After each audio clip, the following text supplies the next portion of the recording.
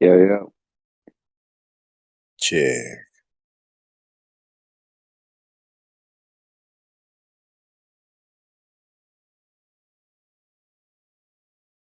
What's up?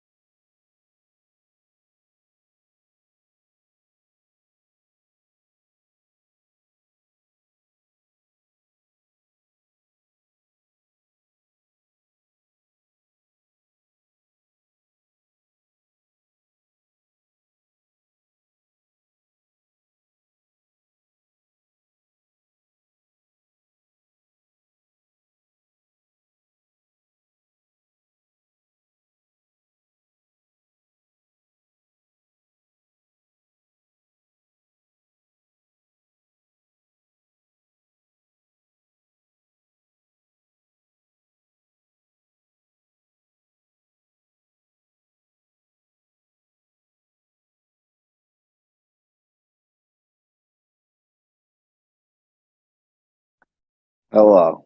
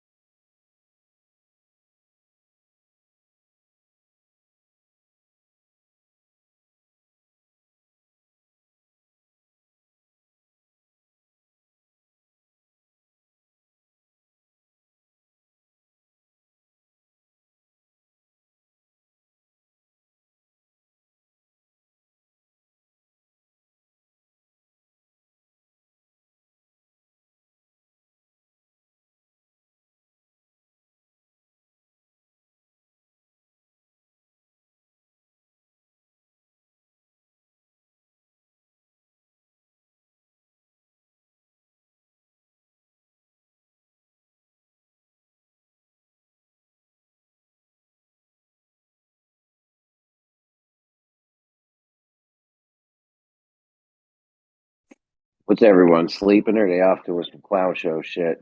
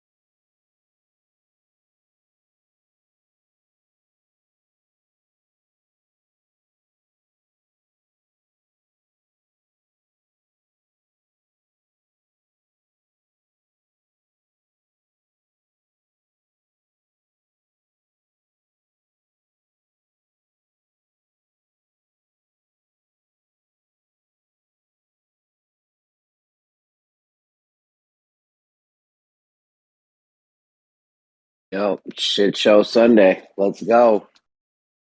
Just kidding. That's not a thing. Die slow.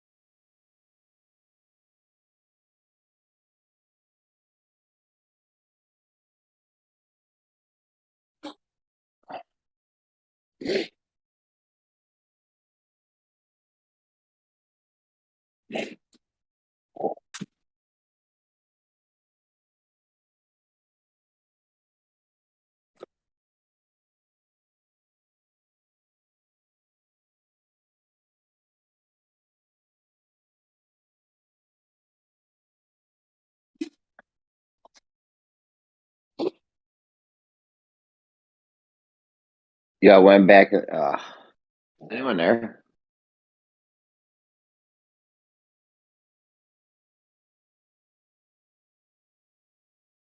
I went back and listened to that shit with Bob last night. Fucking despicable, man. The whole fucking game is to just interrupt. It's obnoxious. He'll never address the points and shit. It's all tactics. I'm so pissed right now for after watching that. All fucking tactics. Disgusting. Despicable.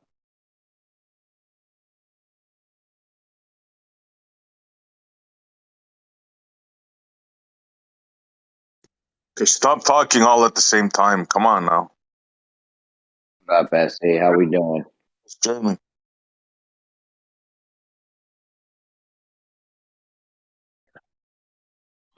We'll get it popping here in a minute. I can feel it. It's coming. It's coming. This is the calm before the storm right here, you know?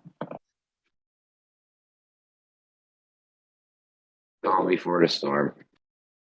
I'll put out about 20 dumpster fires a day. It'll be awesome. It'll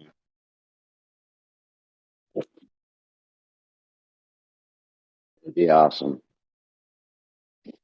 I just finished watching that video about Florida. Anybody watch that? Probably not. What about it? Well, it's kind of interesting. Kind of how they change history. But Yeah. oh yeah. If you see it, you'll see what I mean. But the thing is, with this this Muslim thing is, there's only one problem in the mix. There's no mosques anywhere to be found. In Florida? In Florida, yeah. Because They if got that no theory, mosque? well, there's mosques now, but I'm talking about ancient mosques, right? Oh. Yeah. If the Floridas were inhabited and by the Moors, right? Well, the Moors were Muslims, and they would have to be mosques around. So I'm waiting till Whitsitt comes in, and I think that's the Achilles heel of that theory. No mosques. Well, you know, maybe not everything survived through the ages. I don't know. Yeah, well, How they old would. is this supposed to be here? It's impossible. There cannot be a large Muslim community without having mosques. Yeah, I hear that. I definitely hear that. Here's your peanut butter jelly, Skiddo.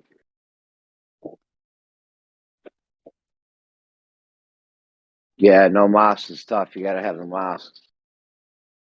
I Yeah, mean, but when the was rest this of from though? Did the buildings? I mean, buildings get burnt, they get destroyed. Like, Not all the buildings might have made it, right? How long ago was this supposed to have happened? Well, this would have had to be pre-Columbian, so we're talking about before the 1400s. Yeah. Yeah, there's easily buildings that last that long. Just look at Greece, Rome, I mean, Italy, Egypt, all these. There's easily stone buildings that could have lasted that long. Oh, from 1400s. Yeah, yeah. One thing interesting though was the tall people. There's a lot of tall, huge, huge people apparently, like of Indian descent, Moorish descent.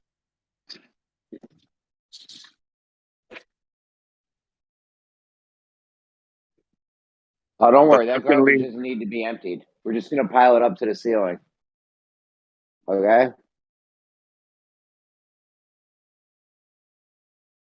yeah, don't you love that when nobody changes the garbage when it's full?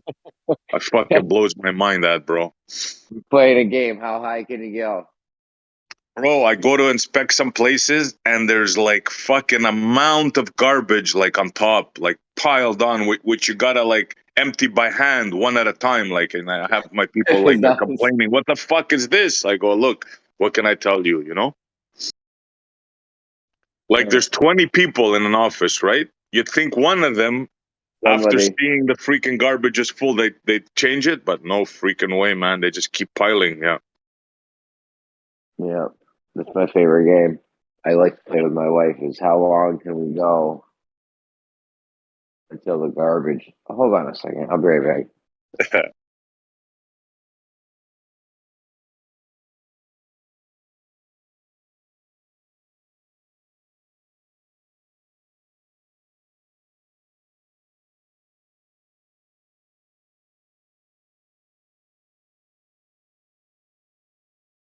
All right. Uh, I mean, bro, I don't trust history at all. So, you know, yeah. This is pretty interesting. I'd like to believe it, especially since part of it is like Tarpon Springs, where the Greeks are. Those are my people, right? But it's a tall story, man. I don't know. It's too grand, you know. There has to be evidence for it. Like it the says that populating of Americas, the populating of the Americas, they got wrong, and they know they got it wrong now. But I mean, their story doesn't line up anything near what with this Florida thing, obviously. yeah, they say that the Ottomans and the Greeks came there and started it all, but like I said, there'd be evidence of it, you know. And It's tough I when you're don't. dealing with history. Yeah, but you see, one thing is consistent, bro, is religion, right? People are Yeah, religiously fanatic. So when these people would go somewhere, like the Christians, right? They slaughtered all the natives in the name of religion. They built churches. You can find churches everywhere. The same with the Muslims. They had the same fervor, right? They would go, they would slaughter, and they would convert the people. The first thing they would do is they would build a mosque to pray. That's part of their thing. And there's just no mosques to be found in Florida. So that's ancient ones, that is, as far as I yeah. know. So it Well, doesn't make sense.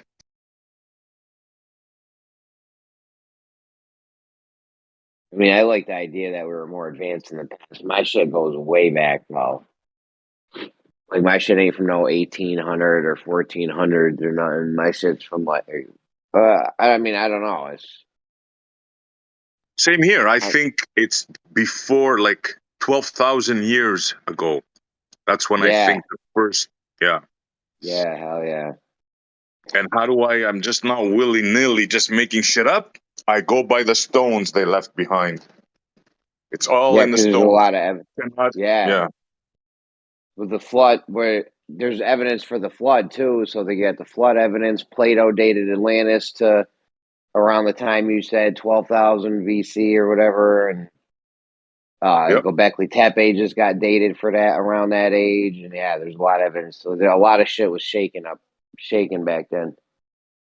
yep. I With that call it the shit up. melty rock civilization. I think it was worldwide, and of that there is definite evidence, both in stones and in the building, the ways that the rocks are melted, and there's no mortar. Now remember, these people did not use mortar like we do, so that's very significant.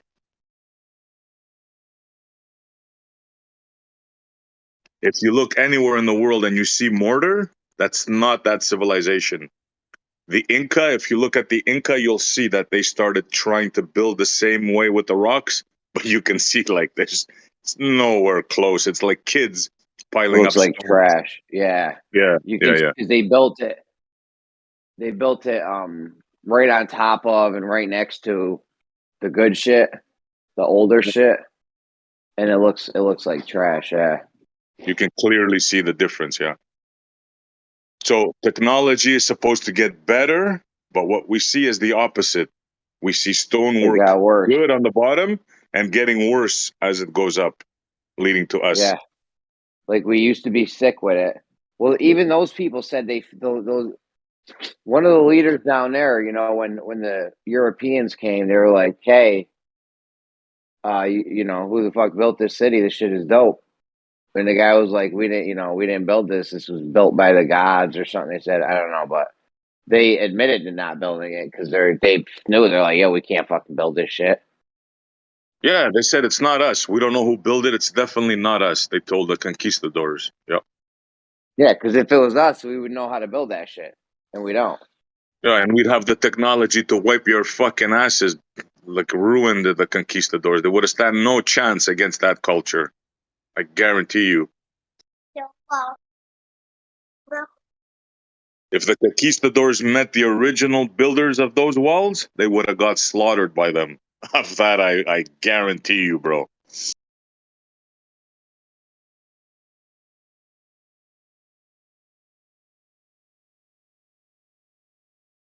If a culture could lift 100-ton rock, imagine what they can do to a couple of guys riding horses with swords. It fucking slaughter them. Like,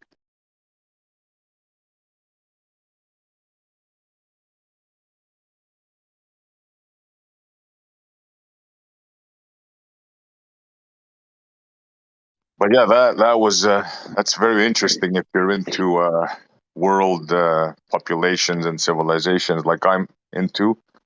I was shocked that I never heard about this part of history, to be honest with you. This Tartaria mud flood thing. No, no, that I've heard about. This Muslim and Greek start of Florida. I never Huh. heard of that. You have ever heard of that? I mean, this is right around the time Columbus came, or No, before that, hundreds of years before that. I thought you said 1400. I said before that. So you got to understand what this thing is saying, right? What this documentary is saying is that when the conquistadors arrived, they found Moorish people there with buildings already built. You understand? So that means Oh, at least a all hundred. right. Yeah, yeah. So the conquistadors found a thriving Muslim civilization, Muslim and Greek civilization, which I don't see that right there. That's a problem I because we were told you. enemies, like hated enemies. The Ottomans and the Greeks were sworn until today. Were sworn enemies of each other. The Greeks were seafaring peoples. They probably had gotten some boats. I told you, dude, how hard is it? You get the food and stuff on the boats, and you just fucking go out there and you see what's out there. Yeah, You got yeah. I'm people. not You got disputing people that. fucking. You get the oars and the sails and shit. You get people, doing a thing with the oars. Row, row. There's a guy with a drum or something, right? And you just fucking start rowing. And as long as you got enough food and water and shit, and you just go. Yeah, yeah. That's not what I dispute. What I'm disputing is the collaboration between the Greeks. and the Ottomans, because like I told you, we were sworn enemies. So there's a problem there.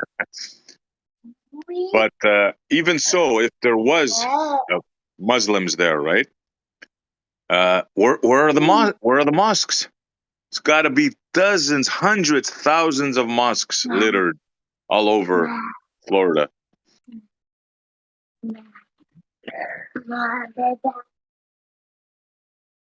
Yeah, it would be some maybe. Yeah. That's the only problem I see here in that story.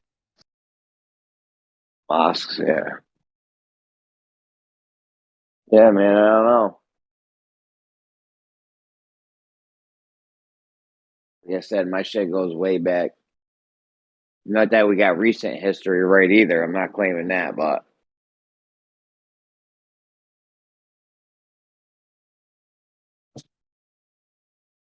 I like the idea. I like the thing you said earlier about how the Stones are there and then we got fucking worse. Obviously, we were better at one point.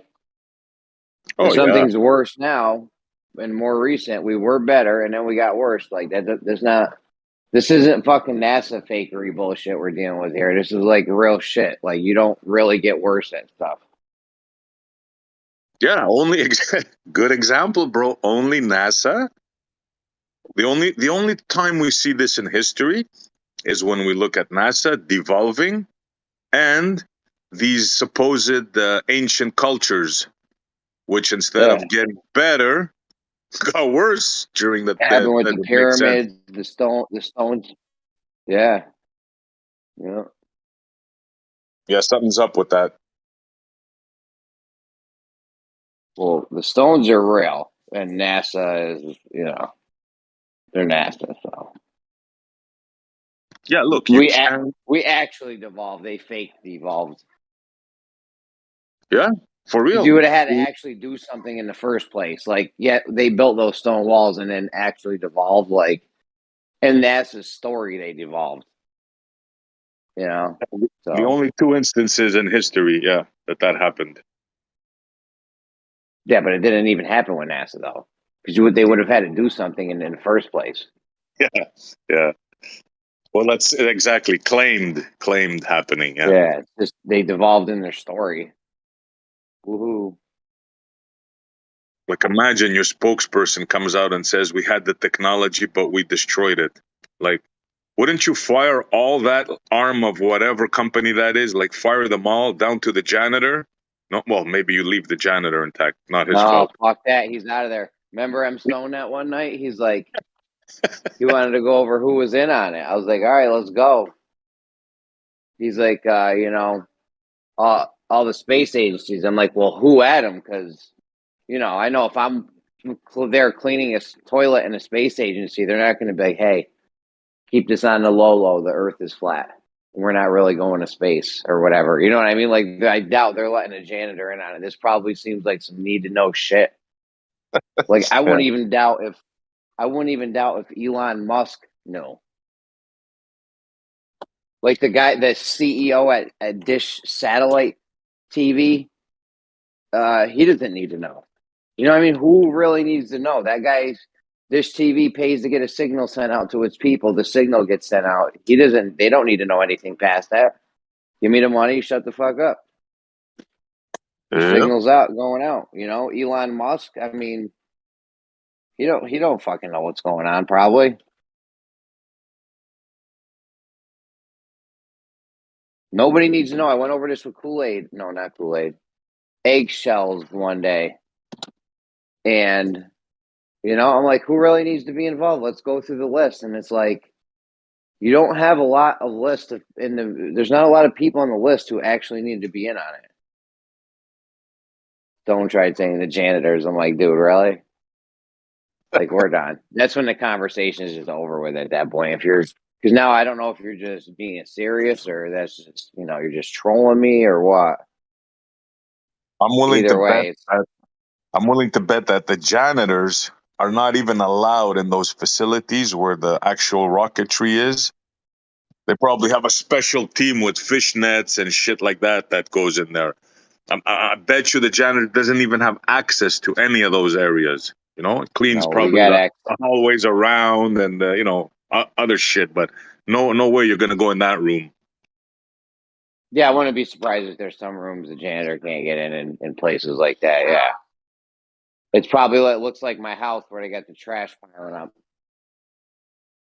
Yeah, bro, we have offices where we can't even access the computer rooms. You know, like there's some rooms even in offices that the janitors don't have access to. So you're gonna tell me now NASA they let the janitors in those areas? No freaking chance in hell, bro. Well, I mean, No. I have access to every room in the school, so Yeah, that's a but school, it's bro. just a Yeah. school. Yeah, it's not like it's not like fucking Do you have something access crazy. to Yeah. where the computers are, where the servers are? All the servers, all the computers, there's not a room I can't get in the.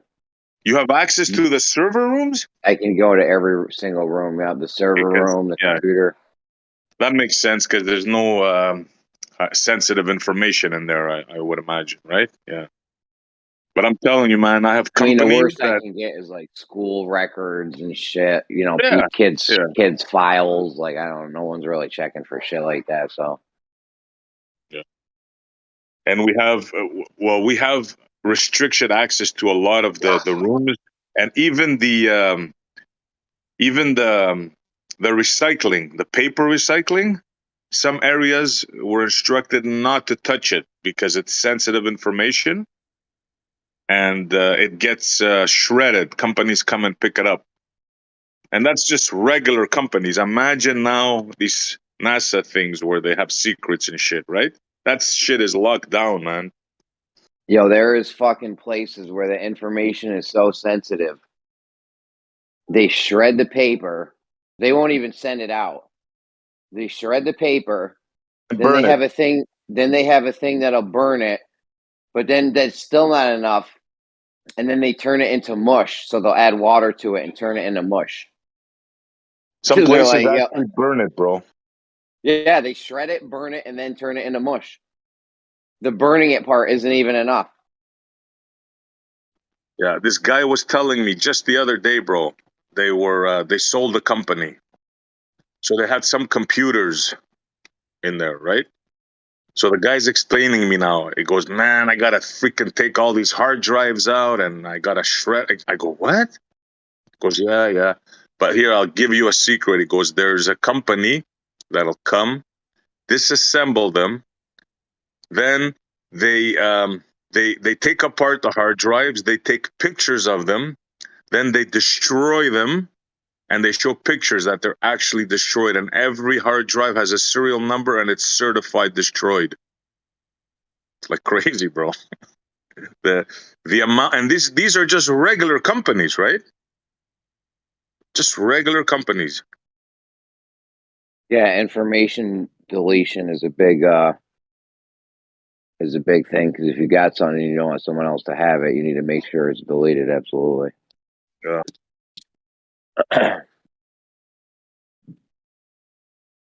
And hard I drives are asked him. tough because you can fucking. I mean, I'm wondering if they're going to get anything off the fucking Chinese balloon. Well, they were, of course, they blew it up, bro. Like somebody said, they should have shot the balloon and wait till it's fall and take. But no, the U.S. military wasn't smart enough to figure that out. Yeah, sure. How high up was it? 20,000 feet, they were saying. It's ridiculous. That's it. They could have got Yeah. a chopper up there. And some people were saying, yeah, I could have traveled from China 20,000 feet. Oh, like, man, if you believe that, bro, I don't know what to tell you. What kind of air defense systems are we working with on our coastlines and shit? You want to hear something funny? And it doesn't surprise me, Canada, right? You know that it flew through Canada before it went to the States, they're saying? And what did we do? We were waving white flags at it. Hello, balloon. Yeah, What what did, the what did fuck, Canada man? do? Just serenade it, Actually for fuck's sakes? that actually explains a lot. You guys are fucking slacking up there. The whole story is made up, man. There's no chance in hell a Chinese freaking balloon made it here from China. No chance in hell without being shot down the second that it was even close to American soil. I mean, I thought the shit was at like 100,000 feet. If that was the case, I would be like, all right, they slipped in over the radar or some shit. But yeah, 20,000 feet, dude. What? There's no chance a balloon made it into air territory of another country, and there's zero chance I of mean, that, I bro. could see if the shit floated into some third world country like Australia or something, but not fucking America. Like, don't we have like radars and shit? I don't know. Not only do It's we have really that radars, easy. bro, we have the best radar system in the world, NORAD. Like an ant can't fly in, That's and we right. They won't be detect it. tracking Santa. They're so good on Christmas. That's right. Well, it's made for the Russians to track the Russian missiles, so an ant can't go by it without us noticing it. Never mind a balloon. And balloons are fucking giant. They have some kind of stealth technology on this bitch or what? It's a freaking story, bro. And trying to figure out why they would do it. Where do you I think it can't came figure from? it. I think it's an American balloon. That's what I think. It's just one some shit Or they is were it, using and it just came down somehow. if it is a Chinese balloon, could have been an accident. I just don't see it, man. That doesn't make sense. This story at all. You wouldn't keep a balloon at 20,000 feet. You know the fucking. I mean, Bro, maybe if you planes wanted to fly at have it that height. travel. Yeah. If you wanted to have it travel, otherwise it's going to be getting blown all over the place. I thought when I first heard of this, I pictured it was at like 100, maybe 120,000 feet or something, dummy high. You know what I mean? Where there's no air, so they could gently steer it into position or something. Why do you use balloons? Why are we even using fucking balloons if you could put satellites up? It don't even make sense, dude. Bro, they have spy planes. They have Oh, those satellites, bro. planes They were dope. claim. Yeah. Yo, that plane was fucking huge, bro. Yeah, the solar plane, man. They can keep them shit like if you can have a plane you can keep up there nonstop. You can put a satellite up there. Why are you tinkering with balloons? Like if I feel like it's like child's play. Yeah, that's Like that's a that's a troll. That's a definite troll. If anybody believes that, I don't know what to tell you.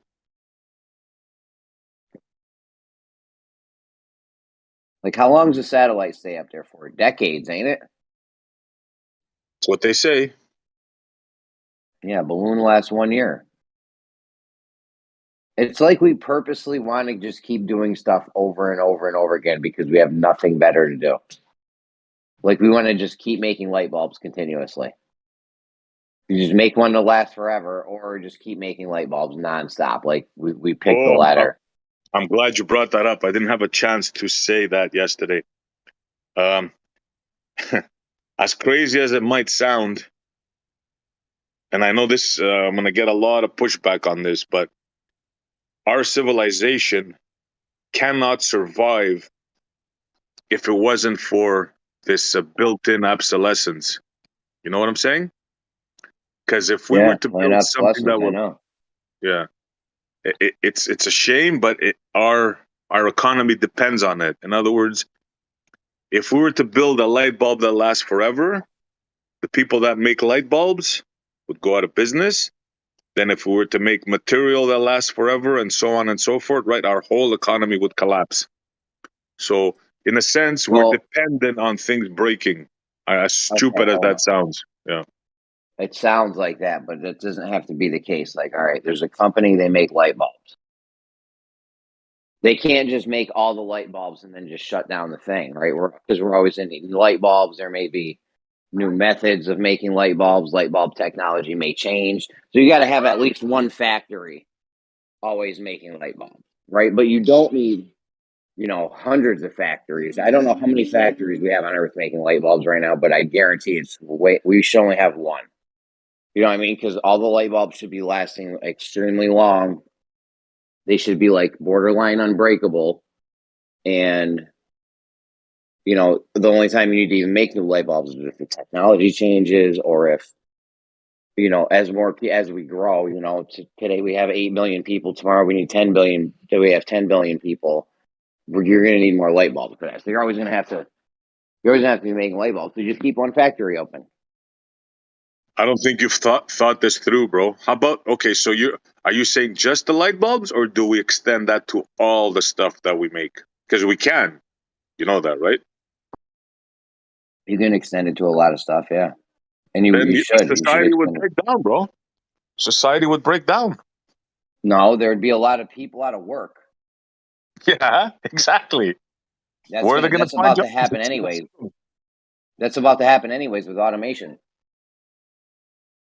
Well, that's different, right? That's, in a sense, it's the same, but I'm telling you right now, the planned obsolescence thing and the automation thing is not going to work together.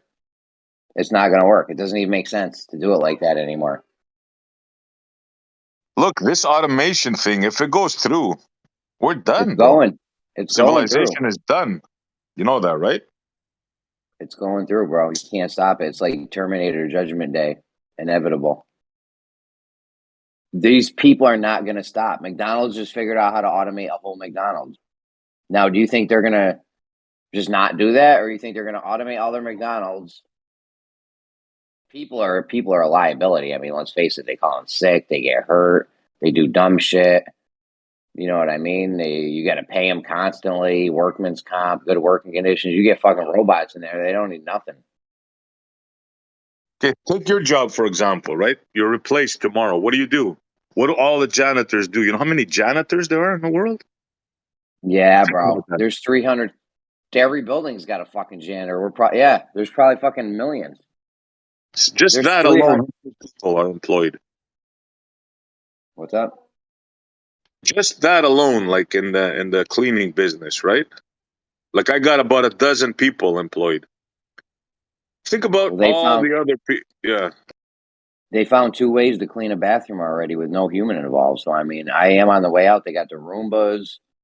They have robots that do glass. So what You are you just gonna need to. do then? What are you gonna do? I'm gonna. What job are I you don't. gonna do? There's gonna be like half of America is gonna be unemployed. So I'm just gonna do whatever they're doing. Which is go on Yeah, they call welfare. those robots Jeremy. They better call those robots Jeremy. What's up? What'd you say about the robots? Those toilet cleaning robots. They got to be called Jeremy. Yeah. Do you have a Jeremy? Yes, I do. Which model? We got we got vacuum cleaners here called Henry. Oh, my They're called favorite Roombas. vacuums. James, I got about a dozen, maybe more of them. Made in England. One of the best vacuums you can buy. Is it a robot vacuum or? No, you haven't heard of the Henrys? Nah, The pneumatic vacuums? What kind of a janitor are you, bro? Dude, they buy weird vacuums. I don't know. The point is, if you're not using a Roomba, I keep pressuring them at my work. I'm like, yo, my boss, I'm like, yo, get Roombas. Stop fucking around. They won't get them. She's like, you'll be out of a job if I get all Roombas. I'm like, so what? Just fucking let's go with this and get this over with. Whatever's going to happen, it's going to happen anyways. Why are we delaying it? Let's go with the fucking automation and just see where it goes. One room is built on them. What's up? They don't have capacity to pick shit up. What, a Roomba? Yeah, they make industrial ones, commercial ones. This is going, dude. This is going. Walmart, you ever see the robot they got in Walmart? It just drives around and picks and just sweeps, mops. It does everything, just cleans the floor. It's like a nonstop. It's like a nonstop thing. If people come up near it or get in the way, the machine will just stop and wait till the person moves and then go again. Yeah, it's scary, man. Yeah. So think of all this. What's all the jobs if everything gets animated, right? I'm not worried What are because the they people have. going to do?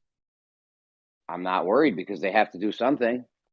We'll either be getting universal basic income or we'll be rioting in the streets. Either way, I'll be right there with you guys. Don't worry.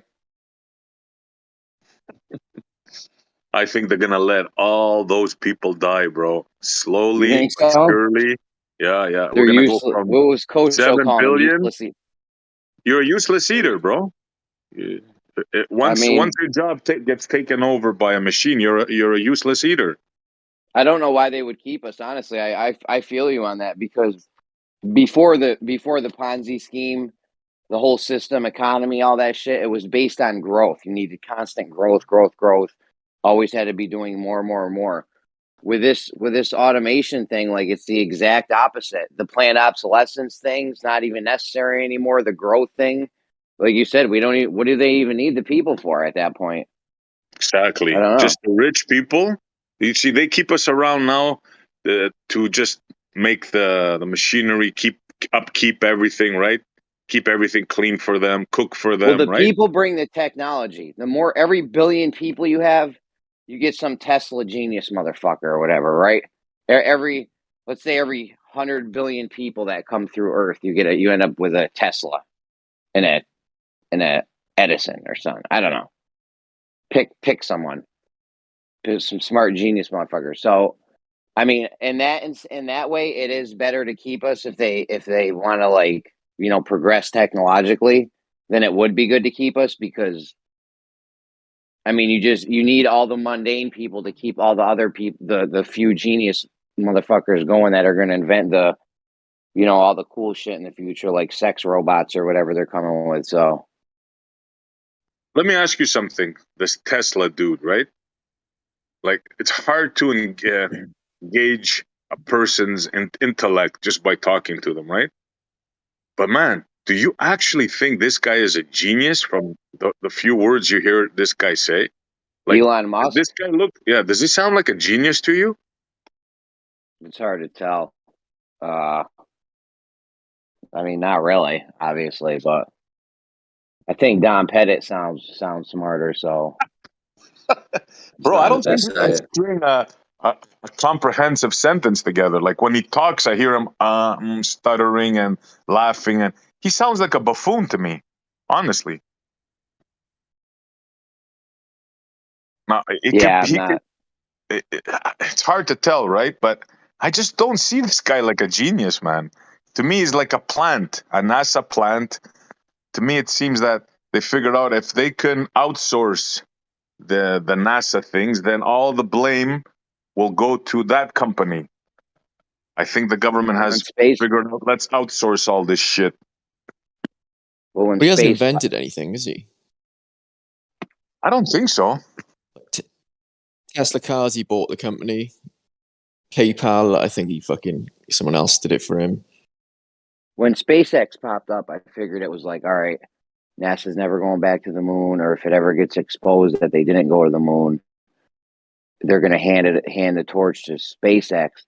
NASA would slowly, like, shut it down or whatever, and then there's no one to even look at after. If anything came out, like, all those people would be in the clear.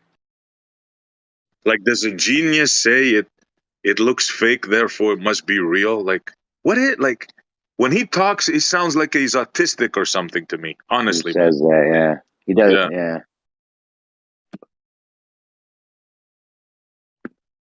I mean, he got I Nikola rolling in his grave right now, just using a name.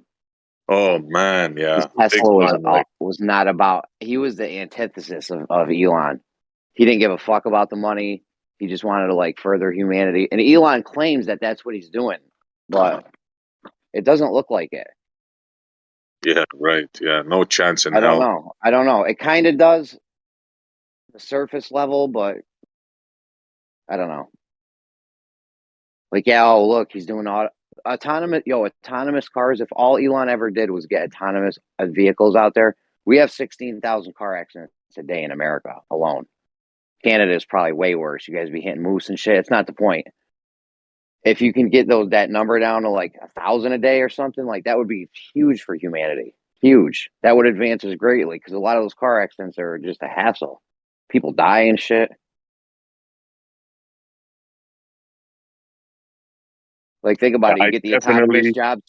You get the autonomous driving out. Who drives a garbage truck?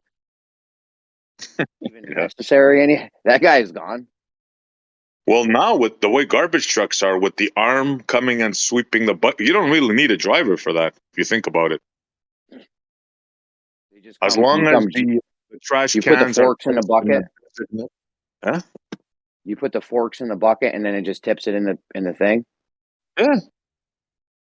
You guys have those? Or the driver just comes, this Some arm just sweeps out, grabs the plastic garbage can and just flips it over, empties it, and puts it down, keeps going to the next one?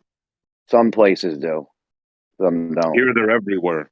Here they're first of all, if you put a garbage bag out on the street right now, they won't pick it up because nobody gets out of the truck.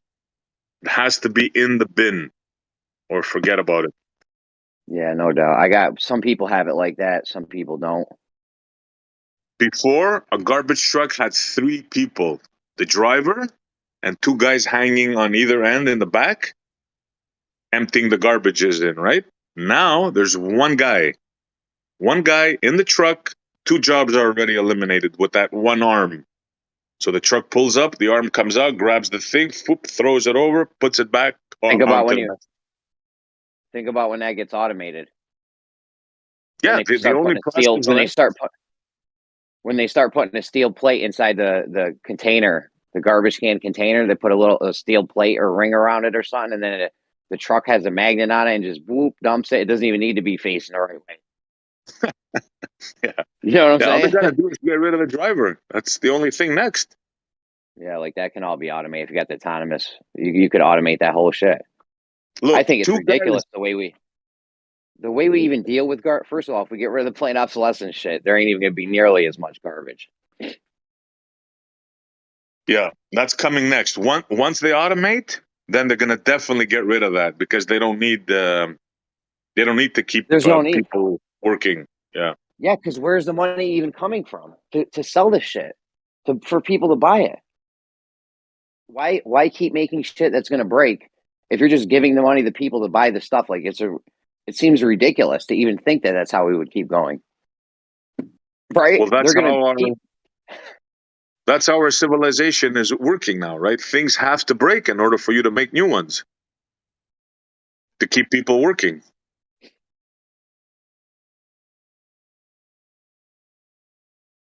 Yeah, Just they think have to about it, keep man. us. Any one item you make that doesn't break, you're eliminating millions of people from the workforce. Pick something: tables, TVs, radio. Okay, I Pick got something. something. Yeah. I got something. I like multi tools, right? I always rock. I wouldn't leave my house without a multi tool and a clip to my pocket. Uh, I buy Leathermans. Them shits don't. I have broken a Leatherman. I'm not gonna lie, but you can mail it in or replace it. They have a lifetime warranty. Like even if you found a Leatherman from the fucking 80s right now and it was broke, you could ship it in. You're not gonna get the same one, but they'll give you an upgraded model, something equivalent. So that is something that doesn't really break, but Good they're point. in business. Now, I'm glad you said that. Now, how many Leatherman companies are there in the world? How many people does Leatherman employ? I don't know, but they do make tons of shit. They do make Yeah, tons but of like knockoff Leathermans, like cheap shit ones you could buy in fucking Walmart and gas stations and shit. You know what I mean? I bet you they're in one state. They got a factory or two with a few hundred people only for their whole lifetime of the company. Have a look. See how many Yeah. people they employ. See how many companies they have. I bet you they're in one state. They have one or The two factories. the thing is though, there's tons of shit leather, not shit Leathermans, but shit multi tools. Tons of companies make multi tools. You know what I Yeah, mean? but You could buy the cheap Chinese one for $2. bro, you're only gonna buy one Leatherman thing in your life, right? Maybe two. Well, I've bought in like I have a keychain one. I bought in like probably five Leathermans Okay, in how my many whole of life. those have you replaced? I haven't replaced any of them. There you go. And I you have one won't. from the 80s. I have one from the Yeah. 80s still. Or Uh-huh. 90s. I don't know. I think I got a late 80s, maybe early 90s. It's got like a nice leather pouch. How It's many fine. radios and TVs do you have from the 80s? How many pair of shoes do you have from the 80s? You know what I'm saying? Well, shoes are tough because they get worn. Anything with a moving part in it is going to be tough still. But shit with no moving parts, like yeah, like you shouldn't be. That shit shouldn't be breaking at this point if it has no moving parts. Like I said, bro, it has to break in order for our civilization to work. It has to break. Well, the way we're doing it right now, yeah, it's because we're fucking goofy. But I there's was no other actually way, bro. You're not, Jeremy, you're not getting it, bro. There's no other way. Our civilization cannot survive if things don't break. no the way we conduct ourselves now, yeah, but it doesn't have to be like that though. It has to, bro. It has to. You're not seeing it. The way we live now with the money and the economy and shit, yes, things have to break, but it doesn't have to. We could change. How? We need to change. I don't know. You I don't know how, can't. but we have. You can't, bro. It's There's no gonna. way. We're gonna have to. We're gonna have to when automation kicks in. You can't sustain a population of what we have, the numbers. You cannot sustain 300 million Americans if things don't break. It's impossible. I'm telling you right now, when the automation happens, there's no point in making shit break anymore. And the population is going to go down, bro. You're going to go from 300 million to maybe 30 million if they need that many people to fix the machines. You stand no chance, man. No chance at all. They still have a use for us. I told you, they still have a use for having massive amounts of people because every billion people or something that come through Earth, like I said, you end up getting a Tesla or an Edison or somebody, some kind of genius motherfucker that's gonna, They come don't out with want something crazy. to kill that guy, bro. Are you kidding me? That guy's going to get done in first. You think they're going to No, let they a still. test? Well, I'm just saying that at that point they're gonna want. They want all the. They're gonna want. They still want like technology and cell phones and cool yachts and stuff. No, bro. They're either going to kill him or make him marry a pigeon. One of the two. Can't let a genius like that roam around. Yeah. uh, And these ballers buy it. Oh, he's stupid. He married a pigeon. Imagine believing that, bro. Imagine believing a genius that has 300 patents was not smart. Stupid. Married a pigeon.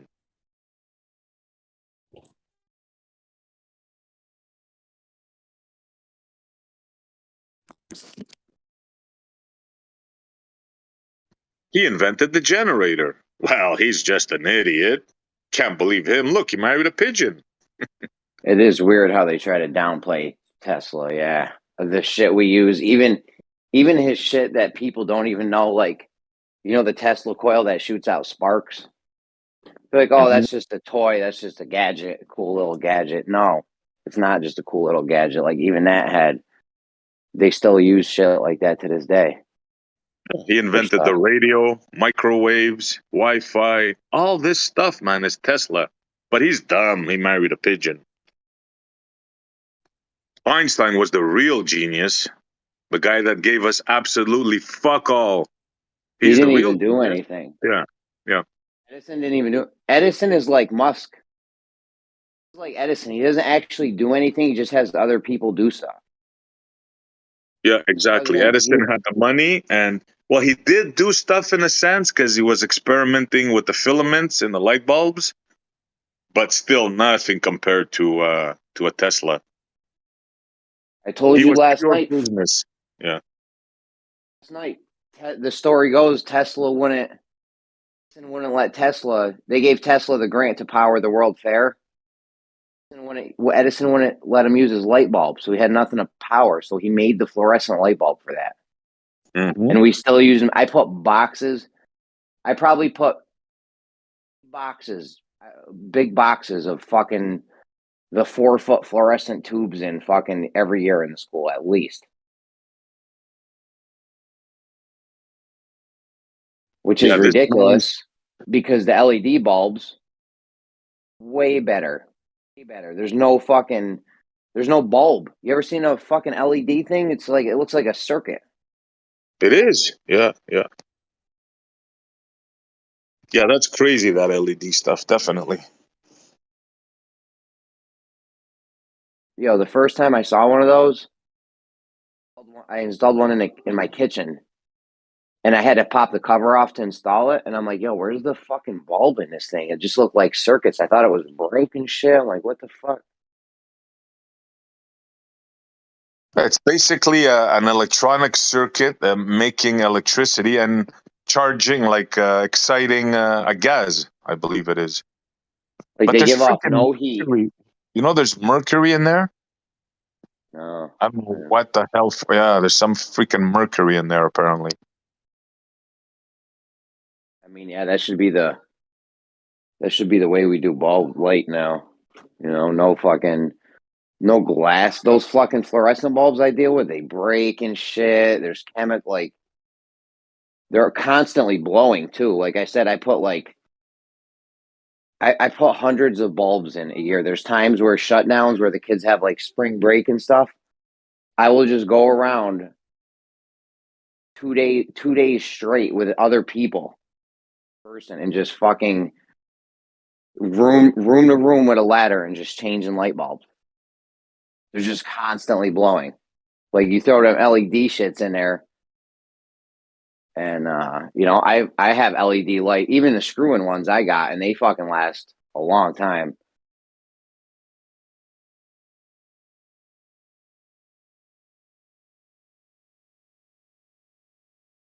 Yep, different technologies. Yep. I mean, yeah, they fucked us. They've suppressed so much shit, bro. Now I imagine can't having a imagine. Tesla bulb, right? Where you can literally hang it anywhere. Piece of string, right? Doesn't have to be in any circuitry or anything. You can just take the bulb, put a string on, and hang it anywhere you want, and it'll light up. Doesn't have to be hooked up to anything. In other words, you can have a flashlight in your hand, no batteries, just turn it on, and boom, you have light.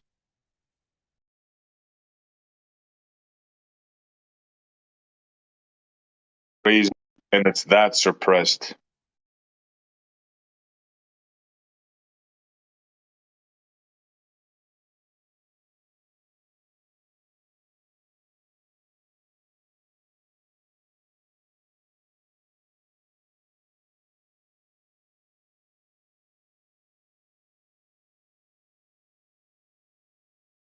So you have a generator in the basement of your house. You turn it on, and wham! Everything in your house, everything that is plugged in right now, just remove all wires, and wherever you are in your home, you can get energy. Your lawnmower, no problem. Your snowblower, no problem. That would fucking crash the economy right there. Well, There's so many different things that would crash the economy. That's one of them. Another one would be autonomous vehicles, right? Because 5 million Americans earn money from driving. That's huge right there. So you get autonomous vehicles in, and now you get rid of the 16,000 car accidents a day. I don't know if you know how many jobs is behind that, but it's a fucking lot. 16,000 car accidents. You got to sell new cars. You got to repair cars that were damaged. You have hospitals, nurses, doctors, physical therapists, lawyers, judges. Like there's emergency vehicle. There's so much shit behind car accidents. It's crazy. you A know lot of what? jobs. I'm gonna make a crazy prediction right now.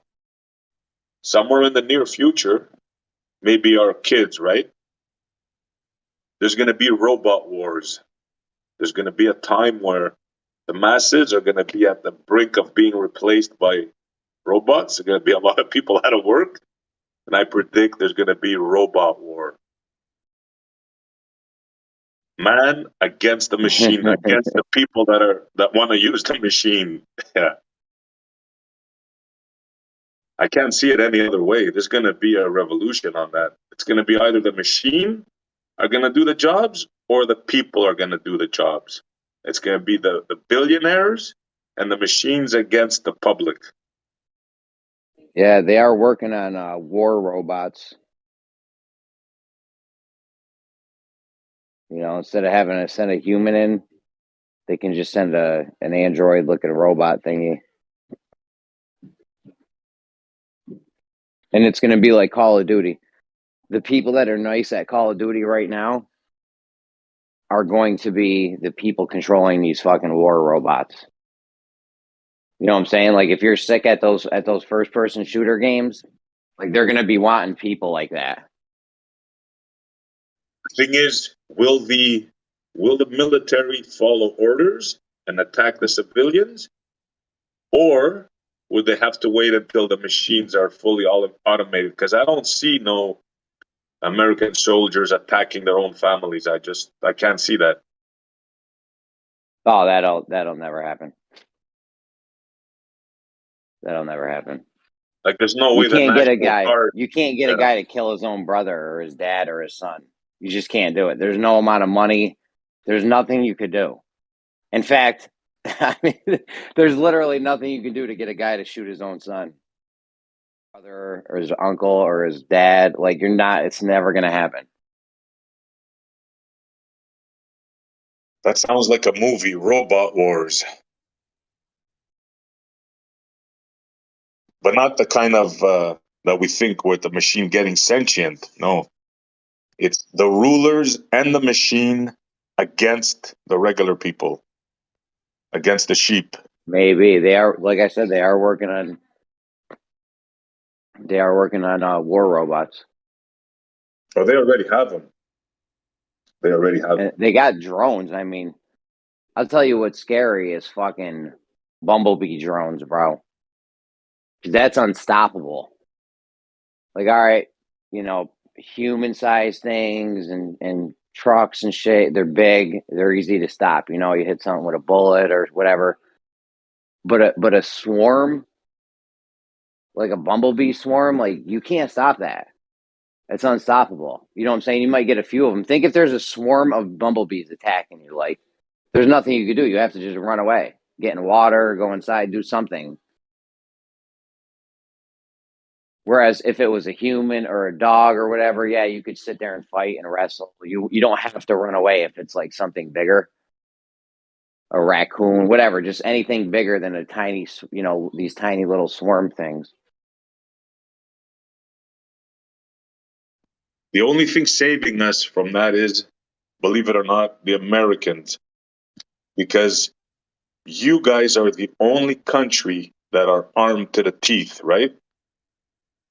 Yeah, but we can't even stop the bumblebee drones though. Like it don't matter how armed you are, you can't stop that. You have all the guns in the world. The bumblebee drones are unstoppable, bro. You need like an EMP or some shit. Yeah, I see what you're saying. Yeah. But before that, I mean, what they're trying to do now is they're trying to take the guns away from the Americans. And they're not succeeding, thank God. Just I about mean, every other country, they got us. All the guns are gone, bro.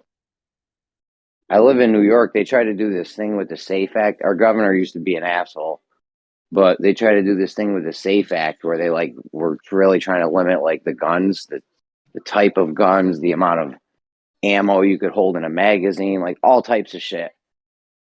But we still have some states that are really lenient on the gun laws. I actually moved to Vermont once, which is right next to me, to because one of the reasons was their gun laws were so lax. Like the first day I moved to Vermont, I went into a gun store, bought a pistol, and just walked out. It took like 20 minutes. Whereas in New York, that wouldn't have never happened. Yeah, You you gotta think that's get bad? a fucking permit. You gotta do a training class, which isn't bad. I'm all for the training class. They honestly shouldn't have let me just buy a pistol like that. I Yeah. knew what I was doing, but there might be people that don't know what they're doing. So Yeah, same here. You got to take courses. You got to, when you buy a gun, you got to keep it locked in a safe, and you can only carry it from your home to the shooting range. And if you're caught anywhere out of that route, and it's so like, forget about it.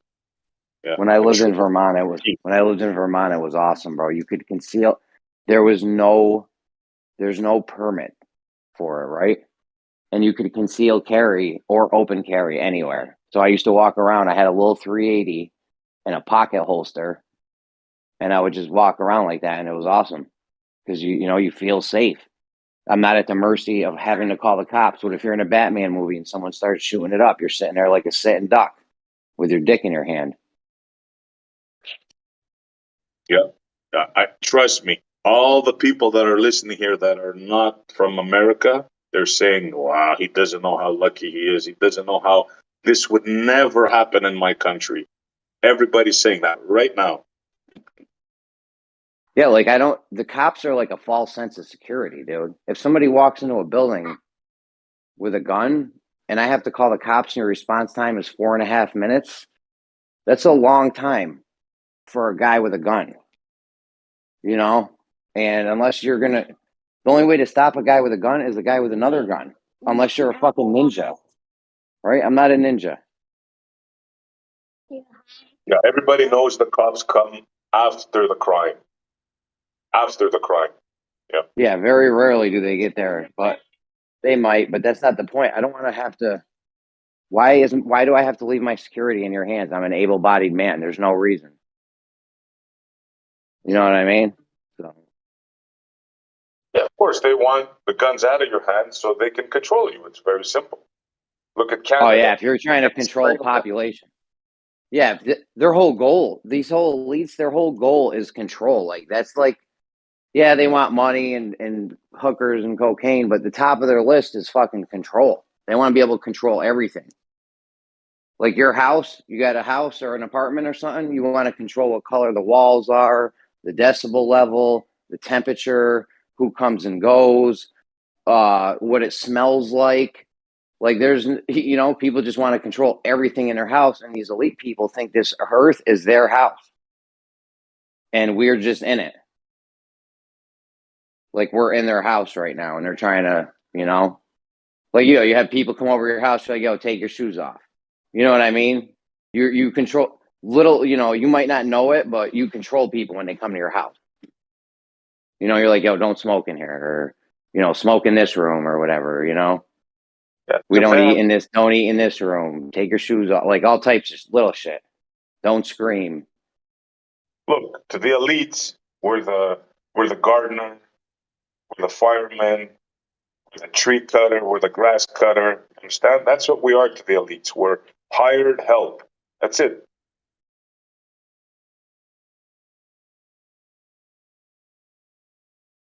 Yo, you don't even need firemen.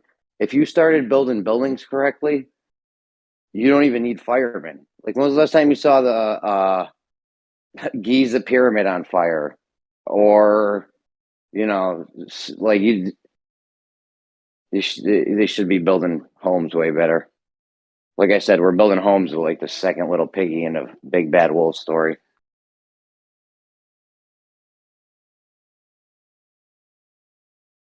They huff and puff and blow our house down, which is what they want. Houses are a great source of planned obsolescence. Constant maintenance. Constant maintenance. They burn down, they get flooded. It's ridiculous. Like, we should just we're always going to need homes. I don't see a future where humans don't need homes, right? That's probably never going to happen. Where we're just like, one day we're just so advanced that we don't need a house. I don't know. I don't think that would ever be a thing. So let's No, make them the possible. last. Let's make them the fucking last then, instead of making them out of the shit that rots, burns down, gets wiped out by hurricanes, floods, earthquakes. I told you that Adobe, whatever the fuck that is in Mexico, they'd be building those clay. There's like clay mud straw thingy or something. Oh, I actually saw. Well, they put that one on a earthquake plate. They built a scale model one and they put it on an earthquake plate. Had like some ridiculous earthquake go off. It would have been like a fucking 10 on a Richter scale. I don't know. It was crazy high. But I saw this one thing. It's called hempcrete.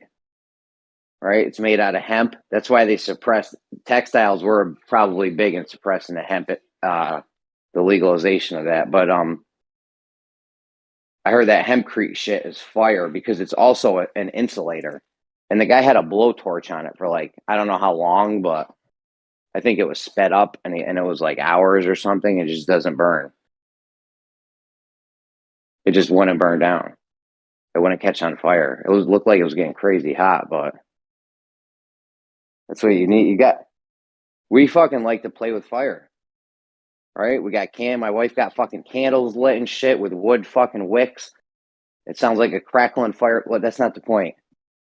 The thing is, we shouldn't be building houses out of shit that burns down. That's just fucking dumb. With the fire we play, we got electricity. Could fucking you know how many I wonder how many homes burn down a year. I bet you it's a lot. Or buildings, just any building. It doesn't even matter if it's a house or a fucking store. Any building. All the buildings should be being made out of some permanent shit. It's like Fireproof. a scam. Take roofing, for example. A shingle. You ever see how a shingle is made? No, but I've put some roofs on, and yeah, they're fucking.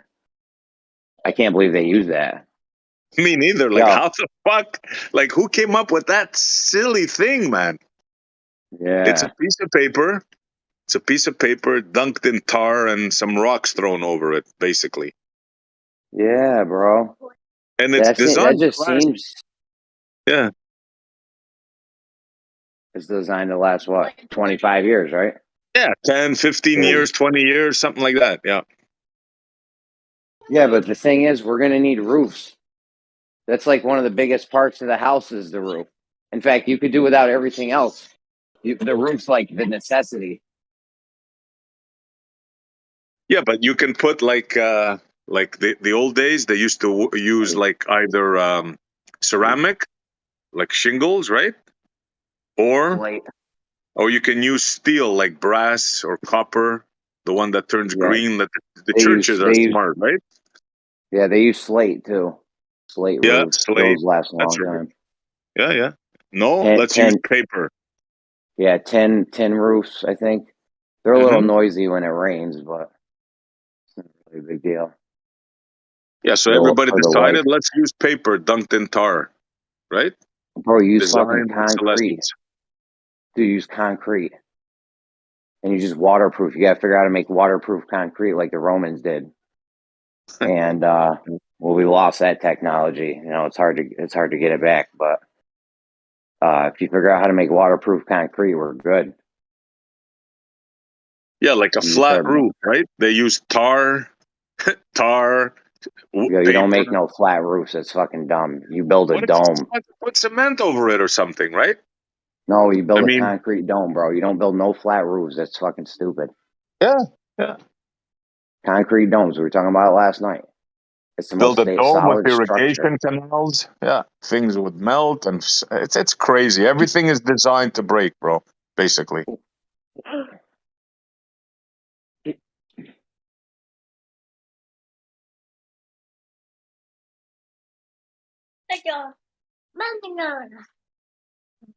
Okay, come on. We gotta brush our teeth. Let's brush our teeth. Come on.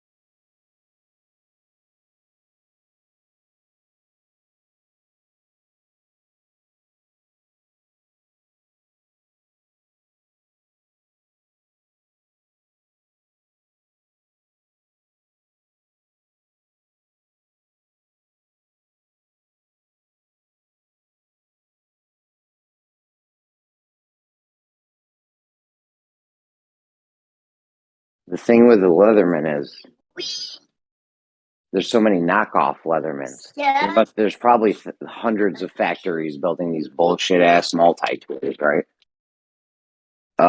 Which is fucking stupid. You just make the best one.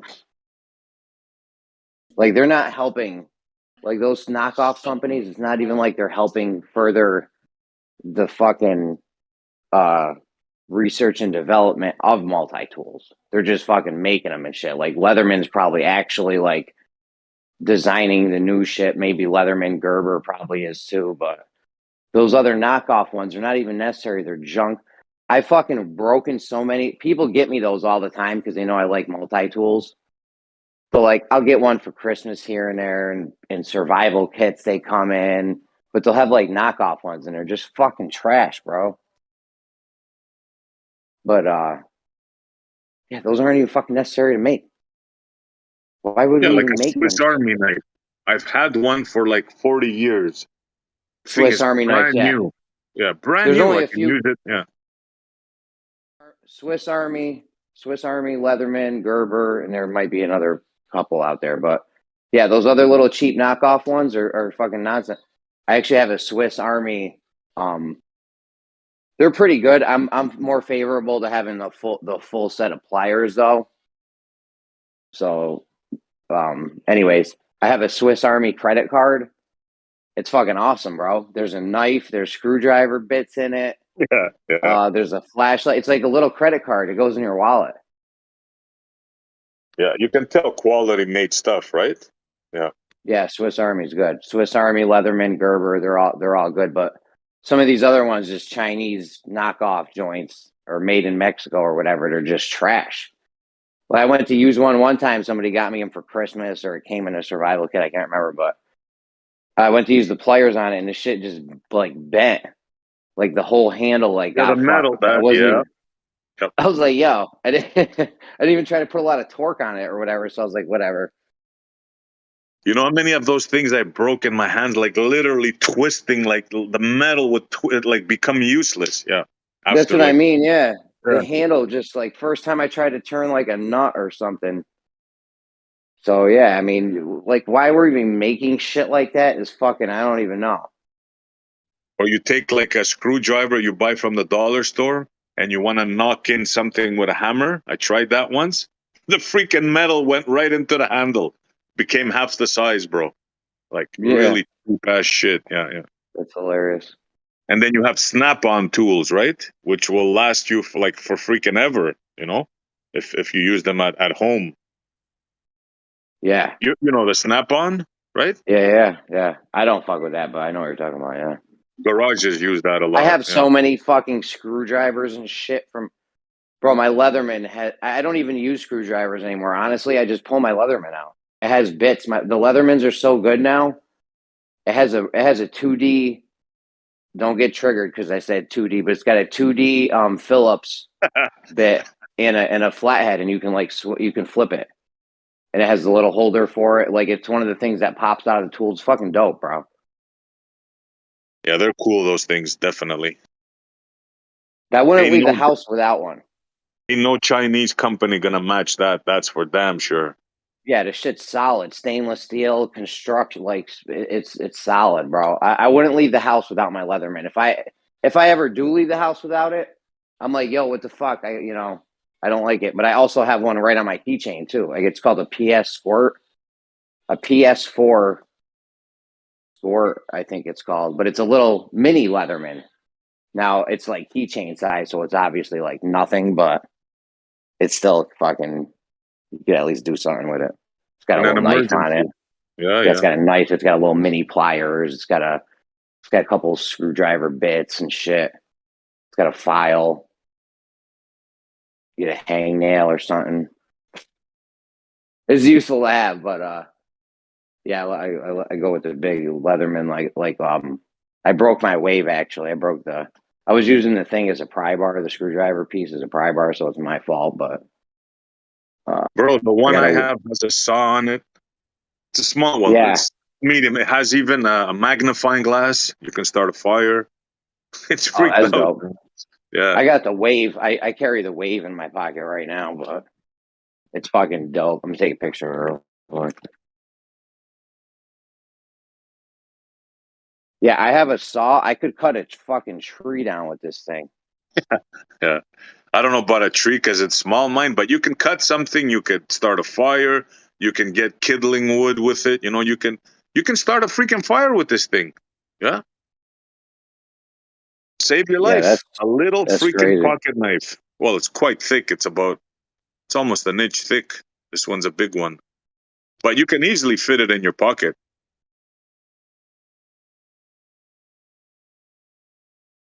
It's got a toothpick. It's got a tweezer. It's crazy, man. Yeah, yeah, that's good. That yeah.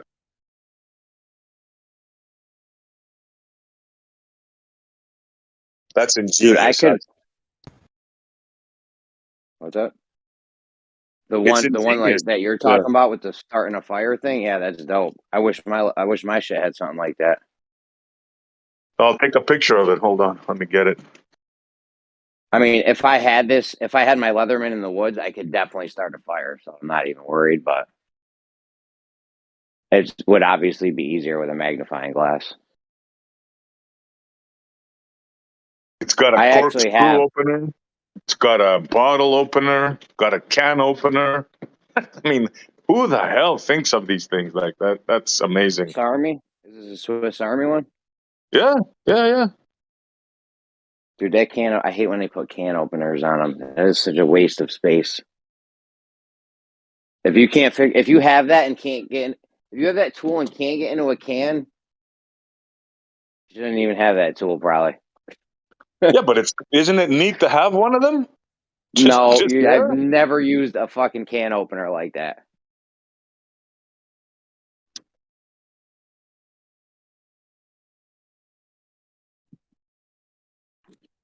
I'm trying to see how many freaking. It's got like a dozen things, man. Let me open them and see if I can take a picture of. Bro, my shit has like a legit fucking saw blade, bro. Like this shit is no joke. I even have a scissor, man. It even has a freaking scissor, bro.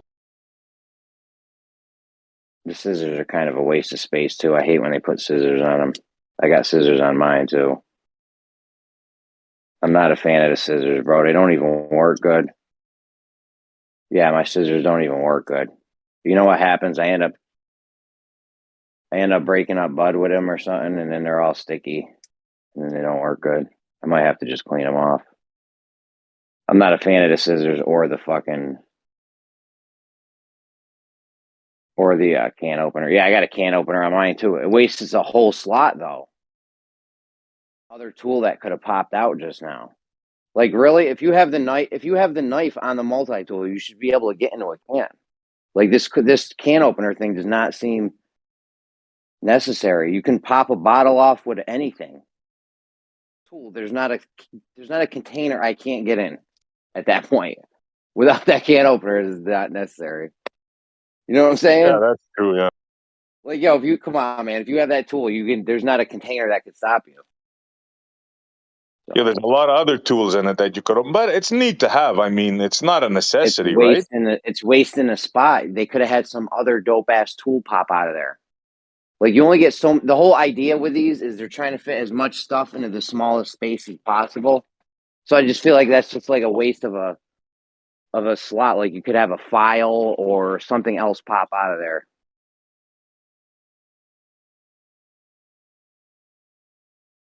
Yeah, I see what you're Bro, saying. my Leatherman's dope. It's got a serrated blade, a straight blade, a saw, and a giant file with two different grits on it. Those are like the full length tools that pop out the open side. Then you open it up, it's the pliers, and it's got some other goofy shit on the inside. The screw bits. Like I said, those Swiss Army ones are dope. I fuck with them. I got the little Swiss Army card for the wallet, but having those pliers, a full set of pliers, is uh like that's dope. I need those pliers. I don't need them, but I mean, that's pliers are fucking awesome. So that was one of our best inventions. Here, check out the one I just posted. I just opened a few of the things up. Like, look at this thing, man. Oh yeah, that's not a bad one. I Is like that how it's dope got the or what? I like how it's got the magnifying glass. Yeah, Yeah. the And that's just some. corkscrew. There's a lot more of them. I couldn't open all of them. The corkscrew's handy. too. That may not seem very useful, but the corkscrew is better than the um. Oh, that's the bottle opener you were talking about. I thought you meant a different kind of bottle opener. But there is a different. There's a can opener.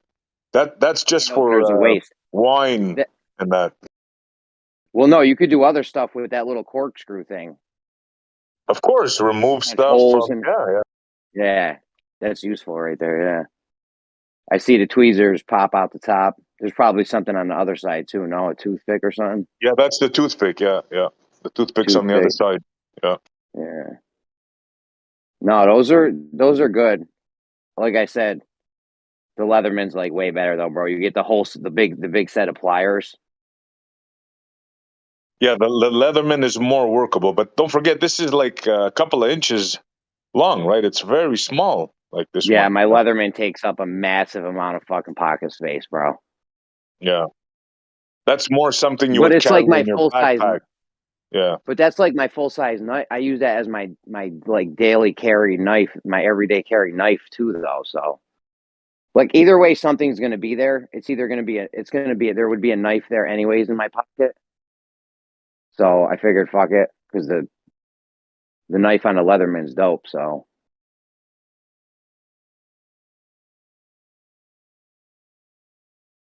like I can open the knife on my Leatherman with one hand and it pops right out the side of it. So it's just like having a flip knife almost.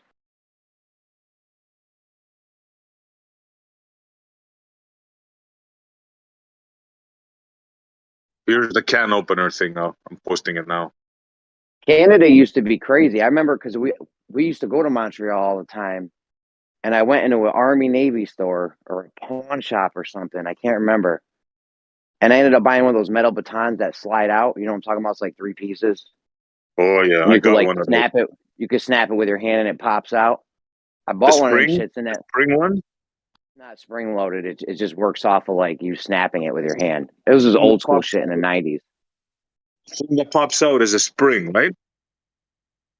That was like three metal bars with a little ball on the end and it just fucking you snap your wrist and it Okay, pops out. yeah. And then you have like a little mini like bat kind of thing, like a baton thing. But in that store they had guns and shit. Like I feel like I could have just bought a pistol then. I didn't because I was going back to the States and I didn't want to get fucking arrested. But I don't know. This was back in the 90s. Did you guys used to be more lax on your gun laws in the 90s in Canada? I don't think so. No, I think you always needed a permit. More Yeah, lax, yes, like long barrels and stuff, but I think you always needed a permit. yeah.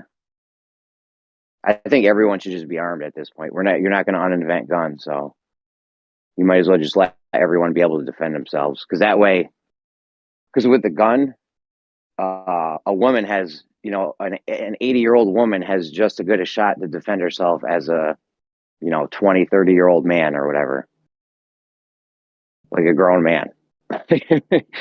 You know what I mean? Like it takes there's no advantage anymore. Like a little lady in an alley, like has this, if she's got a gun, she has the same advantage the other guys got. So. Hmm. Well, you can check the statistics in states where you're allowed to carry. The crime is a lot less than other states. The gun crime, yeah. Yeah, no Yeah, shit. They're fucking idiots. Just let everyone have guns because as it stands now in those states where they have very strict gun laws, uh, in those states, if you're a criminal with a gun and you see someone and you don't see a cop, you're pretty much in charge. Whereas in other states where they're lax, the criminal doesn't know who's got a gun. I used to walk around with a 380 in my pocket. Come fuck with me. You're not fucking. Nothing's happening while I'm there. You know what I mean? yeah, Oh, yeah. Like you said before, whereas there's whereas only one whereas thing that.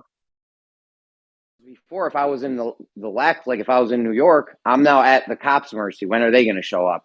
I have to just do what you do now because you have a gun. You could just come shoot me or rob me or whatever you want to do. Whatever you want to do to me, I have to just wait till the cops come. Whereas if I have a gun, it's not going down like that.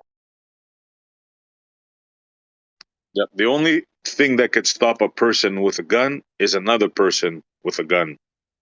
It's Or as a simple as ninja. that. Or a Or a ninja. ninja. I think he'll fly.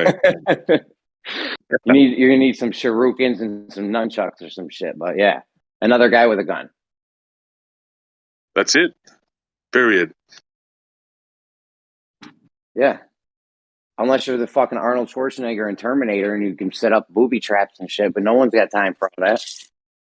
Like, you need a guy with a gun. That's why we call the cops, because they got the guns. Yeah. Whereas if you just have everyone armed. Put a retired like a special forces guy in every school, right? They retire at what, 40, 45? Huh, they're good for another freaking 15, 20 years. Put one of these guys in every school and let it be known, okay? I Oh guarantee yeah, you, the no vets. one's going to go into a freaking school and start shooting. The vet, yeah, you put the vets to work. These retired vets or these people that came home from war and they need jobs and shit. Like, yeah, put them to work. Yep. I would say just fucking arm some of the teachers. Honestly, Nah, like no, that's not going to work, bro. you said, there's soy. They're eating soy. Yeah, they're soy boys. Yeah, the teachers now. They'll run and they'll hide behind children, I bet you.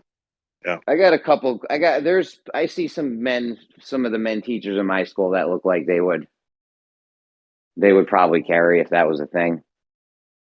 Maybe, but you need a hardened battle weary guy where a guy with a gun in a school to him is like it's like popcorn. It's like him making popcorn Yeah. or making coffee in the morning. Like take him out and without even like blinking. You know, there's like You no do need competition. Yeah. you do need a guy that's trained, because they did run those tests where they just gave a guy with a gun. They gave a guy like a rubber gun, like a fake gun, and they did a mock thing where another guy came into the room with a gun, and the guy that they just threw the fake gun to, like, he didn't even know what to do and shit. He couldn't get it out. Like, yeah, you need a guy that's experienced and shit. So Special forces, bro. Delta, all these guys. There's dozens, hundreds of them retired right now. Probably one listening right now as we speak. and the money we spend, it doesn't make sense to not fucking hook them dudes up. Yeah, dudes that came home from war and shit, like, hook them dudes up. Don't let them fucking be on the streets on, hooked on heroin. Give them something to do, man. Yeah, you already paid for their training. You need protection. There you go. Well, we need protection at banks. You gotta see where our interests lie. Right, we'll put a security guard and armed guys at banks and stores to protect the goods and the merchandise. Mm-hmm. Not our children, though. They're not important, right? Where'd I go? I went to a water park in Pennsylvania or something. I forget what state I was in. Maybe Massachusetts. I can't remember. Some state around me.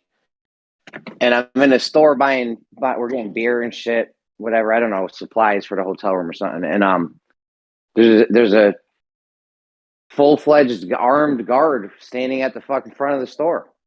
I'm like, yo, they're fucking wilding out here. I don't know where. I wasn't even in a major city or anything, but yeah, just an armed guard. That way, no one steals the stuff. You should have armed guards. What's more important, the beer and the chips, or the fucking?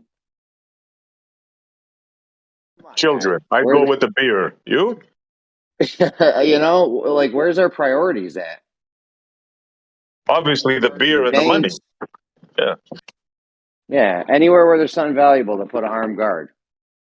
Except our children. Our children, I guess, are not valuable. People's actions will tell you a lot, man. You don't got to say nothing. Just what you do says a lot about about who you are and where your interests. You can tell a lot from people just by observing them, what they do. Your government just approved a package of I don't know how many billions of dollars for Ukraine. I'm not Like saying 80 that's or wrong. something. I'm not saying that's wrong, right? They need help. But how about helping your own people? Imagine how many guards you could have hired with that 2 billion. I think there's 100,000 schools. I think there's about 100,000 schools in America. I'm not sure how accurate that number is, but yeah, you need. So that's 100,000 dudes you need. What do you give them? 50 G's a year?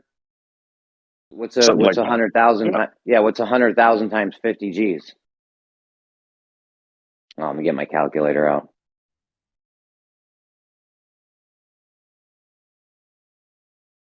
Essie, hi guys. Why do we need to help Ukraine? That's a good question. As I was saying it, I knew I was going to get pushback, and I'm glad you said it. I can't think of a good reason. Yeah. I mean, like, it's disgusting. I mean, they're just siphoning money from the U.S. and everybody's okay with it. Yeah, I can't In the disagree with meantime, they that. let but they let dudes like Idi Amin run wild with it in Africa and shit. Like, we'll let people go crazy. It's all about where the money is. You know how these fucking corrupt motherfuckers are. Yeah, I mean, I keep hearing you say, Jeremy, like, why don't they just do this? Why don't we just do that? Like, there is a concerted effort, you guys know this, of taking all of our rights away. And they're lying about the shape of the earth, right? So there's an effort for the singularity about to happen. I mean, who knows when, but things are facilitating really quickly. Like, a cyber attack's going to happen in the next, who knows? I'm not a prophet, year or something. No cash, 15-minute cities, self-driving cars. I mean, yeah, if they would leave us alone, we would be okay. We would literally be okay. But, I know you guys don't really like to hear it, but we're in a spiritual battle. But can I just ask, have you ever heard of SE, what's it called? Cuneiform tablets? Absolutely. Yeah. Yeah. Hell yeah. Hell I just, yeah. Let's I go. just, I just heard about them yesterday in a study. I was like, what? You're kidding. Wow. No, because, well, what it took me down is, yeah, I've never heard of that ever. And so I was doing a study, and it says that, were they Assyrians? Yes. I think it was Well, this was from Samaria. That's where it all started. Okay. They had those tablets though. They used to they would roll them out. There's thousands of them. You can buy them. Yeah. You can buy real Sumerian tablets, but they were like cylinders. So they Some could are like roll. cylinders, some are flat. Yeah. Yeah, but the cylinders you could like roll them out and like basically like print something. You know what I'm Yeah. saying? Yeah. Like symbols. They Was it symbols? Let me see. it was kind of like some It hieroglyphic was shit or mixed. something. They had like symbols and lines and Yeah. there's even other parts of the world like Blaze in Crete. They have linear A and linear B. That might be something else you might want to look into. And Yo, one the of tab. them is not deciphered yet. They haven't deciphered that language yet. I think it's linear B. It's one of the two. Yeah, the fact there's some undecipherable shit for us at this point, seeing how good we are at cracking codes and shit is unbelievable. But those clay tablets, see, for one thing, there's very small etching in those. They say those would be very hard to make. But another thing is their whole story doesn't add up. These Sumerians were according to their story, the first people, and they came out the woodwork with everything. Like they just came, Yep. like the first civilization just came up with all this stuff. It's unbelievable. Their timeline makes no sense. Yeah. The saying that all roads lead to Rome is misleading because all roads lead to summer, believe it or not. That's where everything started. Egyptian, According Greek, to them. Roman, According to them. yeah. But yeah, it all came from there. It came up like biblically for me. I was reading this document. I was about to stop at 16 pages. About 6 pages in, I'm like, I know a little bit about this stuff. And then I was like, look, complete what you started. So then I got down to like page 10, and it started talking about how the Israelites got taken to Assyria, and then the king of Assyria placed new people in Assyria, and then throughout history they changed the name of the Israelites. So I think they changed them to, I want to say the Germans, but Germaria or something like that. And I couldn't find anything with the description of that except for anime characters. And I just was still digging about that. And I was like, well, this is interesting because it does prove the Israelites getting exiled into Assyria. I just thought that was I just never heard of them before. And they're really cool little tablets. And then I started looking into them, and apparently these scribes had to go to school to be able to do it because it wasn't easy. So they were really, really good at it, the scribes. Oh, you Back must be then, talking about some other thing. Mm? Those aren't the Sumerian tablets. That's something else. No, these were well, they call them Sumerians, but it started with a C, and some other things. The But cuneiform. yeah, the cuneiform, right? But I have the lady that let's see. Yeah, hold on. Let me see if I can find that information. Of course, did I save it? Oh yeah, here. I think. Let's see. Maybe they were using the same language and shit, but the tablets, the Sumerian tablets, are from like 6,000 BC or something. Is that when Well, your shit? this one said 3,500 BC, I think. Let me see if Oh, this is the one.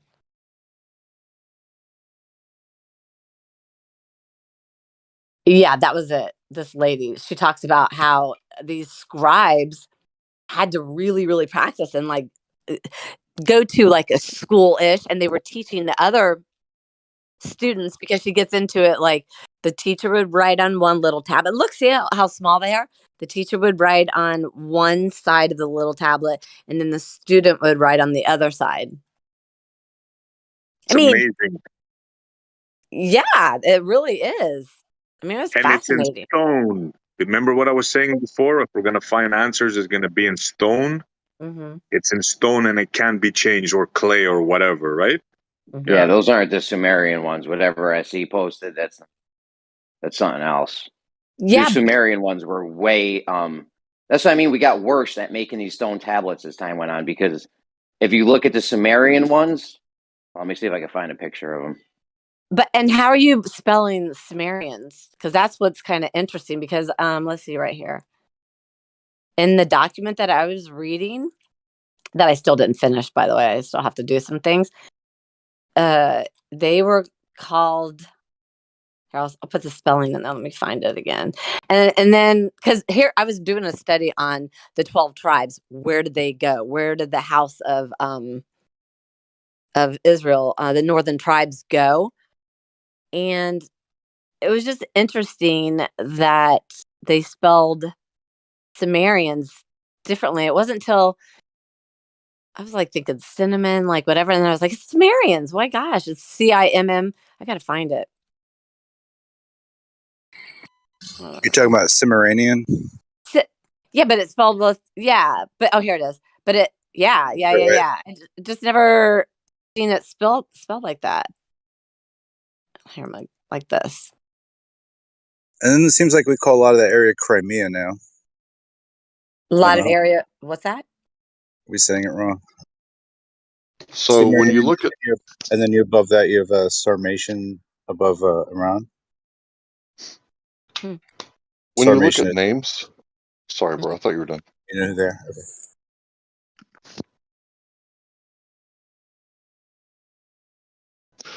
When you like trace your lineage and you trace names and you trace other people's names, you'll see that, you know, the guy on the ship, right, he comes off and some other guy is, you know, writing down the registry. What's your name?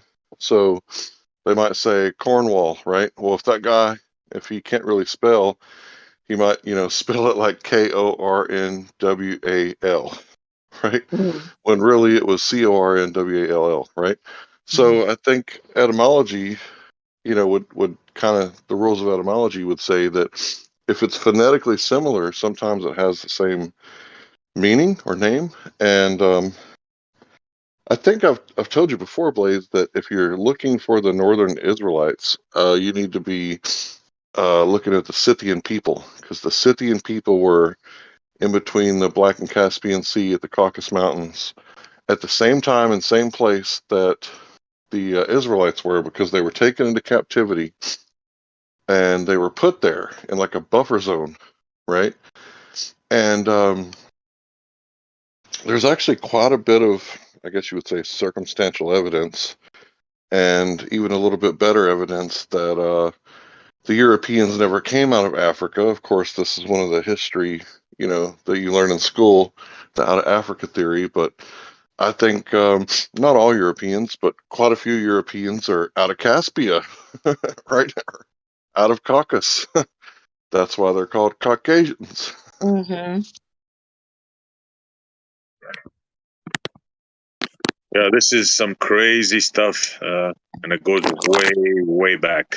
But the Caucasus Mhm. And Mountains, that brings us back to the Sarmatian people, who sound like a little bit like Sumerian. But it's also yeah, Tsar. It's like Tsar, You have like Tsar is a thing. Russian. Yeah, Sarmatian, right? Sar, There's something Sith, in there. Scythian. Oh, yeah. Oh, yeah. I mean, they're next door neighbors, but Well, usually proximity equals conflict, right? Unless they were the same people, or if they intermingled, right? That wouldn't equal conflict if they got along. they're like an offshoot managed system. Like they had a queen, female power system.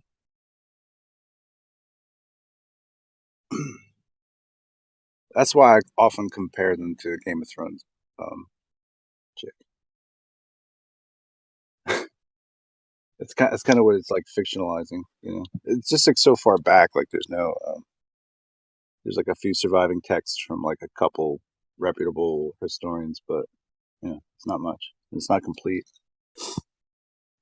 yeah. Check this out, Blaze. What I was telling you before. This is the linear A, found in Greece and Crete, the ancient Minoan Empire, with the bull and Hercules and the labyrinth and all that crap. Yeah, Wow.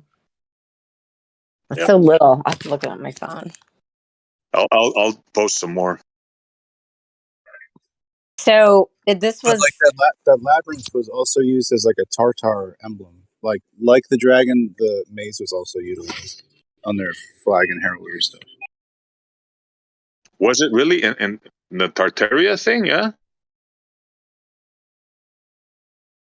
Yeah, dog. I was at like a museum looking at all this stuff from the I guess the travels of King Louis the Sun King, the King Louis the 14th, up into those lands, and so it was like all the trade and tribute and all the well, not all of the stuff. I'm sure there's probably a couple items that were never included in this traveling collection or whatever. Yeah, I saw that stuff. But yeah, so they use the dragon flag as tapestry, and they also use the maze symbol. But if you think that makes sense, because like in Greek mythology, there's like Tartarus. Tartarus is the maze, also. You know, along you could go Yeah. with the Icarus and Daedalus, the maze that's constructed by Daedalus as well. But yeah, it's just like it's a lot of references to mazes. Like what the f is with that? Is that some kind of prison that they had? Some kind of prison game? Like what were they do? Why are there so many references to it? Look at the Yeah, movie for Maze real. Runner. Escapable You ever place, like yeah. You ever see the movie Maze Runner? Yeah, that's a good comparison, I guess. Yeah. I was watching a TikTok. Watch that TikTok I posted. Fucking hilarious. It's from the movie The Dictator with the LEG dude. What's up? We getting trapped in mazes though? What's with the mazes? Yeah, exactly. There's a maze in The Shining. Yeah. Check Yeah, out the well, letters in linear A that I just posted. I'm just wondering how there's shit we can't crack. We cracked the Enigma machine from fucking World War whatever with the Germany thing. Like, why can't we? There's really writing that we can't crack. Yeah, linear How's A. that? Yeah, they can't crack it. I don't know why, bro. They tried and tried, scholars and over the years, and they just haven't cracked this one yet. That writing right there, no one can crack that. I don't want to say this one in particular because I can't remember if it's linear A or B. It could be this one or it could be the B. There's I'll almost have none to, of these symbols are the same. yeah, yeah. It's probably fallen for technology, language. Probably. Yeah, that's why we should be carving stuff in stone right now. I almost wanted to buy a Dremel the other day at Lowe's and just start carving shit in stone. Right? That way, in case anything happens, like people will find these stones. I have one. I got one because I was like, oh my gosh, what's going to happen? What if we get down to gold and silver? Because Venezuela, they were shaving gold to pay for haircuts and things like that. I don't know if they're still doing it, but they were just recently doing it. Well, So I bought one. I've never even used one. My aunt went through the Great Depression whenever that happened in America here. Mhm. And she's my great aunt, obviously, but she told me, she's like, don't ever sell your old jewelry. She's like, always keep it because you can always take a piece off a bracelet or a necklace or sell a ring or something and to eat. The oldest money. That's right. Yeah, Yeah. she's like, If don't you sell your. Go ahead, Larry. if you get arrested and you got a gold chain, you can put that gold chain up for your bail, and they'll let you walk out of there. Really? Yeah, if you got a real gold chain. Morgan Freeman actually does. I've heard the story, but he does things that pirates used to do. You wear expensive earrings, that way. If you die or something, they can bury you, whatever. It's always good to have that. You always be able to eat. Mm-hmm. I was talking to somebody, I don't know, a month ago or something, and we were talking about, she's an attorney and the banking system, and she's, really on board with that. And I was like, yeah, you should probably get some gold and silver. And she's like, what? Why would I need gold and silver? I just need bullets, and then I have everything. I'm like, well, at some point you may run out of bullets. What are you going to do to get anything Are you else? talking about? Are you talking about in like a societal collapse situation? Yes. Oh yeah, in that case, gold is not gonna Well, but be your best bet. but okay, but how Yeah, it many would. bullets? Go ahead. Sorry, go ahead. Well, yeah, No. if you're at a checkpoint, right, and you're trying to get past, and you might say to the guard, "Look, I got authorization from your commander," and you hand him a piece of gold, kind of secretly, and a piece of paper at the same time, right? He checks it and says, "Oh, okay, that checks out." You know? And the I'm just bullets saying. are not infinite. Yeah, but if And society collapse, sorry. but if society collapses though, and like food's scarce, like there's not enough gold you could have to. If we have one loaf of bread and we're all starving, and you have a pound of gold, there's no way I'm giving you the bread. Yeah, You I know what I'm think saying? something. I think something in the amongst believers. I know that they understand that there's a time coming when silver and gold will be thrown into the streets. It's worth nothing. Um, and then just like Jeremy's saying, if everybody's starving to death, a pound of gold is not something you can eat. And gold is very heavy also. So, just to carry it and keep track of it and hold on to it while people are trying to take it from you if there is a collapse, it's going to be Like your hard. friend's actually smart because if I have a loaf of bread and everyone's starving and she doesn't have gold, she's got the bullet. She could just take my loaf of bread if she wanted to, or shoot a deer or whatever. I don't know. But can you name a time where gold and silver wasn't used as currency? It has Well, held its value since ancient Rome. So yeah, I'll It's give you that. God's what do money. you Now, I but I understand, think North, that what you're saying. Yeah, of course. There comes a times when we have to rely on our faith and do all that stuff. But, he did warn Joseph of the 7 lean years. So we should, put a little effort into it, little elbow grease into, it. And, sometimes we may have to leave, but you know what? We will have left some things for the next person that comes through our house. I don't know. I don't know, but But like it's coming. I think was that Larry or North? I'm not sure who was talking about the cost of things, but it does say in Revelations that a wheat, bread is going to cost a day's wage, or a loaf of bread, should I say, is going to cost a day's wage. So like, there's wisdom. It says like, do not harm the oil and wine. But I don't know. I mean, I guess that's to come, because that's in Revelations. But there will be a day when, imagine a loaf of bread. I mean, you think about how much you could make in a day with your minimum wage. Like, that'd be a little too expensive, I think. Well, didn't they? Go ahead. Did John predict fiat currency and hyperinflation? Exactly. Mm-hmm. And didn't they in what was the Second World War? Weren't they like at the end of the day like carrying wheelbarrows full of money to go get food because the prices were changing? Because I think that's what they're going to do. They're going to price everybody out of their houses, and like in Genesis, the people finally went to Joseph, and it was only 2 years into it, I think. 2 or 3 years into the 7-year thing. And they were like, here's our houses. Take everything. We're your servants. What good is it that we have these things if we don't have any food? Yeah.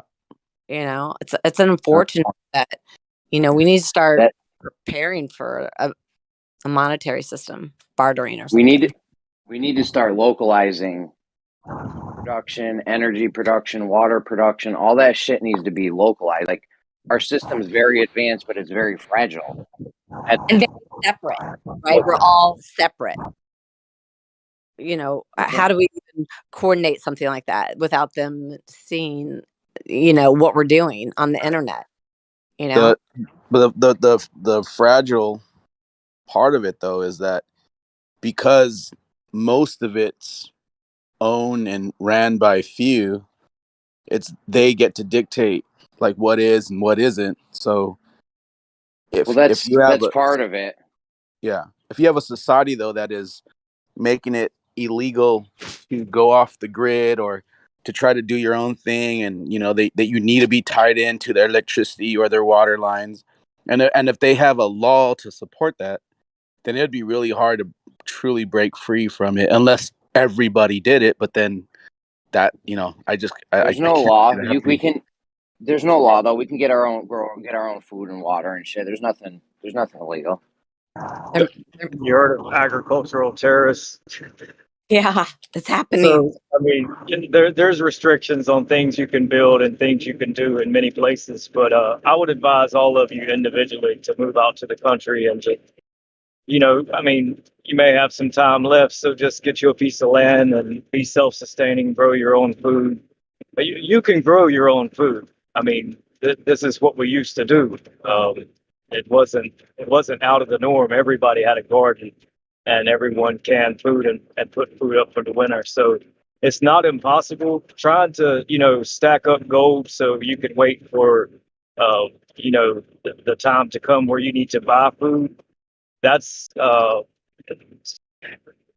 would advise you to get a piece of land and start growing some food and just be self-sustaining. Right, but here's the factor. Like, I sold my house. I was really attached to it. I sold it last year. I was praying about it, and I felt like I was getting some yes and then a no and da da da. So it's not that simple, because for me, I've always felt since my little 6 years into being, Bible thumper, not religious. I hate that. But I always thought, I was going to be someone that said, no, don't go there. That's not him. Don't do that. So not everybody, I have to pray about things. I can't just, go and do something like that. I mean, as much as my flesh would like to go to the country and start preparing and all that stuff, I can't do anything yet. you know? So prayer to ask where to go might be good. Yeah, and also depend on what he's already written too, right? So uh, a lot of people talk about climate change or whatever. The Earth, can man destroy the Earth? And a lot of Christians kind of go against the text when they speak about it, but in Revelation 11:18 it says that he comes to destroy those who are destroying the earth. So if you are meant to, kind of take care of this place and be a good steward of the land, it's not only to the people, it's to the land also. And in turn, when you're a good steward of the land, it's beneficiary to all the people also. So in turn, you're being a good steward to what you're There's supposed to be doing anyway. there's some pretty good documentaries on that whole Monsanto thing going on, and how they are making certain seeds that will survive when they spray whatever they spray in the sky, and it'll kill off the crops that aren't that seed, and and their seed will survive. So you're still somehow going to be paying into a system that's supporting this beast of a system, because you have to go to them for even these seeds to grow and these crops to grow. Mm-hmm. But to be like self-sufficient, I think it is doable, definitely. But I can see hardships in it, because if a government is trying to control their people by making themselves necessary to where you have to go to them, then you are trying to throw a wrench in that system individually. And if enough people do it, they're going to just put a stop to it and not allow that eventually, because they can't. That's not the way they work. That's not the way they operate. Like historically, they don't let that happen. People started collecting water for themselves. What did they do? They made it illegal to collect rainwater, and then people Well, they started. put a cap on it. Hold on, I don't think it's illegal to collect rainwater anywhere. They do. I think they do put It is caps here in on it in a LA. lot of states. Hmm. They won't let you do it at all. Well, like if you Yeah, were no. serious about self-sustainability, though, you wouldn't be in LA, right? True, exactly. You got to move out of this Let's place. just start Sure. there. But there's a lot Good of people point. that started doing like their own little vegetable gardens, and then they started saying, "Oh, wait, you could only do so many square footage." But it's because the people that are wise enough to do that, like, yeah, you could barely sustain yourself on your own little, acreage of, land that you try to, because they give you these like perimeters. You could only grow so much. But like for a lot of Where people is to do this it, coming from? I thought there was a right to farm law and shit. Like where? I know they maybe in the cap you at country, the water, but who says you can't? You can't grow as much because food as you want. because there's the property that you buy, there's a limit to how much, like for instance, they started making these gardens in the cities, these little gardens, and the government, they just wrote into the law like, you can only grow so much, and only so big. So then they started doing like small farms, like small tiny, like your backyard, you can plant whatever, your chilies and your vegetables. But but for a society to do that, no, it's too hard, because not everybody can do that, and not everyone's going to do that. Yeah, but you know what's ridiculous though is in America alone, we spend $50 billion a year on lawn care, which does fucking nothing, right? Who gives a Right? fuck about your grass? We should be growing food with that money. If you even took a fraction of that money and grew food, we would be fucking. There would just be rotting food all over America. It'd be awesome. Yeah. Right. Well, there's also in the law where when they have abundance, they We can't gotta give it keep away for SE free. busy. We gotta keep SE busy. He'll be working double time. You can't. You have to throw it away. You have to destroy it. If you have excess, you can't give it away for free, or you can't. They don't let you do that here. So you're right. No, You have to go to the country. some cities they started growing food right in the city. They just got little places with food, like the city runs it. They got little plants all over the place with food. If anyone's hungry, they can come pick it and shit. They're starting to do that now. I think it'd make more sense to just plant like fruit trees everywhere, like even on the streets, so that way the homeless can just go pick an orange or an That's apple what they or started. eat. That's what they started doing. Yeah. So hungry people, if you needed food, you could just go pick some fucking food, some peppers or green, whatever they had growing. Go pick it. Yeah, Yeah. That's what yeah. I'm saying. We should take some of that $50 billion in lawn care we use and spend a couple billion to just grow one plant or something on everyone's lawn. There was a guy that did that based on like his neighborhood, and he started like planting things in other people's yards and like asking them, and then he just like basically, I think for at least like 6 months or maybe even a year, he just did foraging off that stuff. Just as like to prove a point, I guess. It's going to be Hey, how very, long? very interesting in the next decade, next 10 years, how it's going to work with Bill Gates buying up more land, owning the highest percentage of land in Hold on a farmland. second, APOC. Hold on. Somebody's got a wild mic thing going. North.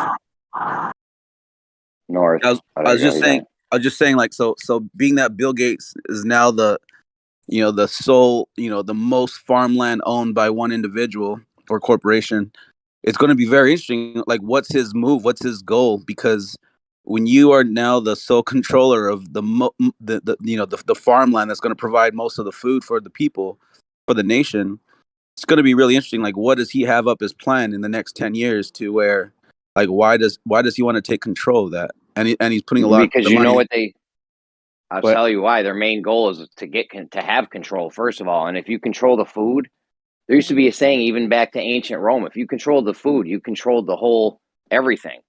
Like that was the main thing. You had to have the grain constantly flowing into Rome. If you controlled that, you controlled all of Rome.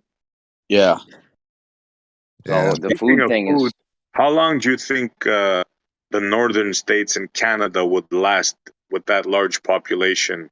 I mean, 30 million just in New York State alone. How long do you think that would last to if do it what? wasn't for Florida and the southern states producing food? We could produce plenty of food right here if we wanted to. We don't, but we could. Yeah, you'd have to go indoors in the winter, right? You'd have to change everything about New York State. If you didn't get produce from Florida, from the southern states past the Dixie line, how long do you think the North would survive with this massive population? Well, I Everyone, can. If everyone can really grow anything they want to grow, and it's just it's kind of like I said yesterday. I mean, South Carolina versus North Carolina with watermelons. I mean, watermelons come off earlier in South Carolina, so it's not that far away you have to go to kind of get watermelons. And so many of them can be grown. A lot of them are thrown away. That's kind of like apples. If it's not so many inches, the apple just goes to the side. So it has to be very uniform so the packaging looks pretty and everything like that. So a lot of food gets discarded. But do you guys, you mentioned something about planting fruit trees along the sides of the road and things. You know how many Bradford pears I've had to cut down? I mean, this tree is like a genetically altered tree, and it's not really a pear tree, but it's called a Bradford pear, and it produces these little balls that kind of look like pears, but they're like BB size. they like These kumquats. these trees are terrible, man. If you ever go on the side of the road in the city and you see a tree sticking up, and I mean, there's like hundreds of branches just coming out from this tree, bro, and can you eat every them? time, Can you eat the no, pears? no, you can't eat anything off this tree.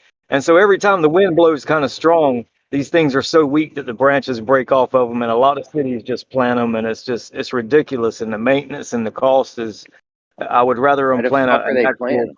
pear. I would rather them plant an actual pear tree. But yeah, anybody Yeah, can grow it seriously. if they want to.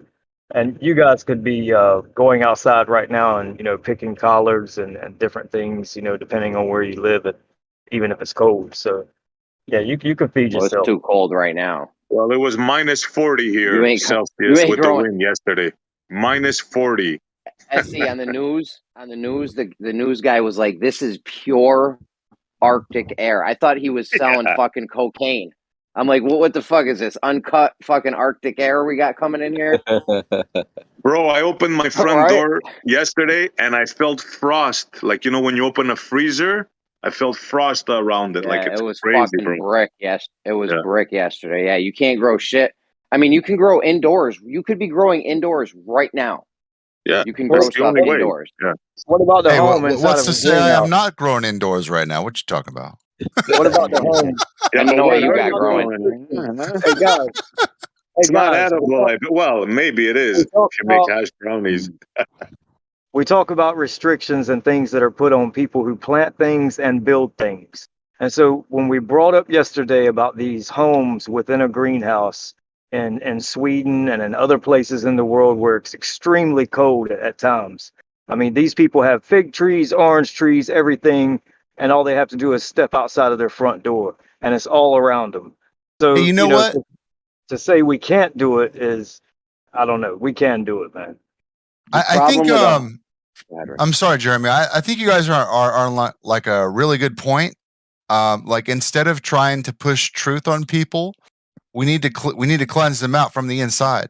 Like if we could teach them how to eat, help people grow, and like start these like local grows and like a community garden and shit like that. I think that's the best way to get truth out is to fill their bellies and to make them self-sustainable.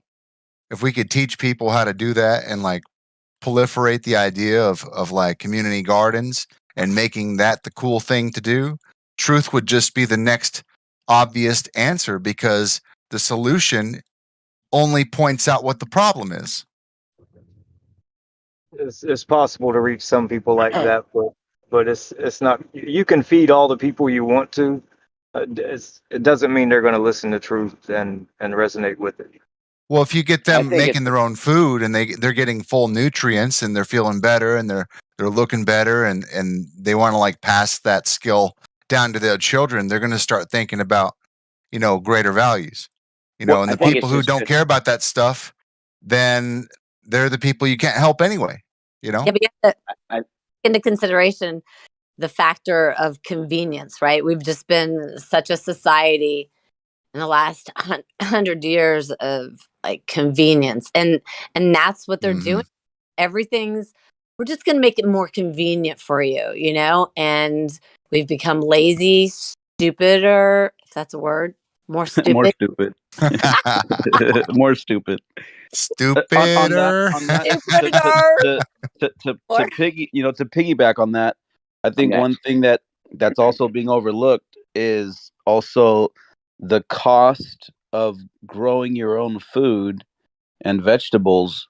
That is becoming a difficult for those that even are doing it already because the cost involved seems to be much higher because of inflation and all these other variables. But if you can't even afford to go buy a dollar cheeseburger from a restaurant or wherever that exists nowadays, if it does, but then how are you even going to pay for growing your own food because you can't even. We're going back into money where it's there. It's now like systematically they've created to where it's even hard to do that because that's even more expensive to grow your own stuff. You And can grow I, the food for next. You can grow the food for next to nothing, right? You plant a fucking potato, another potato comes out. You know, you get seeds out of fruit. Like you can grow the food for next to nothing. Catch the rain. The thing is, it's better to do it grow the food more localized for many reasons. I don't know about getting the truth out, but do you want Bill Gates controlling all the food we eat? Like, does that even sound like a good idea?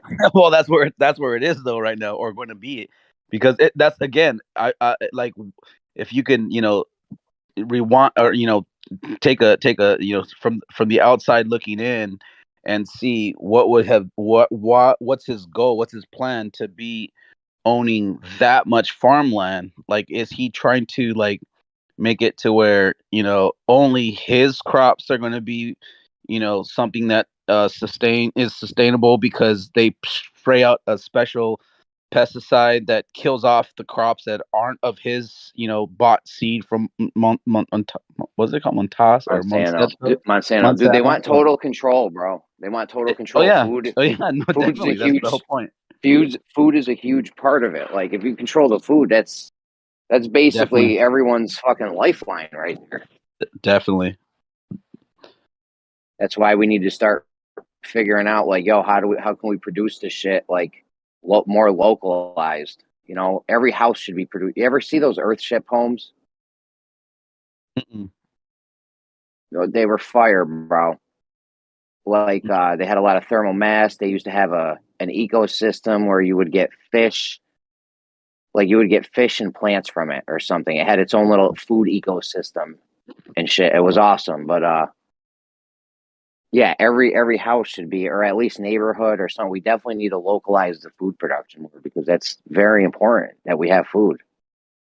Yeah. You have all this insurance. You have health insurance, life insurance, car insurance, fucking renter's insurance, whatever, dental insurance. Where is the insurance for if the food and water stop? There is none. Right.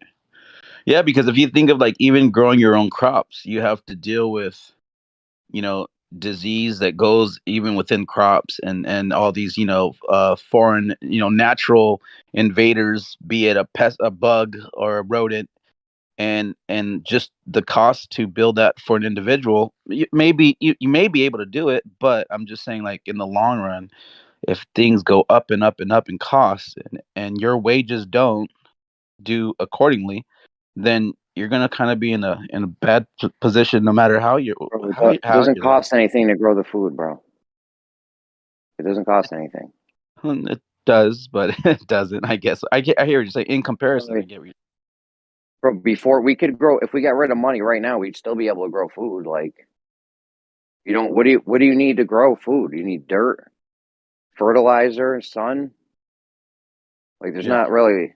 I don't think it's that hard. I've never like grown anything, but I tried to go grow some weed plant in the '90s. It didn't turn out too well, but I'd have to imagine that We can't eat marijuana, but I get what you're saying. Yeah, you can. Well, Sorry. No, wait a second. Wait a I second. mean, that's the best way to do it, yeah, Hold right? on. you're Talk to high, them. and then when you're high, Hold you're on. gonna want to go eat food. So you're Talk to them. advocating for growing plants, but you've never grown plants. Me personally, no. Okay. I'd love to get into it though. Both types of Too bad. plants, some Too weed bad. plants and some. It's really sad that once upon a time, um, agriculture was a class that you can take in high school, and you could learn the fundamental principles of doing that. But again, It's systematically, they've taken that away. That knowledge, that ancient wisdom, if you will, they have taken that away from the masses. So it really would have to come down to you learning about it and then teaching your kids and your kids teaching their kids, and it would have to be a whole movement, because it I mean, seems like. Go ahead. I was just gonna say the way food prices are going pretty soon. I'm gonna have to learn how to fucking do it anyways. But yeah, there's one thing that all people are gonna do, and that's they're gonna need to eat. This should be something that's taught in schools. Like kids go to Yeah. school for a lot of fucking years, man. There's no time to teach them how to grow a tomato plant in a 5-gallon bucket or something. Right. But like I said, though, once upon a time, that was something that you can do. Probably, I want to say maybe a decade before myself in high school, that agriculture was still a class that you can take in high school. But by the time I got to high school, that was no longer there. Vocational classes were no longer there. Once upon a time, they used to teach people how to weld in school, how to build. You had like a shop, or you had mechanics. But they've slowly but surely, decade after decade, they've taken those like. Well, I work in a school. I work in a high school. They got wood shop and shit. They're doing 3D printing and stuff, machining. They still do shit like that. Well, maybe for the new age, but not the way it was back then, when it was more for your home, more for survival, like more like survival skills, if you will, like things that you could be taught something that could uh you know carry on, even as a career.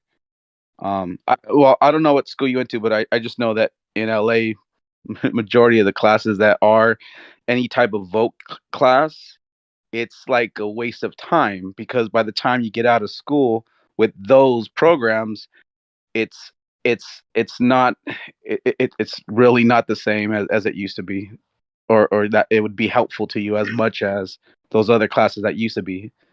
Yeah, but the Earth is flat, so school is a waste of time, anyways.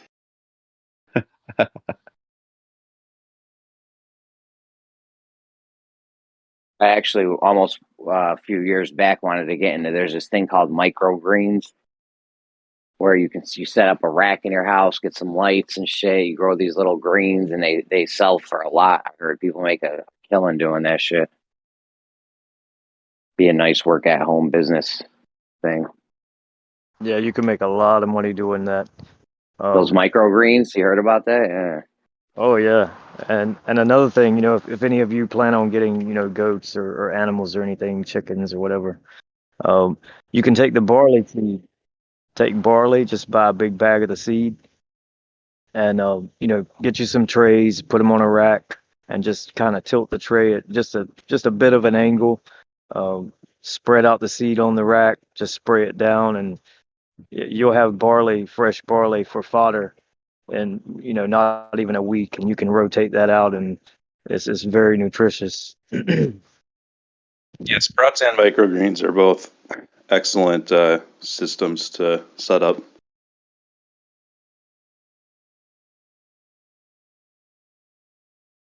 Sprouts are even easier. You don't even need like a light.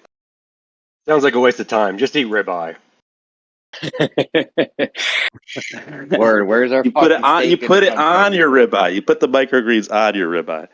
Why? Why would you do that? It's a waste. You're ruining a ruining the good ribeye. Yeah, seriously. Uh, How many times have you ever seen a lion go get a salad before he pulls down the gazelle? You're like, hold There's on, just hold like on. let's Let just. me. I got to There's get my just not a bowl of lot of salad. work. Hold on. Got to get my greens in. There's not a lot of bovines where I am. I mean, I guess I could do like a deer burger or something, but I'm not much of a hunter yet. So You know what I find really interesting? I was listening to this nutritionist a couple days ago actually, and he was saying that like people that try to lose weight, they go and eat like salads and like all these like greens, but he was saying that salads and leaves and stuff is actually like survival food, so it would actually like slow down and like constipate you, and like it's actually like counterproductive, but there's this whole like push for like this is a dietary like program here, like, and this is what's going to help you lose weight, but it actually like it's not a good way to lose weight. It was pretty interesting, this nutritionist, the way he was putting it. Yeah, But it's I the don't. opposite. They tell you to eat a salad to lose weight, but really, if you just eat a lot of fat, you'll lose weight. Yeah, isn't that weird? Like, Yeah, because that's because what I did. I lost a shit ton of weight just eating fat. which I guess like on a on a bio I guess was that biochemical process of it or whatever, like it's the way it changes your metabolism within your own body. Like eating fat will increase it, eating salads will slow it down, so like you're not losing as much fat as you should be because you're messing up with the way your body works. It's really interesting though if you look into it. What's crazy is after a while, you get to the point where you're not even hungry. Because if you just eat the fat, because your body's eating fat, so it's going to eat the fat on you. So after a while, you just, like, even now, I just eat one steak a day. I eat literally a ribeye a day. I'm eating it right now. There's I think there's a lot of wisdom that is also not really learned and shared and carried on, um and it should be, I think, in my opinion.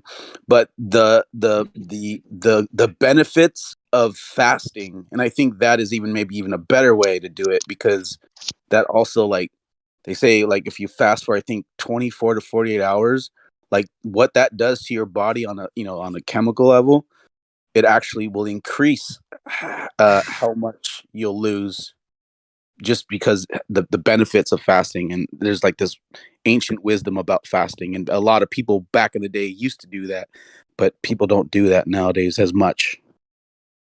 That'd be another thing to look into. Yeah, because But they've been what turned into cattle, grazing all day. Correct. Because it's a system that has to perpetuate. So you need to consume, eat 3 meals a day or eat 5 meals a day. Little meals in between, and they're like consume. But like they're taking away that wisdom, and it's also healthy for you, like to fast for 24 to 48 hours. It's like super healthy for you. It resets your body and it purges toxins. Like it's really interesting if you look into it. yeah, It's if you 3 days eat a actually. lot of sugar, you're gonna grow the gut flora or the gut fauna that craves sugar, and so like doing a fast, you're essentially gonna starve all that gut fauna off, and it's like a reset of not just because you reset your gut fauna, you also reset like your cravings. Right. Well, you It's know how we difficult do for a it in lot of people though. America. You ever witness somebody go through that? I They mean, they go through I went through it all kinds of for sure. shit. The stories are the funniest when they start reminiscing about all the stuff they used to eat. Oh, the cake. Oh, the donuts. Oh, what I wouldn't give for a cookie. Oh, you can Yeah, just see it on their the face. They're way like dying. we Yeah, do it because in they America. still have those cravings. Yeah, when it's like crack. It's Yeah, like it is. once you stop, you can really like, help yourself by not doing it. But like once you have one little bite of cake or something, it's just like, Mm. oh man, that is amazing. I need more of that I now. can Well, speak on this on right now. that, Actually, I just started eating like 2 cans of sardines for like basically my lunch and my breakfast and lunch. I basically just like dump out 2 cans and just eat it, and then I have a soup or some kind of whole foods dinner later.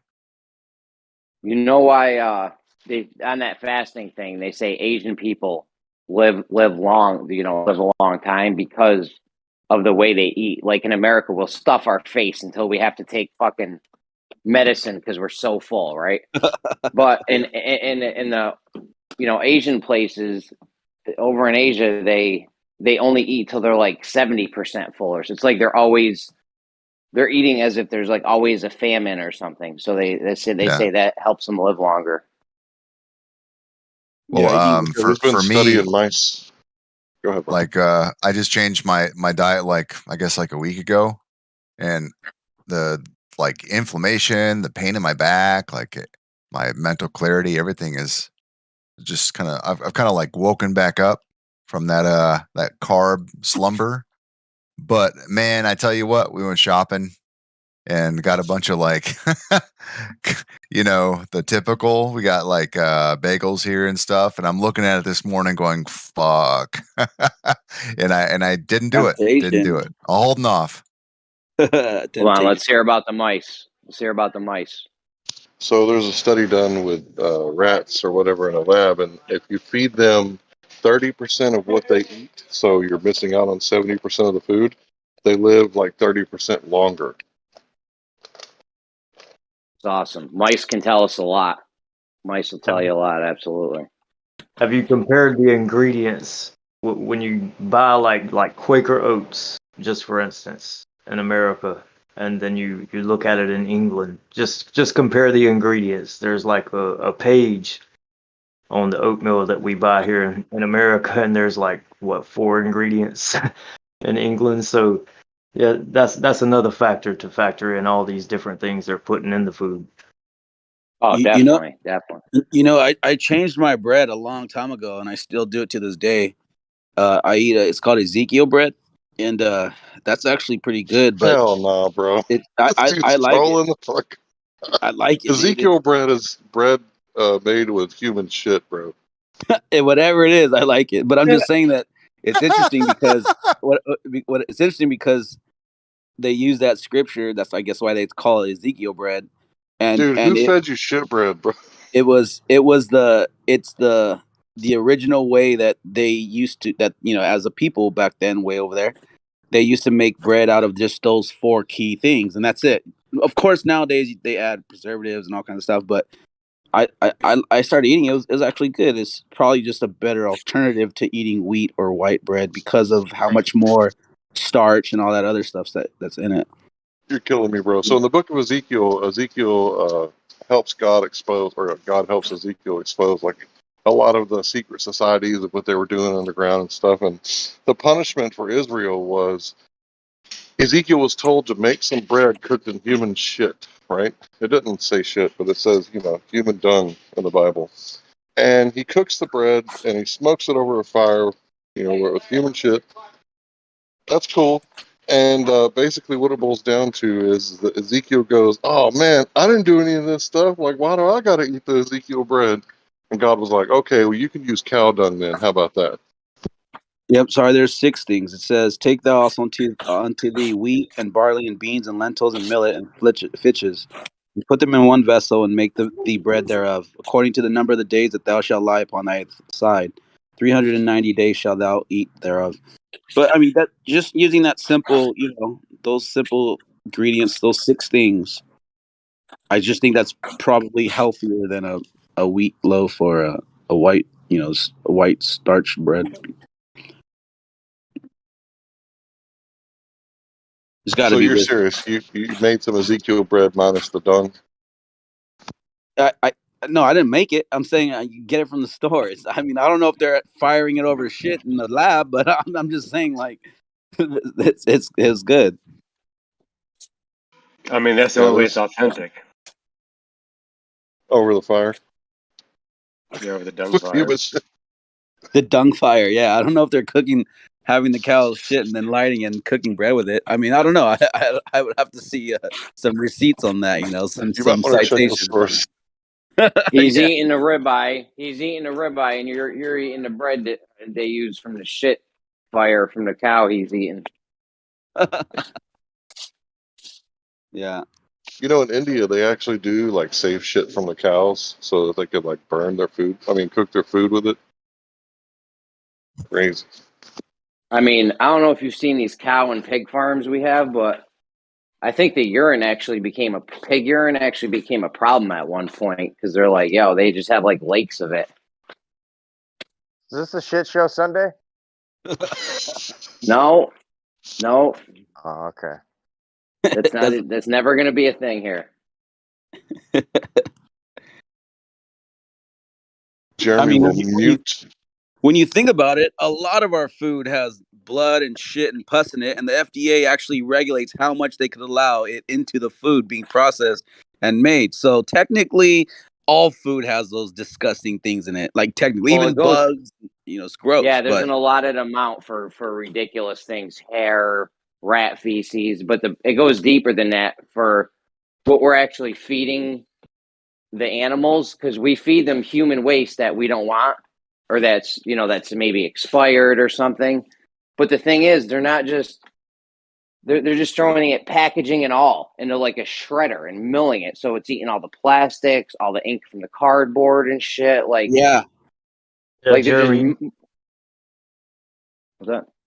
Yeah, you brought up an important point. Even speaking about the piss, right? So even with the what they call hog farms, which are really just hog houses, they have to have a certain amount of land so that they're growing the grass so they can spray all this the wastewater. So they have the wastewater, and they have certain times, and some of those hog farms they'll wait right before a heavy rain, so people won't know how much they're spraying and how concentrated it is. And so they'll be spraying this stuff on cows as the cows are in the field eating on the grass on the pasture because they're trying to make some extra bucks, right? So they have cows on the pasture also. And so they take this hay and they sell it to people with horses, and the horses get sick, and a lot of the horses die a lot of times, and the cows likewise. So there's all these antibiotics, all this filth, this raw manure, even though it's been treated, right? It's you can smell this stuff, man. If some people, if you go buy hay, smell that hay. If it smells like manure, don't feed it to your animals. That's a terrible idea. But yeah, you're bringing up some good points. and you know what? Just to just also speak about what Jeremy was talking about the plastics and the cardboard box and stuff.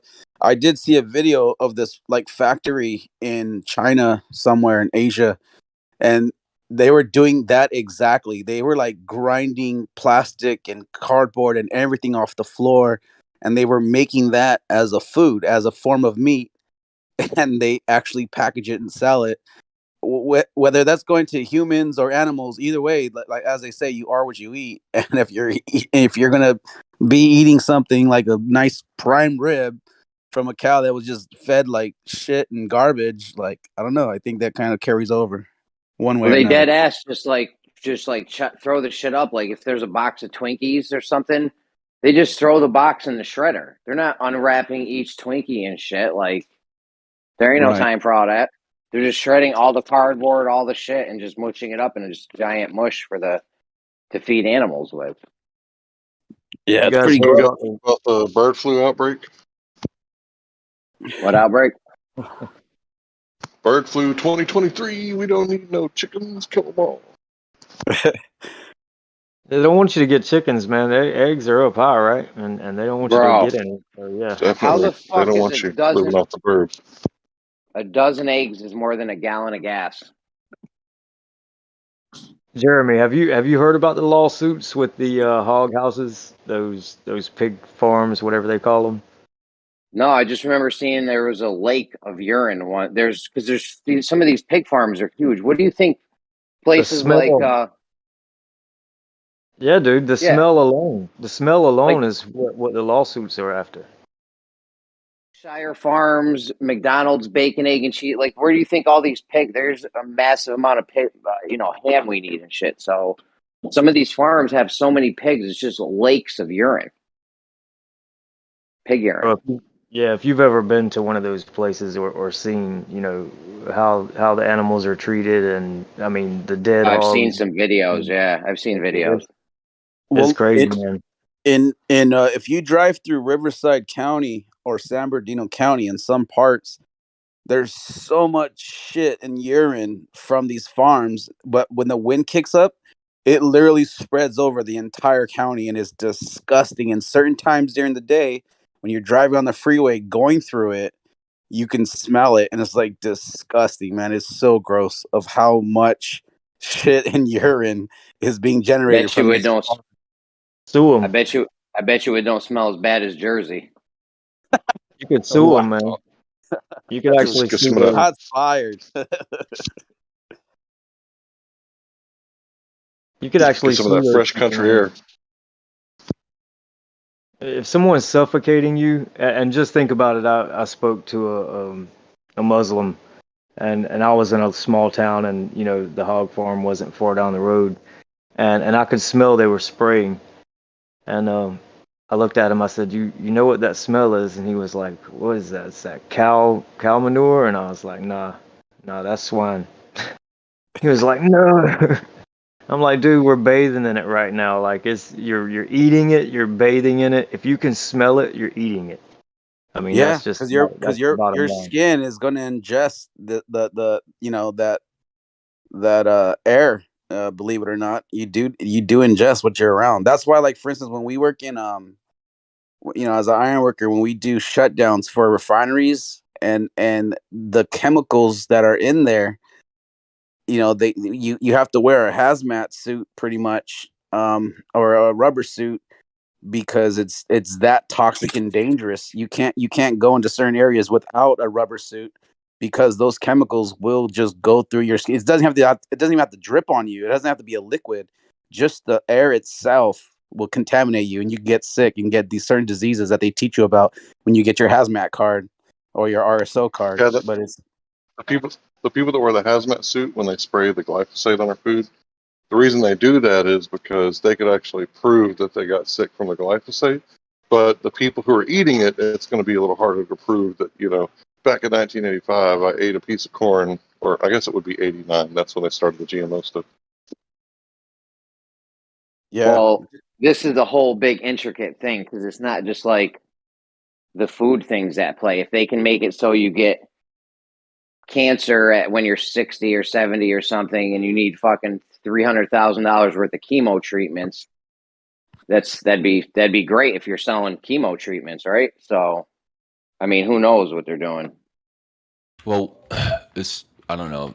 I don't know the actual statistics, but the older you get, your likelihood of getting cancer increases almost exponentially as you get older. Like when you're like above 60, like you're basically expected to get some kind of cancer. My son had it when he was 2. He was diagnosed. It's kind of funny because at 2 he was diagnosed, but that was the period of time when we were going to get the jab at the boxing ring or whatever.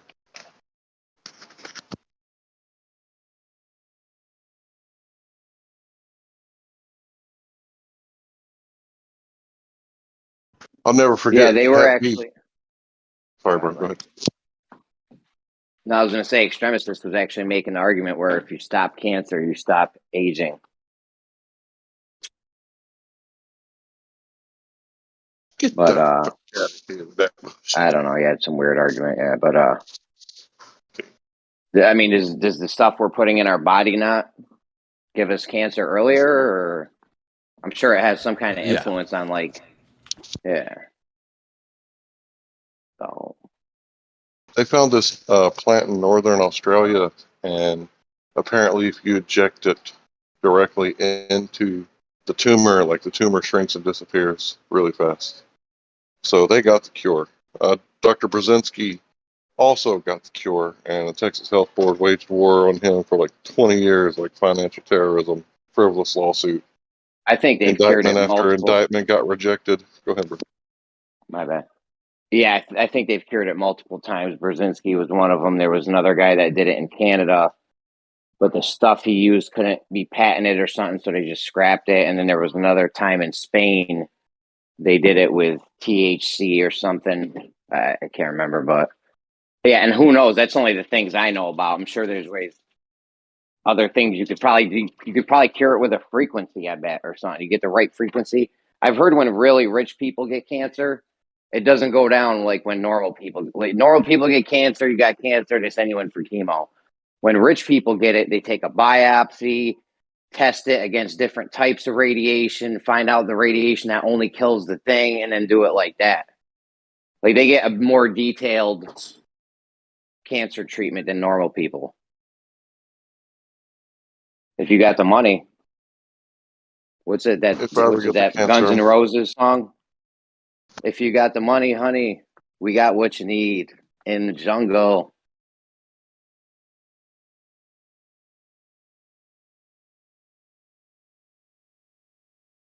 Remember that song from the 80s?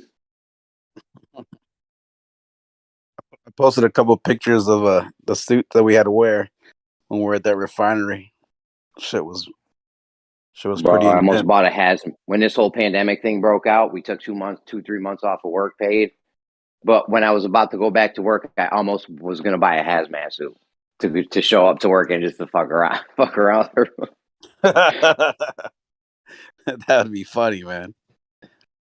Hey, believe it or not, there was people walking around in LA like that. The whole they were like putting plastic trash bags around them. It looked fucking retarded. They were scared though. They were scared.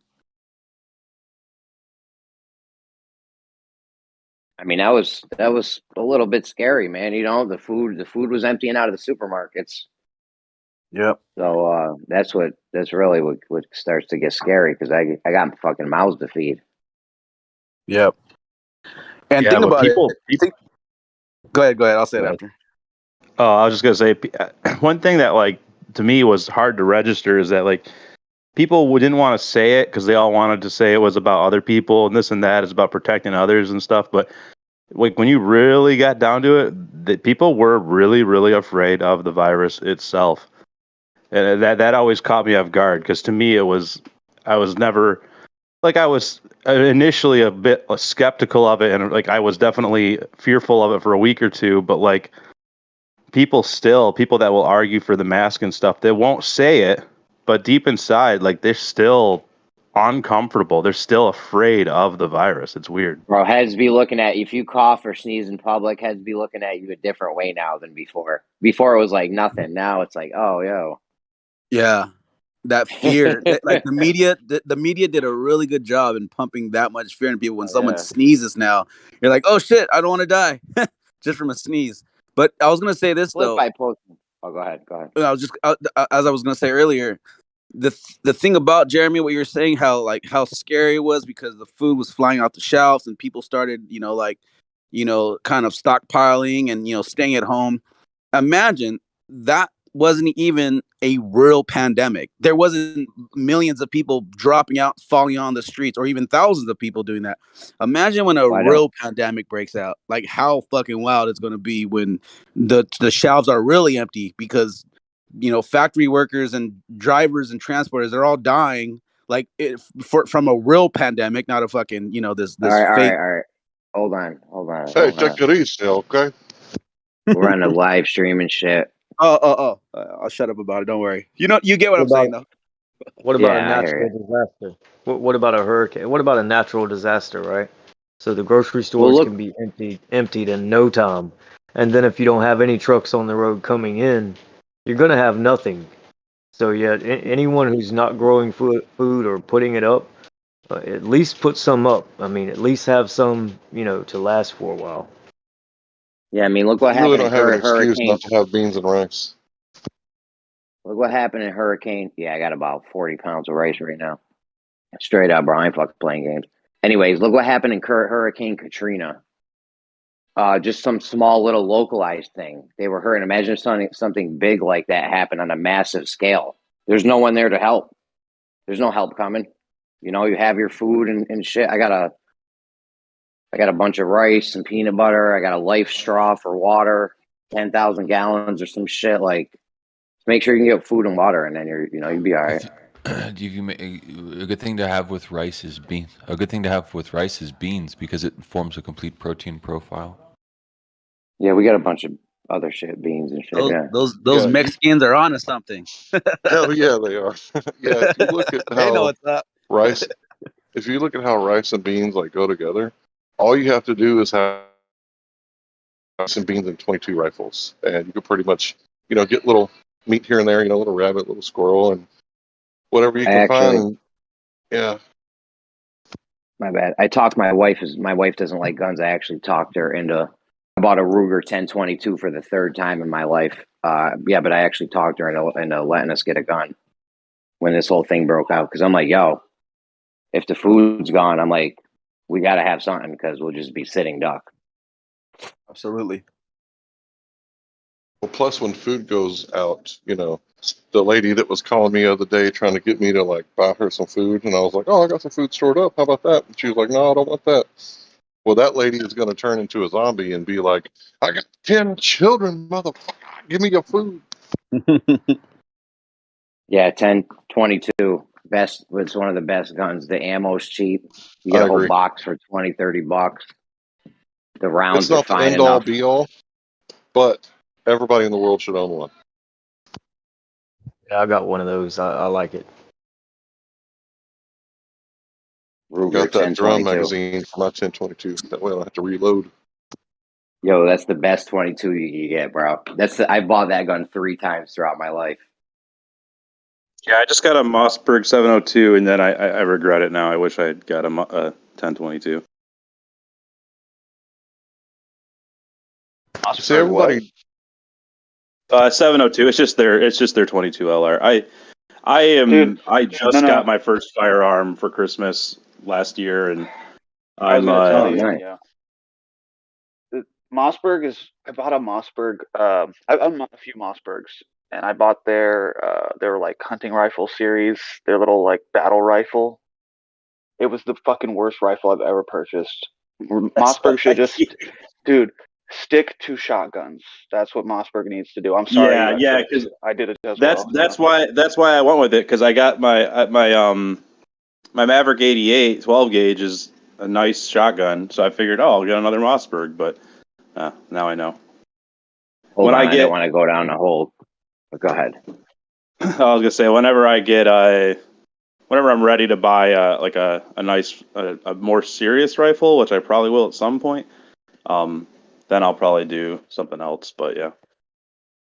See, AR-15 is basically a 22 bullet and a AK casing almost, and it's a high velocity round, but it's essentially just a 22 rifle. And I would recommend like Smith & Wesson Sport 2. Like those are like pretty decent rifles, and they're pretty cheap. Smith & Wesson is a damn good company. Every Smith & Wesson I've ever owned was like an extreme value. So it's not the highest end, but it's like not entry level either. It's like bang for your buck level. I mean, you might consider it entry level if you make like $5,000 a week, but you know. The AR is too big and you can't maneuver around with it. Just get a Mini 14. Oh, dude, that's so true. Yeah, those are good guns. Those for are sure. fucking amazing. I got Yeah, an SKS instead of a Mini, and I kind of like I love my SKS. I've owned a couple, but I kind of always was like, what if I had just gotten the Mini? Is the Mini, does that shoot 5.56 or 2.23? What's up with that? Yeah, I don't know. We got like 20 something. Go ahead. We got like 20 something people in here. I didn't want to go on a whole gun tangent. especially since they're useless in the scenario you guys are talking about. SC's jealous. SC's jealous. So Guns are trying to make the useless because you're Canadians. going to run out of ammo, right? And the ones Well, I that have are I hoarding have a the food, crossbow too, so that's the way to go for that. But the ones that are hoarding the food, sorry to tell you, you're going to be the first targets. So this scenario you got cooked up in your head, forget about it. It ain't No, going to bro, I'm work. gonna ransack my own house and make it look like I've already got, bro. I'm not gonna be a That's what I target. They're gonna said. look at my already house. That's what got I said. I would like Hell torch my yeah. front door and shit. Kick the front door in, torch it. Yo, you smell a cookout, right? You can smell a cookout for like a mile or 2 miles That's away, right. bro. If somebody's starving to death, bro, and you open up a can, you crack a can of beans. Game over. Yeah. Yeah, man. Yeah, and plus, Forget like, about that do you really want to scenario. have to kill people like every day just to continue to eat your canned food like in silence? Is that how you really want to survive the apocalypse? Like, I don't know. There ain't gonna be no survivors, bro. The people that survive from the cities are gonna first kill each other for food in the cities. Then they're gonna go to all those guys that have their bug out places, right? In the country. They're gonna do the farmers in, and then it's gonna be last If, man standing, survival of the if, fittest. All Those if we this city can look, boys, hoarding of guns, that's all gone out the window within what, a month or two. that's why we need to localize the food production so that there's enough food so that in case that ever happens, like people aren't running around crazy shooting they and won't make shit. it. They won't make it Man, out the city. They won't make it out the city to go out to the country. Not many of them, anyway. They Yeah, will. most of It's them are called the gonna Golden die in the Horde. city. Yeah. Oh, it's called the Golden Horde. People be just flooding out of the cities, dude. They're gonna just lay down and die. They know they're gonna try to go to the mountains and the woods and shit. You think they so don't know that the farmers got food? You think they don't know people got food stashed out in the countryside? Of You course know they how do. scared, bro, you know how even some people who live out close to the country, right? And they, I guess they're from the city or were from the city and they stay in the house all the time. They wouldn't step foot in the wood line of my yard, right? Because they're scared of snakes and everything else. So if you're thinking about disastrous things going on and people killing each other and animals coming up to eat carcasses, if you're seeing all these things go on, I mean, if you've ever seen something like that happen, it's that's going to be people are going to be so afraid they will lay down and die. That's exactly what Yeah, they will do. I left Chicago 3 years ago, and I now live out in the country, quote unquote. And I like just going off of where I've been, what I've seen, what I've done. Like I feel a million gazillion times more secure out here. Until all the hungry city slickers head your way. I mean, they have to make it. They have to make it all the way out here. They have to be alive the whole way to make it out here. They have to deal with all the Second Amendment loving neighbors that I have. They have to. I mean, it's not. They will It's get thinned out by the time they get to country. I agree, but you'll still have to deal with people. Like alone, you won't make it if you team up with neighbors. That's why we got to get the food production. If we get the food production localized, this scenario doesn't even happen. It's This going to be scenario like doesn't have mobs. to happen. This I doesn't mean, have to happen. That depends on what kind of apocalypse you're talking about. If you're are talking you guys about if you're talking about nuclear war, like global nuclear war, you can forget food production. Forget it. Oh yeah, not that, but no, they're talking I'm like talking about societal like collapse.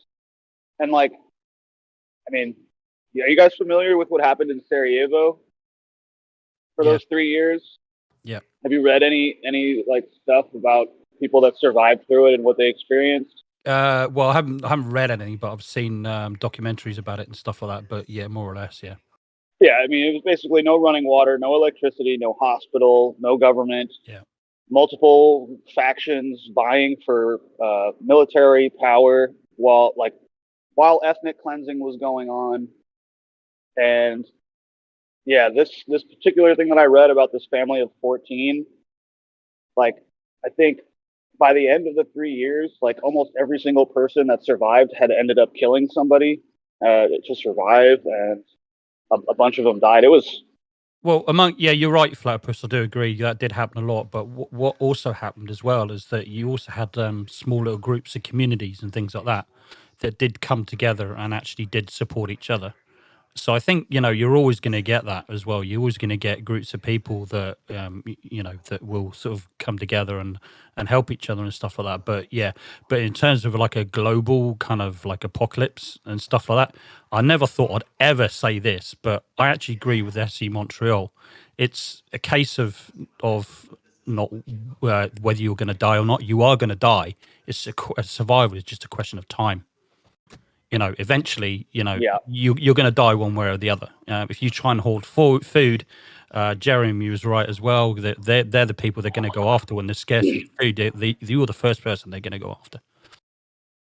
Have you ever? This is a little off topic. Have you ever heard the phrase "everybody gets a walk away"? No.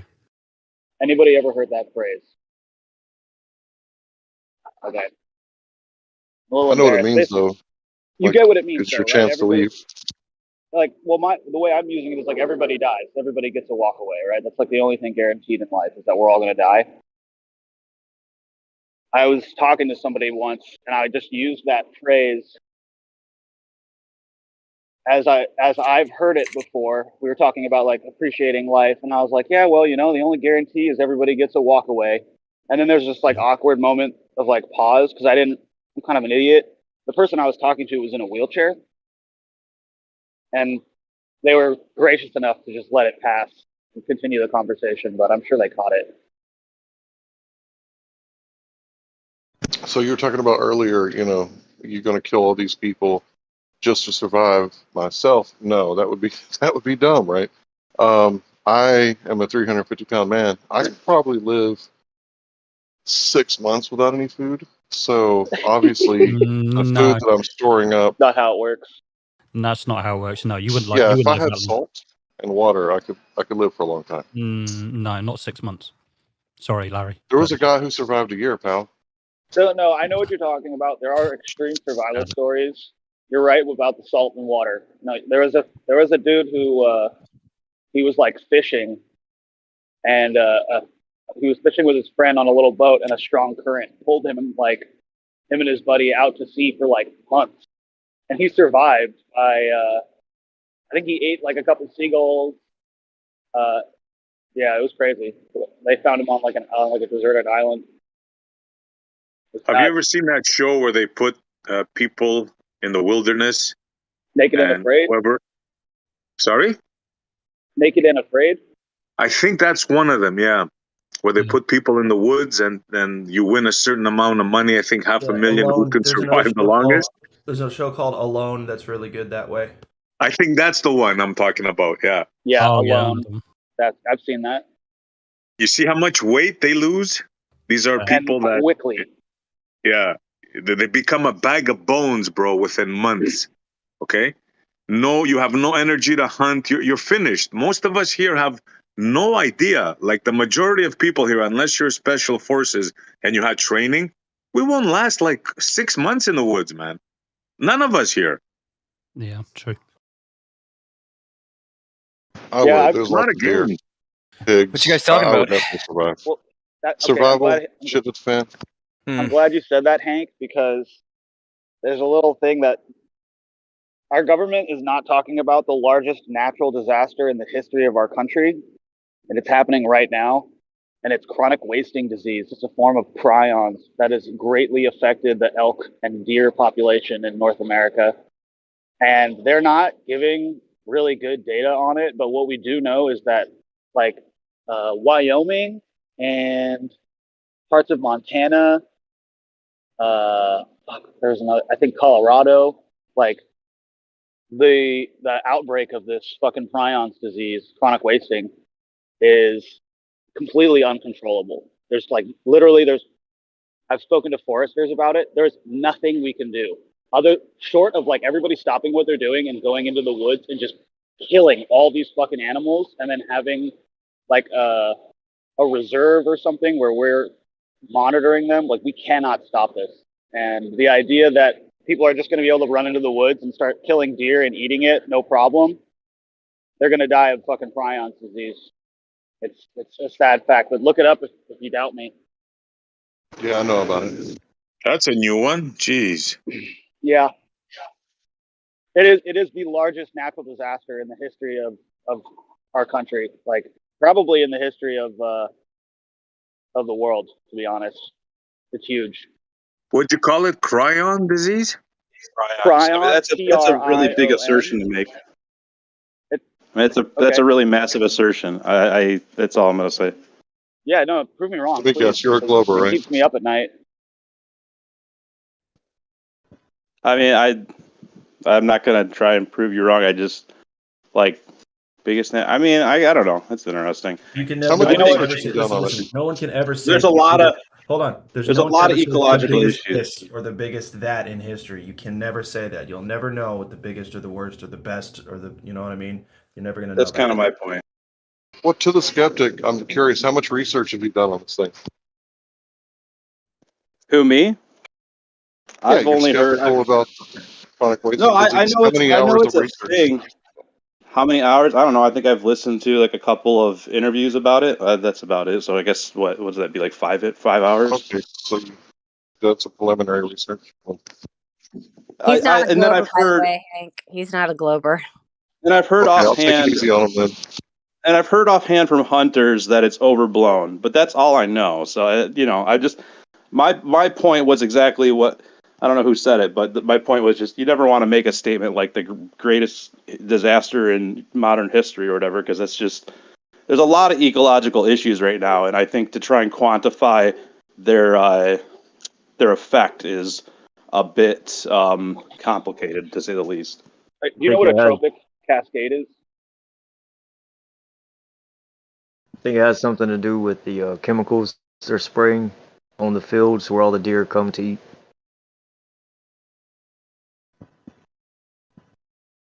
Could it be their weaponized ticks? You know, it could be, or it could have been during the 80s and 90s when mad cow disease had its breakout. That there was some tests being done, and it was mutated in a lab somewhere and got out. I have no idea how it happened, but I said tropic cascade. It's a trophic with a ph. It's called a trophic cascade, and it's powerful indirect interactions that can control an entire ecosystem. For example, if you were to remove all of the wolves out of an ecosystem, the deer population explodes. They eat out all the grasslands. They stomp out all the new growth. Pretty soon, they have a population boom that causes like an extinction. And then when all the deer die, it's a domino effect. And if you want to know how fucked up this CWD thing is, just see what the CDC says about it, whether or not you can get it transferred to humans. They don't even admit that it can be transferred to humans, but our FDA, or I don't know if it's the FDA or which alphabet agency in the United States says it, but it's like they warn you to have your meat tested before eating it, and if it is tested positive for CWD, they tell you not to eat it.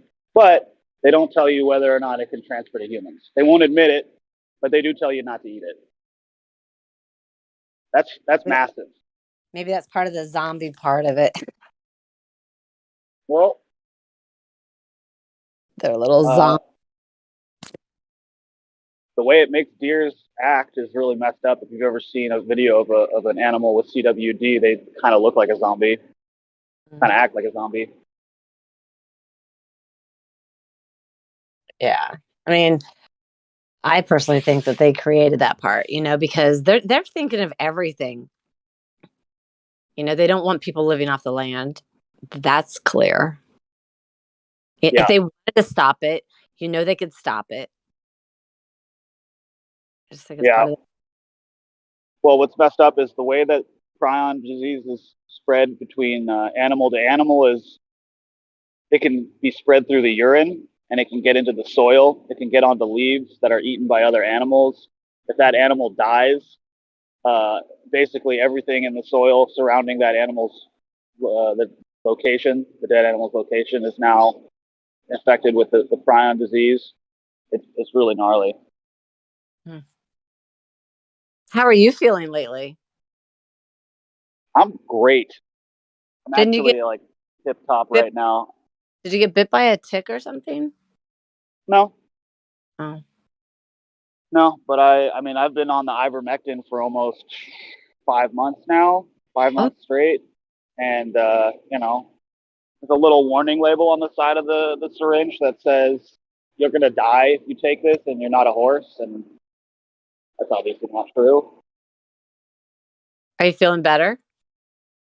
Yeah, I've had like a reduction of my my symptoms by I want to say like 80 to 90%. Oh my gosh! Yay! Praise Yah! Yeah, absolutely. I Like, love it. hallelujah. Mm-hmm. Isn't You it mean funny how CNN was everything wrong? around us seems like it's trying to kill us, even a tick? Mm-hmm. I mean, now they say the mosquitoes are trying to kill you because of West Nile. So, like in the town neighboring me, they bombed the entire town for mosquitoes, which is like, I mean, talking about your trophic entropy or whatever it was he said. Like, I mean, like taking an entire, trying to kill an entire like remove mosquitoes from an ecosystem. Although you can never actually do that because they'll just move back in. But like, I don't know. That to me, that is just insane. It is insane, and I'll tell you why they're doing it. It's because mosquitoes are the number one genetically modified organism in the world. They're modified more than anything else, and yeah, they probably these GMO mosquitoes have probably escaped and you know, settled down into various areas and established a pretty significant population, and they're like trying to figure this out. And so You yeah, know what? they're like bombing. They've Yeah. already released them. They've already released them. Remember when they gave the mosquitoes a virus and released them into the wild so that they would give the virus to the other mosquitoes and kill the other mosquitoes? So Yep. and then not long after that we had on the news the Zika, right? Remember the Zika virus with the Yeah. encephalitis?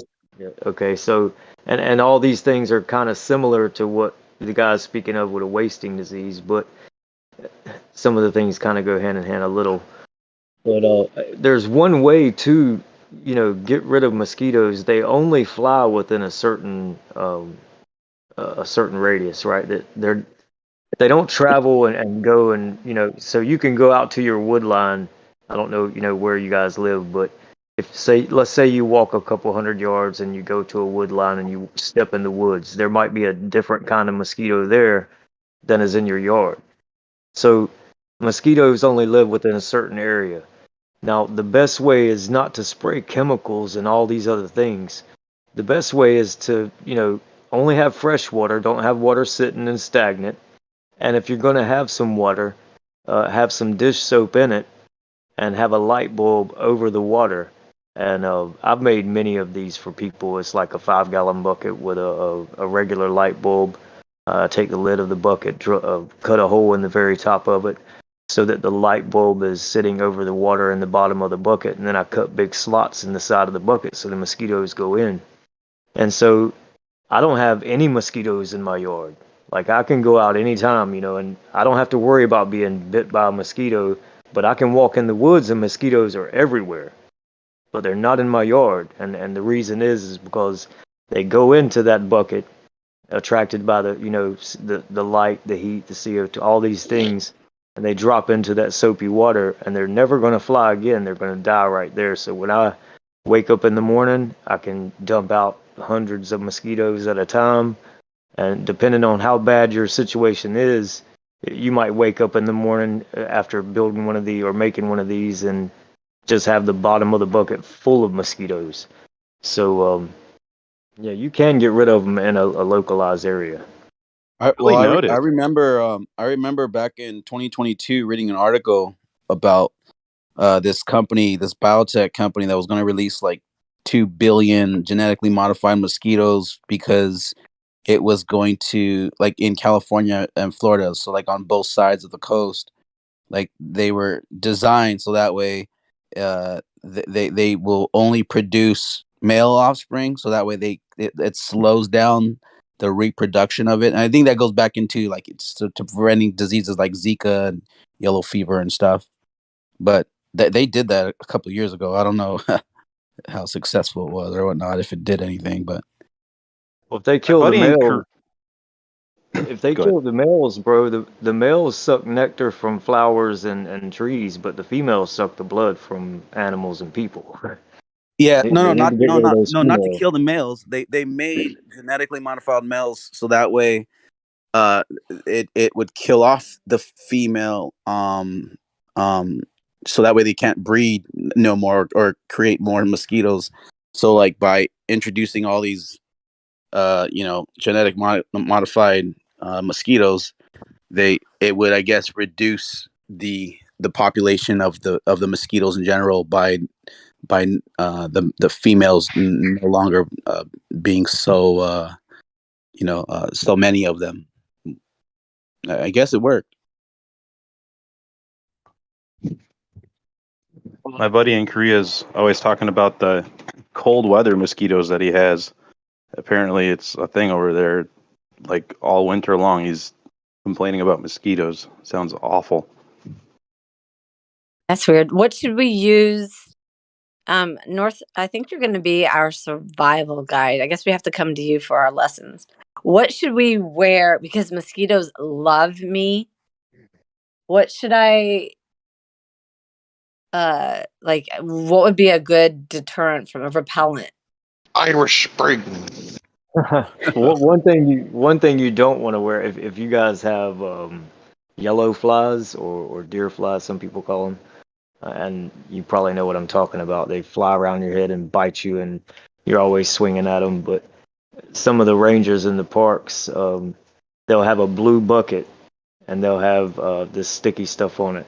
So those yellow flies, they're attracted to blue.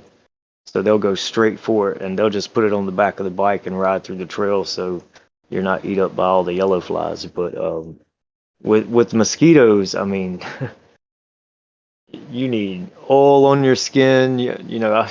There's all kind of things you can do for mosquitoes. But as far as something to wear, there's different plants, that you could rub on you. The oils on those. There's all kind of different things.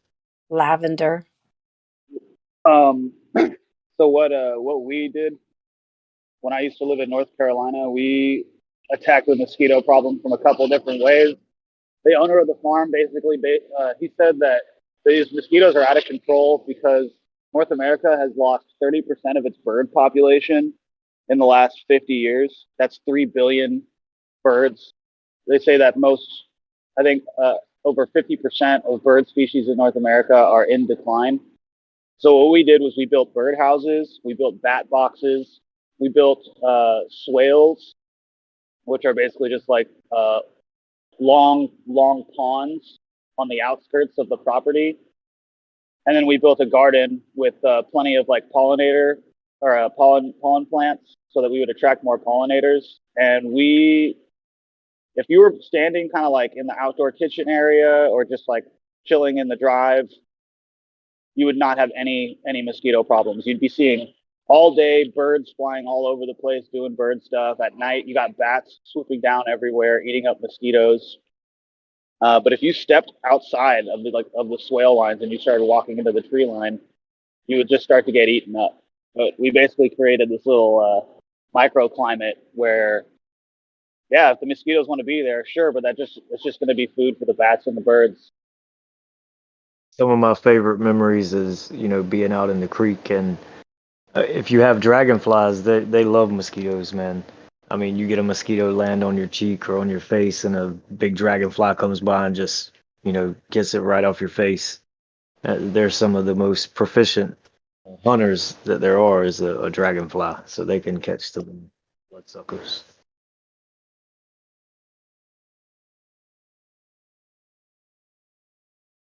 I heard the Irish Spring is good to keep like stuff out of your crops.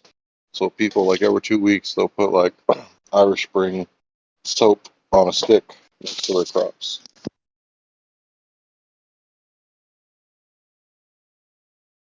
What do you mean on Well, a? I can personally testify that doesn't work. Personally, I use Irish Spring and I get bitten by mosquitoes a whole bunch. I was joking about the mosquito thing, but I was serious about the crop thing. But yeah, they just like, you know, basically post it on the ground, but they don't set it on the soil. And I guess when it rains, you probably want to go pick it up. But There's a really good book. It's called Survival something. Survival Handbook or something like that. But I should probably try to find it and post it. But there's a lot of things in there that help you along the lines of if you want to, do that self-sustaining, livelihood and how to build simple and inexpensive, like to catch rain, to store it, to filter it, to store water, to grow crops. Like it's called. Let me try to find it and I'll post it. Survival's Handbook or something like that. But apparently it's like a number one source.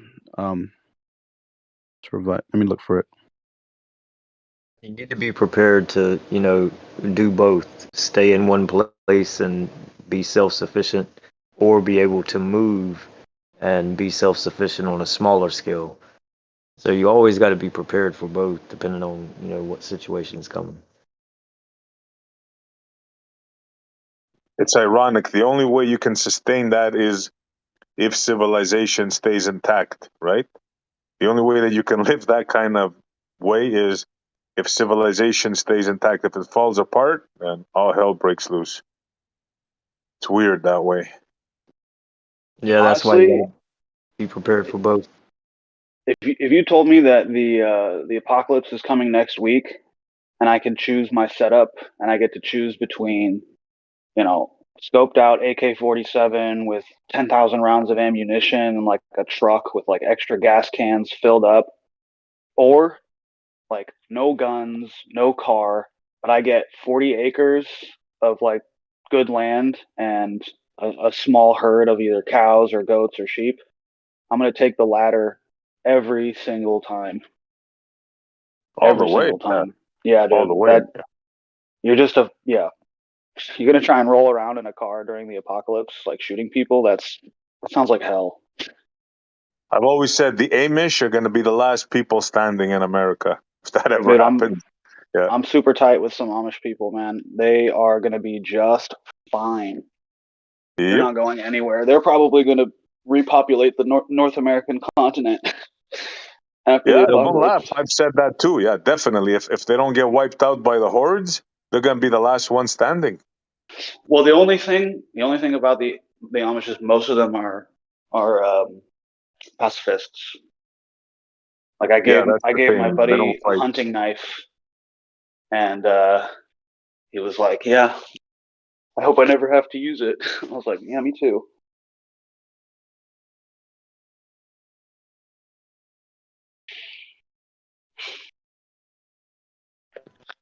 Doesn't apocalypse mean unveiling and revealing? It wasn't until Hollywood took it over that it was like end of the world, but really it just means unveiling. And so the book of Revelation is totally apocalyptic because it's revealing and unveiling some prophecy, and Hollywood, they're steering our thinking constantly, hurting us, wanting to make us all the same, taking away our free will. And I know there's some in here that don't believe in God, but at least he gives you free will. At least the God that I serve gives people free will, right? But these freaks, no. They want to take it away and want you to follow them and to do this and to not drive this and don't eat that, and you're going to eat the poison, and you're going to do this, and it's crazy. Everything is like flipped upside down, inside out. Why do they lie? Why do they lie about the shape of the earth? Why? I know, and we don't know exactly, right? I mean, I have an idea, but like the guys that are in here all the time, I I know nobody really likes to think about it, but we should talk about it more.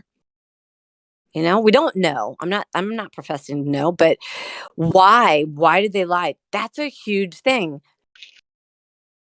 I Well, dropped the PDF of that book. If anyone wants to download that or save it, I just saved you $17 to buy it on Amazon.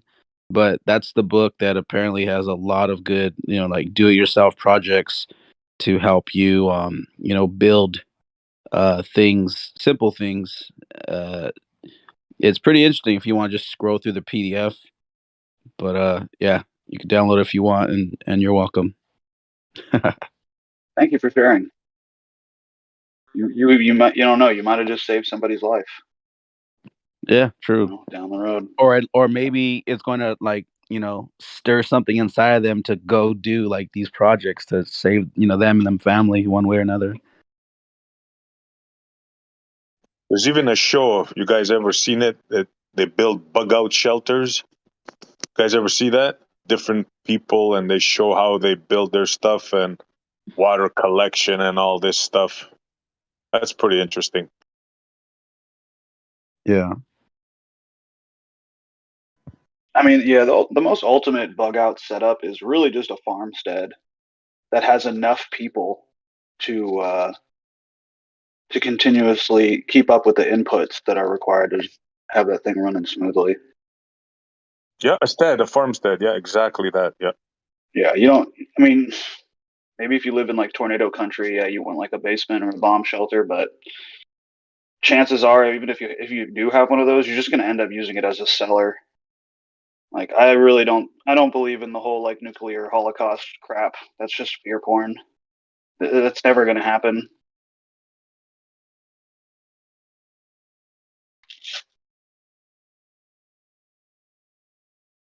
Did somebody just post a survival guide or something? I kind of missed it.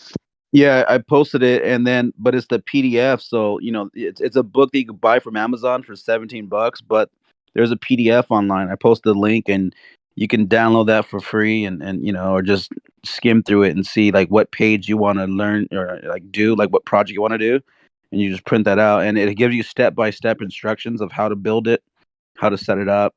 Like it's pretty interesting. Just if you want to flick through it, I think it's like only 50 something pages. But it's some pretty good stuff in there, man. Like some really good stuff. All right, I'm looking for it. Let's see.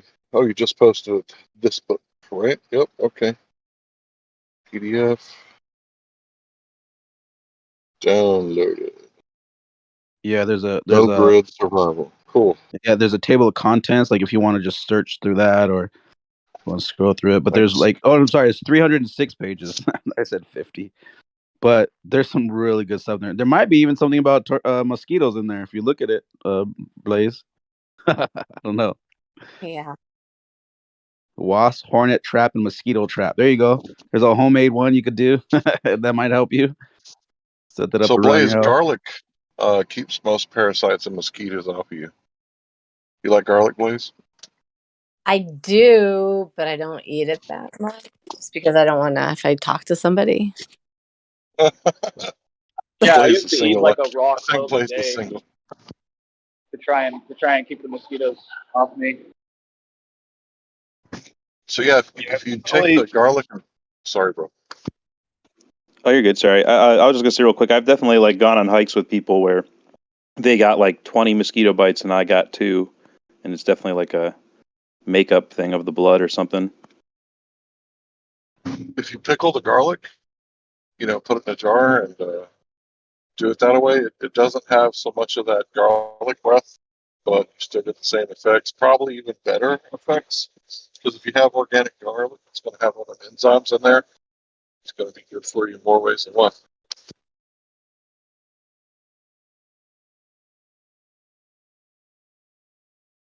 Yeah, you guys that live down south, you got to understand that where the northerners live, it's a whole different ball game.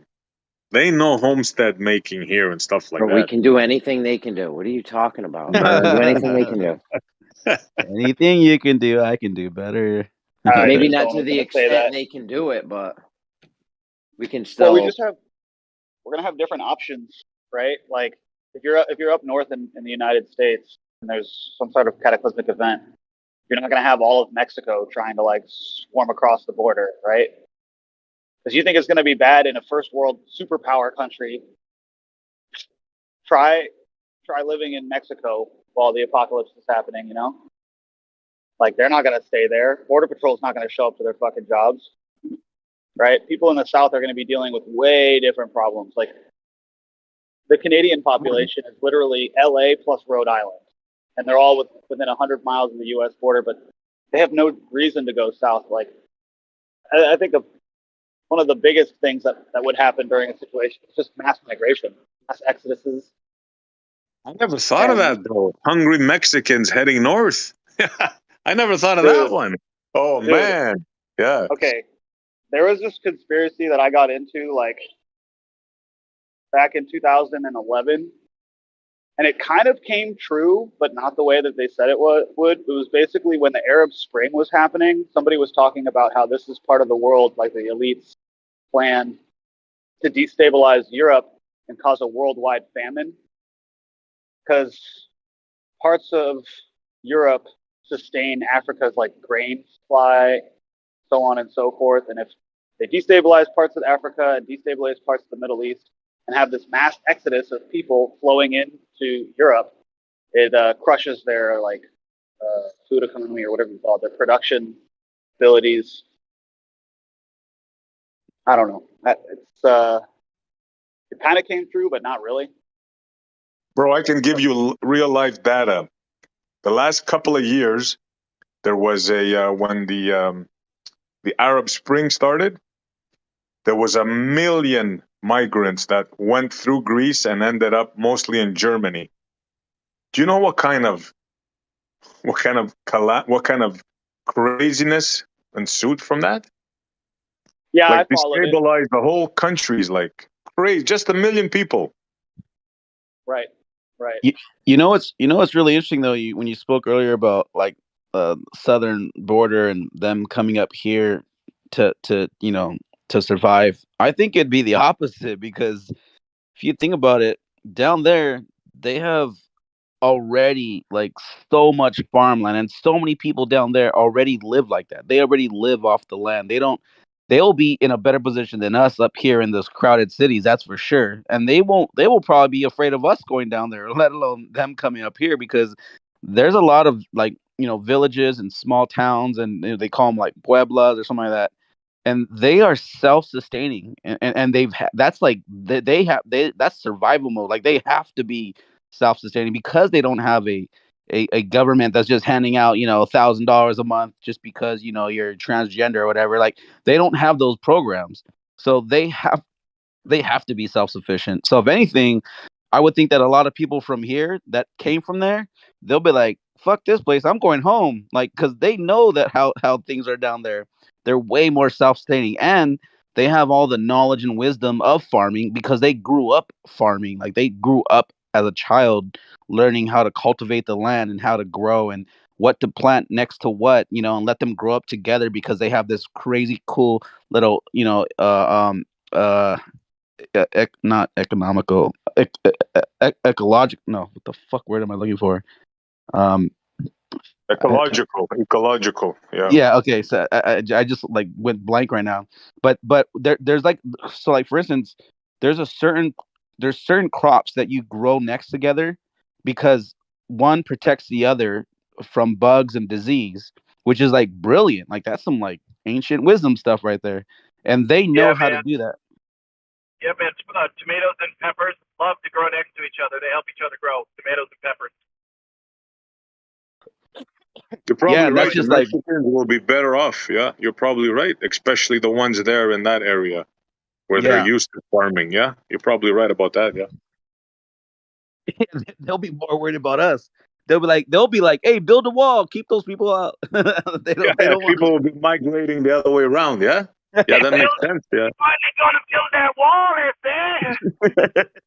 Can Americans, I said, keep them out, man. They're gonna eat all our food. Yeah. No, but I think it'd be that. I think that's more realistic than them coming here. You're They- right, they'll- bro. Yeah, we're gonna have to revise that idea. Yeah, that makes sense. I think there's a couple factors that would determine whether or not that would happen, like depending on where the disruption of society happens first. You know, because who's likely to just more likely to set up a FEMA camp quicker, Mexico or the U.S., right? And some people Right. might see FEMA camps as safety, as their ticket to life, you know. And as far as Mexico building a wall, at least we know that they'd get it done like super quick in half the time.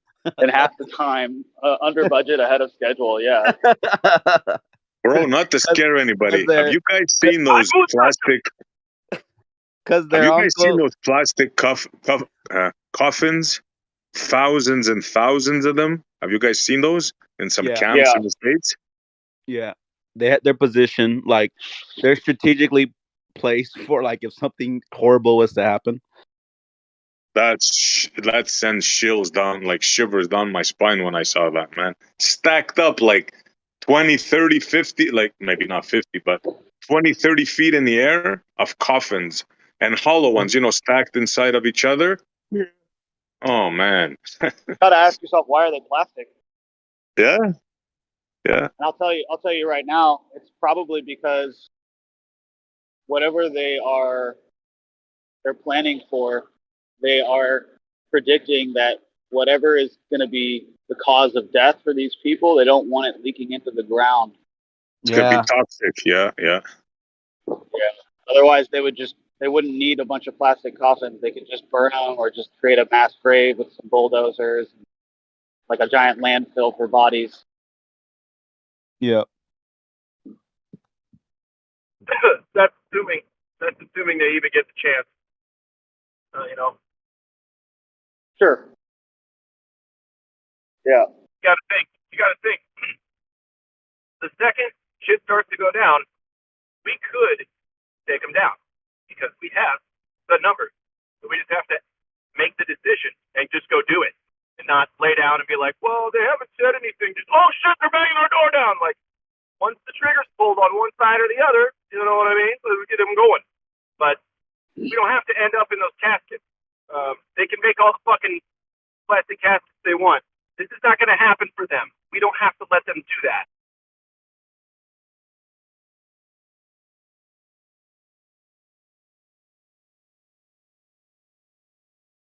Yep. I kind of see America as like Afghanistan of the future.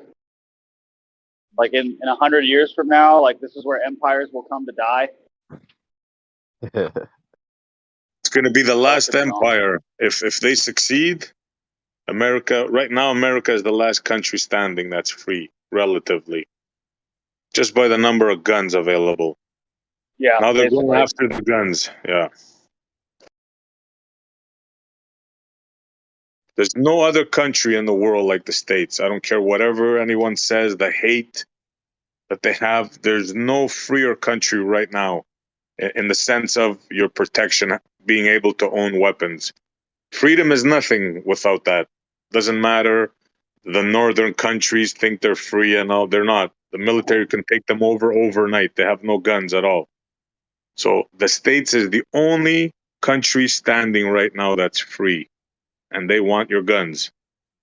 Yeah, and there was a map before that I've seen years ago, like probably a decade, two ago, and they had a map. The FBI had a map of all the militias across the country, and it's interesting because if you look at it, they're kind of like strategically, spread throughout the United States to where it'd be interesting. They could just easily just use the militias for controlling the people because they themselves are like enough powerhouse. And you're talking about thousands and thousands and thousands of armed groups all across the states. It was a really cool, interesting. I'll try to find it. It was a really cool map of all the militias. The militias are pro-government or would be pro or against government in any event? They would. Well, Also, they they're would supposed be. to be pro people. Yeah. Yeah, it's going to depend on the militia, I would think. True. And for the most part, they're just against a tyrant government trying to overpower the people. So it would be cool that if they all just stood together in that uniformity and be go against the tyrants if that was to pass. But who knows? I don't know. That's what distinguishes the United States with every other country in the world. And I mean every other country, right? Well, yeah, no, that's why I Which said other that. country has the right to bear arms? Name me one country. Israel, Afghanistan, not Palestine. Pakistan, All the Vietnam, Middle Eastern. I should have Indonesia. said Western. I should have said, yeah, okay, my Yeah, bad. Yeah. yeah. I was gonna say all the Middle East is pretty much All you of can them do what you except want. us. Yeah, yeah. Yeah. But it would be suicide for any, country to try and invade the United States. Even if the United States tried to turn on its own people, that would just be so dumb. Yeah, they Yeah, have they that. stand no chance. Yeah, no They, country stands a chance. they have that video going around of Biden talking, about how people that want to revolt against the government, and he's like, kind of arrogantly saying, they'll be going up against F-18s, and kind of like just strong arming how powerful our army is, our armed forces. But I think what he's forgetting is that it's the people that make up these armed forces. So, like, collectively, if all the soldiers were like, if they like realize, like, no, we're not going to do that because this is not what we signed up for, to be fighting against our own people just because they're not listening to your dictatorship, rules and regulations you're trying to implement. But it would be interesting, like if they try to pull something like that to turn the military on the people. Well, our troops are all over the world, and all over the world has troops over here. So that's how they would do it. That's how they would have to. Yeah, that actually a long time ago here in Discord, I was making mention of that. Like when you're in the military, you are like there's a few. I understand that could be argued, but majority of people are never based in their home state or home community. And the same thing also goes with like even police officers. Like if you're from a city, you are not usually like put in that city to work, only because if you see a friend or family member, you're gonna think twice of trying to bully them or rough them up, as opposed to seeing a total stranger that you've never met in a whole nother county or in a whole nother city. Then you'll be more apt to like do that like Gestapo type treatment on people. Same thing with the military. Like they won't put uh a bunch of California people in California because that's all their family and friends. And then if the shit hit the fan and they had to do that, it would be easier to be like in New Jersey and like shooting people that are, you're just saying, oh, that's the enemy. But if you're here at home, that might be your cousin or your a high school friend. So I think there is a like there's a strategic plan to that, like why they do that. To some degree.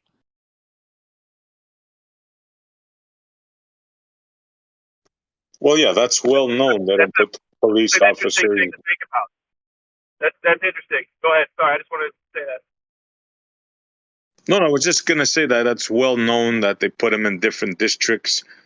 A, for what he said, and B, for bribery and stuff like that, like, or turning the blind eye. And yeah, that makes sense. But in a case where it's a countrywide revolt, right, the National Guard and the army, then it becomes that won't work, because no matter where they're at, it's a fellow countryman that you're killing, right? So that Yeah. changes the whole dynamic. Yeah. Which makes sense, like what Blaze said in the chat. They will use foreign troops. That makes perfect sense. Kind of Yes. probably why. That's probably why they have now, UN bases here in the United States and strategically in certain parts of the states. Like it makes sense, like that they would just bring, like soldiers from Africa or from Europe, and then put them into these, these areas, because then if the shit did hit the fan and they did have to, follow that order, that directive, then it would be, that same principle. Well, I'm from Africa. I don't know no one in here in America. So if you're coming at me, I'm going to shoot you. No problem. I'm just following orders. So that does make sense. And they also, on top of that, they also have the partisan divide. So they get like, Republicans versus Democrats, left versus right. So they can try and kind of play off that too. Yeah. Yeah. I've You noticed. put a Republican in a California, New York, they're gonna willingly want to, like, let's stop these people, or vice versa. You put like a Democrat, like, in a Republic state, like they won't maybe they won't have any qualms on like shooting your fellow citizen. I've noticed after watching copious amounts of mixed martial arts and UFC that when the fighter dyes their hair like an unnatural color, like they often get knocked out, and it's because it doesn't matter how badly you're damaged. If someone has like pink hair, you can see the target. So I say, let them wear their little blue hats. That's a good one. Yeah, but it's all interesting. We'll see. You know what I noticed? Only time will tell.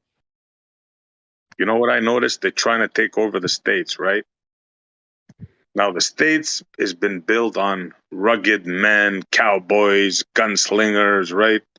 The frontier, like real men with their guns, their weapons. It's in the Constitution.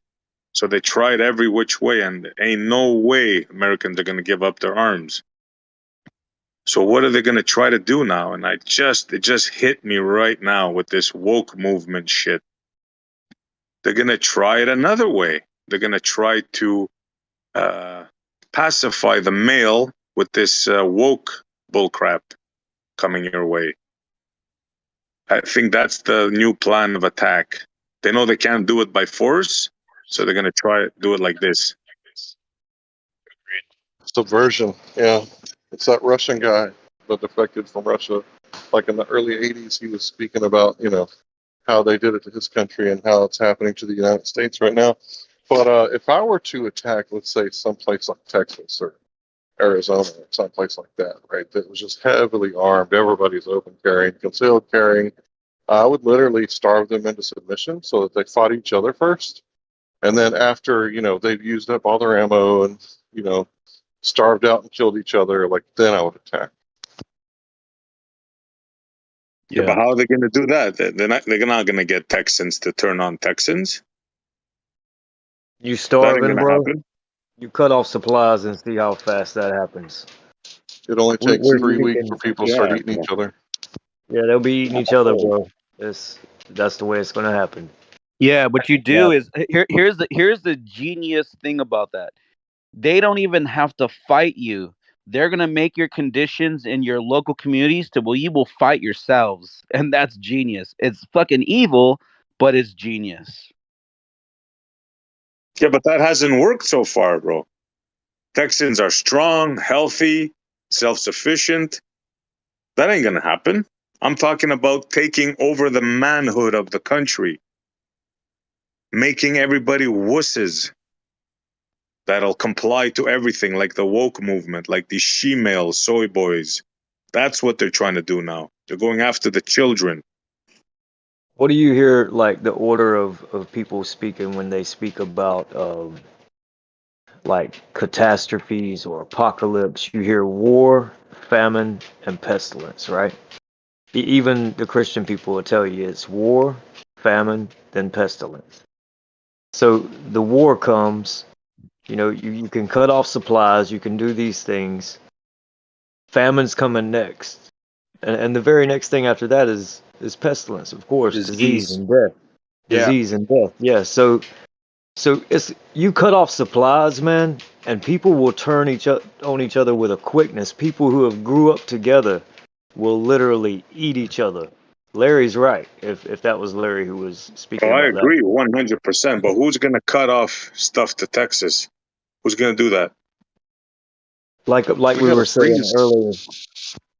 Yeah, any kind of thing, war, a natural disaster, all of these things can cut supply lines. I mean, it's just strategic, man. I mean, I the get what you're. government paid farmers to mow their crops last year, and people actually did it.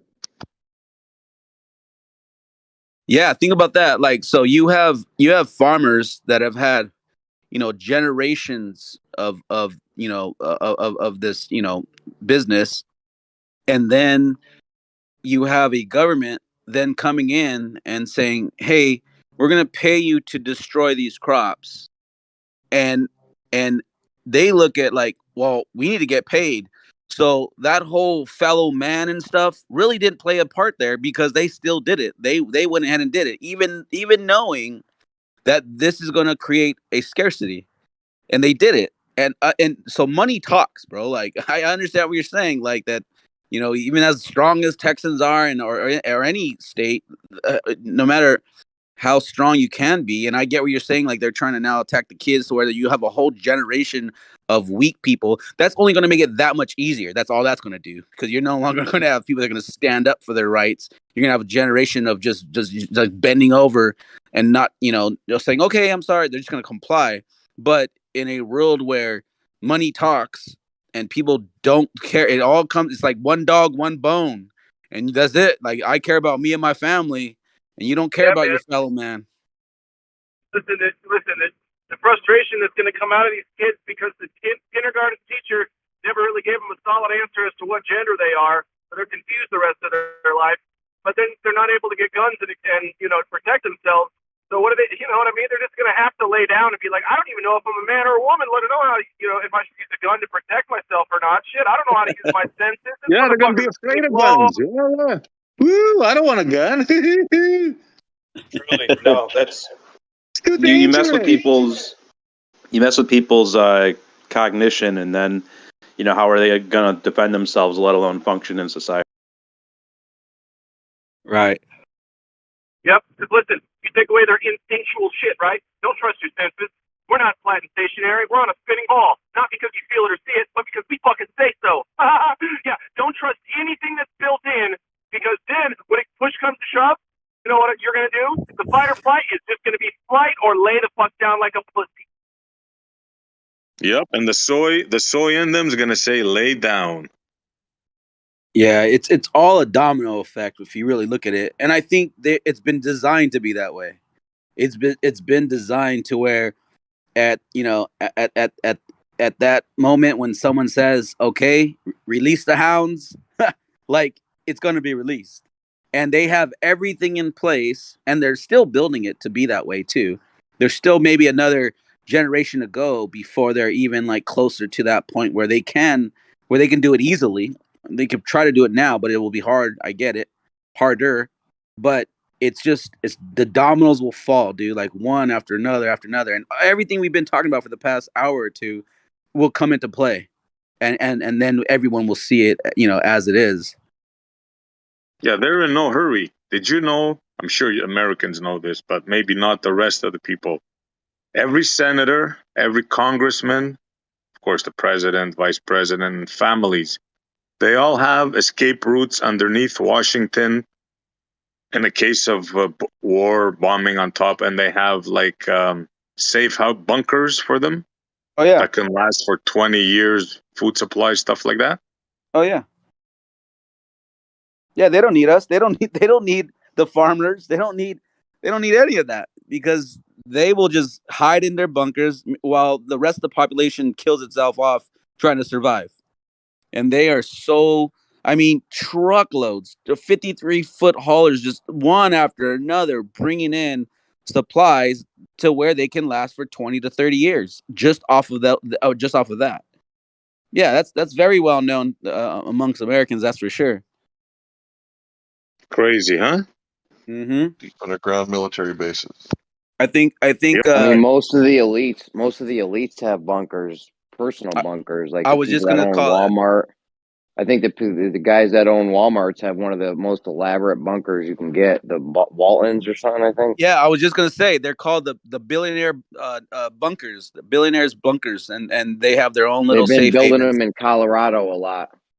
A lot of them do it in Colorado. You know, it's funny because they think they're hiding, but that's still somewhere we can find them. Yeah. Yeah, but you have to outlast Try them to and get in. kill 'em. Try to get in. Yeah, it's not like they're gonna be just some shriveled up old men in there. They're gonna have No, they're not going security to be and chilling on guards. the porch, dude. But they're not going to be chilling on the porch. But we'll be able to get in. This is not going to go their way ever. Yeah, I don't think they've fully grasped the psychological effect that's going to take place when they just try to go underground for months at a time. Like when they come out and see sunlight for the first time and touch grass, they're going to lose their shit. Like I think it's a very poor plan on their part. Well, in the Yeah, but the scriptures, it says that many are going to run into these caves and hide, but they're going to end up wishing that the rocks would fall on them and kill them for whatever reason. I don't know. I haven't figured that part about the scriptures, but it's very interesting that it's been talked about way before they even started What if building they these get bunkers. stuck? What if they can't fucking leave and they got supplies for like 10 years and then it's all over? Fuckers. Yeah, All the we would thing have to is, do is though, find their air like vents. with those people, It also says that in those days men will seek death and they shall not find it. Yeah. It says that they're gonna cry out for the rocks to fall on them, and they won't. But imagine this, okay? Like, whether you're a believer or not, imagine God releases the wrath, right? He opens the scrolls are open, and these, I mean, it speaks about these, like, fantasy, world type monsters that are going to be roaming and killing, slaughtering men left and right. Like, kind of like it's a movie at this point, but imagine if that really happens. Like, your bunkers don't mean nothing when you have these monsters that are going to know exactly where you're at, or these entities of of a on a on a godly level. Like, it's not going to, it doesn't matter if you're in a bunker. Yeah, I was gonna say, like, if the Leviathan shit is true, that motherfucker could punch down right below and just into the ground and fuck your whole bunker system up. Just you're done. Yeah. They could hide during that time, just as Blaze put, by the tribulation. You can hide, but you're not really hiding, because the entity is going to know exactly where you are. yeah, but the most important thing we're missing out here is just the fact that they feel that they're protected against any calamity, right? Then they don't have the fear like the rest of us to start something that you're going to get annihilated. But if you think that you're going to survive, you might be less, like, if you know your family and you're going to be protected, like, you might be more trigger happy. See what I'm saying? Yeah, it's a false hope. Yeah, you get cavalier with your confidence in your survivability rate there. Yeah. Yeah, exactly. Yeah. Yeah, I think it's a false hope for man, and it's a futile pursuit, because no matter what you do, you're not going to be able to preserve yourself to the wrath of God, like, regardless. The whole idea of the MAD doctrine, mutually assured destruction, right, with the nuclear bombs, is that nobody would dare pull the trigger because you're finished, right? The other side would launch their bombs. But if both sides have bunkers underground and know them and their families are going to be protected, like, what kind of, you understand what I'm saying? That works for us, but not for the ones that have the finger on the trigger. Here's one to think about, right?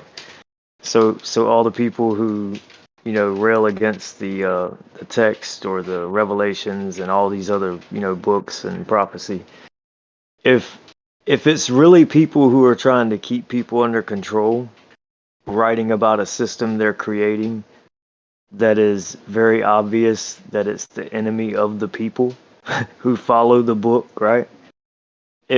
Even if you're the one who wrote it and the author is not the creator, so even if the governments and all these secret societies, if they've written these words and this thing's playing out, isn't that like telling you to your face, we are your enemy because we're producing this system, this beast system coming about? You know, people talk about the mark of the beast, they talk about all that. So if that's the case, then let's finish the game.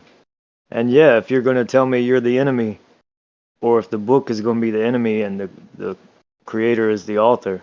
So either way, if the creator is the author, or they are the author, the controllers, either way, whoever the author is, these guys are enemies with us. Not the one creator author, but the one who are creating the system in the end of the book. So let's finish the game. See, the problem is, no disrespect to you, bro. They're one step ahead of you. And I don't want to start a religious thing now, but I'll just say this. They know the good people, the people like you that believe in the book, right? And they know the other people that believe in the other books. They know all that shit. So they use all that shit against you.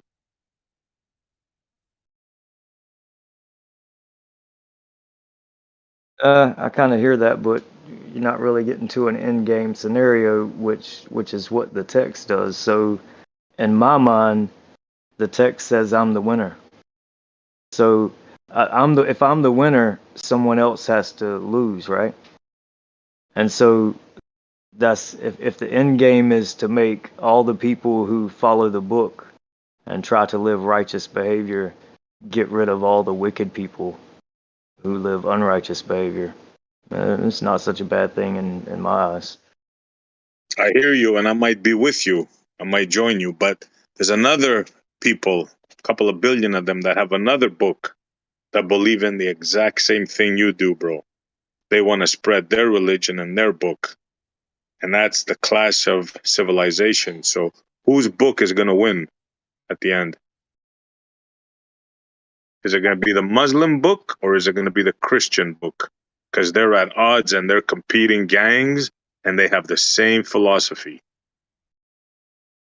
Yeah, I get what you're saying, but to me, if your enemy is really the author of the writing, and he's telling you that he's going to create a system that's going to be your utter destruction, and we're seeing that system being built in front of our face, that should tell you something, no matter who the author is, right? If it's happening, it's happening, right? So choose wisely what you're going to stand for. You know, I kind of wonder if the scripture where it says that gold will be thrown out into the street, I kind of think that that's, you know, those places that we buy gold and jewelry and we give you dollars. They're literally like throwing it out into the street. You know, the street could be a public place, a market, right? You're just literally throwing the gold out and your jewelry out for what? For paper money? So that kind of fulfills that scripture. I think that's another way that fiat currency was predicted. Yeah, but we got two great books, right? And by what North said, and I'll agree with that. These great books are going to come to a clash, right? And like he said, there's an enemy, and if you're on either on this side or the other side now, that means there's going to be a wiping out of 2 billion people at least in order for that prophecy to come true. And then there's going to be another, say, another freaking 3 billion left of Asians, maybe more. What's going to happen with them?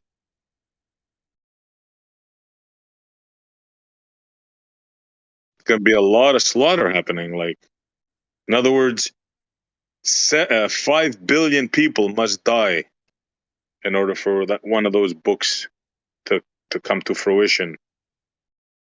Yeah, it's like what you guys were speaking of earlier. And I think all of any kind of writing you're going to look at, any kind of text is going to tell you about war, famine, and pestilence, you know. So war, and there's death by war, there's death by famine, by starving, and there's death by disease from eating, you know, rotten things or you know, different diseases that can kill you. So it's not just war that's going to kill men. The beasts of the earth, disease, famine. There's going to be so many things. Just an accidental running and getting impaled by something sticking. There's so many ways men can die, and so yeah, there's going to be a lot of death, man. That's what it's coming down to.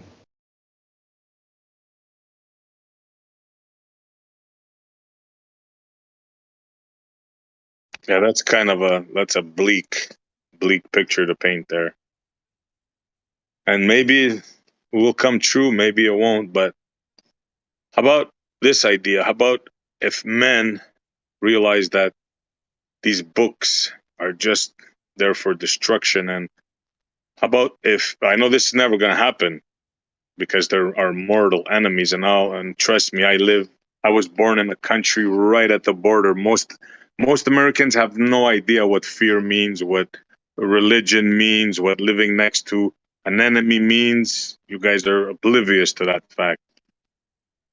So yeah, it's my idea is, how about if these two books shake hands and realize that we're just being manipulated, but that ain't never gonna happen.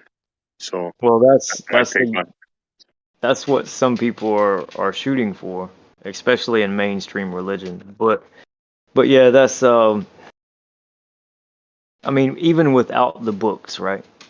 Even without the books, if you were to leave men to themselves, not even mention a creator, you don't think there would be wickedness in the world? You don't think there would be murdering and raping and all of these things happening? Absolutely. Yeah, they'll be fighting for land and resources like we've always had. Definitely. And it's not just land and resources. I mean, it's just anything you want at the moment, right? Because if you're left unto yourself, you're going to satisfy yourself. And if there is no, and I know everyone hates this, moral code, there is no standard of which to live by. And people want to teach me that there really is no right or wrong, whether it be answers on a test or whether it be, morality. I would say, why would you teach me that there is no right and wrong? Because basically what you're saying to me, if it's survival of the fittest, right? Or whatever you want to teach, then what's stopping me from murdering you and taking everything you have unto myself? Because I want it, I mean, why not? Why Well, not, yeah, that's right? exactly that's exactly what the Europeans did when they set foot on where This you're is standing right exactly now. this is exactly what it doesn't matter what group of people you come from, there are people within all these groups that will do this kind of behavior. That's the problem, right? It's not a book, right? It's not a book. It's just individuals within any group of people, within any culture. You have those village idiots. You just have those guys, man, that they will rob from you. They will murder you if you turn your back, even if you're working together. They'll slit your throat. And they'll take $20 out your pocket. It doesn't matter because there's no right and wrong. There's no consequences. There's no natural affection. And so that's one of the things I see going away. And I think people speak of that. There will be no natural affection. It's just unnatural, man. Everything's so unnatural now. People just really don't get it. It doesn't have anything to do with a book. It's just got to do with people, man. Yeah, like I said, people are always people, and they just look. This is what it comes down to. Okay, basically, is this: from the beginning of humanity, man has wondered where they come from, where they're gonna go when they die. Always been on man's head, right? And the fact of the matter is, nobody knows. Yeah, but So couldn't you have a best answer to that question? I mean, if you're operating within the framework of an objective truth, then you have to have a best answer to that question, right? yeah, well, you can use logic and say you were created, right? Sure, yeah. Well, men wonder now, right? A lot of men say they wonder now and they question things. but it's because they really never were told anything by their parents. They were sent into these schoolhouses and taught all kind of different things. But a lot of people in history, they knew. They said, "We know where we come from, and this is where we come from." And so I think, as if you go back further, people had more knowledge in a sense, and albeit that in the end time, I believe knowledge will increase about a creator or these different things and how we came about. I think they were closer to more knowledge than we have today. Well, look, it's not by accident that every culture has a creation story, right? Every Yeah, culture but has a now creation. every culture in the world has the same creation story about Big Bang cosmology and Monkey Man. Yeah, That's because the it was one world given to religion them. right there, bro. That was given to them, yeah. Just like the other religions were given to us. Zeus, Thor, right? Uh, the Indian religions, the Chinese religions.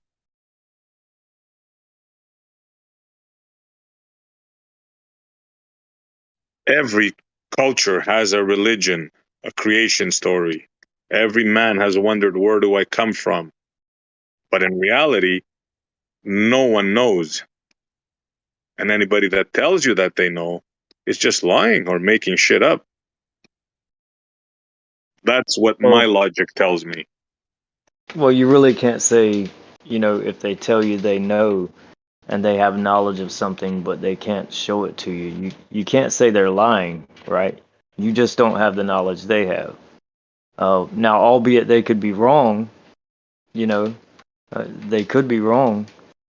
But see, what would convince you, SE, that someone has, let's say, can people experience uh, something spiritual? I have. And you have, okay? Yeah. And so could you share it, or would you like to, or no? Yeah, sure. If you wanna hear it. Yeah, Do man. you know what the evil eye is? Yeah, I've heard you speak about it before, but yeah, go in detail. Go in detail, man. Go ahead. Yeah. You might be thinking about a different evil eye than I am. Go ahead. Yeah, not that one, not that one. So in the east areas of Greece, Turkey, those parts. I don't know where it originated. It was either in Greece or in Turkey. They have a belief of the evil eye. In other words, when you give a compliment to somebody, uh, it's said that you can give them like an evil eye. So we have a thing where let's say somebody buys a new car. You say, "Oh man, I like your car," and you'll go like you'll pretend like you're spitting on the ground. I know it sounds stupid. You don't actually spit, but you go you make a thing like that. That's Yeah, yeah, supposed yeah. to remove the evil eye. So that's one aspect of it. Now, another aspect of it is a ritual that they perform to remove the evil eye. Now, this is similar to it, but it's different. Have you heard of sunstroke? Yeah. Talking about a heat stroke? Heat stroke, yeah. When you're out in the sun and it cooks your brain and you're like all, you feel Yeah. dizzy, you want to sleep and shit. Yeah. Well, when I was a kid, I got that.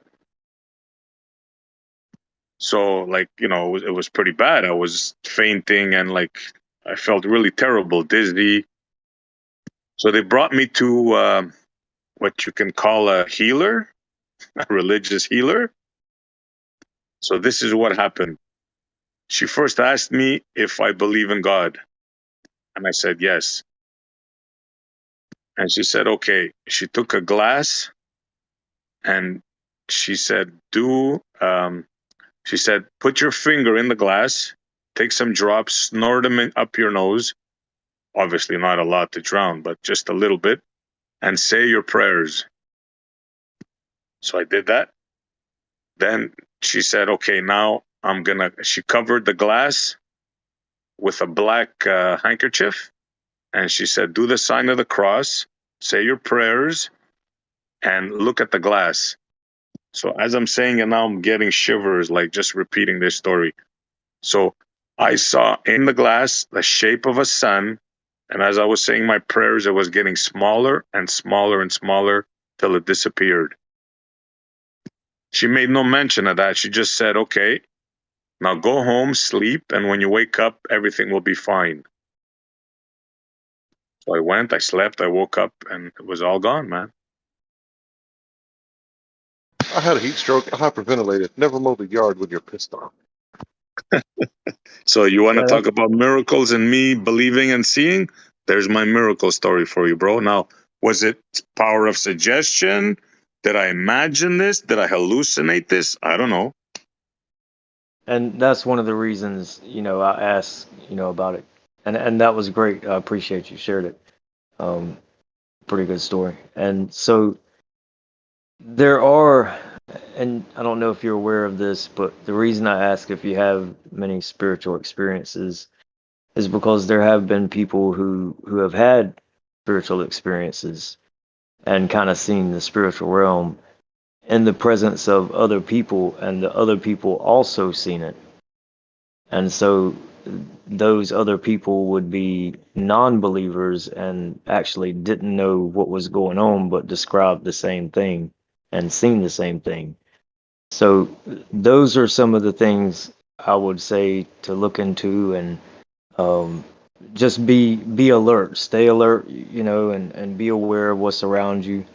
And a lot of people don't communicate, and we're all kind of to ourselves, but I would just say those things do happen, and I'm one of the people who has experienced those type of things. So you don't have to take my word for it. I mean, I could give you witnesses of other people who have seen things and things like that, but um, and, Yeah, and but what drugs does not that mean, bro? What does that mean? Does that mean the God of the that Bible, Yeshua, it exists? doesn't Does it mean no Muhammad is real? Does it not mean the not necessarily Zoroastrians are correct? What does that mean? no not necessarily, right?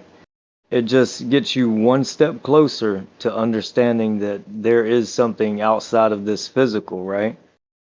And that whether they have righteous intentions or good intentions, as some people say, or they have bad intentions towards you, right? And we can't judge each other. We can't know each other's heart, right? But you know your heart, right? So you know if something has bad intentions towards you, whether it be a person or a spirit, you know how you're acting in the moment. So in the moment, if you're acting like a jerk, I mean, expect to get slapped, right? But in the moment, if you're having an experience, whether it be with something spiritual or somebody that's physical, you have the reasoning ability to understand when you're being done wrong, right? When someone is doing something wrong. So it just gets you one step closer to identifying what the truth is versus the lie, or what your enemy is versus your ally. And that's what I'm trying to share with you. That you have one experience, but there's so many other experiences to have. And I think a lot of people just, if you close the door, then maybe you're not going to be able to enter and see all these other experiences. Just don't close the door yet, man. Just stay alert, and some of these things might present themselves to you, or some of these experiences you may have, and it will get you to a more accurate knowledge of, the truth. And I'm not saying you don't have truth. We all have some truth, right? Everyone has some truth. And a lie is nothing but the truth twisted. So, yeah, I just say, man, stay alert and stay alive. I hear you, bro. I hear you. But I'll tell you one thing: your Muslim counterpart will say the same thing about you. You know that, right? They'll say they have the truth, right? And you're just, it's part. They call us the of the book, right? They have some respect, but to them, we're still heathen. We don't believe in the full. We don't live by the full laws of the Creator. And funny it is that the Jewish, the Muslims, and the Christians all believe in basically the same God, if I'm not mistaken. That's the killer of it all. I think what's amazing is even I speak to a lot of Muslims, and we get along great. But this is the thing: it's kind of like Christians, right? When they read the book, and they'll tell you, "Oh, Israel failed, and Israel's done away with. We're the new Israel. We're the church, and all these different things, right?" But yet, when you go to their New Testament, it speaks about has all of Israel fallen? No. Why did they fall a little bit? In part to bring the Gentiles in, right? And so he speaks about all these things, and it's it's so hilarious to me that no one understands that the Creator is the one that reads the hearts of men, and we're not judged in a group of people; we're judged individually. And yeah, there's going to be a lot of people on that day that never thought they would be standing together and standing for the same thing, but they will be. You know the Hasidic Jews, the ones with the curlers and the hats and that, the old style clothes. Curlers. That's what we call them here, curlers. Yeah. They look down upon us, right? Christians. Oh yeah, there's a lot of different sects of Judaism that look down on a lot of people. There's many different sects of all kind of organized religion that look down on other people and other people groups. I remember one incident was a client, and they were of that faith, and sometimes I wear a cross, gold cross around my neck, and at one point he just stopped, looked at me, pointed, and started laughing. I go, "What are you laughing? What's so funny? What are you laughing at?" And he was pointing at the cross. Well, you know what you should have done? You should have pointed at something on his body and then started going, ah, ha, ha, ha, ha. To say back to You him. know what I told him? I told him, "You better fucking stop laughing right now. You don't want to do this with me." And this was a client of mine now. And it ended right there and then. Yeah. Yeah, but I would have laughed at something on his silly little body. Yeah, well. And then after he gives you the weird look, then look him straight in the eye and go, "Now you know what it feels like, don't you, buddy?" Yeah. Yeah. A lot of people have no idea, especially the sheltered people in the States. Don't get me wrong now, right? I love you guys, right? But a lot of sheltered people in the States, especially in the Bible Belt areas, they have no clue of what religion and outside of the United States actually means. Like it's so much different than you can imagine. It's almost like a different. It is a different world. It's a different world out there. In other words, if North was to go to Saudi Arabia and have a conversation with one of them, he'd probably end up dead. I almost can guarantee you that. Like in as Saudi crazy as Arabia. that sounds, yeah. Why? Why would they kill him? For being Christian? Yeah. If he started talking like Christian, like the conversation we had here now, and other ones, he'd probably end up in a lane dead somewhere. I say let us fight, and God will decide. Yeah. Let's just duke it out. Last man standing. That's the culture that Well, will spread across the globe. Done. No, I'm yeah, just I think Islam would probably win, No, unless Islam. Catholicism united into some sort of like major force, because the rest of Christianity is kind of split up. What I was gonna say is actually Hasidism. The guy who like developed it, his title is Baal Shem Tov. So y'all can do with what you want with that, but his title is literally Baal Shem-Tov. In the end, it's not going to be religion that's going to win. It's going to be property rights, hardcore gun owners, hardcore ability to defend yourself and work as communities. Because in the end, humans are materialistic, regardless if you believe in spirituality or not, religion or not. And those who unite with the resources will win. That's literally what's going to happen. Do you know that in Turkey, a NATO You country, don't think the 80 million Saudis have people, if you were resources? to Go ahead, Well, SC. Sorry. I was just going to say, let's say you go to Turkey right now, 80 million people, NATO country, right? And you say something against the Quran, you're either going to end up dead on the street, or best case scenario, you're going to end up in jail. Like, people have no idea of the freedom that they experience, the religious freedom that they experience in our Western countries. Most people have no idea what it's like in the rest of the world. That's why we should keep them out of the United States. No more Hell immigration, yeah. and just keep Hell it yeah. natives. That's it. We're done. Whoever made it here made it here. Otherwise, close the borders. We're done. Divine Essence. Do you know about the Hold on, real quick. Watch the movie. Islamic occupation of Spain? No. Real Like quick, everybody, hundreds of years ago. 700 years. Escape from New York. Okay, now go ahead.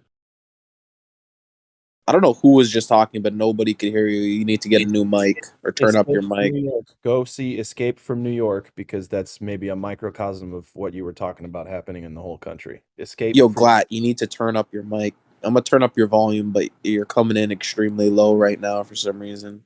Bro, what the fuck? Yeah, it sounds like you're whispering. I heard him talk about that dope film, Escape from New York. New York is a cesspit. Oh, New York's Yeah. awful. It's terrible. He's talking about the film Escape from New York. Is that better? Chicago's disturbing as well. Is this not better? California's disturbing. I can hear you, Glat. Okay. Half of Texas disturbing. Florida's disturbing. So anyway, yeah, Escape from New York is the premise is it's post-apocalyptic, and New York is, I guess, one of the only or the only like city that's still barely functioning, and but they won't let you out for some reason. And so I forget his name now. Super Snake cool Plissken. 90s actor. Yeah, Snake Plissken. Fuck yeah, dude. There it is. Yeah, he yeah, anyway, I don't want to ruin it. But see the movie. See the movie. New York has turned into a prison colony at that point. Yeah, Escape from LA is good too. It's Yep. basically futuristic Australia in the sense, and it's just cordoned off and just prisoners inside. And then the president's, I want to say the president's kid gets That's just it. crash lands It's the president himself, I think. Yeah, I know it's something related to the president. Crash it's lands escape inside pod crash New lands. York. Yeah. Yeah. And so Snake Plissken, which is Kurt Russell, is sent in to Kurt Russell, there it is. retrieve Gosh, I like him. Yeah. Kurt's the man. Have you guys heard of The Line? It's funny because in history there was in the beginning there was like Christianity and then Catholicism, and people who were Christian wouldn't convert to Catholicism, but like pagans and like people like that could get converted to Catholicism. And then all of a sudden, after a couple hundred years, Islam came out of nowhere and basically conquered everywhere that was Christian but not Catholic. Kind of funny. And then the Muslims jive really well with Catholicism for some reason. Yeah.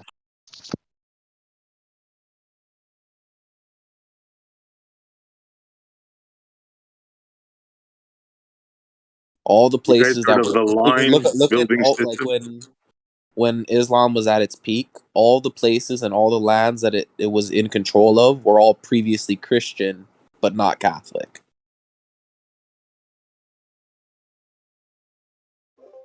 So regarding The Line that somebody else just mentioned, all I'm going to say is the last couple of years have given us a really good reason not to do something like that. That's why I mentioned it. That's what they want you to. They want you to live in a 200 square cubicle, own nothing, and be happy. That's the plan, the future they have for you. Yep. So you guys better start looking for land and becoming self-sufficient and go off the grid as soon as you can. Look around you. How many condos do you see being built, and how many homes do you see being built? Have you seen a home being built lately in your neighborhood? And they create In the illusion Texas, of they're being built like crazy. There's not enough land. and they Or not weaponize enough the word houses.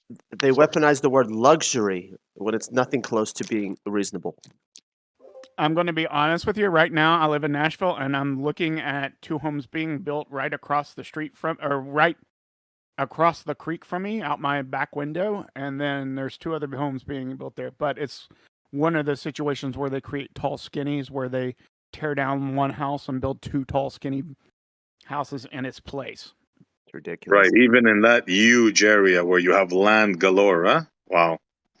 And Yep. they still, so, and then the thing of it is like, they sell that, they buy the house for like, you know, 100,000 or 200,000, and then they've been selling these houses for like 800,000 a piece, and just driving up real estate costs here.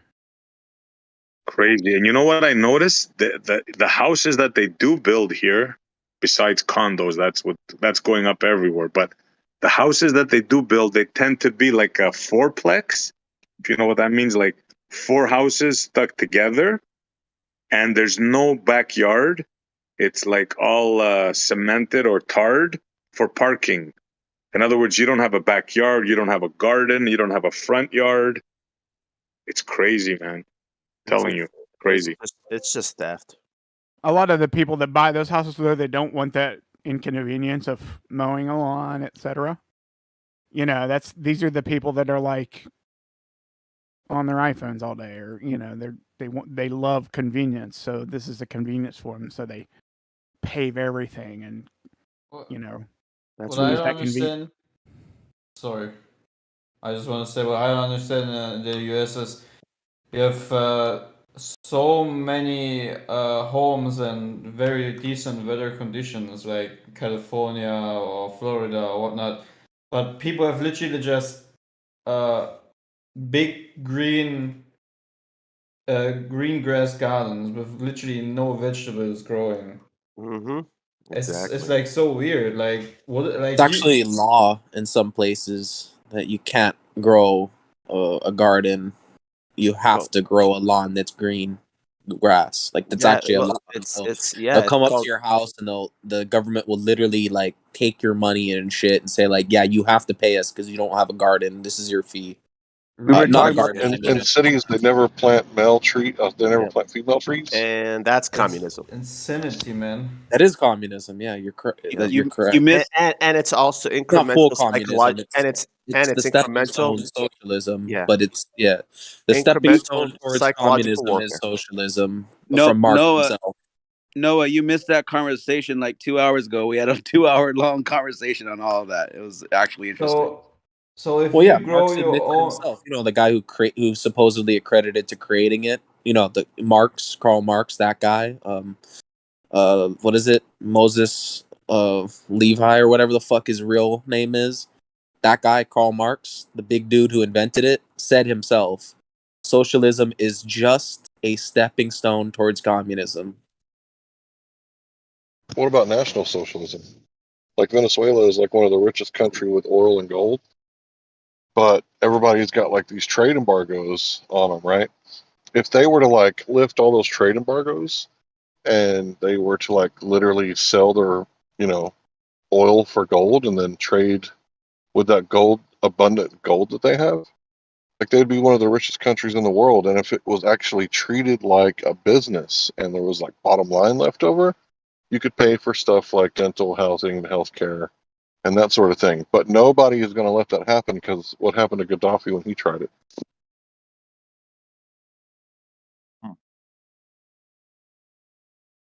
So there are some places in the US when I would grow food to an extent, and it's forbidden. They could put me into jail because of growing vegetables. Well, I think what was being referred to, I think it's more usually like a homeowners association or something that would imply those types of rules. I mean, maybe a really insane jurisdiction in some kind of special town or something, but I don't think it's actually a government imposed regulation usually. Yeah, but my question is why? Like, I mean, in the case of like a homeowners association, it'd be like a aesthetic choice by the crazy people that live there. I mean, does like when you have a good climate and you can grow vegetables the whole year, doesn't it look way better than just green grass? Oh yeah, People are like way better. wonderful. Even wildflowers. Even if you just have wildflowers, it looks better. Some very affluent people in the U.S. has decided that they want that aesthetics is important to the outside of their neighborhood. Wait. You mean to sterilize?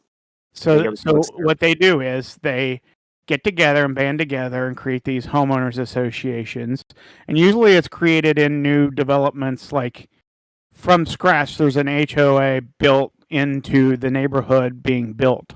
That's my And sister's so that neighborhood. protects the value of the house by having an HOA and having conformity for Ugh. everybody in the HOA. And people will buy into this because, Gross. it protects their value of their home, supposedly.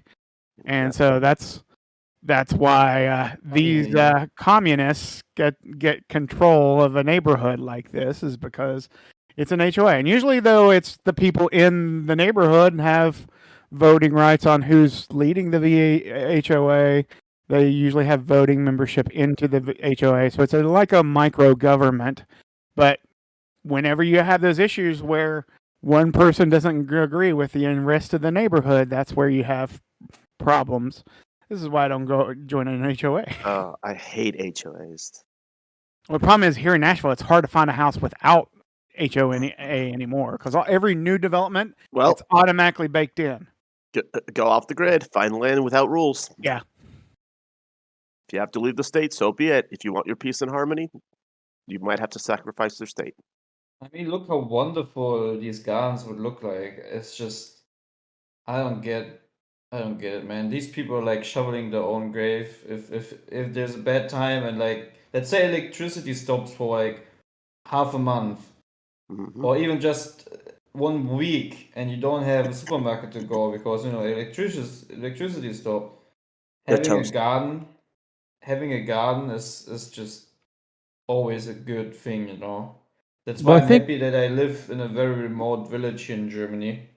Like not very remote, but like a small town, village, and we have a lot of garden, and that we can at least grow what is possible to grow regarding our climate, right?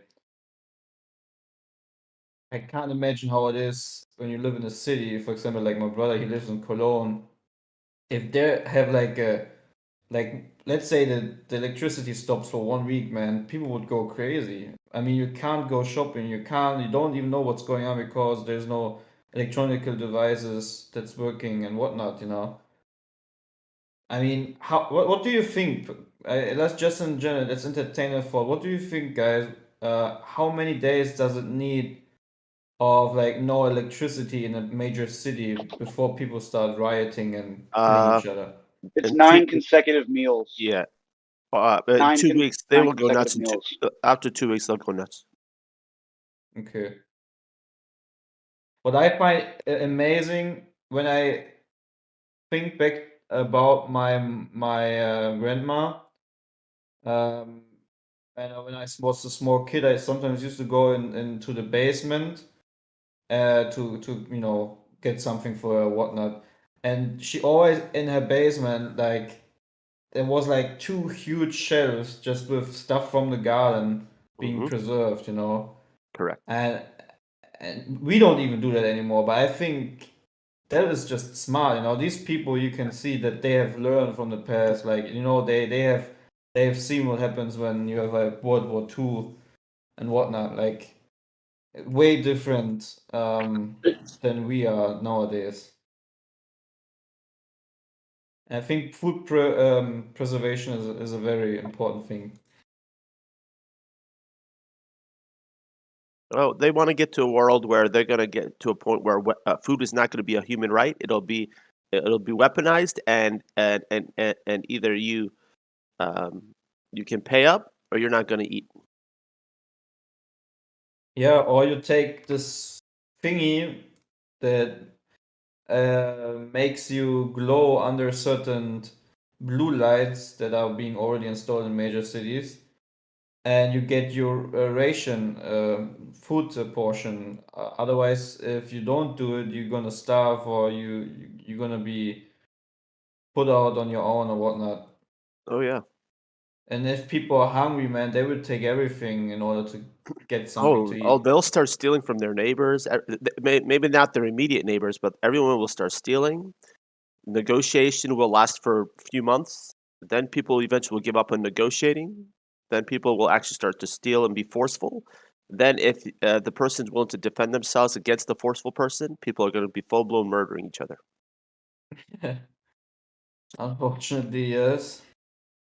And if that's the world we have to have, then I don't have to worry about it because I'll be on the country. So by the time the people in the cities, whoever's left, finally realize that they should leave the cities and they come toward my land, I'll blow them to smithereens.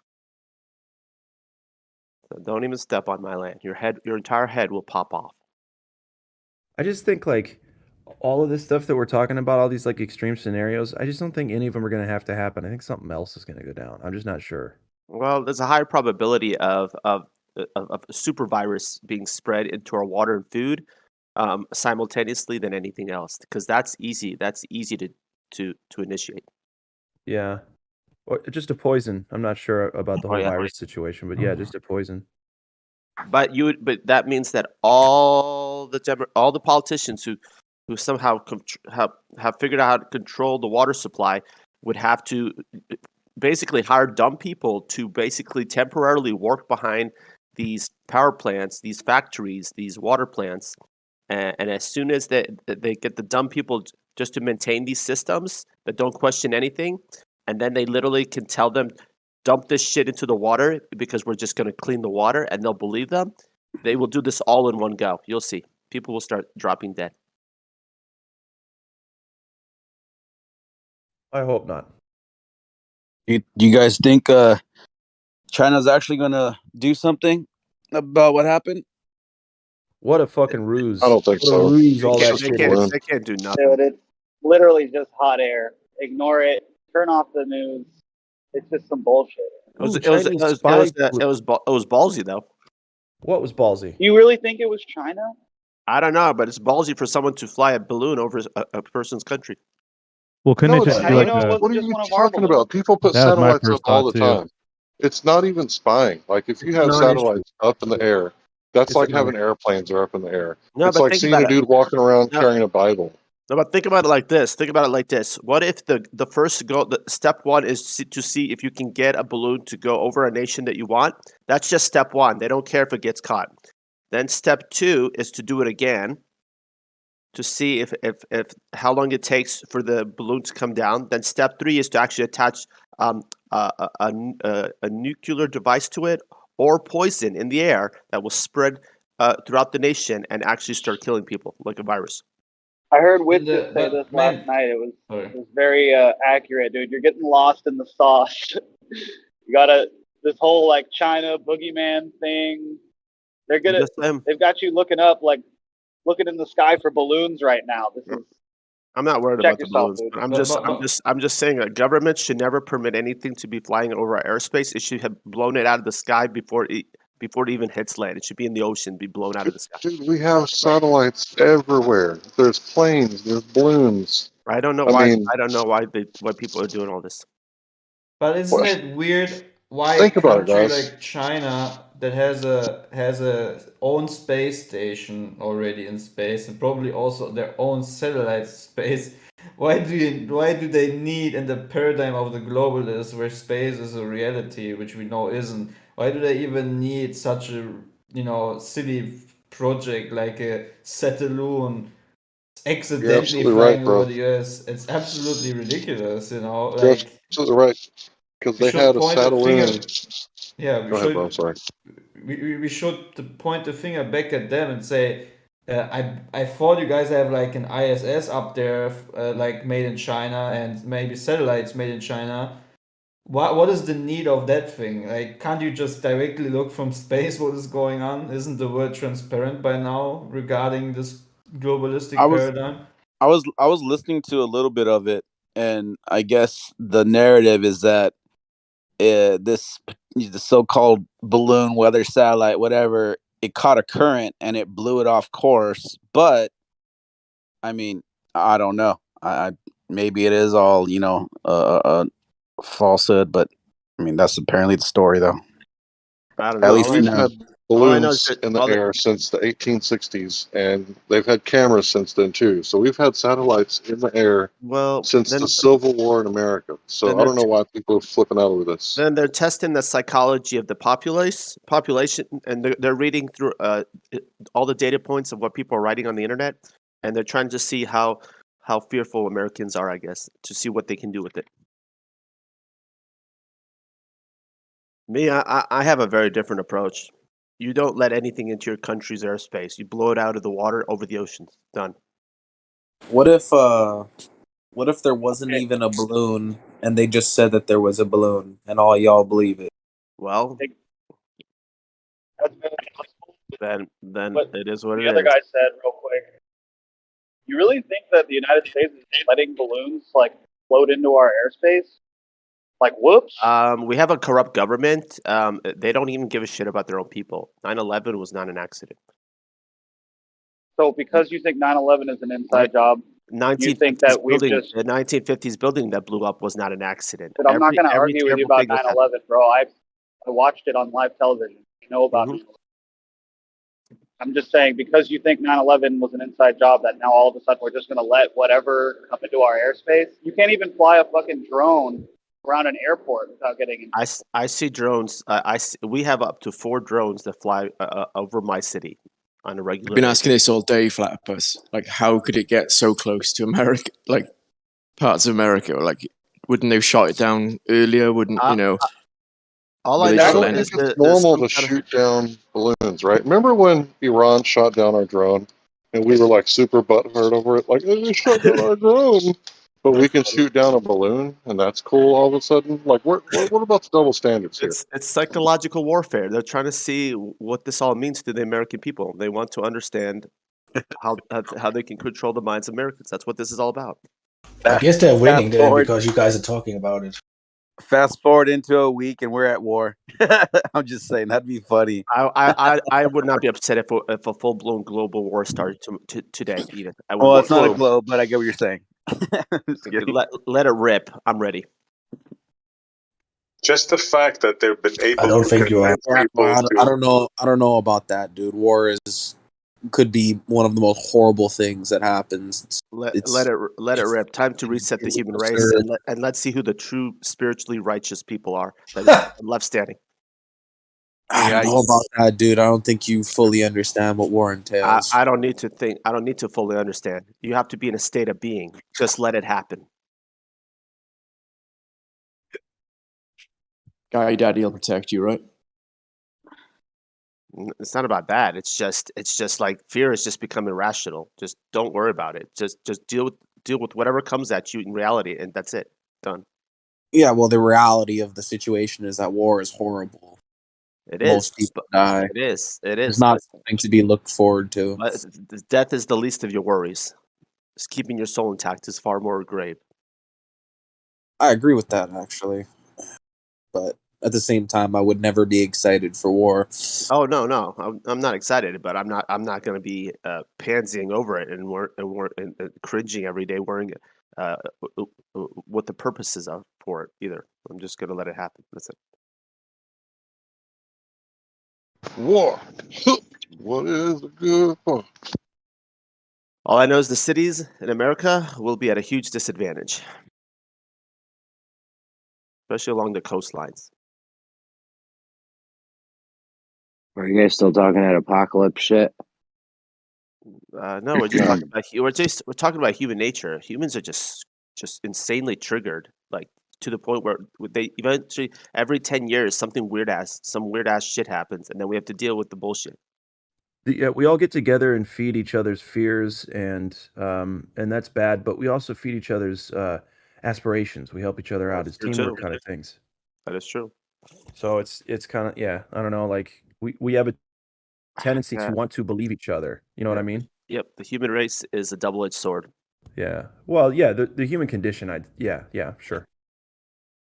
We're a catch-22 at all times.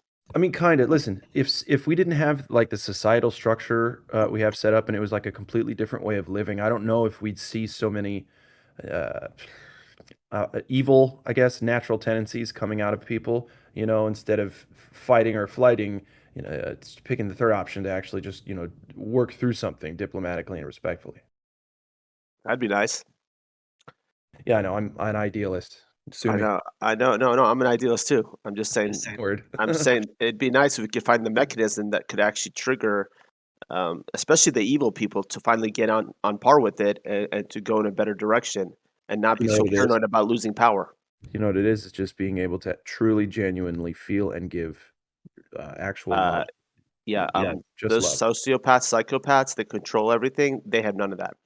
No, I know. I'm saying it's our job to just keep love around, keep it growing and strong Oh, yeah. as Oh, yeah. possible, and then Well, eventually they'll be like, how it said that, and it saw the light and the darkness comprehended it not.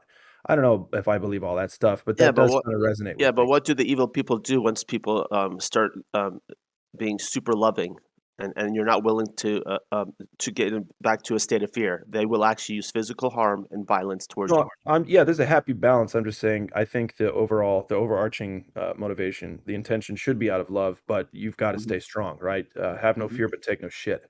I agree. Sorry, do no harm. Well, see, I can't say do no harm. So, because if they try to do harm on me, then they get it back at least twice fold. No, they try to harm me and I'm bleeding and I see the enemy, I'm gonna go kill him. Well, that's what I'm saying. Yeah, twice fold is so if they take my arm, I'm taking both of their arms. It's especially when you're in a state of bliss and you're not doing anything wrong and you're just like all of a sudden you're just looking at yourself like, why is my left arm bleeding? Like, no, that's just not acceptable. Yeah, they want us lost talking kind of like this and just whatever, just being fearful of an inevitable event, a cataclysm that'll actually never really happen. They want us doing that. I'm telling you, they desperately want to control the world, own everything, and create like their own little utopia, and have the least amount of humans subjected to slavery to get the resources that they want, and that's all they want. That's literally their goal. They definitely don't want you trying to prepare or trying to give other people knowledge on how to prepare for disastrous situations. They definitely do not want that because they want to put on that mainstream news all the disasters and all the things that it entailed and all the people that were affected and all the bad things that happened and the people run out of food. They definitely don't want you to be prepared for real life situations. But I don't see anybody in here fearing or cowering or anything. I don't think we're feeding on that. I think people are just speaking about real life situations. Yeah, but also Americans are kind of evolving in terms of not dealing with fear better because America has natural disasters all the time. Americans are being obliterated of their home, their land. They're being swept up in floods and tornadoes, and if you survive that over and over again, that in itself is good for you because that's going to just purge the fear out of you. Because you can handle Mother Nature, everything else will be just like whatever. Yeah, we're ready to roll right here. Yeah.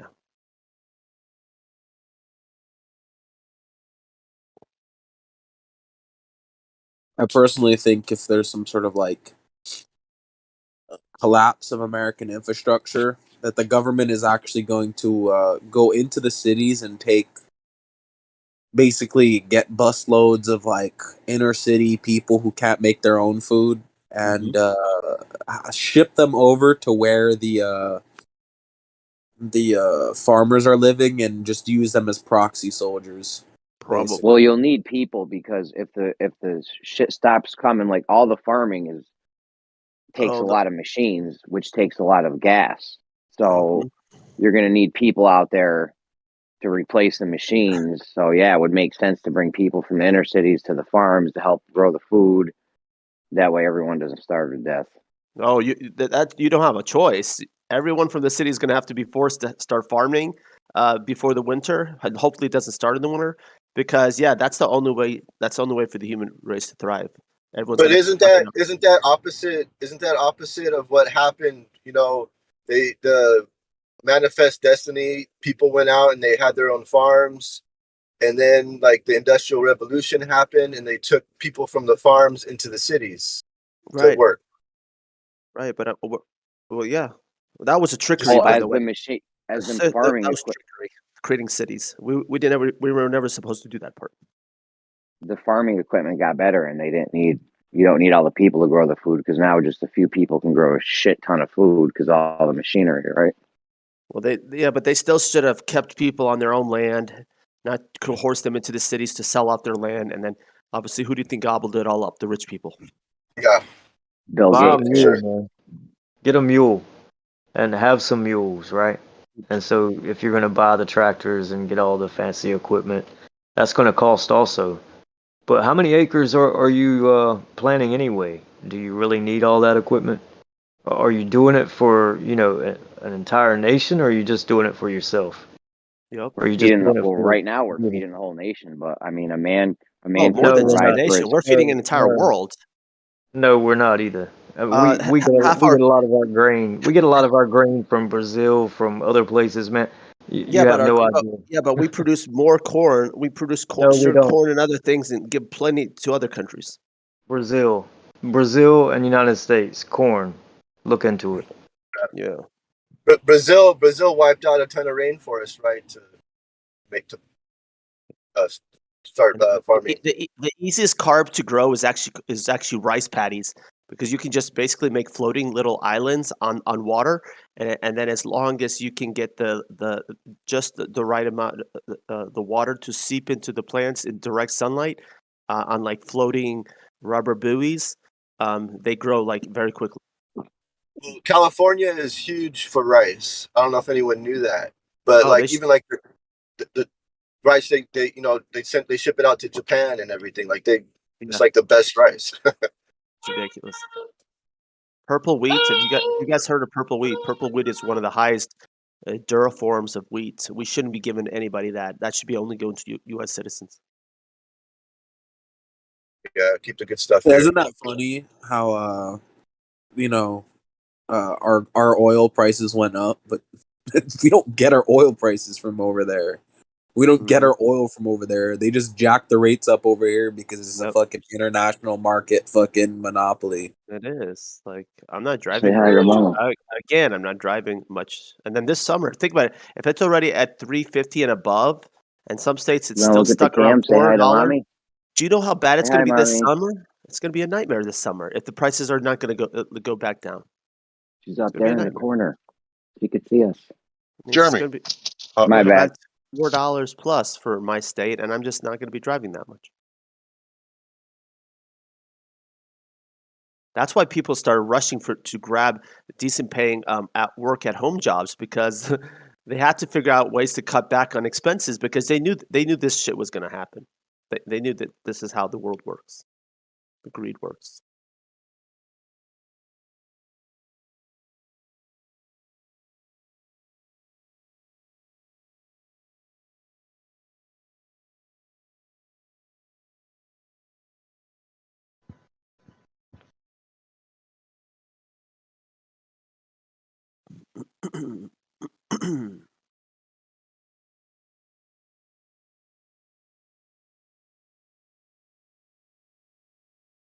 What else we got, guys? I don't know. It's a good question. But when it comes to farms, you can feed 20 people in a family on 0.25 of an acre if you know how to farm it properly. I was gonna say that earlier. It only takes like a little bit of land to If you know feed how a to, lot of people. if you know how to efficiently balance the nutrients and everything, the sun and everything, then yeah. But if you're Yeah, just like a a third of- willy-nilly farmer, you're going to need at least an acre. So why get got- get some of that big equipment, right? Why not just plow it with a mule or Why just do not it just by hand, spread? right? Why not just spread people back out throughout the United States, put them back on the land? Let's build practical, tiny little houses for families, and just let people be independent, self-sufficient. Go back to carpentry, stonework, all their natural skills, and if they need a little extra, then they will trade or utilize the marketplace somehow. That's it. I've actually seen it plowed by hand north, like a man can actually. Yeah. You don't even need a mule, but we can't go back. We can't go backwards. We need iPhones and shit, right? We can can't go have back. everyone. No, you don't want to go backwards. I'm trying to get fucking crazy up in here. No, I'm Where do saying you that we think all could. the inventions? Where do you we think should- all the inventions we enjoy today came from? Like even what we're doing right now, right? Yeah, The but- pits of hell, the depths of fucking hell. That's where it came No, from. it came from dudes like Tesla and shit. And if Tesla was out farming and busy farming and dealing with pigs and cows and shit, he might not have ever invented all that shit. So yeah, but- Tesla never yeah. interacted with Yeah, but nature if and animals. yeah, but Is if that we what ever you're saying? but No, if we that's never a- knew about it, that's knew a about it, comment. then we wouldn't be worrying about it. So thereby we would just maintain our natural sovereignty. Like if I'm I don't not know saying- about something, it's irrelevant.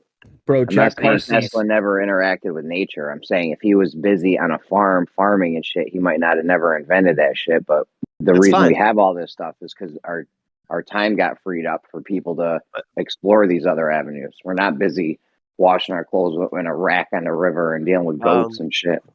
Well, it Jack comes from Parsons, necessity, right? right? And if Jack you work with metals and you work with these different things, like the other man was saying, these inventions come out of necessity. A lot of them that we're going to use, and it's going to be practical use gained from it. It comes from necessity, and someone has to make it, and they have the forethought, and they see how it could work. So therefore, they invent it because it comes out of necessity. Now, I think the when great there is, example is when there is no necessity, when there's no necessity, and you're not having a reasoning mind about day-to-day tasks and things that need to be done for you to be sustainable, this is where these type of inventions come from, man. like the cotton gin. Well, I don't think I think it's not necessity. I think it's greed. I think once people understood the concept of the multiplication effect of something, then they started thinking, "Ooh, I could be rich now." So That's true. something, you know. Like this. So Jack Parsons and Aleister Crowley let loose a demon on the world. We're still trying to fight that fucking thing right now. That's the deal. Well, you're also missing the fact that there's even been out of greed. There's been people that have stopped advancements of certain technologies because it would have taken away from their profits of that time and even in today's world. So there's also a lot of things that we don't have simply because a company will buy a project that could be so beneficial for everybody, but they scrap it or they shelve it because they know that it's gonna cut into their profits. Yep, and that's not good.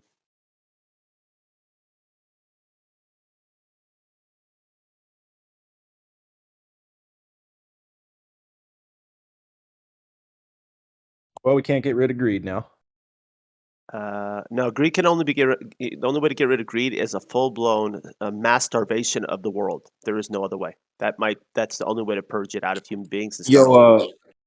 Speaking of inventions, Eventually, the greedy will eat speaking of- themselves. Yeah. Well, Speaking of if inventions, all the middle class and poor people just left the cities, oh well, for the millionaires and billionaires, go figure out how to mow your own lawns and clean your own whatever and build your own decks. Good luck. what are you talking about? The poor people would starve and die, and No, most they of the middle wouldn't. class No, they people would wouldn't. starve No, they and die. wouldn't. Poor also. people would stay together, go out into the wilderness, and just start building their own homes and growing their own food and recreating their own little civilizations. You really think that? Oh yeah, that's how that's- humans started. I How do you agree. think humans started when they got? Highly doubtful. That's how humans Yeah. started when they came to America. They literally just went out into the wilderness in small groups and started working the land and figuring things out. One of the things Well, they had help from the natives. Yeah, Yeah, they that did too, have but- help. They did have help from the natives. We don't. All I'm saying, man. All I'm saying, man, is I don't know. listen, That's a listen. story. Peanut butter That's is not just a a story, bro. peanut butter is not an invention. It's a natural occurrence when you eat peanuts. That's funny. Yeah, you crush the peanuts with your teeth. You masticate, and the saliva creates peanut butter in your mouth.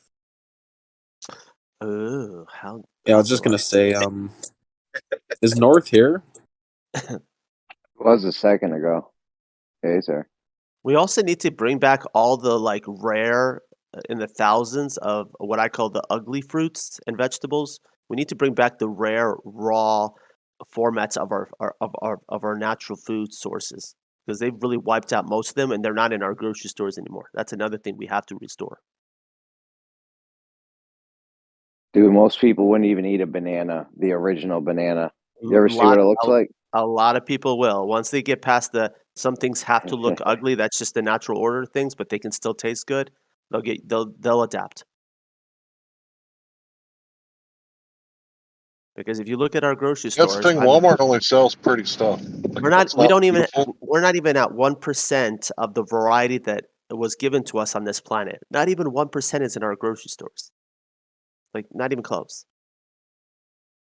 No, like you know, like you go to the store, you see the heirloom tomatoes. Mm-hmm. You know, they're not pretty looking, but you know what? They're good as fuck. And Mm-hmm.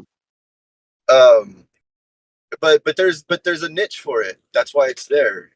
There are people who do realize that it doesn't have to look pretty to taste good.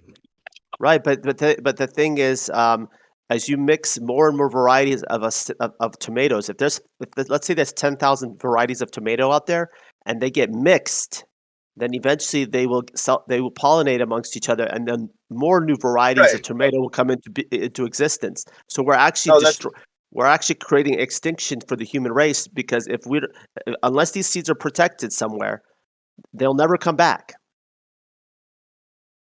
So we should be multiplying and multiplying and multiplying. So we should be seeing, honestly, we should be seeing a new tomato, a new cucumber, a new everything almost every few years. But they've wiped out. Yeah, I agree with the pollinization creates new variety. Oh yeah. And, yeah. And that creates beauty also in the world. Yeah, like what like the carrots that are all different colors. You know, that's pretty cool. Like, I just like for the longest time, like I only knew about orange carrots. A carrot is orange. Purple carrots, brown carrots, red carrots. Yeah, they exist. There's even some vegetables that look like zebra striped squashes and things, but they're all been wiped. They've all been plucked out of our grocery stores. You know, you said about the original versions need to be kept. Sorry, man. You know, you said about the original versions need to be kept. There is a vault in Norway called the Seed Vault where they keep one mistake, originals of everything. but they make one mistake with those seeds, we're toast. The Doomsday it's cold, Vault. right? They keep it where it's cold. Yeah. But they really should bring out those seeds. They multiply them and get them spread out over the globe. Instead of the airplanes dropping poisons in the sky, just be like floating out seeds. Exactly.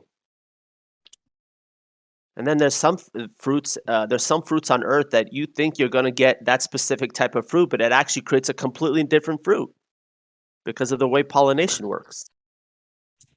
Like avocados. Oh yeah, funny thing, when I first moved to Hawaii, I seen an avocado on the road. And I was like, oh, this avocado must have fell out of somebody's lunchbox. I was like, so stupid of me to think that, right? It's like, no, avocados come from trees. There's a ton of trees around here. There's probably an avocado tree. And if you don't know how to deal with, and if you don't know how to grow things with seeds, an apple, don't eat maybe eat like half the apple, but leave the core, leave the seeds inside. Just stick the core in the ground and give it 2 or 3 weeks. It will grow. It will shoot up from the core of the apple. Same thing that happened with tomatoes. I grow chayote squash. Yeah. And it's the same thing. You plant the whole fruit or the whole squash, right? Yep. And then it sprouts a vine. Yep. You just have it stick up out of the ground, maybe about a little bit at the top, and then the rest is on the ground, and it will slowly decay, and then it will eventually just multiply. Yeah. What happens if we leave a chayote too long without eating it? Yeah, the seed it'll start to just on your countertop. It'll start to pop out. There's also a lot of vegetables and plants on Earth that can be literally in a decay state of over 2 years, and they will still grow if you put them in the ground. If you forget, like if you, let's say they were in a bag or in the corner of your basement or just tossed in the back of a farm and just sitting there for years, there are plants that will still, if you put them in the ground, even though they look dead, they will grow. It's insane. Yeah, that's one of the fun things that we like to do is just like get things from the grocery store. But yeah, I'm just really worried about the food. I'm worried that humans are not gonna keep up with the multiplication effect at some point.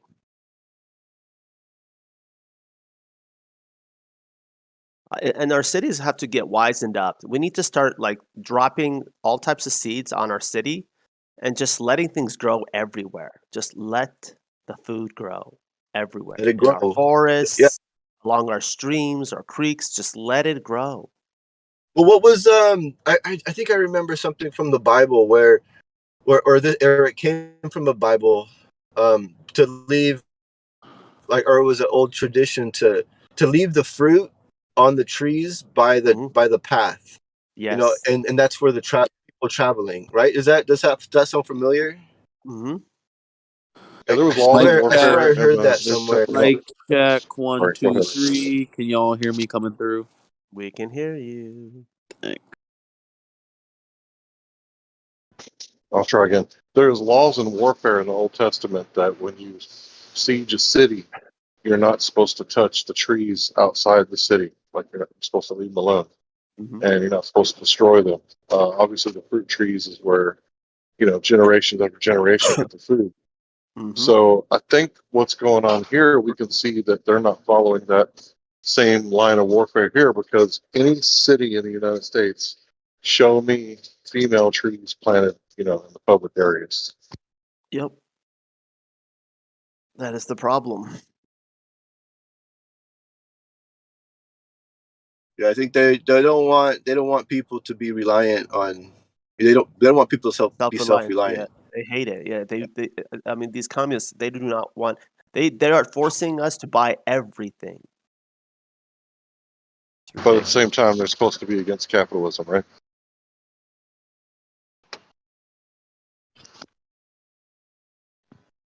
But that's that's one of those lines that it gets blurred in the middle, and there's crossovers with the capitalists and communists and this and that. That's why I try not to use those terms, because they're both like kind of terms that have been used against us, against the regular person, to make us think that that there is this battle going on. But in the same respect, like you can, like, I don't know how different Russian life is than American life.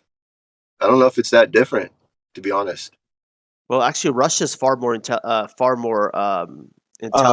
They let their citizens own bits of land. They make it reasonably affordable, and they want their citizens to promote the production of more food by any means. Yeah, in Russia, the lifestyle is not as good as it is here. People are definitely more afraid of their government. Their government is definitely more totalitarian. That's true. Well, you know what? Because I have a friend. we're more afraid of ourselves. Oh, do you hear me fucking talking? Yeah. Jesus, Sorry, fuck. bro. I got a Sorry. friend that's literally escaped from Russia, and if he ever goes back, they're gonna fucking kill him. And he's like fucking 18 or 19 years old. He's like a friend of my friend. What could an 18 or 19-year-old have done to get fucking killed? Oh, talk shit about the government. That's what it was. That's ridiculous. Yeah, it is like, ridiculous. what I wouldn't idolize Russia. It's not a good.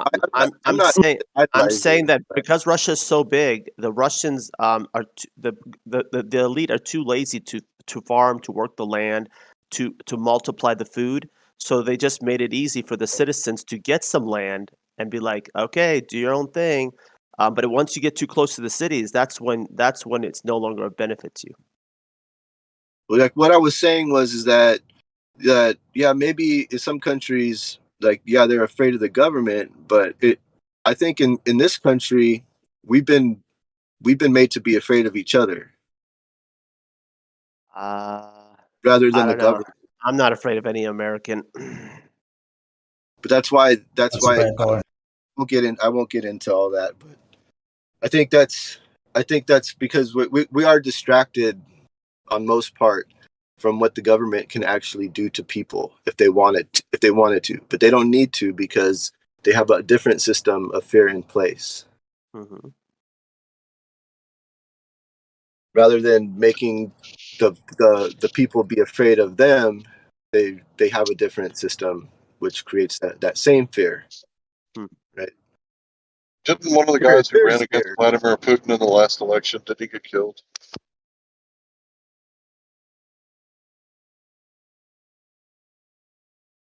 Yeah, it's something ridiculous if you're caught with weed on you. Like, there's some fucking ridiculous punishment too for that. Like years in jail or something like that.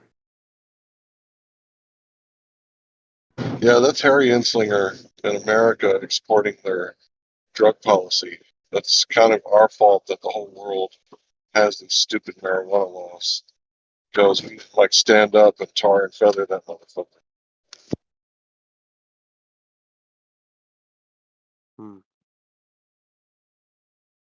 It was nice talking to y'all. I gotta go. Be safe, bro. Yep, you too.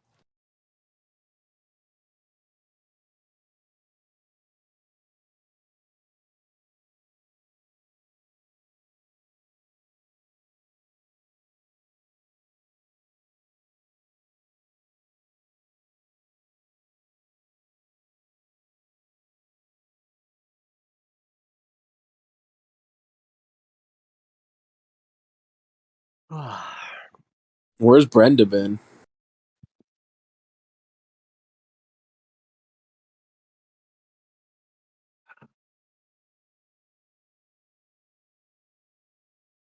Banned from you. Probably trolling the Tooth Fairy community and the Bigfoot community. Like, you guys are stupid, drink bleach. Delete yourself. Wait. There's a tooth fairy community. No, I just like to make fun of the ballers because, like, they're always here, like, fucking with us, except for here lately because we've been stomping the globe into the ground. Well, if you ever find a huge community where people believe in trolls and fairies, please send me that link. I would be quite amused. Well, I did meet a guy who was, let's say, a white nationalist, and he believed that Odin is Santa Claus and Thor is Jesus, and he said that Santa Claus is real. He's behind the ice wall, and the north is the south, and the south is the north. Vidar Odin's son. He comes around from time to time. I haven't seen him in a while, though. Bro, that Norse mythology and those the runic bind runes and all that shit. It's crazy. Interesting.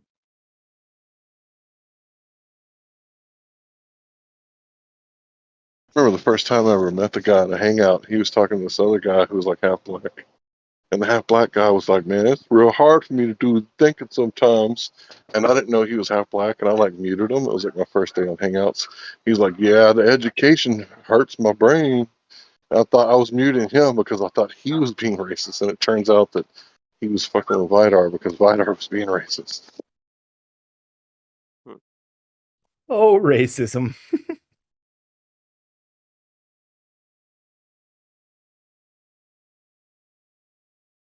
The math hurts my brain, man. I can't do no math. That's what he was saying. I was like, fuck that guy. That guy's racist. Turned out Hitch was like one of the coolest dudes on the internet ever.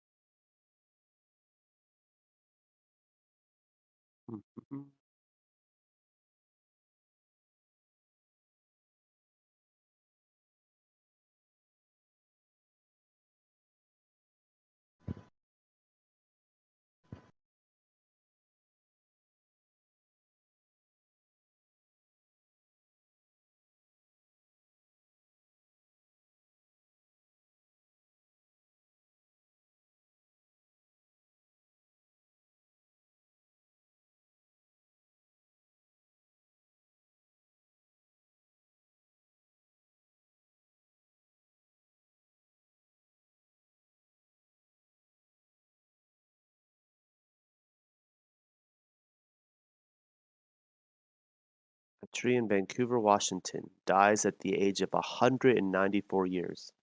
That's a long time.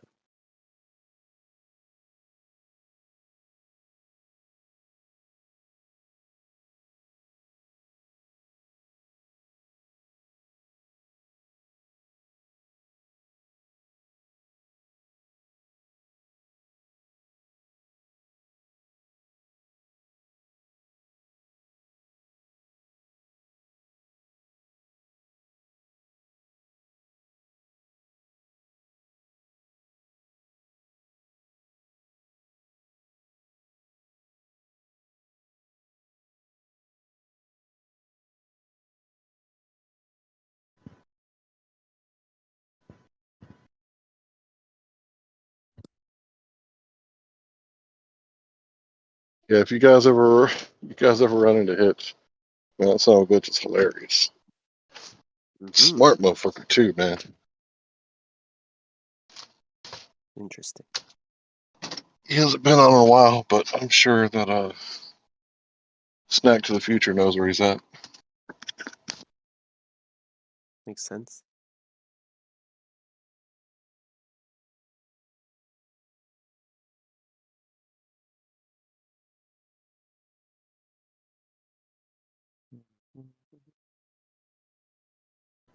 That was the first and last time I locally muted somebody.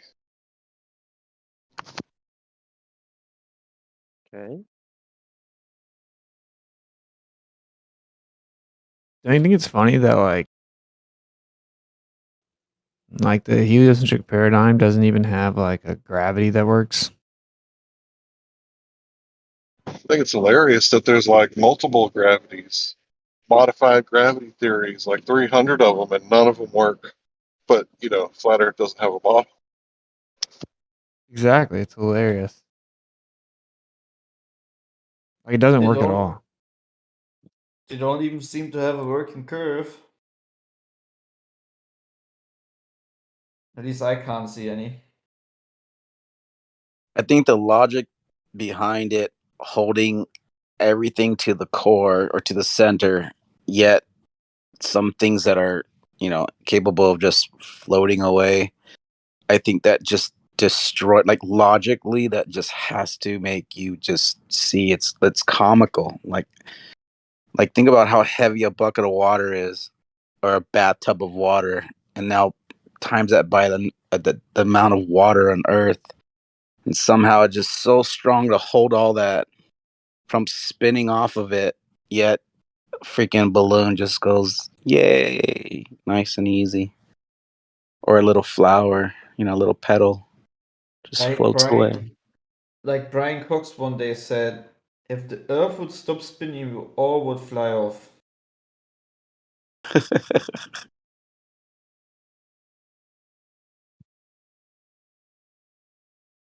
Like they have to have black holes in their model, but like you can't apply the theory of relativity to black holes. It would say that it's infinite gravity at an infinitesimally small singular point, which obviously doesn't work.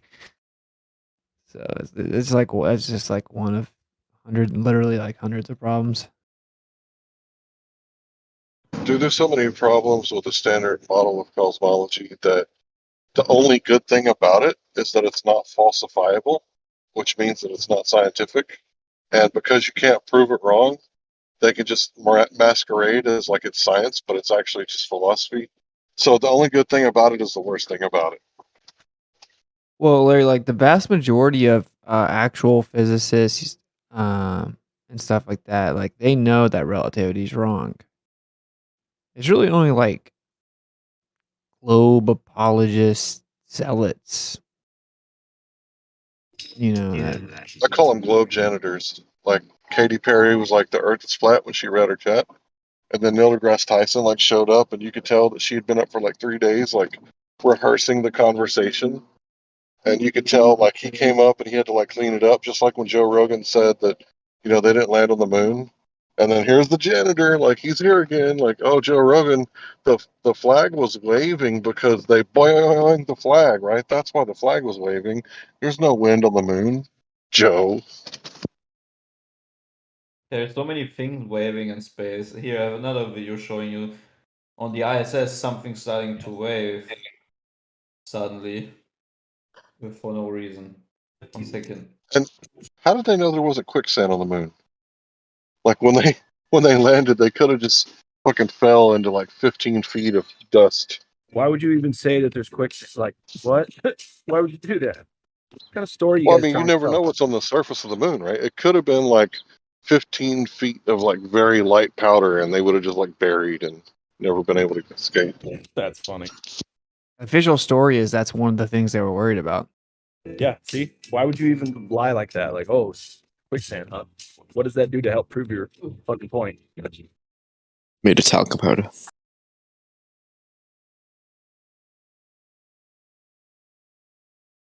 Yeah, I was watching a video like I'll drop the video. The video is also wrong. Like it's explaining what's wrong, what all is wrong with gravity, with relativity, but it's talking about quantum mechanics, and he says stuff like it works extremely well on the big scale, and it literally doesn't at all. You know, like he's completely wrong.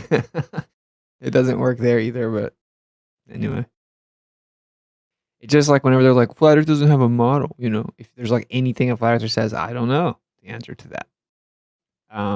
They think it's a victory, but they have all these people working for them. They don't even think for themselves at all, and none of it works. And then they're just like, pretty much none of it works, like even in theory, and that's perfectly fine. You know?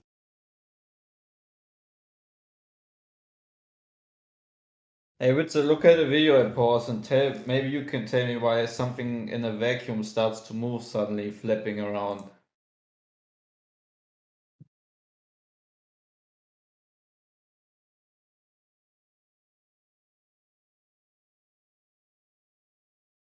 Now, where the Globers hiding at, bro?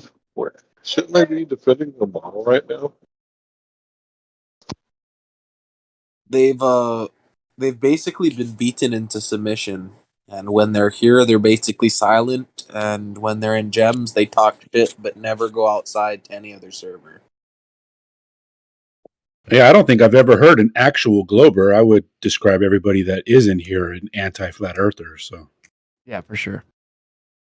I don't see Cool. anything. They're not in today because they listened to Mr. Bob get completely destroyed by Witsit last night, to where he was bumbling and fumbling around and then had to exit stage right real quick. where's that at? Yeah, How do I watch that's that? what happens. I It was caught a the last night tail end recording. of that. Like, I heard some of it, it's like a, but it's sad. Bob, every time he comes in here, he gets completely destroyed, but he's like the most educated person in here, allegedly.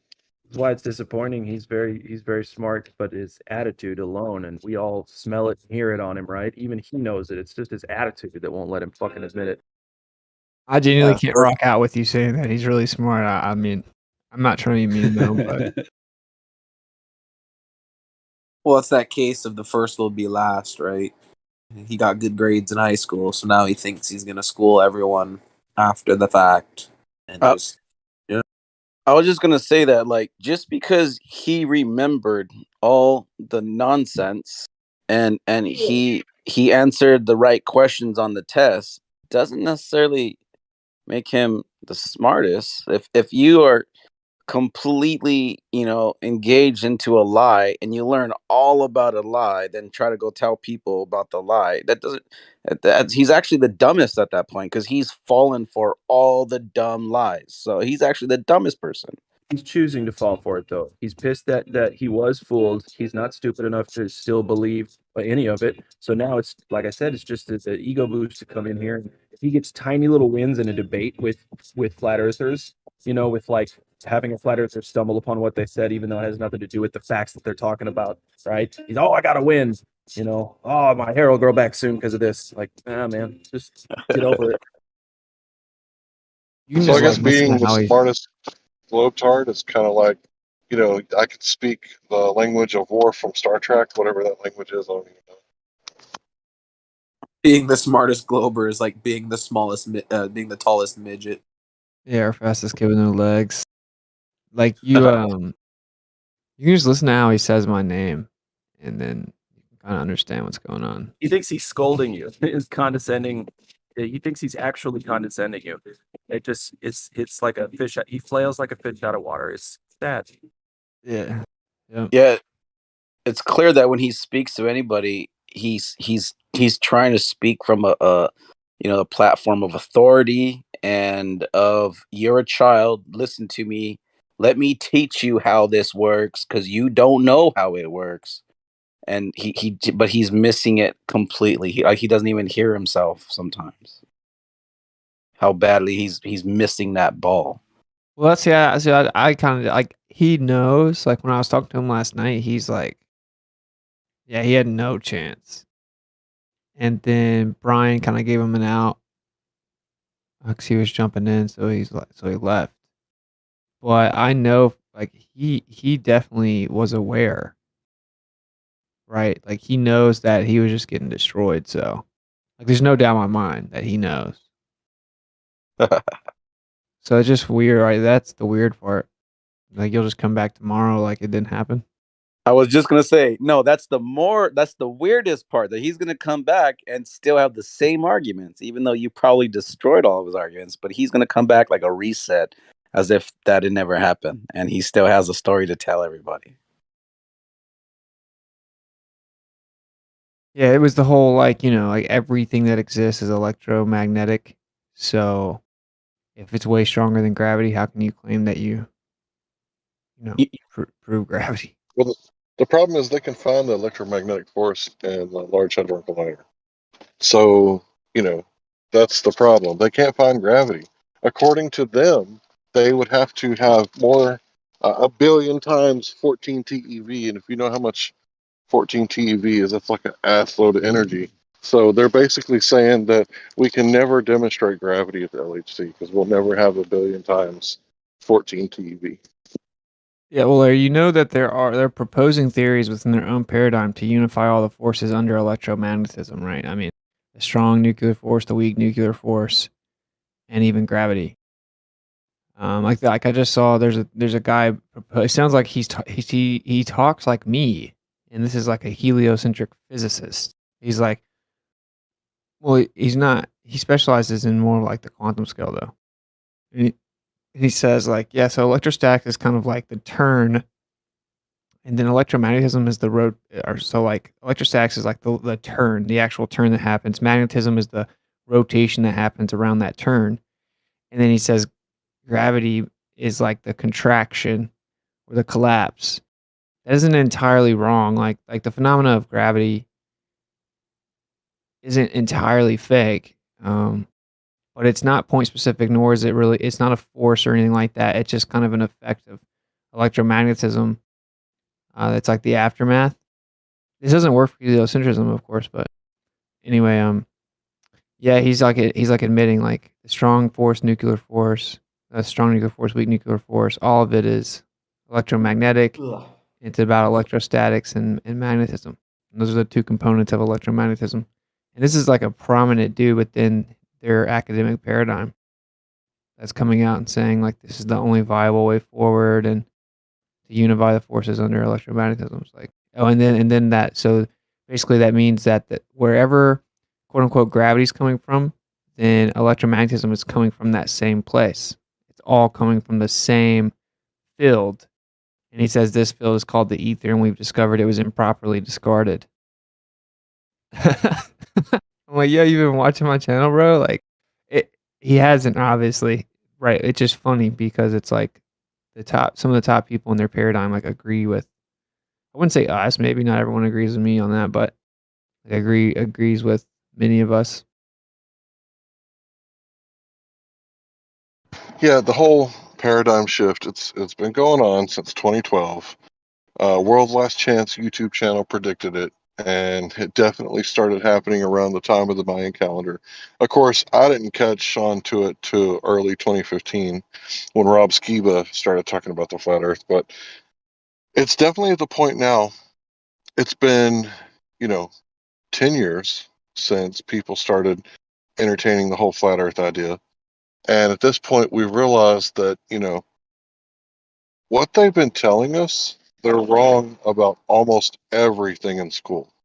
like almost everything. I mean, 2 + 2 = 4, right? But that doesn't mean that everything that comes out of a mathematician's mouth is like legit science or knowledge or whatever.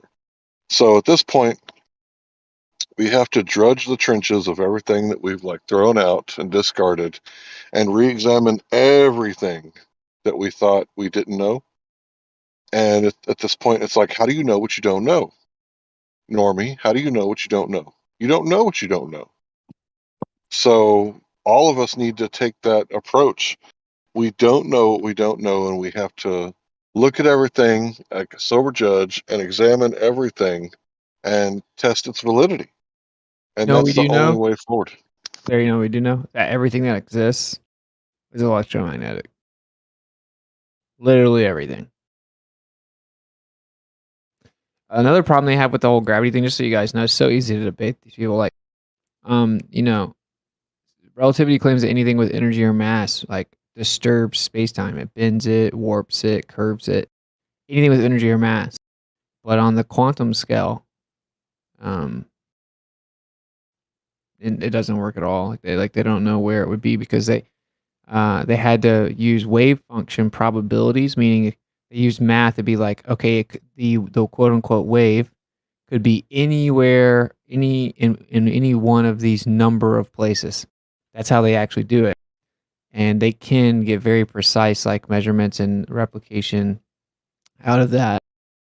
But you can't. It doesn't work with relativity. There's no way to make those two jive, and they can't detect any bending and warping, quote unquote, on the quantum scale. It doesn't work at all. So yeah, I mean, yeah, hopefully that made sense. It's pretty simple, right? Like if you think there's a little particle wave duality, whatever the hell that means, any energy or mass has to bend and warp space time, and if it isn't scalable, because like then that means relativity is wrong within their own paradigm. Like you would have to, if relativity is correct, then all the little pieces that make up quantum, as you stack them together, that's what makes up the bigger scales, even like the local scale phenomena. So if it has to be true on the small scale, our relativity can't be correct. The anti-flat earthers will say that, it just doesn't work with quantum, and they'll separate them, but they can't do that. The quantum is what makes up the bigger scale. So Yeah, it's like they were trying to say the other day when I was talking about it, that the solar system is not at the galactic scale. I'm like, the galactic scale is just like an idea. Like it's, it's not real. Like the galactic scale isn't real, right? But doesn't the solar system exist in the quantum fields? Isn't the quantum fields in the solar system? Doesn't the solar system exist in the galaxy? there would be quantum fields everywhere in theory. Yeah, I mean, like quantum mechanics is also pseudoscience.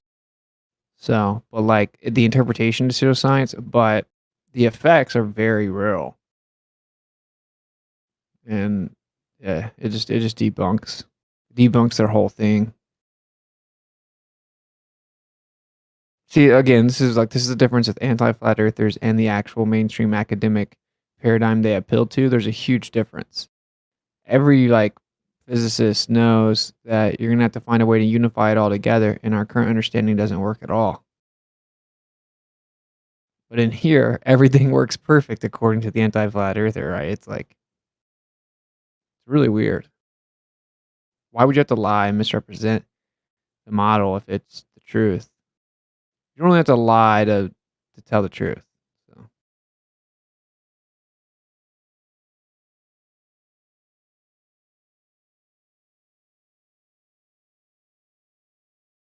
they make Yeah, more that ain't flat got a earthers lot to than we. kick it.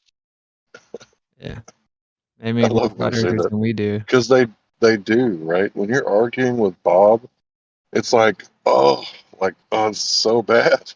It's like if I was pro globe, I would be cringing. It's like Bob was my guy, Bob the science guy or whatever, or whoever, doctor, whatever. Who gives a fuck, right? It's like if that was like my guy defending my shit that I believed, I would be like, oh, get somebody else better in there because this guy doesn't know what he's talking about. It's like who's the best globers, right? The ones that are best at the tactics of debate, like the dishonest tactics. Their best is MC Tune. And he's not that good. Very easy to debate him. So, does everyone agree though? Like, who's better for the globe side in debate than MC Toon? I mean, Is Kosho not better? He's pretty good at tactics. maybe, maybe. I was gonna say this earlier. Both Bob and MC Toon, when I've watched them debate or argue with somebody or listen to them, for the most part, they try to make you tell them their answer to you. Like, like, let's say you say something brilliant, and then they will want you to answer their rebuttal for them. And I don't know, it's kind of weird. Maybe I'm not saying it right, but I get that a lot from those two characters. They want you to answer their, if you ask them a question, they're gonna reverse it on you. Like they put that, what's that called? Yeah, shifting the burden of proof. Yeah, exactly. The burden of proof they throw back at you, but they do that a lot, man. Like a lot. Yeah, It's burden of hard, proof reversal. Yeah. it's hard for me to say McToon just because you crush him so hard each time you debate him, but I don't know who else I would say, They're all not that good, honestly. Well, yeah, of course. Just like, who's the best? I guess is the question. Like, Yeah, I don't know, man. That one debate you did with Kosho was at least like holding his own, but I don't know. It's really hard when I compare it to you. Maybe if I think outside of your debates.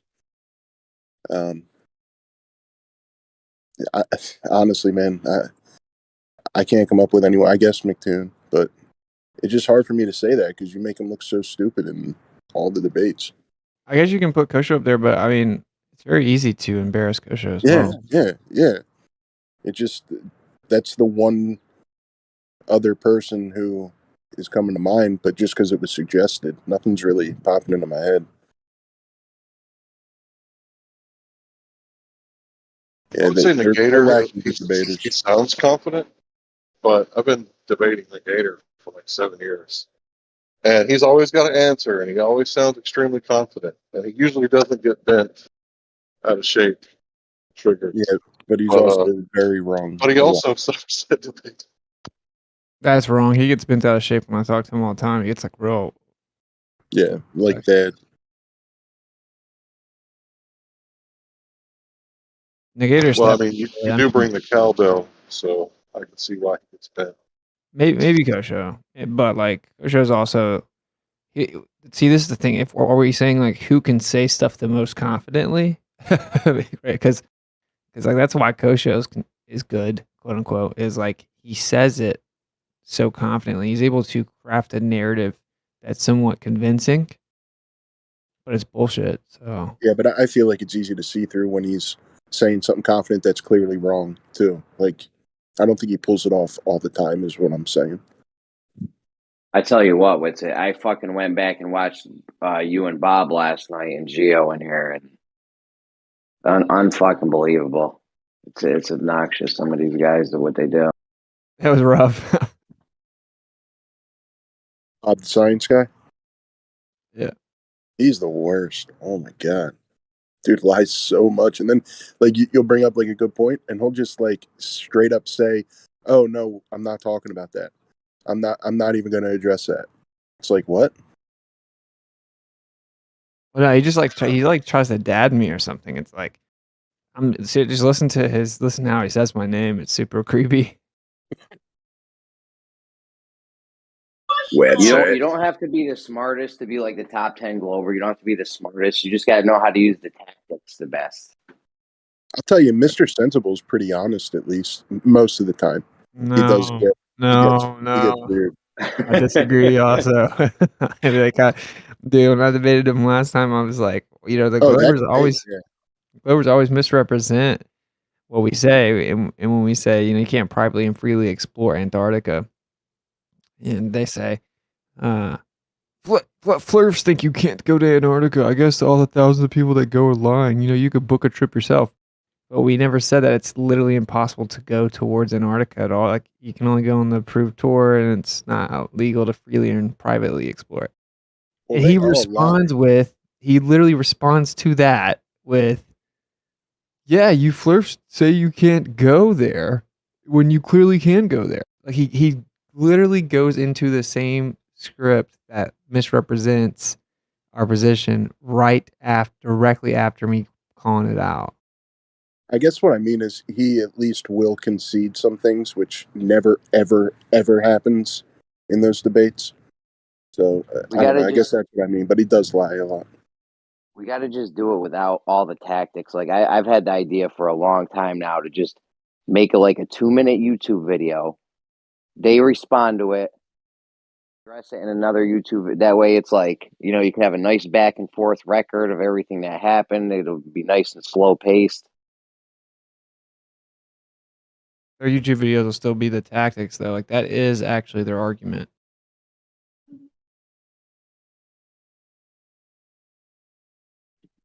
Wait, what's their argument? Just to use tactics, just to spin their narrative. They don't have any physics. They just have imaginated stories. They're spin doctors. Yeah, Mr. Sensible. Mr. Sensible did that with Kyle Adams. They did like a back and forth thing on YouTube videos, and it was still the same old thing. They just lied for their audience, and the audience bought it.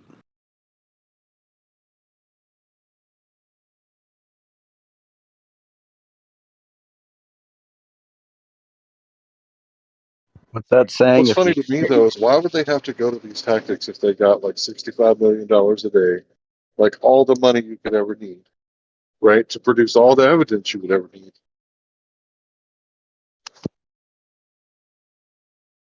What's that saying? If you say a lie enough times, it becomes a truth or whatever. So imagine for now,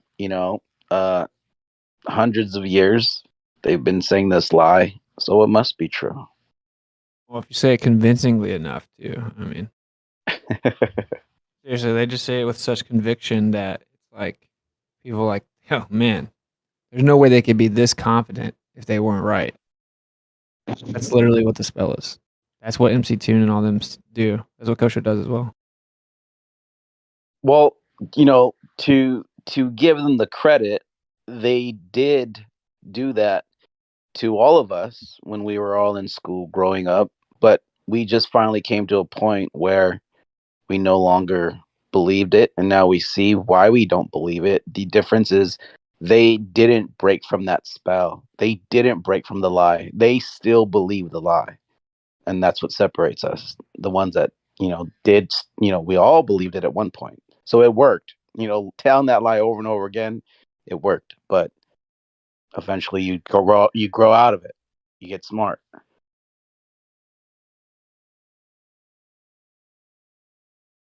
You wisen up to the lies. It's like it's like a woman in a bad relationship. Eventually, hopefully, maybe she'll see that this person is not a good person and they shouldn't be with them. And then they finally wisen up and get away from that relationship. But some women stay in those types of relationships. So, yes, I'm saying some ballers are women. Just kidding. I wonder if like Einstein came out with this stuff in like 1915 and all the people were arguing against it. All the people that were arguing against it got drafted and sent to war to die. And then again, like after, around the time of Tesla's death, they're arguing again, like still, like this is a bunch of bullshit, and they did it again. And like again, it happened again in Vietnam. Like every time we start figuring shit out, like there has to be another like huge conflict where people get drafted.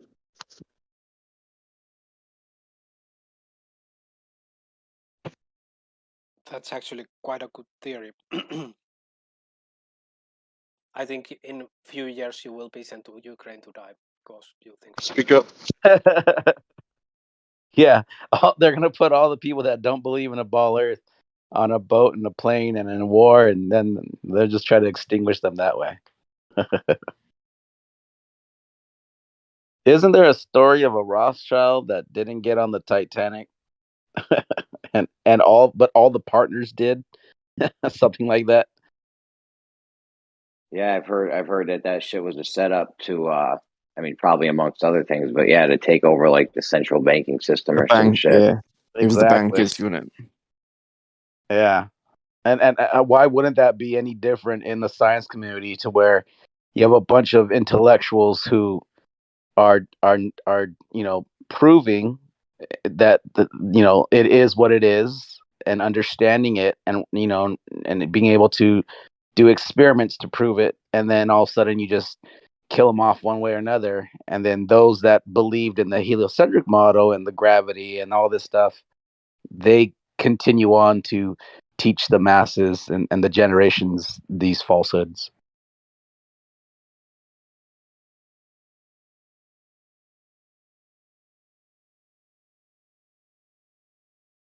I mean, what was the point of Hamburger Hill? Like they fought and died and got slaughtered climbing up that hill. And it was like the first war in history where it wasn't about gaining territory. So once they captured the hill and wiped out whatever Viet Cong were up there, then they just like abandoned the hill. So what was the point of that? Like, why did they do that? What was the strategic military advantage to, hey, they got the high ground. Let's go get them. Shouldn't we wait? Let's wait for them to come down. Let's napalm them. No, just charge up the hill.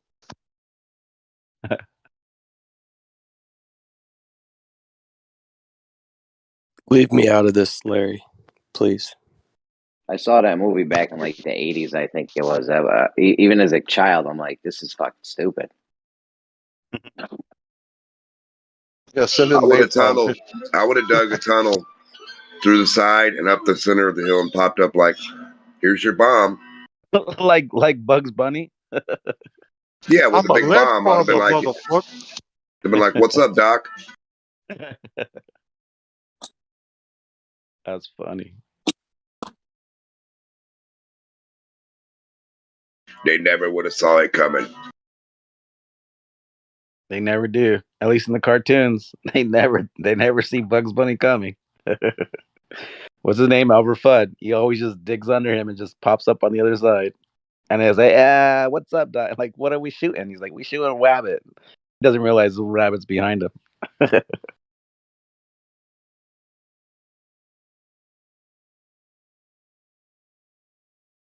I wish they would redo those cartoons and give Elmer Fudd like an AR-15. Yosemite Sam like some Glocks. Yeah, modernize it. Hey, actually, Yeah, like if they you do think with Greek about it, mythology. if you think about it, The Martian. if you think about it, those cartoons wouldn't be able to exist in today's society because they were so fucking offensive that it went over our heads as kids. But if you go back and watch them, holy shit, is there so many innuendos? Like, wow, like these companies are crazy. They were brave. There's so much like racism. What's it when you're not masculine? When you're a chauvinistic pig, whatever it's called. Like, there's so much of that in those cartoons, man. It's comedy though. There's some occult stuff in there too. Yeah. Oh yeah. There's even I remember seeing some cartoons in my as an adult, and they have like seances and like satanic rituals going on, and like, but it's all like cartoon fun music going. So as a kid, probably watching them, we didn't even think about that like at all. We just saw we didn't really see the real underlining meaning, like straight Illuminati, satanic rituals going on. They have Freemason stuff in there. Like, Oh yeah. there's just a lot of stuff in there, dude. They would be canceled so fast in this cancel culture time we're living in. I don't know, man. There's still a lot of stuff that cartoons push, like degenerative stuff, and Oh yeah, no I doubt. don't know. Now the new agenda is like there's a lot of homosexuality in these cartoons. It's crazy. Yeah, Tom. It's annoying having to like watch all the stuff that I let my kids watch beforehand. It gets super tedious. Yeah, there's even like warnings now. Like groups and activists are like, don't let your kids watch like Nickelodeon and like or this cartoon or that cartoon, like because of the the ideologies that are being pumped through them. Like they're pushing for, even through cartoons, they're pushing these like to take guns away from everybody. They'll push that in cartoons.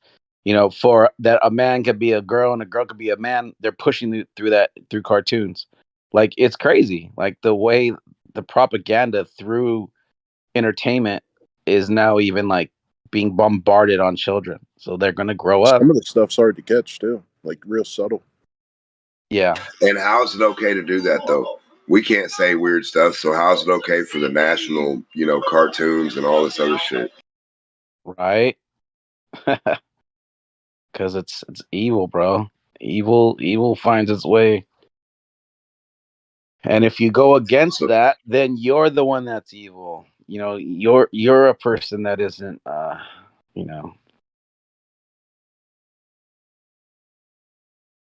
you're not what's the word I'm looking for? I mean, what can't You're not Bugs Bunny tolerant. say?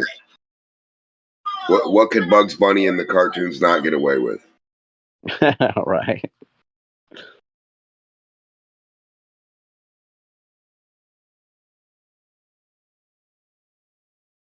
I mean, if you think about it, they were pushing those things back then, just in a subtle way, like like when Bugs Bunny would dress up as a woman to hide, or to like kind of like pretend.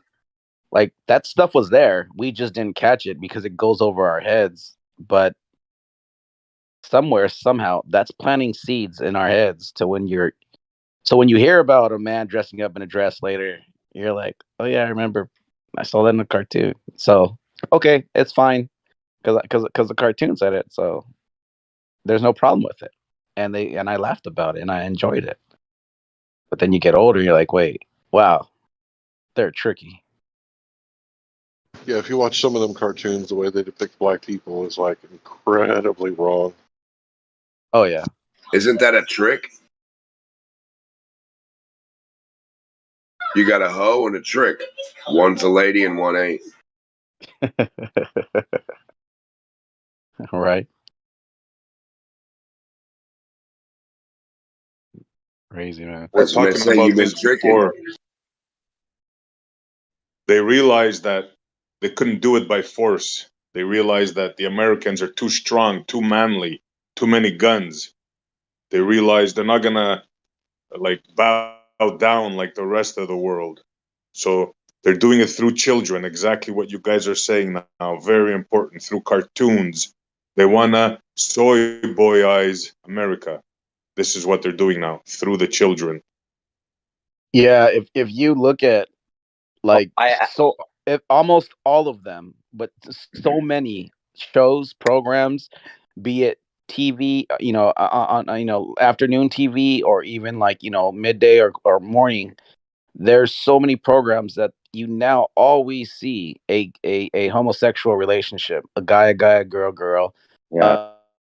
You always see a transgender now. You always see a boy that's dressed up with makeup, and it's a boy, but he's like acting all feminine. And almost every sitcom now has this. There's a new show called Remember how that '70s show? Now they have that '90s show. That '90s show, yeah. And now they have like a gay Asian on it who's like super feminine, and like it's just like every show has that element to it now. Like Hollywood's just pushing the shit out of that, dude.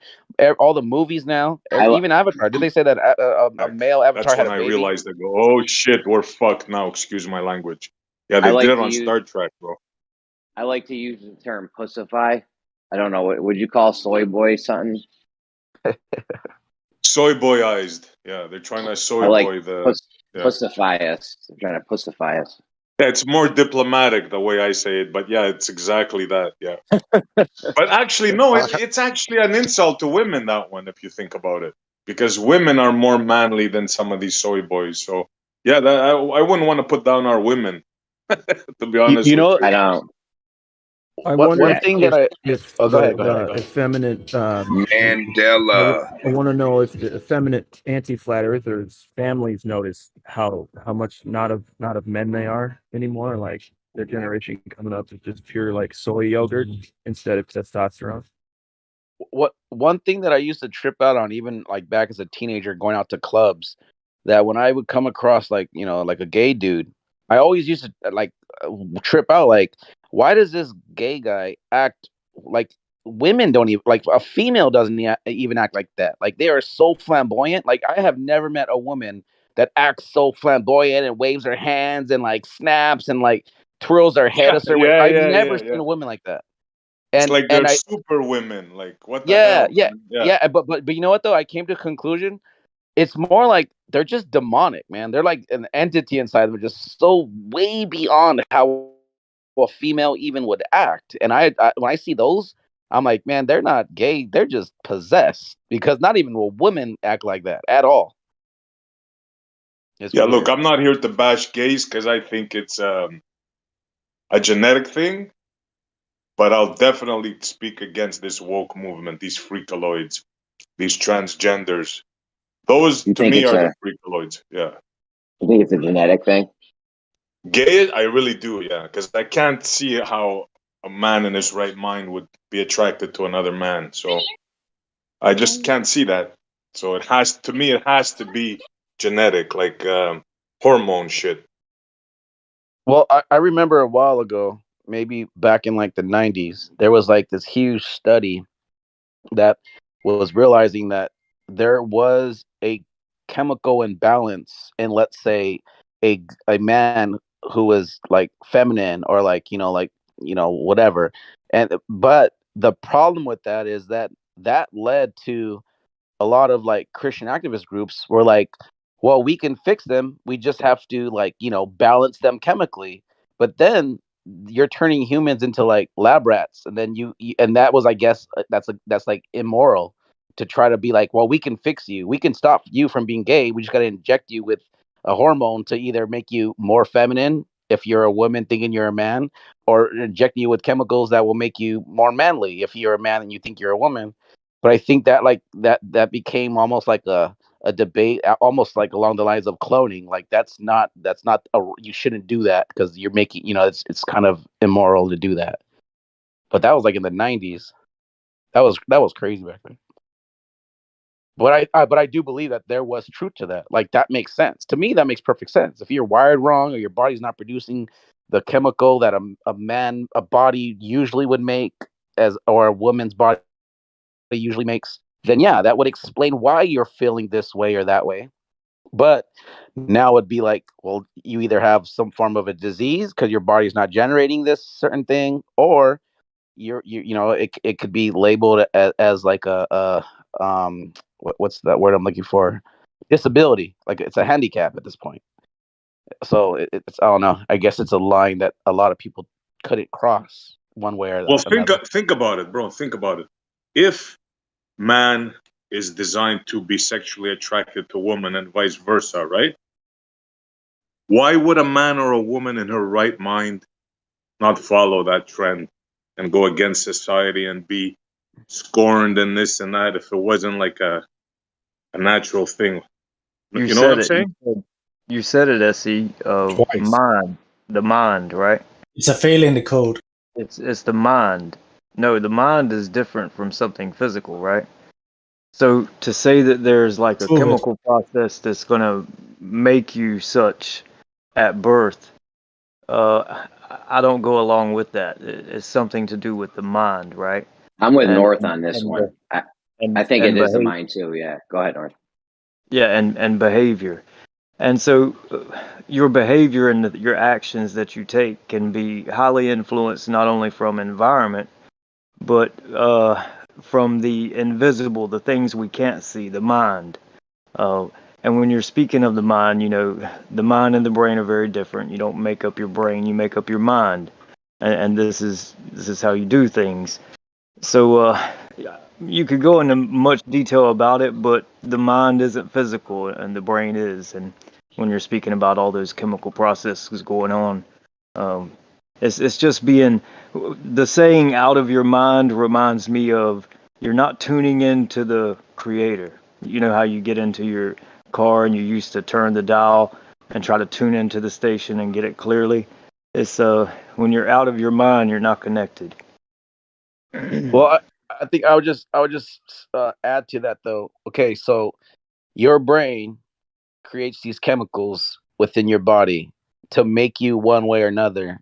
And I think in that creation of it within your body, within the biology of it, then yeah, your mind, your consciousness can, go to one way or another depending on how you're physically biologically have been made, or Yeah. how you are as a person. If a All right, woman but do you makes think up her it's mind, a genetic thing? Hold on, guys, real quick. You think it's a genetic thing that I like chocolate ice cream and you like vanilla? Because isn't No. it just about what somebody likes? Yeah. Being gay or not?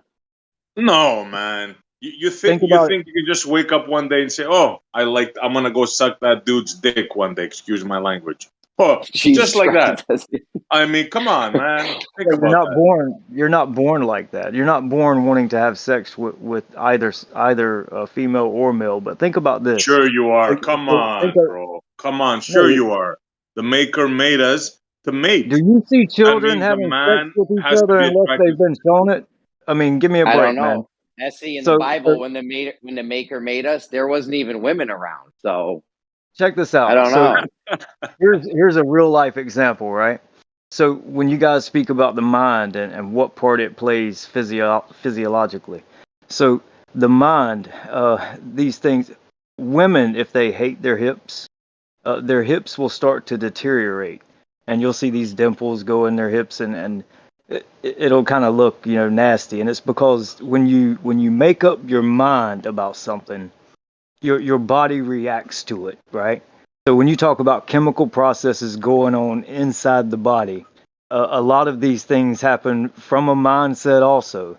It's not only environment, but it's a mindset. And so when we use the words out of your mind or in the right state of your mind, it's we got to pay attention to what those words actually mean and how they're distinguished between something being physical and something being non-material. Yeah, no, I don't disagree with what you're saying. I'm just saying that they can play a part. And they're two sides of one coin, but they do work together. They can work. They do work together. Because like you're saying, like in your mind, if you had all the let's say for instance, let's say you have you're a masculine man. Like matter of fact, you have too much testosterone in your body, right? And you're like you're a sports jockey, and you're like all manned out. But for some reason, if something in your mind triggers to like you like a dude, though, I'm just saying like I think there would be Doesn't happen something like wired that, bro. wrong. Bro, what do you Nothing think? It triggers just nothing triggers in your mind. And Hold on, SE, I'm next. no one is saying that all of a sudden one day someone wakes up and they want to become a homosexual. No one's saying that. I don't think anyone has put that forth. What we are saying is no baby has come out the womb wanting to hump anything else. Okay? They don't want to have relations or have sexual intercourse with no other being, right? They just want to be fed, they want to poop, and they want to sleep, right? So they can grow and then they can learn behavior. So the environment they're in is where they see a lot of this learned behavior. And if something feels good to someone, and we all have like receptors, we all can feel pleasure and pain. If something feels good to someone, doesn't mean it's right, nor is it beneficial for yourself or a community, especially when it's selfish behavior. And that's Right. what we have to look at here. So I but it just want to doesn't say work the this. way you're saying, bro. Hold on.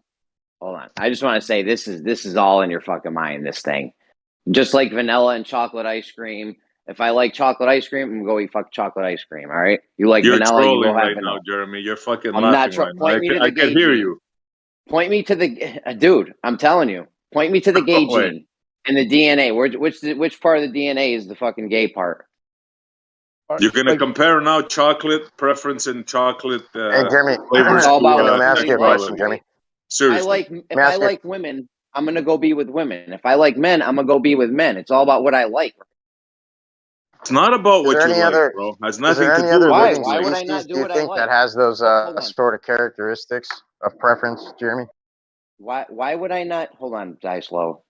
But why would I not do what I like? That Because you're doesn't not in make sense. Of control course, in that part of you. Whatever you may think, you're not in I control of am. your sexuality. You're not. No, the Of maker course I made you am. that way. That's in your brain. That there's no way that you have a choice in your sexuality. That doesn't work. Why? Why can I not choose? We have free will. I'm free to choose whatever I like. You don't have free Doesn't make will in sense. that part. The maker made you a Why? male and made a female for a reason. You don't have a choice in that. I'm sorry, bro. Well, there's a lot of gay dudes out there that would beg to differ. They I'll just go after do have a Dice. choice. I'll go after Let Dice. me say something real fast. So I don't like Is that his chocolate name, cake. Will, Jeremy? Can I be heard? Like check. What's up? Go ahead. Dice You Low can was hear me? trying to get in, but yeah, Dice Low was trying to get in, but go ahead. Yeah. Just want to say I don't like chocolate cake. Like I will not eat it. I don't even like brownies and shit. But I do like vanilla cake or strawberry cake. That's not too bad, right? And It's in your DNA, Larry. yeah, that's what I was getting to. So also, I'm not very attracted to the sub-Saharan Africans. I think they're beautiful, especially when they got like the big fro and it's bouncy and stuff. Like I honestly think they're beautiful. I'm just not sexually attracted to them. Now, some people might say that this is like me trying to disguise racism, right? But it's not homophobic that I'm not attracted to dudes. It's not racism that I'm not attracted sexually to African women. I love talking to African women. Like I love listening about their country and their culture and stuff, especially in Ubers.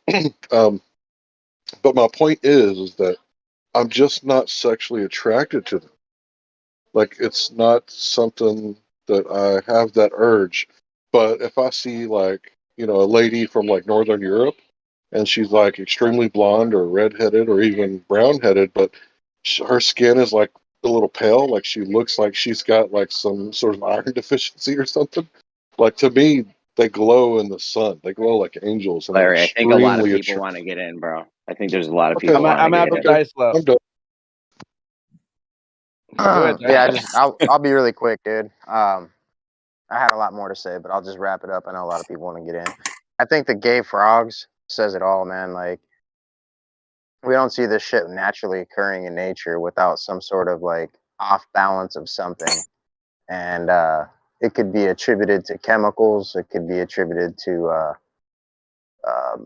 some sort of external influence.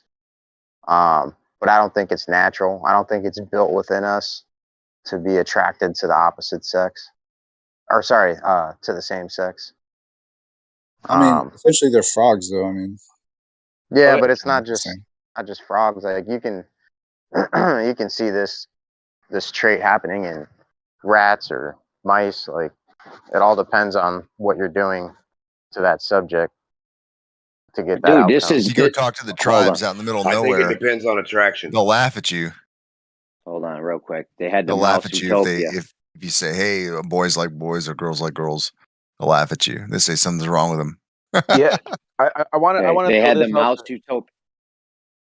I wanted to throw this out there. So, like, if you think about it, like, if you have a child, right, and when they're young, they actually hate girls. They're like, ew, they're kissing, ew. But there's a joke that's like, yeah, wait till you're older, son, because you're gonna be wanting to kiss them girls. And then they grow up and they're like, oh, I can't fucking get enough of a woman. And then they get very sexually active, and then they, Exactly. so, but the point is, that is somewhere down the road, and this could even go back way into the beginning. There was an introduction of something that went against that natural man and woman procreate. So, like, if you think of like the stories of Sodom and Gomorrah, where all the men, they wanted to rape that angel or whoever it was, and like they didn't care about the daughters, the virgin daughter, nothing. They just wanted Hey, that man. man. So, if you have all this influence from, and I'm just going to say it, an evil entity, and then that just kind of grows and grows and it snowballs, and then before you know it, you have in within the people, it is now something that is, well, once upon a time it was taboo, but now it's open and it's accepted, and it's No doubt. it's the same. It's the days of Sodom and Gomorrah. That's all I wanted to point out there. Well, Can I rebut? Can I say something to hold that? on, let me get some. Hold on. The attraction thing. Demox NSD. The attraction thing. Like, what do you consider like? Okay, so you love your dad, you love your mom. How about your grandpa? How about your little brother? Your male or female cousin? Don't list them all. Don't list everyone. So what I'm saying is the word attraction. Your identification on what attraction is and what you think it is, like what type of attraction, like how much into it. So like a dad, brother, something different than a boyfriend, right? Just like a mom different than a girlfriend. SD, go ahead. Okay, I was gonna say, and I'm glad he brought that up. A child, right? And having like ew with girls, and then somebody tells them, "Wait till you grow up." Now, the reason why that happens, why that child doesn't have the feelings for that girl at that young age, is because obviously it's pre-puberty, right? Now, what happens Correct. during puberty? Hormones. Correct. So this is my point. So instead of being evil demons, can you entertain the fact that it could be like a hormone So you think it's hormonal deficiency now? in the I gate? could go. Yeah. I could go with something like that, but being in the DNA, no, I don't think Well, so. I literally said earlier that there's a chemical imbalance, so hormones would be a chemical thing. So if you have a testosterone problem, then your hormones might be more feminine. So it might lean you towards something more feminine in desire. You'll be more desired into, or it'll be more desirable to you.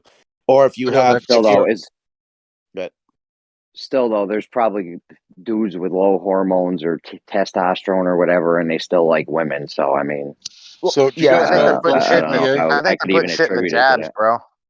You got No, BPA in the don't touch on plastic, right? BPA is what they use to, I think it's called BPA, to harden plastic, because plastic is an oil product, food oil product. So when they put this BPA in there, BPA is a synthetic female growth hormone. All of our food is wrapped in it.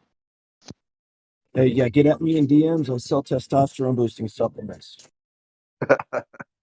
Now, Jeremy, I think it just comes down to. I think it honestly. I think it just comes down to what you like. I like chocolate ice cream. Somebody else likes vanilla. You like strawberry. You know what I mean? Yeah, We're but gonna do you do what like we it? like. Do you like it to eat, or do you like it to have a baby? Like, do you like it as a mom, or do you like it as a woman? Do you like it as a dad, or do you like it as a boyfriend you're gonna have sex with? You know what I mean? These things are like, It's so ice it's cream. comprehension of what you want to do with it, right? You have to be able to identify what that is. Like, do you like that fucking dude, or is it just like a father figure to you because you never had one? So in that case, you wouldn't even need to take it that far. You just understand that that's probably a father figure, and that's what you're liking about him, not even a sexual thing. But then if you have to like a sexual thing, that's got to be different than a father figure type love. You can't be like, oh, this guy likes his dad, he's gay. You know, that's weird. That doesn't make any sense. So to like a male doesn't necessarily mean gay at all, or a female. It's just like how you like them, how much you put into it, like what way you like them. Let me give Jeremy This an is all. example, It's like all a in your mind, scenario. Etsy. Check this out, Jeremy, to show you how like there's no way like you're wrong about this, and I'll prove it to you right now. You're right. You mean you say that you like only chocolate, not vanilla ice cream, right? Yes. Okay. Now, well, that's not true. Something but for the happens in scenario, the yeah. world. Something happens in the world. We run out of chocolate. It's freaking blazing hot, but there's plenty of vanilla, plenty of vanilla ice cream, right? Can you envision yourself like eating some vanilla ice cream in a hot day, even though it's not your favorite? I mean, yeah, I would eat vanilla ice cream. Yeah. All right. Now, can you envision yourself having a sex with a dude because there's no women around? I knew this was going there. I knew this was going there. Got him. No, I couldn't. But that's just what because There you go. I don't Hold on. I don't like more than I don't like vanilla ice cream. So like, there's gradient there of what I like and really don't like, and some stuff would never like, just because that's what I like. Okay. Like you're never gonna. I mean, I don't know. Analogies don't really work for this, but what if You sound a little suspect, Jeremy. Did you learn? Hey, Jeremy, you did learn. You did learn where ice cream came from, and you learned how they made it, right? it just tastes good, and I like it. So I would eat the vanilla ice cream too because I still like vanilla. I would eat strawberry or whatever if they had pistachio. The point is, though, I would never eat the ice cream if it was made out of something absolutely disgusting. If it had like raisins in it or some kind of weird shit made with soy milk. All right, Let me ask you. Did you always pick the pink one? Yeah, I know. I do like He's trying to strawberry get ice cream. himself out of that one, but there's no way out, bro. So, SE, so if we have children that learn, right?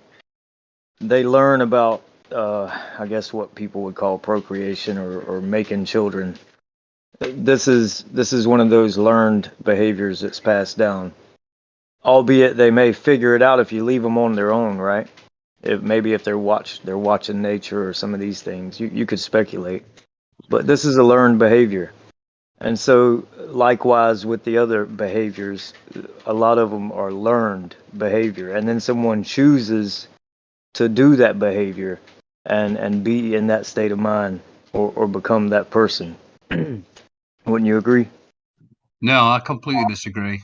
I can tell you why, actually. I remember being very, very young and being in the playground and seeing what boys do, and we were all fighting, throwing a ball, kicking a ball.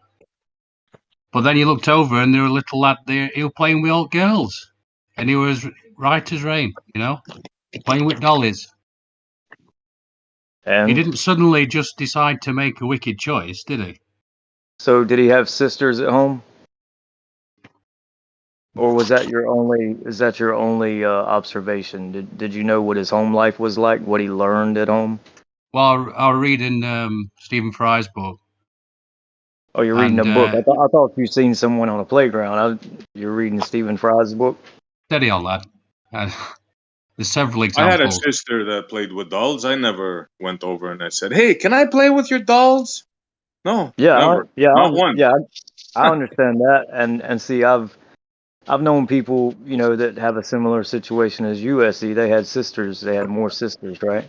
But there were two brothers, and one of the brothers neglected the other brother, and he was older when he neglected the younger brother, and the younger brother, he hung out with the sisters all the time, and the older brother would pick on the younger brother and say, "You're going to turn out to be a homo," and all these type of things.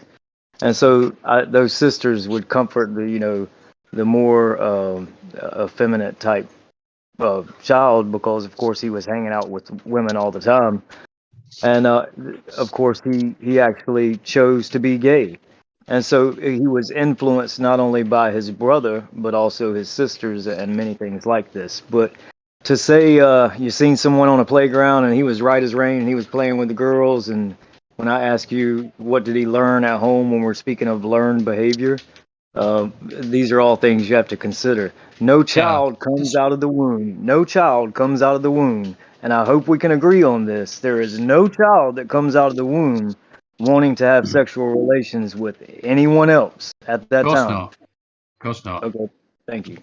We're talking about built that sex. way. So, As I was saying about Stephen Fry's book, his mum knew he was gay when he was 3 years old.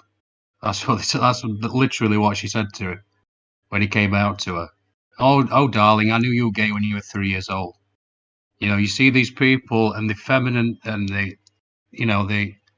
not just, it's not just about choosing a sexual partner. They're gay with every fiber of their fucking being.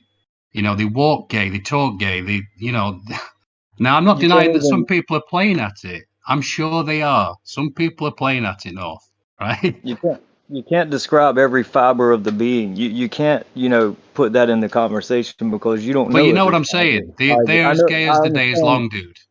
I understand what you're trying to convey, and it sounds convincing.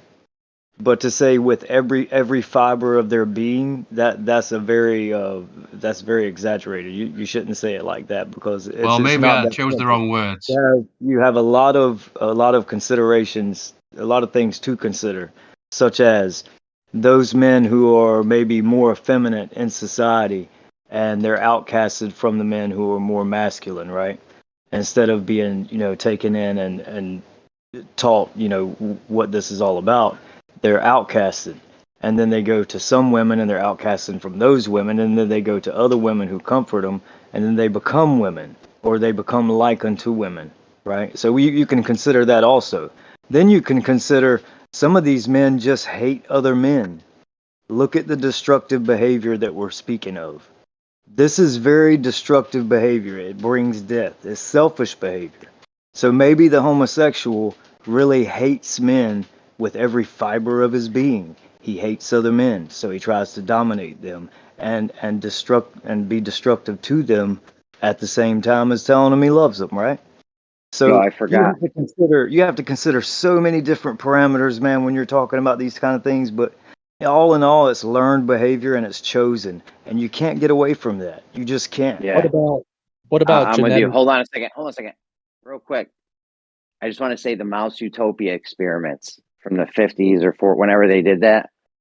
The mice actually were good. They were straight, and then they turned gay over time because of their environment or something or the situation.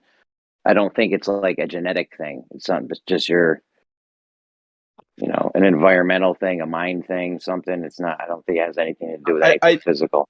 I want to say this. I think that both points have an argument, because in some cases it is a chemical thing, and in a lot of cases it's also your environment. You're right. I totally agree with that, because if you grew up with only sisters, but because that exists, that a boy can be a girl and we accept it and we love you either way, then you've given them that choice. Then if they turn to that, then it's clearly, yeah, obviously it's an influence, environment. But that doesn't make it right. That doesn't mean that what if they get to an older point where they do have these weird feelings coming from deep inside, because that's the way we were programmed to begin with, a male with a female to procreate. Because obviously for a species to survive, obviously there has to be something within your DNA that is going to kick in to make you want to mate with another opposing, the male or female, whatever angle you want to look at it. So there has to be both things. I think there is influence and environment, but there's also something that is also could be chemical and imbalance of things that would make, like earlier someone said that the child walked gay, talked gay when he was like 4 or 5 years old. Well, who's to say that he didn't see that somewhere, because it's now all over TV, or maybe at school he has some other kid that is also influenced. Maybe that kid grew up with 2 moms, and and it's totally fine to be gay, quote unquote. So maybe it's just that kid likes that kid. Hey, that's my best friend, and my best friend is gay, so I think I'm gay too. Because kids are also influenced so easily like that as well. Okay, I'll stop. I mean, you realize they were gay Well, people hang on. before TV, right? Hold on. So people have a tendency to want to love each other, right? So there's societal restrictions, right? Social restrictions that people are born into fearing. But then there's also the flip side of where that becomes something of like habit addiction, or you're feeding the wrong part of your motivations. Like being gay for the sake of it, that kind of thing. So there's two sides. Have you guys heard of the island of Lesbos in Greece? Yeah. Yo, sign me up for that. Where are you going with this, Odysee? Well, correct me if I'm wrong, and we have the right person here, our history buff. I don't believe there was any Wi-Fi or TV or woke movement back then to influence lesbianism or homosexuality, right? You don't believe there was no outside influence when it comes to sexual behavior before when? What's the dates you're giving? I'm going ancient Greece. Because it's demonic, bro. That's why. This comes from sex dogs. So how about what, before the flood? Are you saying there was no homosexuality or lesbianism before the flood? I'm saying that outside influencers are said to be and accepted by many people that came in and kind of adulterated what sexual behavior was to be used for. Or are you not saying that, or do you disagree with that, or if so, why? Can you repeat that? I didn't quite catch that. Sorry, I wasn't doing something in the middle of something. Can you repeat the last part? Yeah, do you disagree with a big majority of people who do believe that there was an outside influence, which is the reason for the flood, all the wicked things that were going on. One of those being sexual behavior, whether it be bestiality or using, sexual behavior for unnatural use? I definitely believe there's people that believe that for sure. Yeah. Do you think it's possible, or do you think you understand every fiber of the being of a person and think they're born gay? Well, you're What talking seems about two different scenarios here now. You're talking what about seems what seems more feasible? A child coming out of the womb, knowing who he wants to have sexual relations with later in life, or outside influences making you go out of your mind and I choosing think things not natural? it's not it could be a learned behavior, but I truly believe it's a genetic or a hormonal thing. That's my belief. Does genetic and hormonal things, do these things make decisions in your mind? Is this how we make decisions in our mind? Is it based on hormones and chemicals in your body, or do the chemicals in your body produce more so or less due to your state of mind? Which one? What's the cause? What's the effect? What's going on here? Right. I think the maker has predetermined your sex, and the chemicals were there to make that happen. But I don't think you yourself has anything to do with that. It's predetermined by the maker. In other words, the maker made a man, clearly. The maker made a woman, clearly, gave her birthing organisms, and the male the other organism to induce that. So that I don't think you have a choice in that. You have So, no say in that. You're so, predetermined to be attracted to a woman. so if it's just substance that's the cause, then your mother and your father would be at fault if you're gay, because the ingredients God used to make you, the ingredients, the actual physical ingredients, those Is it a ingredients fault? came from your mother and father, and you're saying that, and in essence, that's what you're saying, that if it's just due to these physical things, these chemicals in your body, and it came from the maker, then the one who is doing the procreating or the making of the children is the mother and father. Those are the ingredients, right? That come together.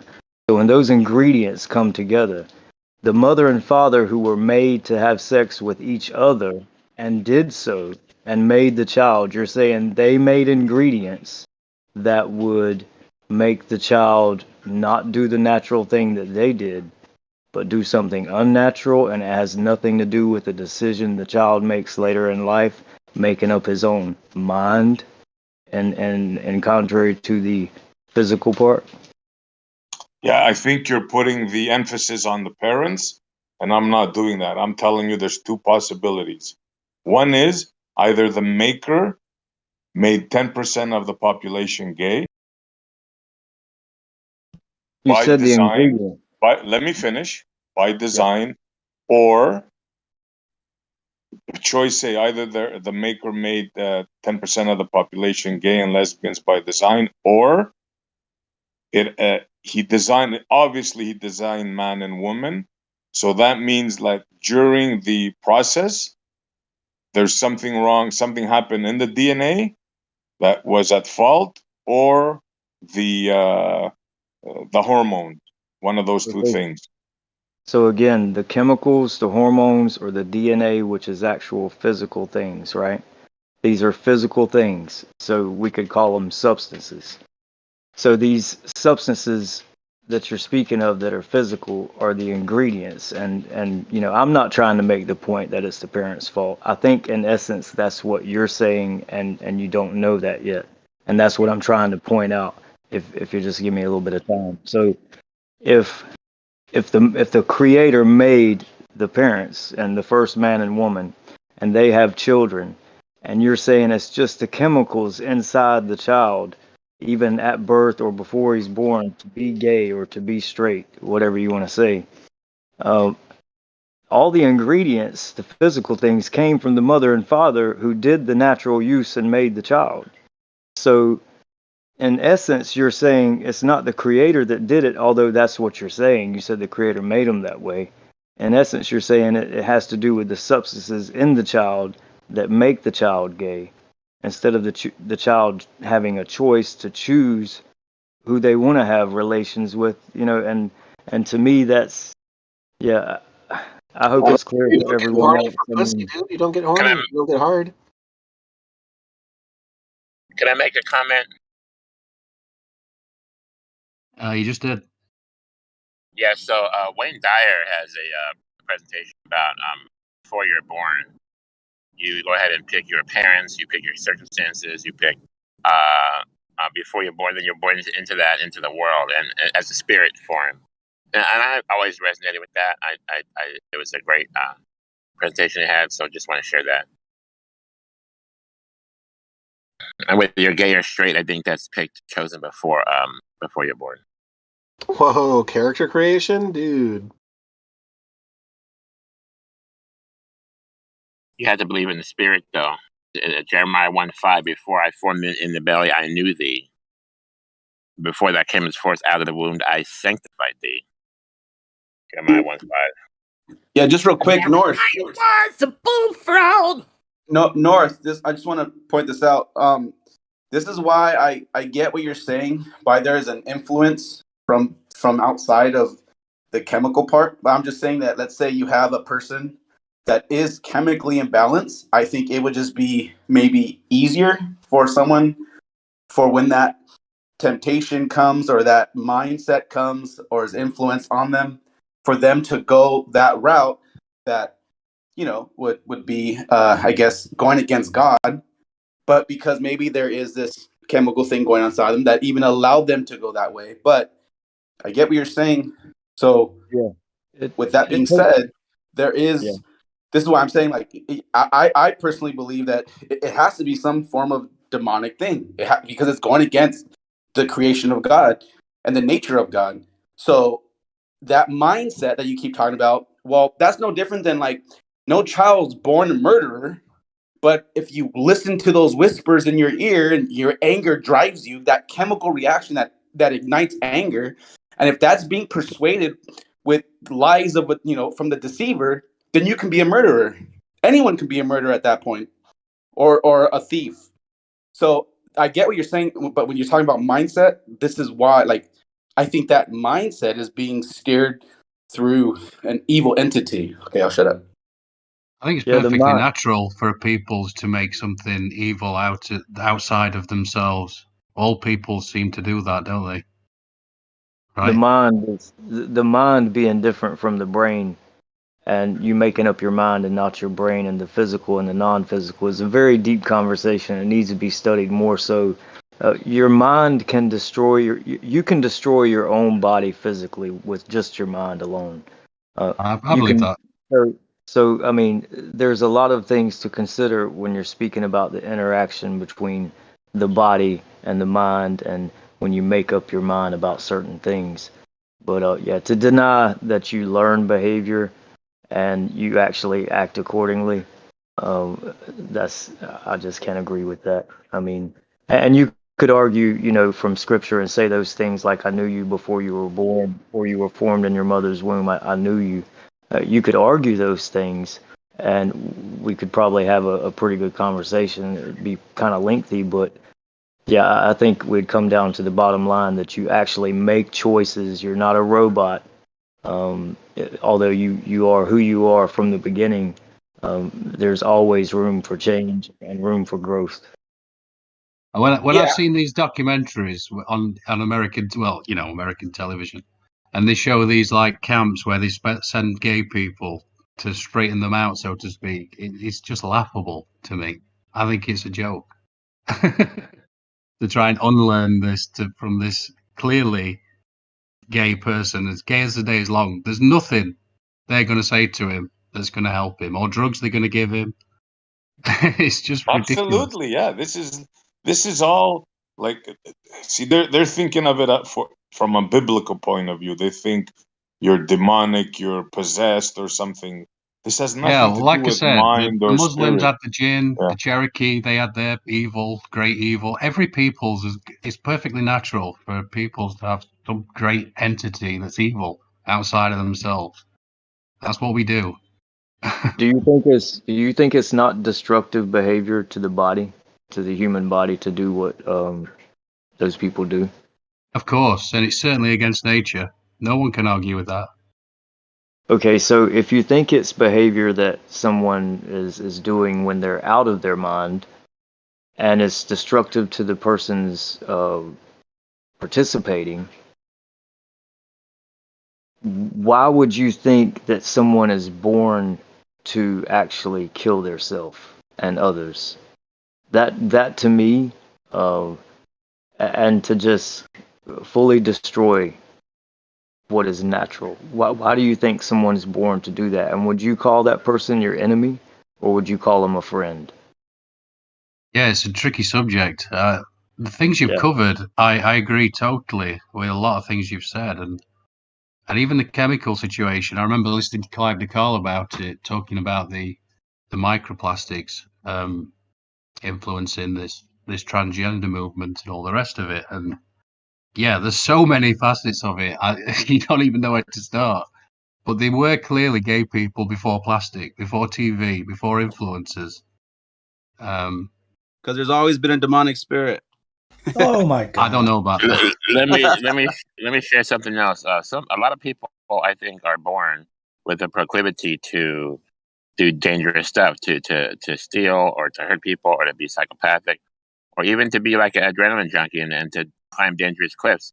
So this is like people. I think people are wired differently. They're wired that way, whatever you call it. Think of it like this: And when has a you're gay saying person demonic ever possession. harmed anybody here? When has a gay person ever harmed you? Anybody attacked you or threatened you Not or anything? I Anybody? got one. Yeah, when I was in the 7th grade, I was changing in the locker rooms, and this gay kid come up to me and like booped my ball sack, and I beat the shit out of him, and I punched him until he hit the ground, and I threw one more swing and punched the vent on the lockers, and it sliced my hand like 3 ways when I hit the vent, and he It had a big sounds old like black eye, and I you had to hit bear him. crawl through sticker burrs for hundreds of yards as punishment. You know I would have what's probably crazy? done the same thing.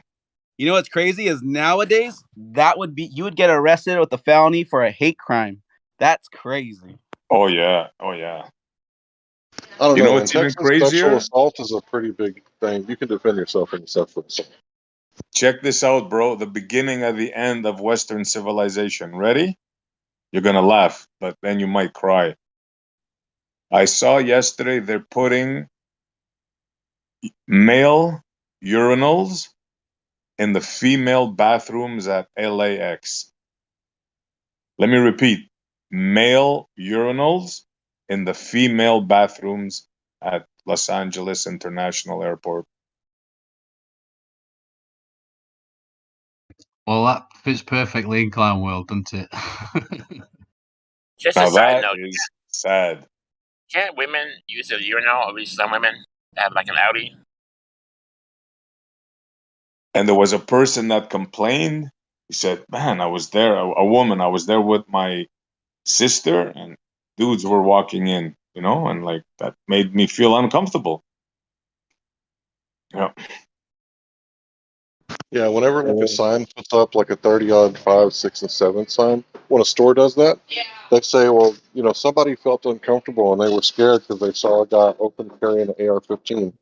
So I'll like talk to the manager and be like, hey, I just want to let you know that those 30-odd 5, 6, and 7 signs, they scare the fuck out of me, and I'm terrified because the one guy who shot up the Colorado Aurora Theater, he drove past like 5 or 6 different theaters that didn't have those signs, and he chose that one. And I say, do you know why they chose that one? Because there were sitting ducks in there.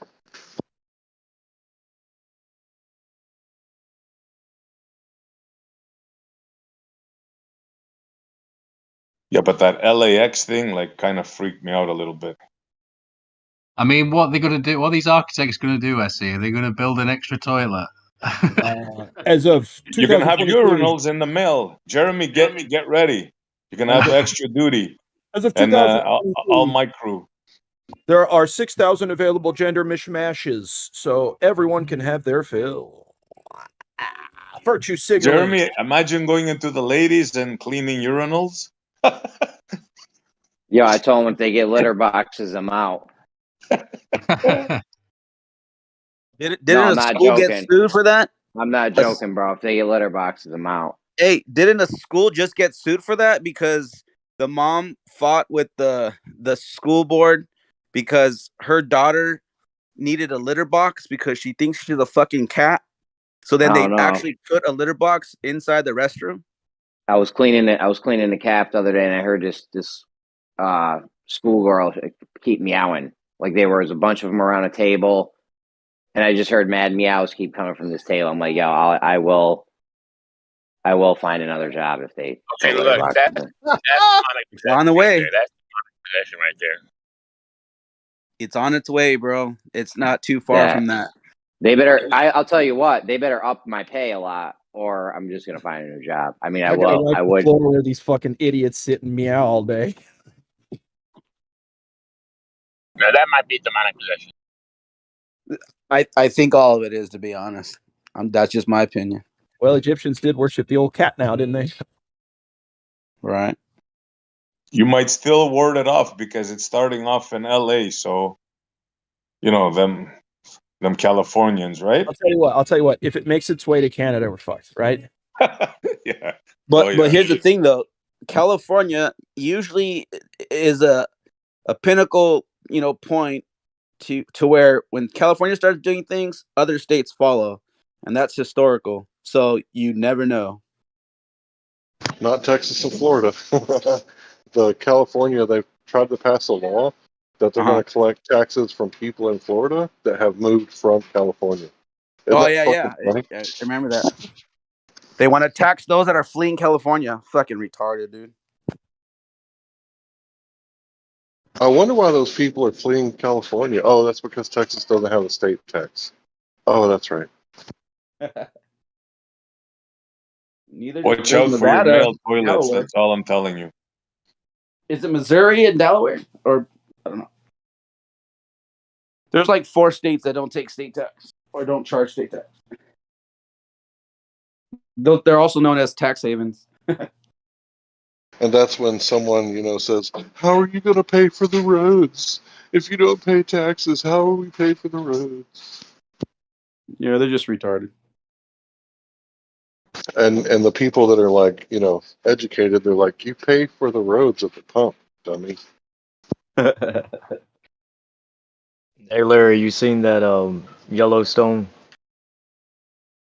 What happens when all the cars go electric? Hold on. Dude. What happens when all the cars go electric? Then The how? government Then will they just get turn it off. the roads. Oh, the electric. Yeah, they'll just turn off the electric cars. Yeah, I don't think our society is like ready, because I used to know this guy who was like pro-Trump back in like 2015, and he was saying that like we don't have the infrastructure, we don't have the technology, we don't have the capability of like going green. It's a pipe dream. And when you look at what you have to do when you get oil from Saudi Arabia, they put it in a big ass tanker, which is basically like burning like more oil and more harmful because they're fracking over there. So if we're fracking over here, at least it doesn't have to get transported. And then when they dig the cobalt out of the ground, it's slave labor. So going green is a pipe dream, literally. Yeah, it's a perfect political movement. It's what was I going to say? It's the forever war, isn't it? It's the forever war that these megalomaniacs have been licking the chops for. That it never ends. And whose fault is it? It's your fault. So there was a journalist who caught Greta walking, and they were like, Greta, how come you never, talk about Saudi Arabia and you never talk about like India and China? How come it's always the West? And she just laughed and walked off. She didn't have nothing to say. So she never talks about, Saudi Arabia. Never. Yeah, I watched an interesting video here. This guy just talking about fossil fuels. Fletcher Prouty explains invention and use term of fossil fuels. He was saying how it was sort of invented because, well, I can't really think. I only watched it earlier as well. Something like any living thing There's no living thing basically under 16,000 feet, I think he said. But they dig oil from way after that, double the amount. They grab oil from under the ground, sort of thing. Interesting. It's only about 5-6 minutes long. Well, that's interesting. Why they called it fossil fuels. Can you post that in live stream? Yeah, I just did, dude. Yeah, if they are fossil fuels, let's use them all up, and then once we use them all up, then we don't have to worry about it no more, right? Problem solved. Well, that was why they did it in the first place, to create that scarcity, or something along those lines. They pretty much do that with everything. That's the playbook with everything, isn't it? The juice they brought out a couple of years back. They said the same thing with that. Oh, we're running low on supplies. They do it with everything. Part of the playbook. All now, limited supplies. Void where They just put $1 on everything, on everything that should be free. I mean, yeah, it's ridiculous to actually pay for oil when you really think about it. And water. We pay for water. Oh dear. So funny. But How are you going to pay for water if we are water? Yeah, good point. Yeah, they'll be doing clean air soon, won't they? I'm sure they already do. They'll be doing some sort of, you pay extra for this clean air, for this better air. You think of the mindset which creates that. How much can they charge you for water? We got 5 freshwater lakes, more abundant in the U.S. than any other country. Yeah, you talking about Flint, Michigan Lake? Yeah, it's not freshwater. You drink that? Well, if you've got access to a well, I'm very jealous. I'm jealous of anybody who's got access to a well, because I'm filtering my water, and I know it's full of crap. I know it's full of fluoride and God knows what, chlorine and lots of other shite. And actually, we've got the fluoride map of the UK. I remember my brother, he showed it to me years ago. And in the middle bit where we are, it's called the Midlands. That's where it is the most red on the map. So he actually wrote a letter to the member of parliament, saying this is ridiculous. It's toxic to the human body and all the rest of it. But it's a very English thing to do. Write a letter. Haven't you guys banned that No, in Europe? No way. I thought it was banned. I thought it wasn't allowed in the water system in Europe. No, so I'm going down later to change that filter I've got, actually, funnily enough. I'm going to do it on a Sunday, so I'm going to do it. But yeah, if you've got access to clean well or whatever, a spring or whatever, I'm jealous. Yeah, well, I use a filter to bathe in, and I just asked the wife, and it costs us $48 a month for drinking water. Yeah, that's ridiculous. Spring water, yeah. I know a guy in Florida that works for a water company, and when they add the fluoride to the water system, they have to use a hazmat suit. And one day he didn't have the hazmat suit, and they told him, "Listen, just don't let it get on your skin." Is what they told him. Yeah, it's poison. It's toxic. Yeah. It's a neurotoxin. Hey, see, I was just looking for I wanted to go and listen to Witset versus Bob. So I got out Discord and I opened up YouTube, and there's a video. The last video from the live stream was 20 hours ago, and then I'm listening to it. I'm like, dude, they were talking about women and men, 20 hours ago. There's like the same conversation yesterday. I didn't know that, but I was just tripping out how here we are talking about it again. Were we? Yeah. Good on us, man. That needs to be talked more. Good on us. Protection of children. Yeah, all the way. Hoorah. Yeah. All right. I'm gonna go find that video. I can't find it, but I'll go find it. Around what time was it? When it was? It was around midnight last night, Texas time. So roughly 12, 14, 15 hours Okay, ago. cool. So it's closer towards the end of that video then. All right, I'll go check it out. All right, thanks. Bye.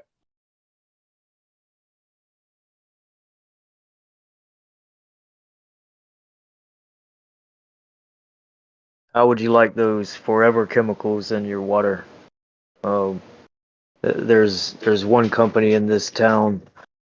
They're getting Gen X, what they call Gen X, in their water, and it's I think it's DuPont that developed it.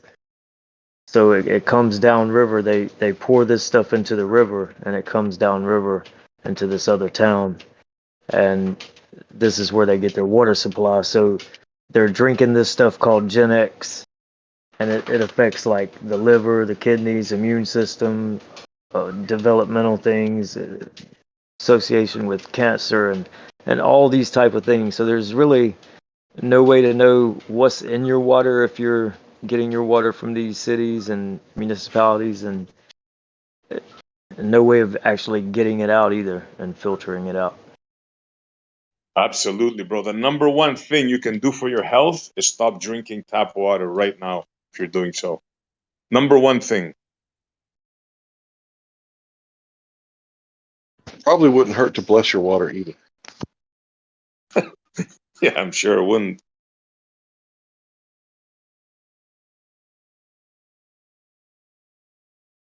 And also, don't think you're out of the woods if you do that, because your skin being the biggest organ in your body, if you shower in it and you breathe it, you'll absorb it. And if you brush your teeth, you got to do three things. You got to stop drinking tap water, get a filter. It's not that expensive, about $30. They last about 5-6 months. And what else? Wash your clothes Fluoride in in it. the toothpaste. The toothpaste, yes, thank you. The toothpaste, yeah. Yeah, because they say it's worse in the steam. I've heard that as well. Like this, like the steam. I don't know if this is true, but Yeah, yeah, bro, I You can just smell it. use might be another good reason to have a cold shower.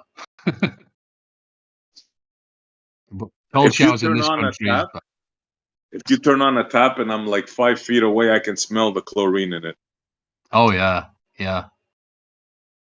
Yeah, I've got I'll a send you filter on the guys shower something. as well, but how much can that do? I'm gonna send you guys something. It's a place where you can buy some copper moonshine stills, and give it a read if you like. There's some legal stuff in there about the law and diplomatic immunity and stuff like that. But obviously, both are not medical or legal advice. Yeah, of course not. We're just talking about water here. Yeah, I remember my mum telling me about, because my dad were a mechanic, and we still got the garage actually across the road, and this was in the 80s. He were doing the guy from the water race, the council or whatever. They came down to see him, and they wanted to give him a bill, and he were like, "We ain't got any facilities down here. We ain't got any toilets. There's no what bill for what?" And he pointed to a barrel that was underneath the gutter on the roof, and he said, "You're collecting the water." That was in the 80s.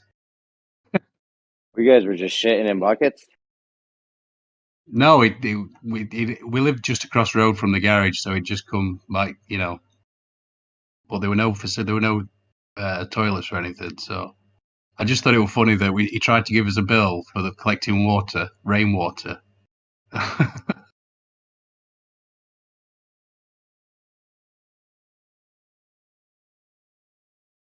Yeah, that video that Glatt just posted, 26.44 miles, no curvature.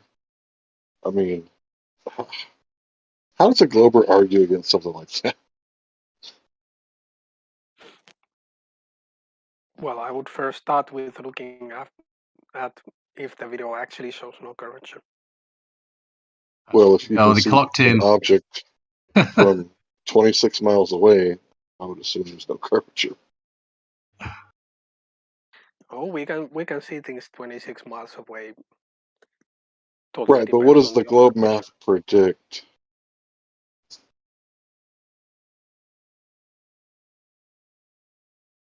25 miles should be about 400 feet. 400 feet. So you wouldn't be able to see that, would you? That's bigger than a football field. Just wait for it. Starts with R. Go ahead. What starts with R? You know, the thing you're Why? dying to say right now. I'm Why not can we trying to see? say anything. The only thing you can say, the only thing you will say. I love where you pretend to know what people are saying, but then you completely fail at saying what they are going to say. I'm gonna wait for you to say it. So I'm gonna why can dare we see you. that far? I Is it double because the dare Earth you. is flat? Okay. Since you will wait for me to say the word and the conversation will not move more forwards, does the word start with R? So then the Earth is flat. Okay, I will start going by all the known words, starting with R, since I don't know what the hell you're talking about. So rat, raft, ring, racket, ruckus. You see the games Did I that this get guy it, plays? Essie? Yeah. Yeah, but you make stupid statements like, "Yeah, you're going to say X," and I wasn't even planning on saying X. So you're making stupid predictions that have no basis in reality, Essie. We'll see. We'll see as the conversation goes forward. We'll see So if we my can prediction. see that far because it's flat. That's the only logical answer. Oh yeah. The water is flat and level. Do you have support for that statement? Yeah, we could see it. Oh, you can see it. Yeah. What happens if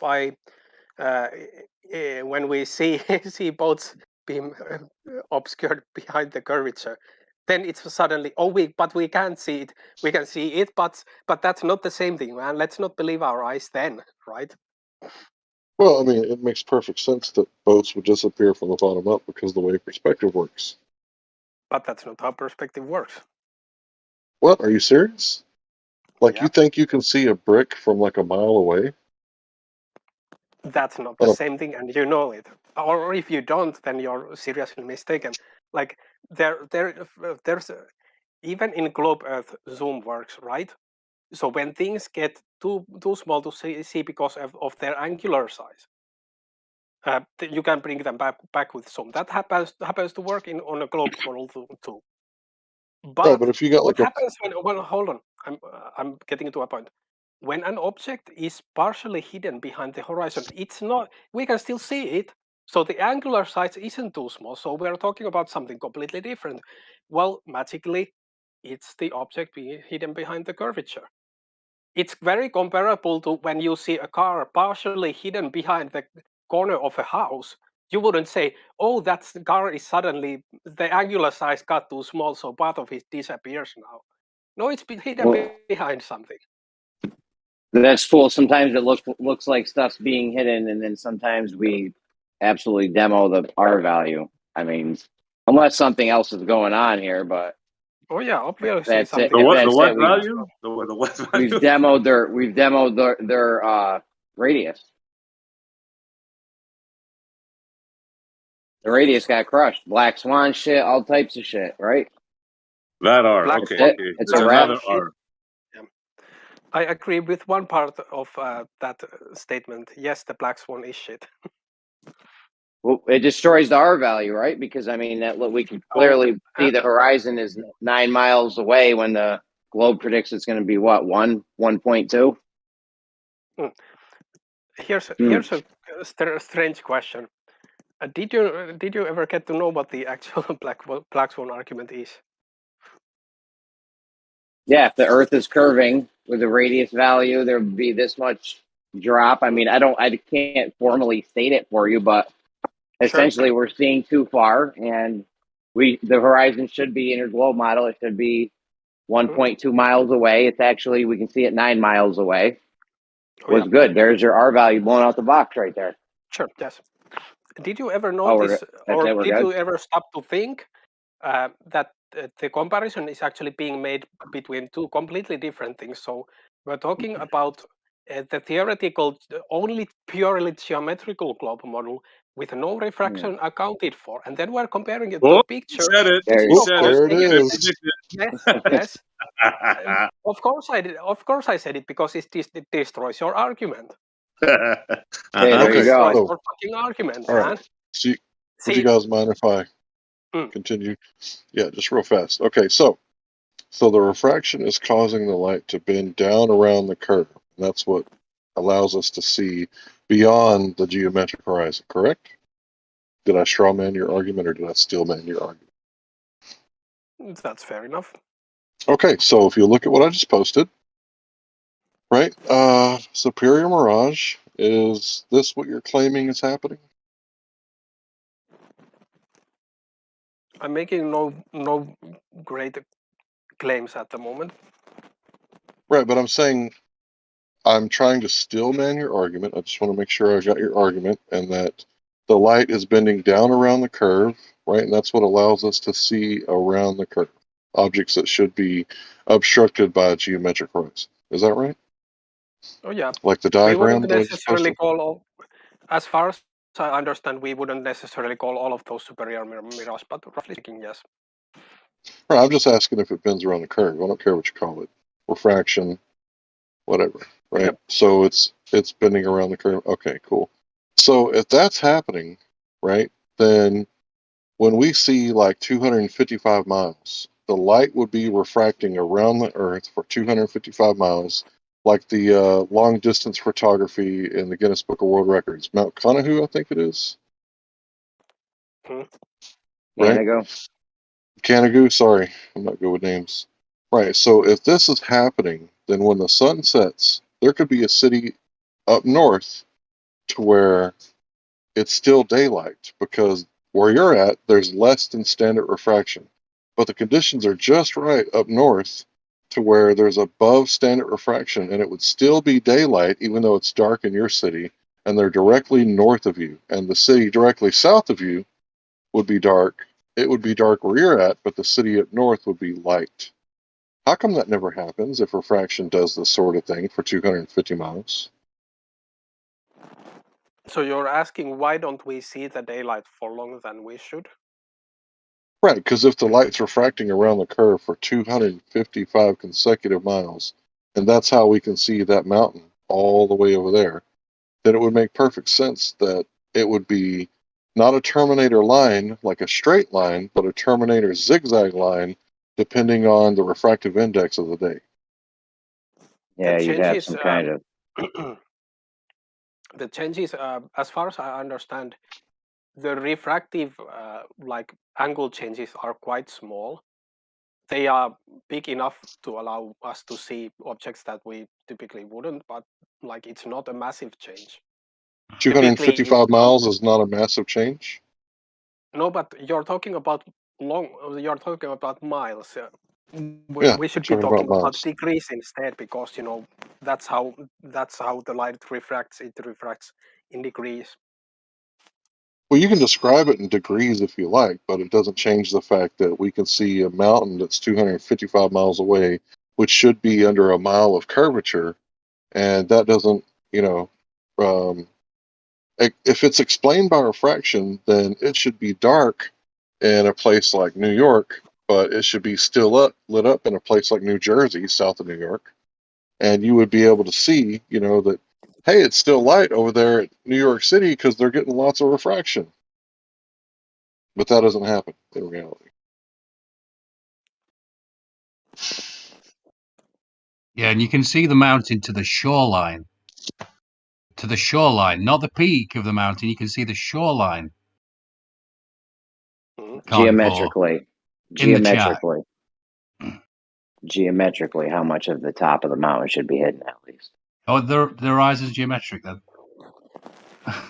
No, I'm just asking in the globe model, like geometrically, how much should be hidden?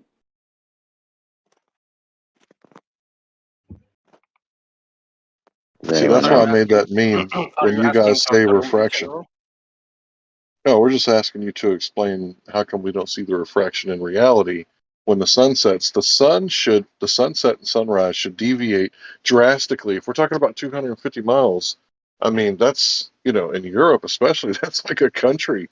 That's like the size of some countries. So some countries would be completely dark while other countries would be completely lit up on the same longitude lines if this kind of refraction was happening, because the city to the south, right, lower than standard refraction. The sun sets when it normally does, or let's say standard refraction. It sets when it normally does. But if there's a great deal of refraction up north, because let's say, they got a Great Lake up there or something, if that were to, cause an inversion, right? This would cause super, parabolic refraction. That's what I call it. And if this, super parabolic refraction is happening, then we would have a terminator zigzag line, and we don't. That's why I posted that GIF. When a glober says refraction, gotcha, bitch. So where is this observation taken from? Mount Canagoo? Sorry. It's taken So from it's taken another from a mountain. mountain. Yeah, another mountain. Yeah, that's right. Okay, so what we're actually talking about isn't that there should be a zigzag line in like general terrain, but we're talking about some mountains sometimes are a bit more lit than they would normally be. So we've had people like Rumpus say that it would be possible under the right conditions that you could see the back of your own head because the refraction is bending down around the curvature of the Earth. Well, your head isn't very bright, but the sun is, and the sunlight travels 93 million miles. So what's an extra 24,901 miles, right? Or an extra 250 miles. So yeah, the guy was standing on a mountain. That's kind of irrelevant. The fact is that he shouldn't have been able to see that mountain at all at 250 miles away. That mountain should have been under a mile of curvature. So the only reason he could see it is because A, the Earth is flat, or B, there's a whole lot of refraction going on, and if that was happening, then you would have a Terminator zigzag line. Thanks. Even if that is the case, which I'm still not sure that it is, how do you know that we don't have the zigzag line? Like, have you actually witnessed the what kind of pattern the sun makes? So, not that long ago, it was the shortest day ever recorded. And this day was 1.2 something milliseconds shorter than any other day. Now, how could that set a record with just, a very small fraction of a second? If this kind of refraction is happening, then, the sunset and sunrise time would vary like 250 miles at least. We don't know how far we can see, but that's, the farthest picture we've taken so far, unless it's been replaced. Have we got a further picture? A longer distance photograph than 250 miles?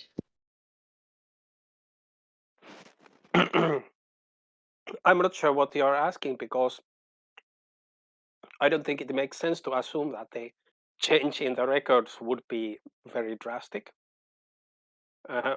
That's typical of records that they, at the top, like, I don't know how long we have measured how short. So what's the record shortest day? But typically, what happens is, let's say, for example, with athletic records, the changes at the top are actually very, very small. So it wouldn't be untypical at all that actually that change needed to break the record is just a small one. Right, but if there was all this refraction going on, then the length of the day would vary wildly, and it doesn't matter what degrees it is. We know that refraction takes place over 250 miles, so that means the light would be bending down around the curvature at the same curvature rate, whatever that is, as the Earth. And if that's happening, when the sun sets and the atmosphere were to change, let's say a storm comes in and it causes like above standard refraction, we would see the sun rise, a storm come in, and the sun set again and then rise again. Or we would see the sun set, a storm come in, the sun rise up back again from the horizon, and then a little bit later it would set again. But we don't see that in reality. So your whole refraction theory is falsified.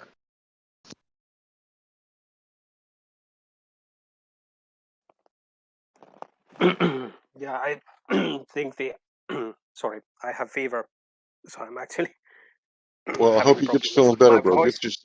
Get you some I'm vitamin gonna. D and some vitamin C. Yeah, Hope you get I'm feeling better. feeling better. That's actually partly why I'm in these discussions, because I have nothing better to do. So I'm spending my fever days. I'm going to have to mute and clear my throat a bit. Go ahead, bro. Careful with that garlic, dude.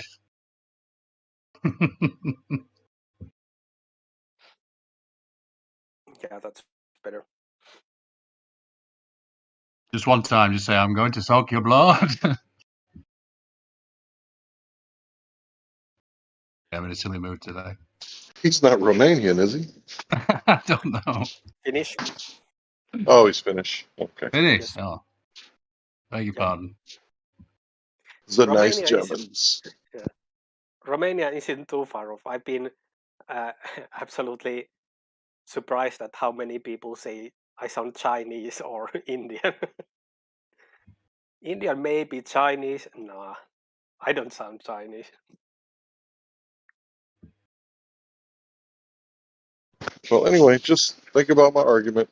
We can see too far, and one reason is that the water is flat. The other reason is that the light is refracting down. But if that's true, the light is refracting down around the curve with the same curvature rate as the Earth, and that's why we can see too far, then the sunrise and sunset times would drastically vary, and we would not have set times for sunrise and sunset on each particular day throughout the year. That would be impossible.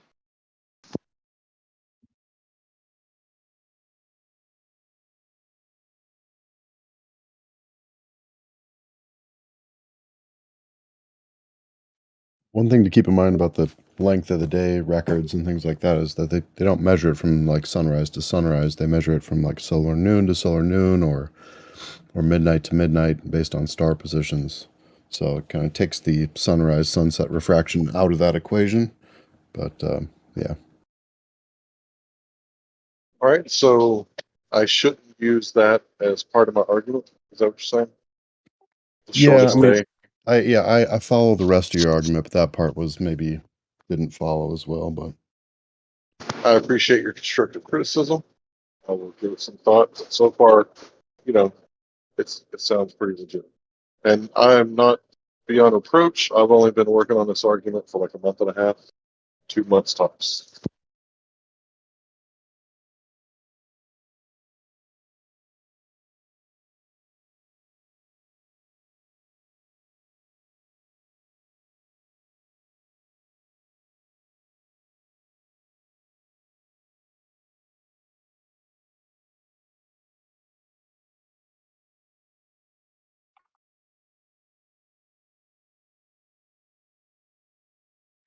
Yeah, I appreciate always when someone makes an argument that's not just playing games. So thanks.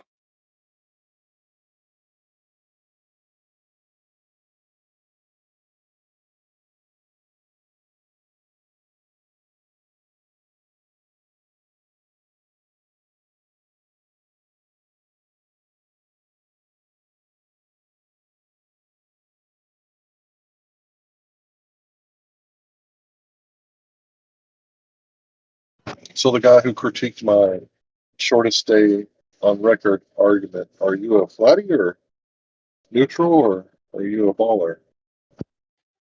I would say that I find the globe heliocentric model most convincing, but I'm the sort of person that's open to other interpretations and ideas. So that's why I'm here. I like to listen in to people make other arguments. What's your name, brother? You can call me Coffee. Okay, I've seen you around. I think I've heard you speak before.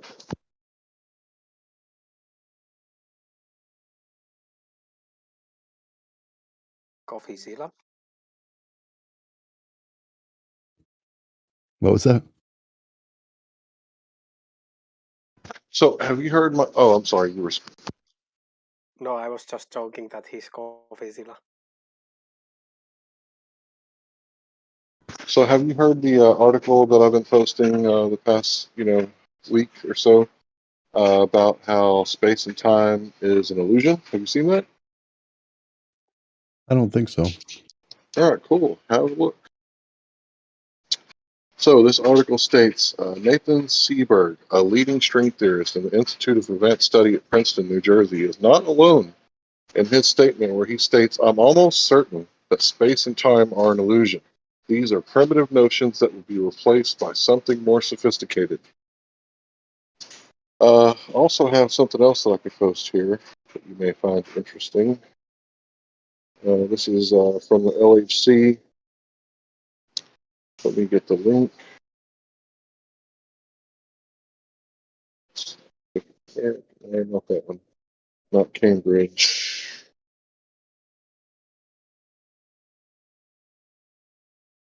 Unsolved Mysteries. There we go. And I'll go ahead and post the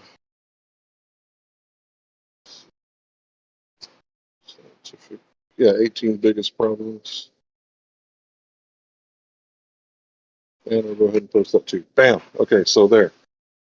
What's There the you go. biggest one, Larry? What's the biggest one? Well, they can't Are find they not gravity in at order? LHC. Are they in any specific order? The first two are a really good read. I'm not real familiar with the third one that I posted, but it is Scientific American, so it's probably a pretty good read. But yeah, when you read these things and you honestly ask the question, what are they talking about? The most embarrassing problem in cosmology. Yeah, I've read several articles about cosmological constant, and yeah, it's definitely a huge issue, and it's kind of the forefront of cosmology, trying to figure that stuff out. Well, the way Kosho describes it, or Zanuck or something, is they act like it's not really a big deal. It's just a different measurement or something. So They're getting according two to different this, measurements. sorry, bro. Yeah, reality doesn't match the theory. When they observe reality, they're off by an order of magnitude of 120. But I'm uploading some files now. It might take a few seconds, but it's talking about the standard model, right? The assumptions that they make in the standard model. And the second screenshot is 300 papers have been published to try to solve this problem. So that means that there's so many different modified models of gravity that you guys really don't have a standard model. Your model is in crisis because there's no standard model. So when you look at this stuff, and it's not me saying it, because what the hell do I know? I'm a pizza guy, right? I'm just reporting on what the experts are saying. Yeah, for sure. I mean, stuff like cosmology is on such a big scale. It's not surprising that we have a hard time pinning things down, to exact, super precise matching theories.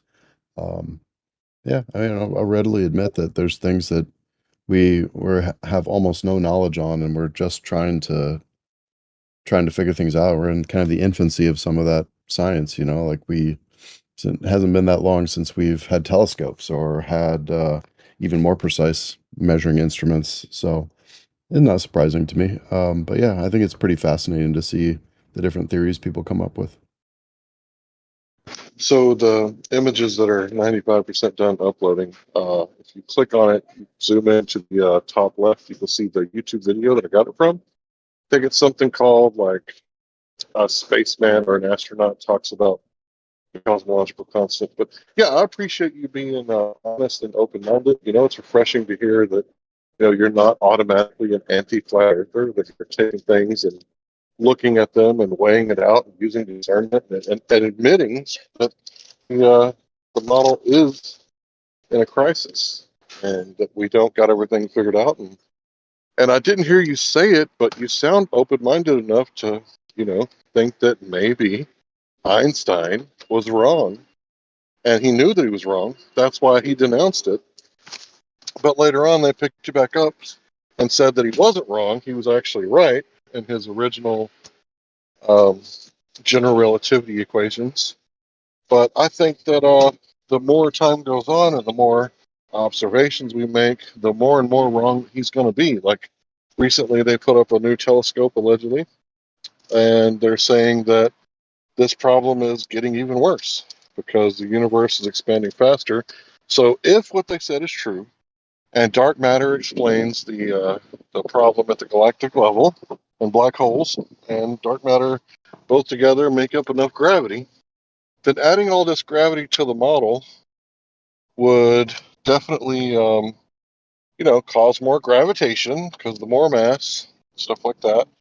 And this would cause the universe to slow down on its expansion. But the opposite is true. It's actually expanding a little bit faster. Sorry for being so long-winded.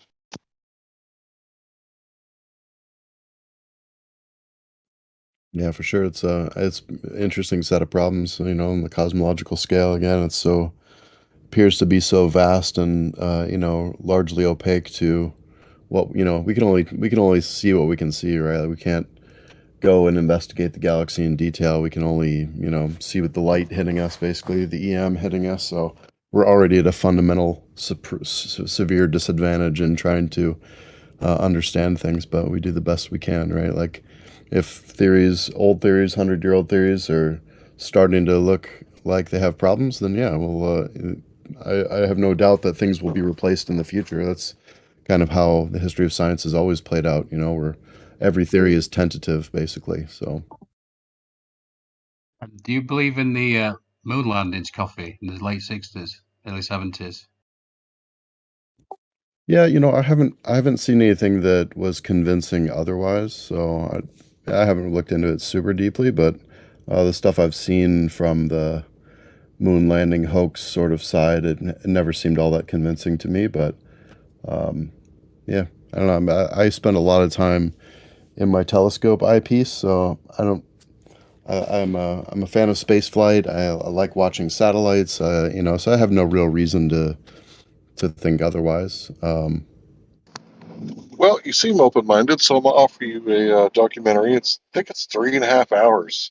It's called American Moon. If you search for it on YouTube, you're not going to be able to find it. But if you search for it on Google, I guess it never made the blacklist, and you'll be able to find it pretty easily on Google. But yeah, American Moon, 3.5 hours or something like that. It's over 3 hours, maybe 3 hours, 3.5 and some. But yeah, in that one, they address the debunkers of the debunkers, and they get quite a few experts, like photographers who have been in the industry at the forefront of fashion for over 30 years, and they show them the moon landing photographs, and they say, "What do you make of this?" And one of them replied, "I'm not going to argue whether or not they went to the moon or not, but this photograph is absolutely fake." Yeah, that And they said, American. Oh, sorry, "Go ahead, Larry. My go bad. ahead." No, that American Moon shit was dope. I remember I sent that to you one night. But yeah, what happened was, the people, conspiracy theorists made some claims, and then we know all the Globers' responses to those claims. So they addressed those claims in this American Moon. They did go over some old shit, but it's like an updated thing where they address. People think they debunked the conspiracy that we never land on the moon, so they addressed some of those topics in that thing. That was Yeah, good. one of the new I ones kept is busting that they Jem's went. balls. Hold on, I Sorry, kept Joe. busting. My bad. Just real quick, I kept busting Jem's balls when that came out. I'm like, because he's got that moon thing. I'm like, dude, they debunked your whole moon shit. I'm like, your shit is trash now. You need to redo your whole shit. Anyways, go ahead. Yeah, I was just gonna say one of the new ones is they say that there were like two operations. There were one just so they could show the public, and the one where they actually did go, which is great. It's so funny. But yeah, you don't really need to look close into that to see that it was obviously nonsense. And I'd say look no further than the post interview that the three so-called astronauts give after. That's just so obvious that they didn't go. That's telling. Let me ask you a question, though, Coffee. What if we didn't go to the moon for another? What if we just keep going around the ISS and don't go anywhere else for the next 25 years? Let's say you're 90 years old. Would you be suspicious? Um, yeah, I suppose. I mean, to some degree, I don't know. It would have to, again, would have to weigh all the other things that were happening. But if you're saying like we just like no companies, no governments ever purported to go any further than low Earth orbit, then yeah, I guess. I mean, but we already have evidence that we've launched other missions out into the further reaches of the solar system. I have no reason to doubt. So yeah, it would be surprising if like that all of a sudden stopped, I guess. Yeah, no doubt. Well, I mean, it kind of did stop for a while. Like, we've just been circling the block essentially for the past however many years. You know, when a Yeah, little kid's got his bike outside, and the mom's like, don't cross the street," and he just circles the block like crazy. We've just been doing that, circling blocks. yeah. That's why I've started referring to these people as like witches and wizards. As silly as it sounds, the sorcerers. That's how I see them now. You know, they play in the little games very successfully, it has to be said. And then the Magic Circle minions come into this Discord and many other places, and they do the low level trolling shit. So it's funny to me. I just laugh at them now. Anyway, have a good night, everybody. Right. Well, this guy seems cool, so let's not chase him off. Good night. Don't worry, I got thick skin. All right. Shit gets fucking crazy. Nah, we keep it. It goes pretty good, usually.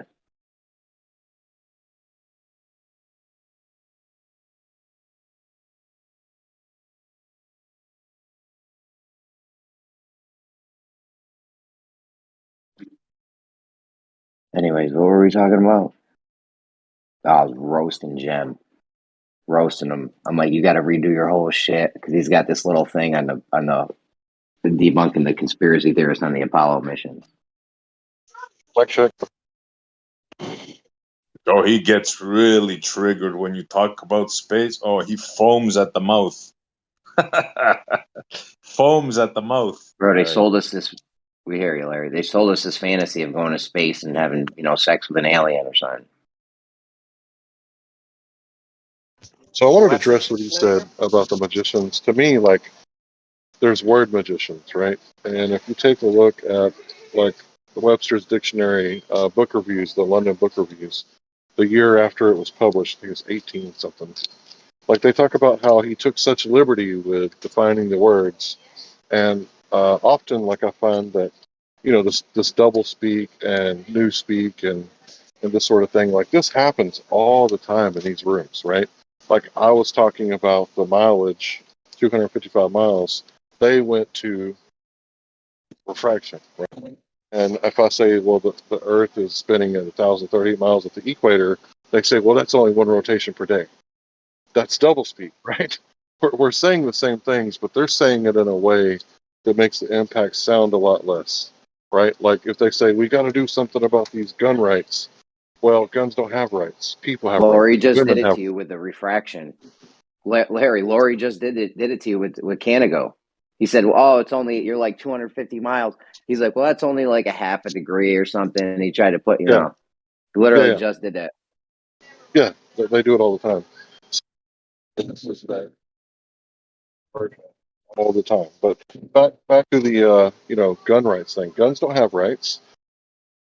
Homosexuals have rights, right? So when minorities have rights. So when you're talking about taking guns away from people, you're basically saying we got to disarm women, minorities, homosexuals, et cetera, et cetera, et cetera, right? Because those people have rights.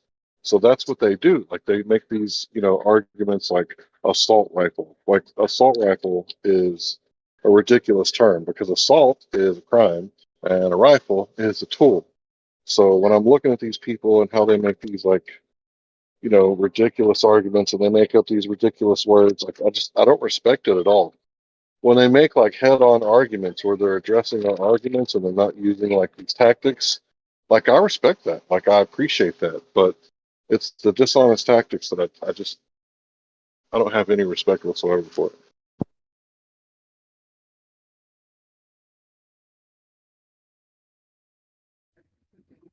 Sounds to me like America is more dangerous than South Africa,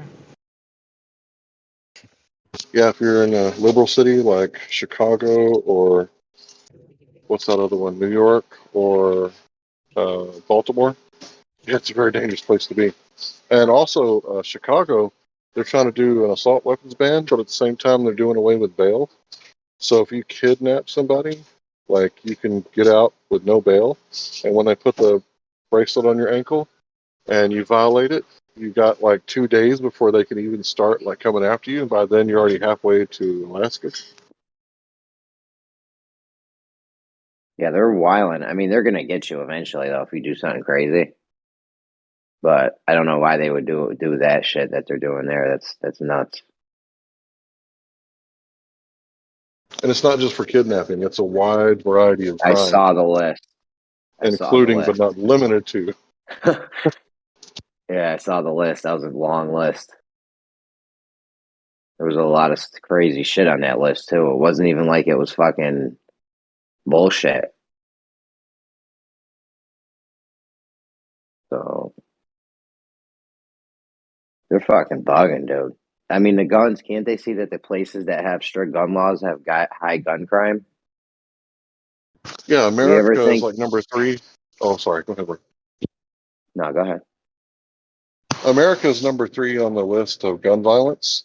But if you just remove the 5 largest Democratic cities like Baltimore, New York, Chicago, et cetera, we go from being 3rd to 189th if you remove those 5 large Democratic cities.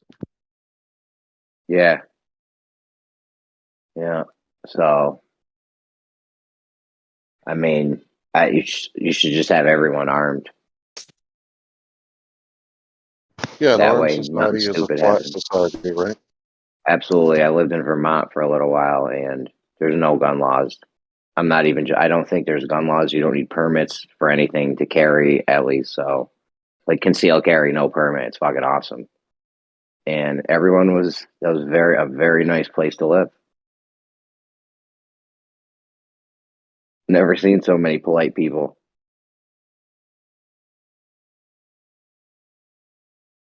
Yeah, So if you notice, like when you go down south to a place like Arizona, Texas, Florida, where they got pretty relaxed gun laws, like, you know, everybody's like, "Pardon me, mister, excuse me, ma'am."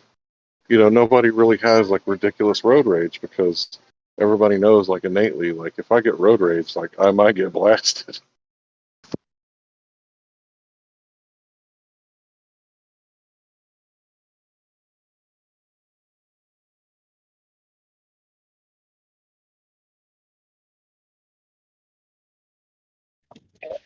There was something about Japan, North and South Japan. So, the one in the 60 hertz part was more placid, and I think that was the north or the south. And then the other half of the country was more aggressive in a way, but they were at a different hertz. Do you think Americans are more chilled out than the Europeans because they're at a lower hertz of electricity? hold on. Say that. Oh, Say that again. So the tone in America is lower than the tone in Europe, What tone? and then in Japan. Hold on. Hold on. What tone? So 50 hertz is a tone. It's a guitar. It's a note. It's a tone. You talking So about the Schumann resonance or something? uh, What tone? Where is the tone? so the 50 hertz for the electricity, Oh, the electricities. Okay. yes, which is connected to the Schumann resonance because um, Tesla designed the North American grid based on the 7.3 hertz, which integrated with 60 hertz nicely. But in ways, do you think that if one side of the country is using 50 hertz and the other side of the country is using 60 hertz, things do say that it can change your attitude. That's why it Which looks like the West Coast went wild, you're saying? Or the West went wild? no, the whole of America is at 60 hertz, and then you go to Europe, it's 50 hertz. Oh, it's the other way. Fucking yeah, I meant the Europe's at West 50 side, hertz. the whole West side. Yeah, so the west side's on 60 hertz and the east side's on 50 hertz, but the west side is more chilled out. And the same Well, thing those with frequencies, I was talking about this yesterday, man. These frequencies can do shit. I think you could cure sickness with frequencies. I think you exactly. could do a lot of shit with the right frequency. I think the Great Pyramid could have been giving off a frequency. Like that might have been his job to like give off a frequency to make the crops grow good or whatever. Who knows? Yeah. That makes sense. That makes sense. I like that. But yeah, Japan kind of I just quickly looked up Japan yesterday, and they said the first thing that came up was whatever I was looking at. It just said that the moods were different. They were different. The north and the south, they were like two different types of people. They're not different, but the attitudes and one other difference in these both regions was that they're both using different hertz of electricity. North and South Korea, I think they used to use different or integrate between 50 and 60 between North and South. But yeah, the Schumann resonance is not just 7.83. It goes from like 3 hertz up to 60, but generally speaking, it goes 7.83 and up another 6 up to 45. I think it was. That's what they could Or measure you got to at. use less numbers with this speech because you're losing people. You're losing me. So Just use less numbers. we all think that the Schumann resonance is 7.83. It is, but only briefly. It can pass through 6 or 7 different frequencies between 7.83 and 45 hertz. Depending on where you are on Earth. Yes, or at the time.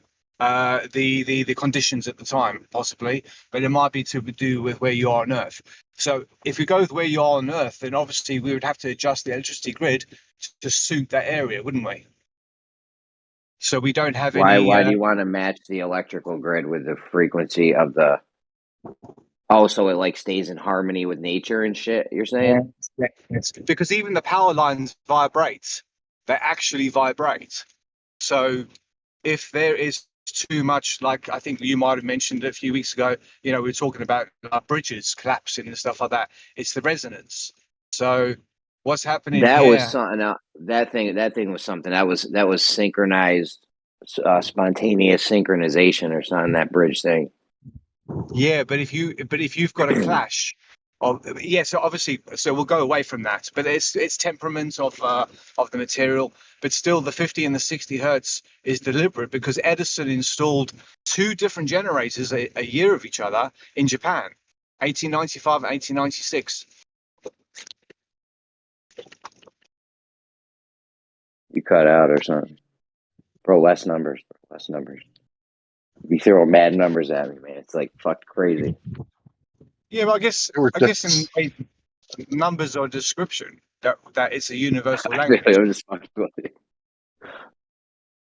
So, and depending on where you are on Earth, the Schumann resonance goes from 7 to 40. That's a big fucking range, bro. Yeah, but if you play guitar, you will know that the high E string is close to 7.83 and the lowest E string is close to 45, and there's 6 strings. So I can compare with that just in the tonality or the intonation of a guitar. Why did they make a guitar with 6 strings? Et cetera, et cetera, et cetera. But every single string, the diameter, I think it is, of in micromillimeters of the string, the diameters of the strings pretty much match these different Schumann resonances. No doubt. So if you play all the strings on the guitar and you play anything out of key or out of tune or clashing, then you're going to get a massive vibration off the guitar.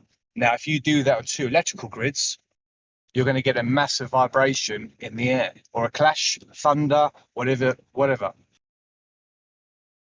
When the 2 frequencies meet, you're saying? Bro. Yeah, possibly. Lightning induces or helps with the Schumann resonance, which is a vibration between the ground and the ionosphere. So if we're boundary. sitting somewhere, let's say we're sitting on a beach, the Schumann resonance is 7, and then a lightning strikes, it changes to 20 or something. I don't know. What makes it change? It can just change where you could just be standing there and it'll change over time? I don't know. It was just more the case of that they've measured 6 different frequencies over the Earth. So it's not just 7.83. It depends on how far you are away from the Earth.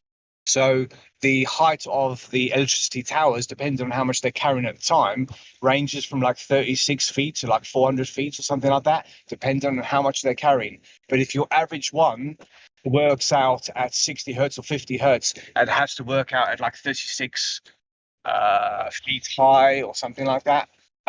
So the height of the towers is not just random. It's actually to do with if the Schumann resonance of the ground is 7.83 and the Schumann resonance at 36 feet is 50 or 60 hertz, depending, then obviously So it's there's elevation based? Is it just elevation based or location based? Like depending on where you are, what continent and shit. I'm going to go with the elevation now because we were chatting about this last night.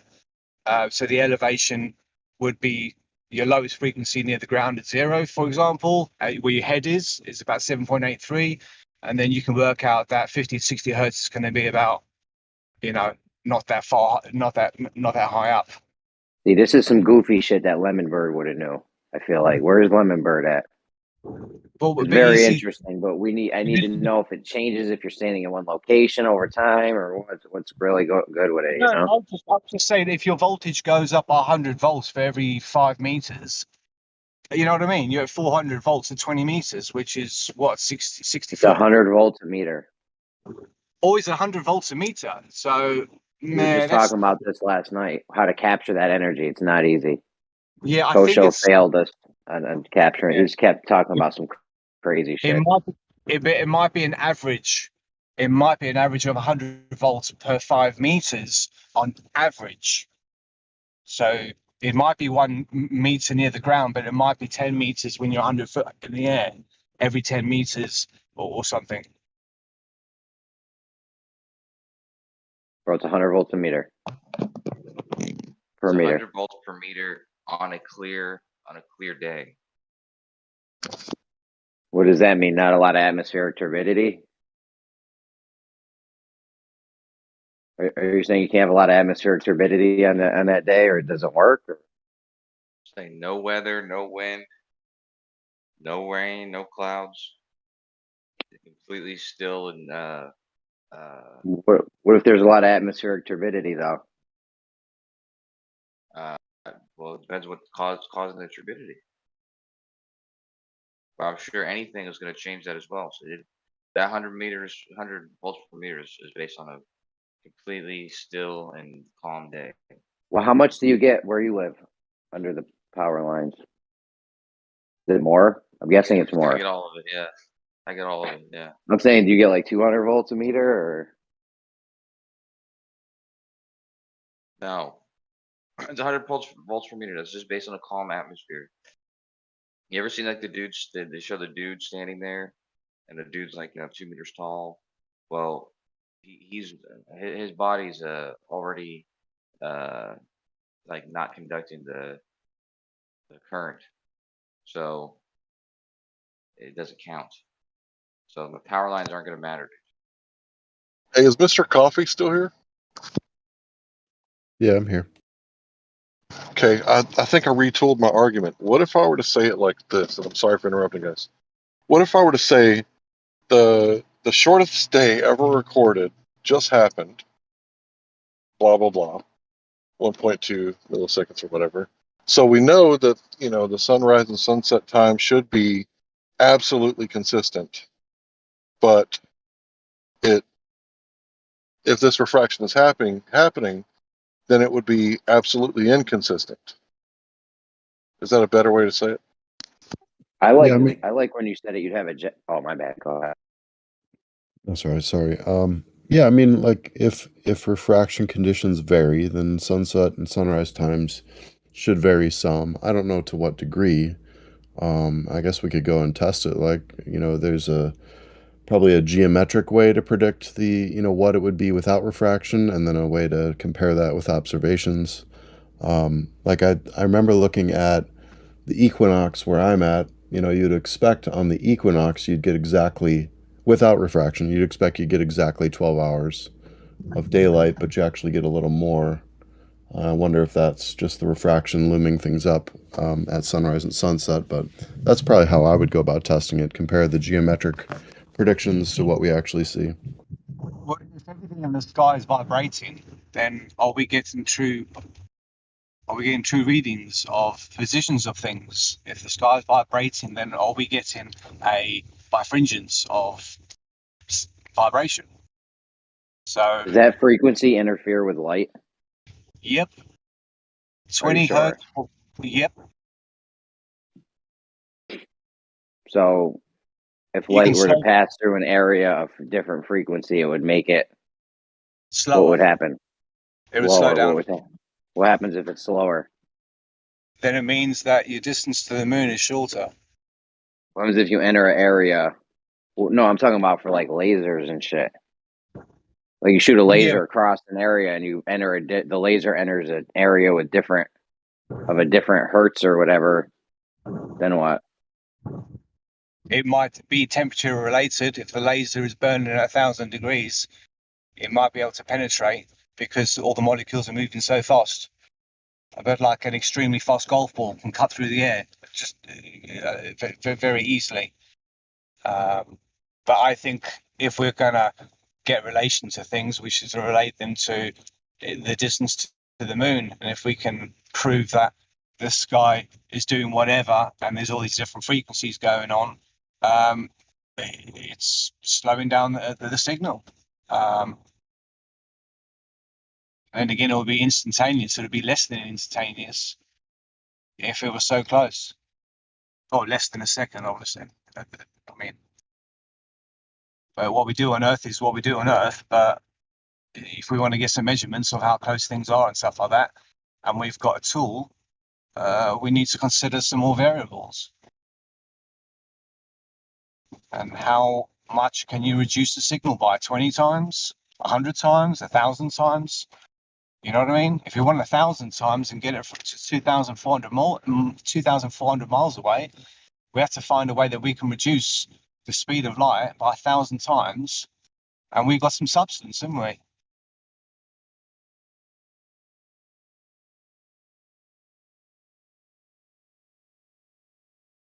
I like where your head's at, man. And Larry's, you were talking about the rotation of the Earth, slowing down, speeding up, and that kind of stuff. Not sure if it's still here. Well, my argument goes like this: is the light bending down around the curve? Yes. Is refraction causing us to see farther? Yes. Okay, if that's true, then when we see Mount Conahu, then the light would be bending down around the curve at some sort of, rate similar to the curvature of the Earth. Maybe not exactly, but maybe averaging pretty close to that. And if that's happening, if light can do that, then the day, sunrise and sunset, the time should vary, and we shouldn't have set times for sunrise and sunset. And there would be a city to the north where it's dark, but the city that I'm in, south of that city, would still be daylight because above standard refraction is happening, and it would cause a Terminator zigzag line, and you wouldn't have like a perfectly straight line down the parallel as the sun is setting. It would cause like a city to the north on the other side of the bay, like Great Lake. You would see that, oh, it's still light on that side of the lake, but on this side of the lake, it's dark actually. So, or a city to the south would be dark and you would be lit, for example, if this sort of refraction is happening. Because 250 miles is, it's a pretty long. I mean, come on, that's a huge distance. Yeah, but if the water vapor or the liquid, the vapor in the air is magnifying things and bringing them closer to you, then that should be considered as well, no? But like if you look at something through a bottle of water, it magnifies the object that's underneath the bottle of water or behind it or whatever. So water will magnify what you're looking at. So that would be the same case if you're looking up in the sky as well, I guess. You're getting a magnification. So the refraction is what? It's either the bending of light or it's the lensing of light. It's funny you say that. Just real fast. Zanuck argued against me until I showed him the guy who said it, because a year later, after This Is a Mirage aired on the news, exactly a year later, they had an expert come from a college, and he was like some sort of light expert or whatever, and he was saying the atmosphere is acting like a lens. Well, if the atmosphere is acting like a lens and causing magnification, then let's say you have an image, right? And let's say you got an image of a cowboy, and you put a magnifying glass or you zoom in on his belt buckle so you can read it. Well, that's going to cause his feet to disappear.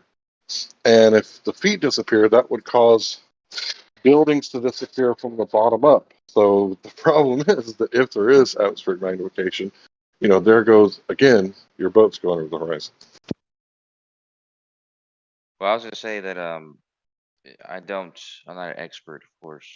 I could be wrong, but as far as I understand atmospheric magnification in terms of refraction, it it just refers to the where it appears in your vision, like higher or lower.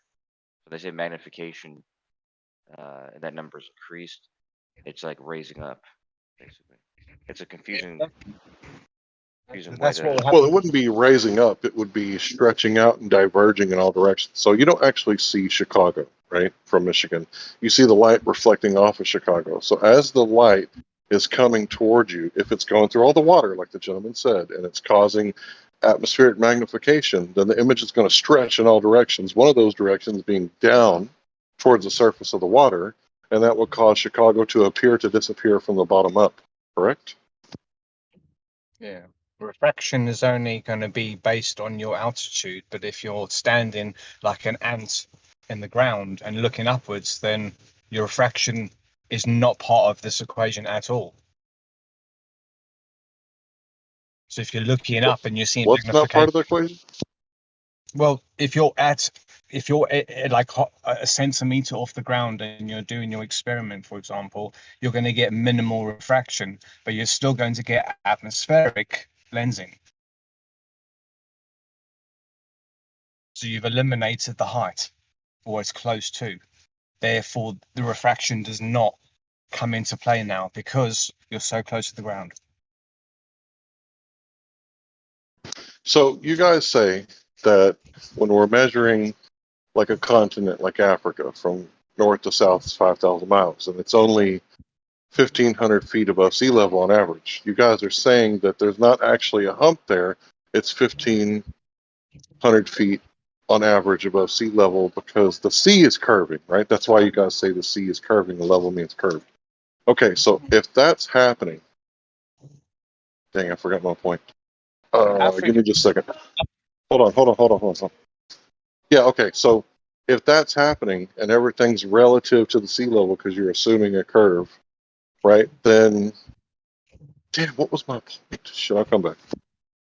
If Africa, there's a thing, an escarpment by Cape Town, right, and the Drakensberg. So the southern part of South Africa goes inland about maybe 100 kilometers, and then it rises up, and there's an actual picture of this escarpment. It looks like a wall, and it just goes up, and then this thing goes up, and then you've got like Johannesburg and stuff at about 1,800 meters, not feet. Then it goes up to about 5,000 meters, not feet. So it might be 1,500 feet on average, but I don't get that because then there must be a lot of places under sea level to compensate for that. If you've got maybe a third of Africa at No, 2,000. Serengeti. The Serengeti plains go on forever. Well, not literally, but yeah, that's why it averages 1,500 feet above sea level. The Serengeti is that at sea that it would have to be below sea level to get an average that low. 1,500 feet. If it was actually 1,500 meters, I would agree with that. But 1,500 feet seems quite low on average. But then again, maybe. But still, it's just an elevation. It's just a step up. It's whatever it is. It's just a step up. Yeah, but all of Africa isn't a mountain, right? Most of it's plains, so it averages that. But they're raised. But if Australia was raised 800 feet, then its average would be 800 feet. It doesn't mean that it's a bump. It just goes straight up, and then you're just at a different level. I'll be right back. But even if people are getting observations at elevation, like they do in Arizona, and all the towers that people use, how can we get an accurate thing if we're not on the ground, where the frequencies and everything are pretty much eradicated, everything's nice and still and chilled, except they do it at 30 meters in the air and stuff like that. or observatories that are like all the lenses are way above the ground on on mountains and shit like that. It's like, how are you going to get accurate reading when you've increased your sea level whatever, and you've raised it 30 meters? It's like that 30 meters makes you go stand on a bridge on a mountain which is 30 meters high and get your mate to do the same observation on the ground. You're going to have issues on you. Yeah, I think the issues exist close to the ground, though. I think it's the reason why they raise up. Yeah, but Because even they can 1 eliminate meter the refractive component. but, but even 1 meter off the ground is going to increase your circumference. By a lot, no, because you've only increased the diameter by 2 meters. But for every increment of those, each stage of those measures there and stuff like that, at 1 meter off the ground, you're going to it's start to accumulate those issues there, those differences.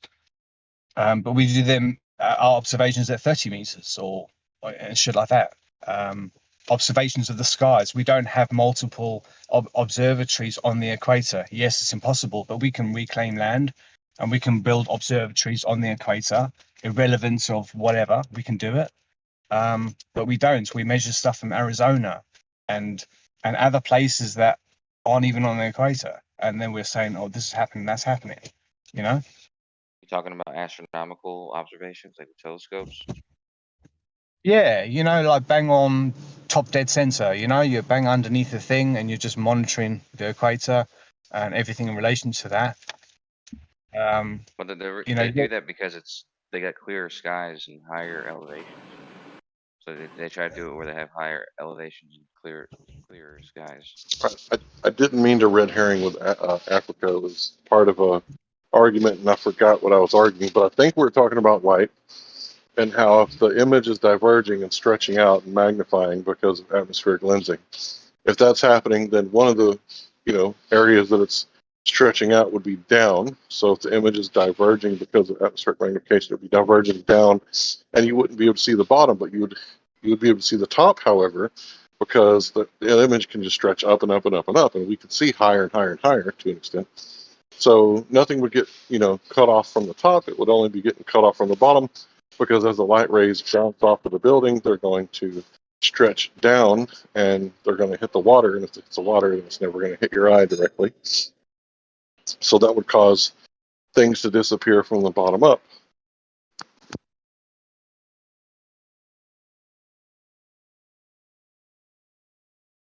And the Skunk Bay is a really good example of that, because you can see the building a quarter away from the left, 3/4 away from the right in the image, or sorry, the GIF, and you can see that white building completely disappears, and it's just a time lapse, right? It's a GIF, it's a time lapse. And when you see it disappearing, it's not because of curvature, it's because of atmospheric conditions. So you guys claim that atmospheric conditions allows us to see further. But what we're demonstrating with that image is, as the day begins, the sun, begins to perturb the atmosphere, and as it does, it causes what you guys call refraction. And when this happens, it it makes the buildings disappear that are on the other side of the bay from the bottom up. So that's kind of the opposite of what you guys say.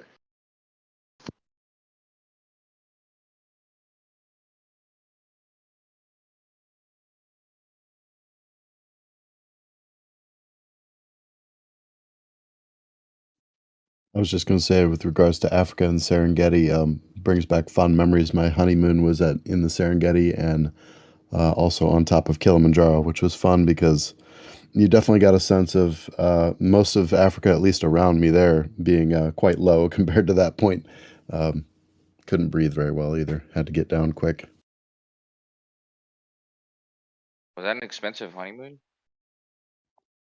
Yeah, I mean, flights weren't cheap to get. I'm in Chicago area, so it was a couple flights, one through Europe and then down south to Tanzania. I think the expedition to go up to the top of Kilimanjaro was about 7 days long.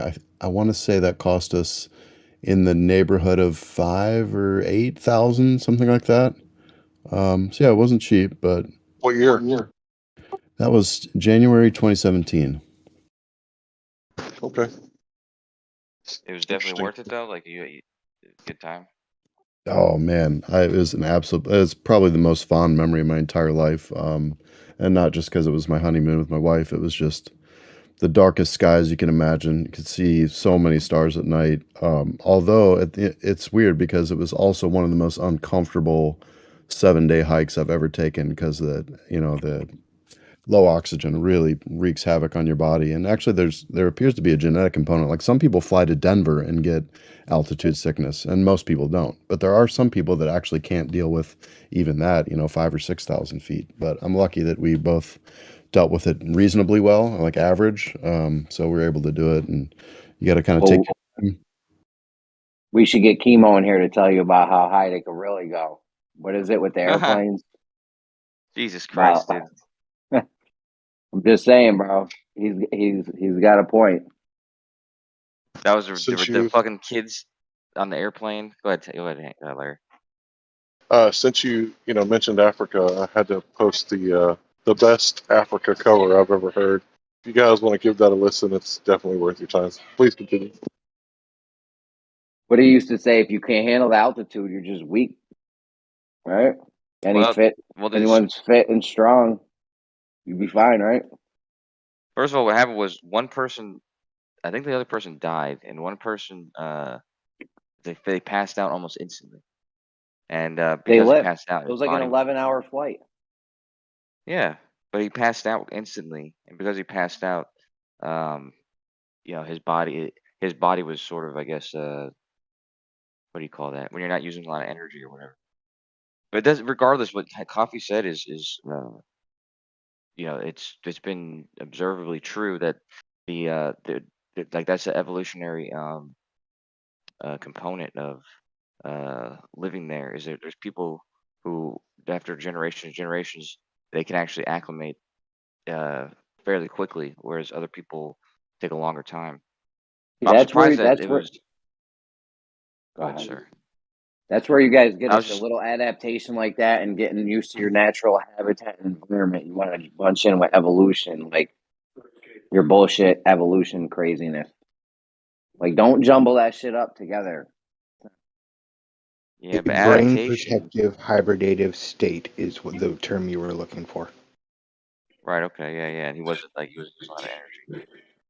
No, but yeah, but Jared, there's a difference between somebody who's adapted to something, their body's adapted to it, and generations, like the next generation being already in this they already has this capability because of their genetics. Yeah, don't bunch that up with evolution either. Why? No matter how much you adapt to your environment, humans stay humans. Like dogs stay dogs. It doesn't like you think, like where there was rocks and now there's humans, walking around. Dogs used to be wolves. At one point in your paradigm, there was nothing bigger than like a rat or a small gerbil or some shit. We're supposed to all have came from that. But the funny thing is, if you guys agree that I don't agree that adaptation can happen genetically through generations, if you can have somebody, your kids have this adaptation that was in your genetics or whatever. I mean, all you need. That's all it's required. If you have mutations, demonstrated. Yeah, but you never get a fucking dude. But you never get something other than it's the same kind. Dogs stay dogs. Bananas stay bananas. Yeah, but if you change, what do you mean? Why? That's just how it works. If you do little changes, over a long period of time, how is it you have a different banana or a different dog? Yeah. But notice how you still have a dog. What about a longer time than that? Dude, it can go forever. You're always gonna have a dog. Jeremy, you're arguing cladistics. Have you ever studied it? Yeah, that's exactly what I was going to say. Cladistics would agree with you that a human, no matter how long you go in a descendant tree, is still a human, but it can also be something else, another hierarchy nested within it. For example, you're a human, but you're also a mammal. You're also an animal. You're also a vertebrate. All of these things are true. whatever you want to classify a dog as, you're always going to get a dog when you breed dogs. That's correct. Yeah, Right. no matter how That's many years you have. If you have a the billion, law billion, of trillion years, you always get dogs. You never outgrow your parent Cade. That's a good point because that's like a common misrepresentation of evolution or whatever. Is like dogs never gonna become a fish or something like that. Even though they do say dolphins came from a canine sort of creature, but that's not important. But I know that. that's not what evolution doesn't describe an animal turning into another animal. It's just like Kool-Aid was just Really? saying. It's like it's just like you have one set of creatures. So we Maybe had. they're all the same species, and then they diverge and become new versions of that species, and they'll actually become a different species, a new species. So you say it's not. They don't say that you get one animal from a different animal. But at one point, we were all the only mammal on Earth was like the size of a ground squirrel, right? Sure, maybe, yeah. And then all the No. mammals No. we have now. There's actually evidence in the fossil record that the mammalian kind formed independently in at least 5 different places. Really? Wow. All the mammals on Earth came from those 5 other animals. Those 5 mammals. Everything Yeah, Is that descended true, from them. Kool-Aid? The 5 mammals, At all least. the other mammals types came from those mammals. That data is probably out of date. It's a few years old, but there's at least 5 different mammalian transformations that are All right, that's cool. that were. Yeah. My bad. Go ahead, Kool-Aid. No, so when you say all of them were one, that's not true. I thought that was the these story. traits- If it's 5, it's fine. Yeah. Well, it's They at had least these 5. Like look at the eye. The eye has evolved independently at least 10 different times that we know of. Turns out it's just a really useful organ. The eye is a very complex system. That's really insensitive of you to say that to Jeremy, dude. I'm sorry, Jeremy. You're right. Kool-Aid wasn't thinking, man. It doesn't change the fact that this whole evolution thing where we all came from rocks is crazy. Yeah, that is. Good thing nobody who believes in evolution actually thinks that. I don't know. They got the one lady saying we came from rocks. Who was it? Thor, what's her name? Yeah, the NASA lady. Yeah. But Jace, from Jace said NASA. that's not true. NASA. Jace, saying who's so an we got actual biochemist, says it's not true. So. Well, how does he explain abiogenesis? He said that they're all what do you say? They're not minerals. Well, Basically, he's saying that the rock lady none was of them talking about are minerals. abiogenesis. Yeah, so was he. Jason says how does he he's explain worked it? with people. He just said they weren't minerals. So I guess maybe gases or just particles, chemicals, but none of them were minerals. He said. I believe from the conversations I've had with him, he is a proponent of the RNA world. At least that was I thought we agreed on that. He might want to disagree with me, but.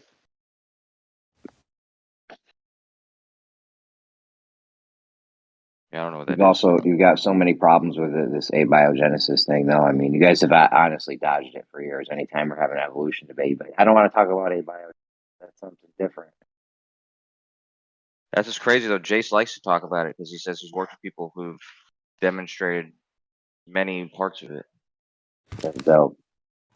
So he had no DNA, and then combined some stuff and got DNA out of it. You have to talk to him about the specifics, man. I wanted to go over it with him one day. The room was crazy though, and they weren't giving him a chance. If you look into the RNA world hypothesis, they actually have experimental evidence that supports the spontaneous combination of RNA producing DNA under laboratory conditions. That's dope. They made DNA. Well, what's RNA?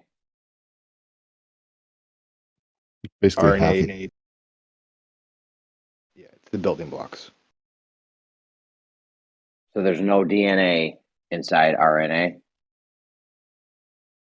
Right. RNA makes up the DNA. Right. So RNA is ribonucleic acids, and those are the acid blocks. DNA is deoxyribonucleic acids, and that's the chains of those blocks put together.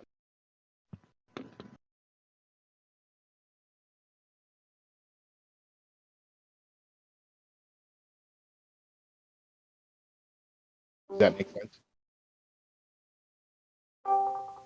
You're cutting out.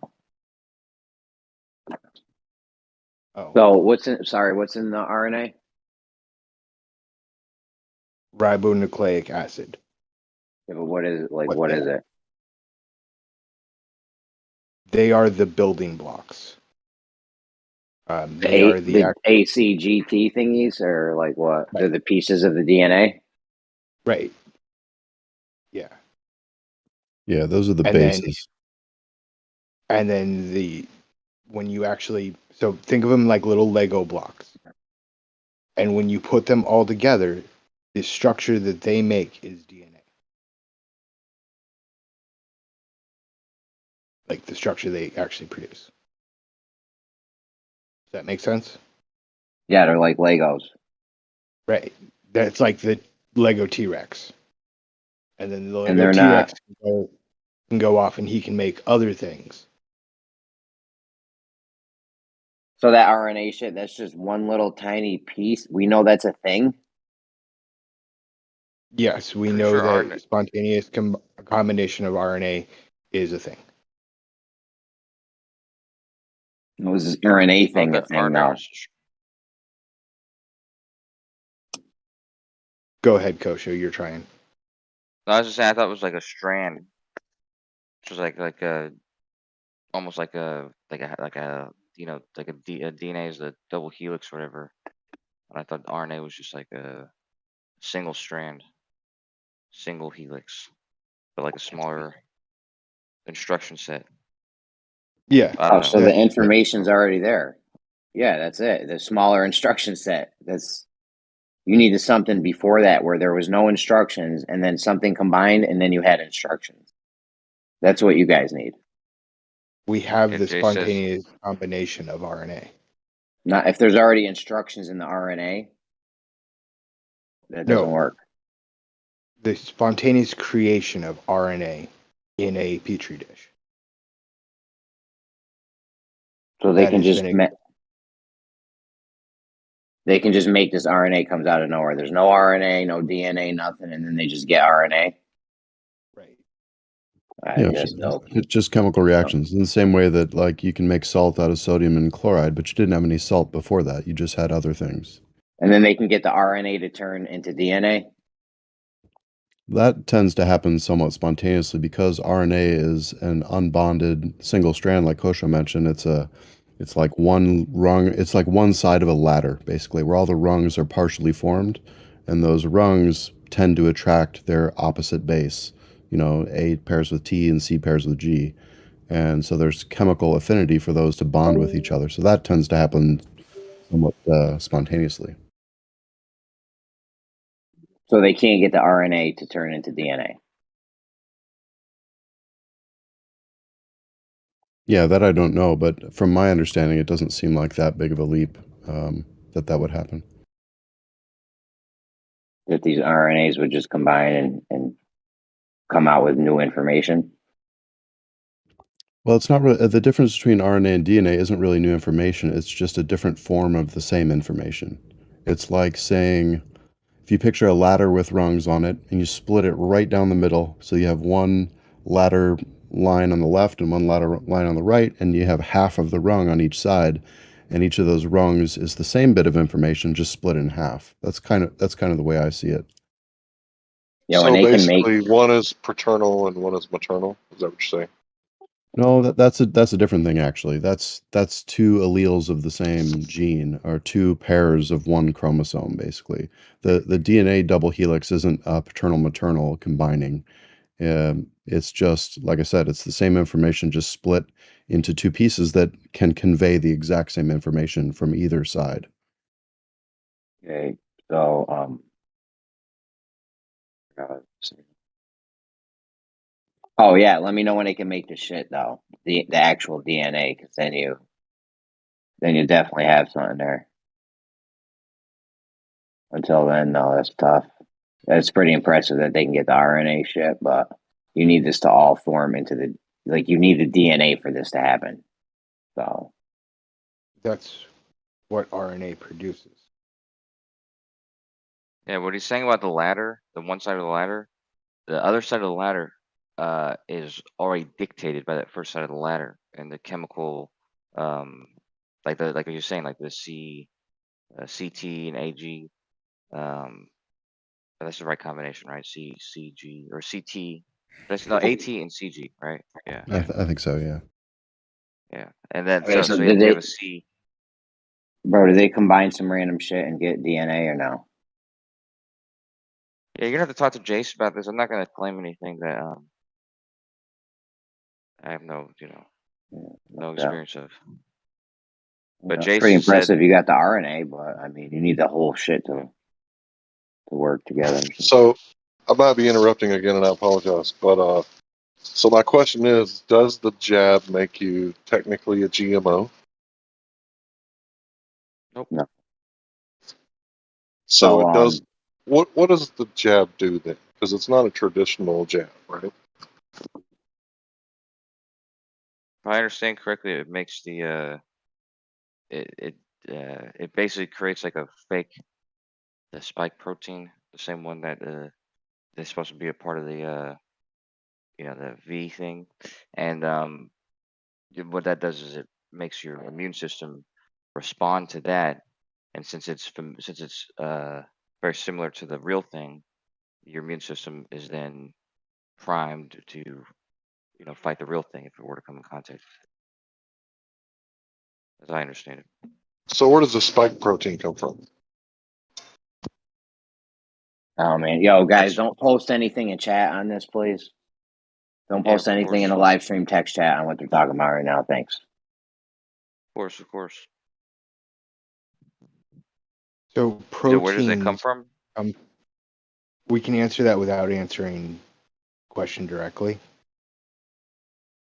Proteins are formed from the chemical folding of the actual protein itself in order to fit into different shapes and be accepted by different molecules.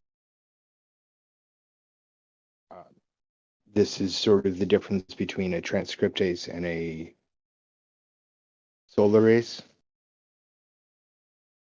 So it's the chemical compounds that actually form it and force it into that specific position makeup.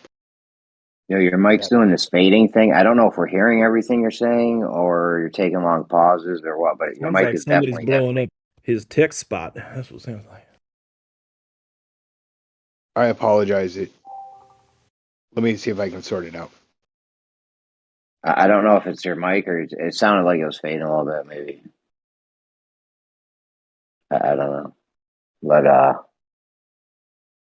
yeah, I thought you guys had something. I was almost nervous. I was like, oh shit, they did this in a lab. But yeah, you gotta you gotta go from nothing to something, bro.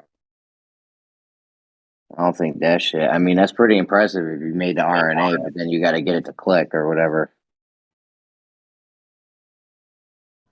Did they make something in the lab? Yeah, they said they made RNA in a lab, which is neat, but you need to make it.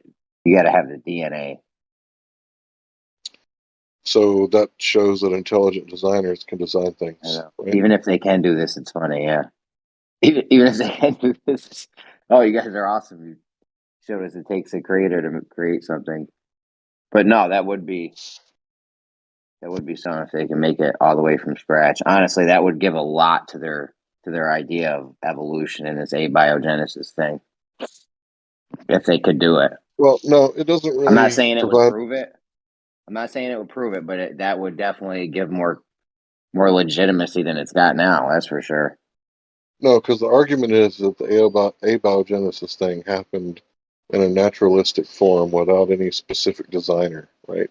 No directed panspermia, no God, etc., etc.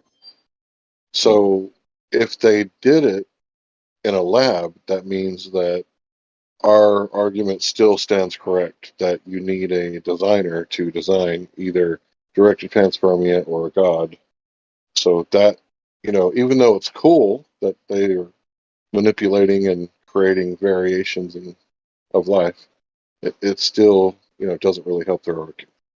I think it helps their argument greatly. Just the fact that it's even possible to fucking do that. Then yeah, you've got a whole nother thing about, well, you create with creation. Yeah, of course, but Well, making something out of ingredients that you're provided with, and creating something out of nothing is two totally different things. So, has anyone created something out of nothing? Yeah, like if they just took the elements of the periodic table and daughter properties only and created something, that would be pretty spectacular. But if you take, an avocado and some pico de gallo and you make some guac, where'd you get the avocado? yeah, they used whatever raw materials they got. But still, the fact that you could have no DNA and then go to having DNA is pretty impressive. I think it would lend a lot to their evolution thing if they could do that. That'll never happen. See. Yeah, like I said, Jeremy, you're gonna want to talk to Jace, but with the whole idea of something designer in the lab and stuff like that, you got to remember that these scientists aren't like they know what they're doing. They're not trying to see if they can manufacture DNA. They're trying to see if they can set up the conditions so that they can come about naturally. That's the whole point. That's what they're testing. Whatever. Yeah, Right, whatever. Wait a minute. What do you, from, wait. They're trying to set the synthetic conditions so that it can come about naturally. Yeah, they're trying to You're set the saying they're conditions. not like that- cutting up. They're not like cutting up genes and shit and just building it like that. They're trying to But the recreate ingredients that some. exist in nature, and see if they can come about by naturally, like with the natural conditions. Yeah, I don't know if you're ever Like I going to said, get DNA from no DNA, so it's going to be a tough one. I said just talk to Jace. That way, we're not making any claims. If you guys that had can't- this, we would know right now. We wouldn't even be talking about this. We would both already know if you had this. Obviously. I've talked to Jace about it, and roughly what he said was that they can create self-replicating non-life form in a lab.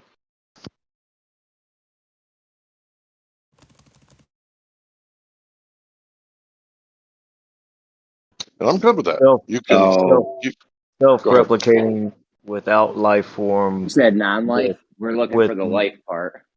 Right. With Yeah, with no other ingredients provided but those that are already made or built by these men, or I didn't ask that part. I was just trying to figure out if it was actually life, and he said no, it's not technically life, but it is self-replicating. well, it'd be very important to understand if they're using other things to replicate themselves and what they're made out of. That would be very important because, I mean, just well, that's a silly argument, man. That could be destroyed so quickly. I mean, you might want to be careful with self-replicating shit. That's actually a doomsday scenario, right? The Grey Goo or some shit, self-replicating nanobots covering the Earth or something crazy. The day the Earth stood still, just like any other day, the Earth is always still, unless you think your house is moving. Well, you saw the Coriolis trees, right? North. Yeah, I What are got the me some trees? Coriolis insurance this weekend. I got it online. This is The real general. shit, bro. North. What are the Coriolis trees? I wasn't saying anything about the Coriolis having anything to do No, with Witsit it. was reading it. He said they said it could have Yeah, been because of the rotation of Earth or something, right? yeah, of course, and gravity and all kind of different things they say. But yeah, the Cook pine tree, Captain Cook, or the star pine, the one that leans more so than the Tower of Pisa. And it does so from, early growth. So as soon as it's coming out of the ground, it's already um, leaning toward the equator, no matter where it is on Earth. You mean towards the average position of the sun? That doesn't Well, surprise me. yeah, but I mean, you can take in all kind of factors and do your own kind of in-home, grow experiment or whatever you want to call it. And you can put the light source on one side and keep it on the opposite side and see if you can get that tree to grow toward the light or grow toward the equator. That'd be a Or neat experiment with you. You could use light, frequencies, all kinds of different shit, sounds, vibrations yeah, on the opposite, on the opposing side or the good side. yeah. So a lot of nature tells us, I mean, what's going on around us, and that's one of the things that you'll always hear me kind of go back to is creation lets us know there's a creator, and there's a difference between creating something and making it out of existing materials that have already been created. Yeah. Damn, what was I gonna say? Oh yeah. I wonder if it has to do with the Schumann resonance because you heard Realm in here talking earlier. Like, I wonder if they're all leaning towards the Schumann resonance or away from a different one or something. All those pine trees. Like, is there? I need to see a Schumann resonance map of Earth. Bring it up. Put it on the big screen, someone. Creator. I do miss chemo. Come on, chemo would have thrown that on a big screen, right? Chemo would have for sure. Chemo used to be in the debates, flat Earth debates in like 2015 and Dude, 2016. he's in it, bro. He's been on killing him on TikTok lately. Oh yeah, but yeah, He's been he in it this was whole time. he was definitely a novice when he first started, but now he's like really, really top good, like top 5 debaters. Top 5, right? Chemo, yeah. That's Kosho's boy right there. Yeah. That's your boy. I mean, his skill is only based on his he has no affinity or no allegiance to the truth or being even remotely honest. So Bro, he will out rap he's you and out flat you. we've had days where we're freestyle. Me and him used to freestyle every day, and yeah, some days he was completely off, dude. But so was I. So he was good in that song though. Why would they lie? Yeah, that was good. That was a good one. Definitely. Why would they lie? Why You would guys they mind lie? if I do a verse real fast? Guys, spit that shit. All right. This is inspired by Witsit and Zanuck. Okay, here we go. All right. Listen up, y'all. Got a story to tell about a concept that gives folks mental hell. Causation, correlation, conflation, to a mess of words that can confuse. When you mix them up, you're in for a ride. Leaves you diarrhea of the mouth, not good for your pride. Bars. Straight bars. Come fuck with You us. need two That more shit. two more Spit them bars. bars. Spit them. That's what's up right there. Horrible diarrhea, mental constipation. I can't help but laugh. That's why I can only do one verse. Dropping science on these fools.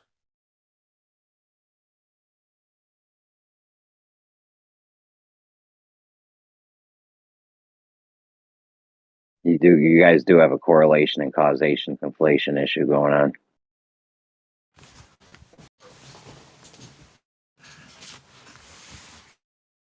Can I ask Larry a question about atmospheric magnification? Shoot. you were talking about it a little while ago, and you know, when you look at the original Black Swan picture, the Globers say that you can see that the horizon behind the platforms because there's a lot of refraction lifting up the whole image, and the water behind the platforms is being lifted up by refraction, so that's why you can see so far. And they point at the booms being all warped and distorted as the evidence of that refraction. Now you look at the other Black Swan, where part of the bottom of the platform is obstructed by the water, and you can't see the horizon behind it. Now, what you're saying is that atmospheric fraction is causing that disappearance or that obstruction. Is that what you're saying? What I'm claiming is that atmospheric lensing causes atmospheric magnification and causes objects to disappear from the bottom up, just like the Skunk Bay time lapse. That's what the argument is. So, so the original Black Swan picture, where you can see the horizon behind the platforms, where, like, the Globers are saying that's caused by a lot of refraction that day, and that Black Swan picture where the bottom of the platforms is obstructed, you can't see the horizon. Would you say that that's being caused by that lensing? Okay, so the one where you can see the horizon 10 miles away, right? Right.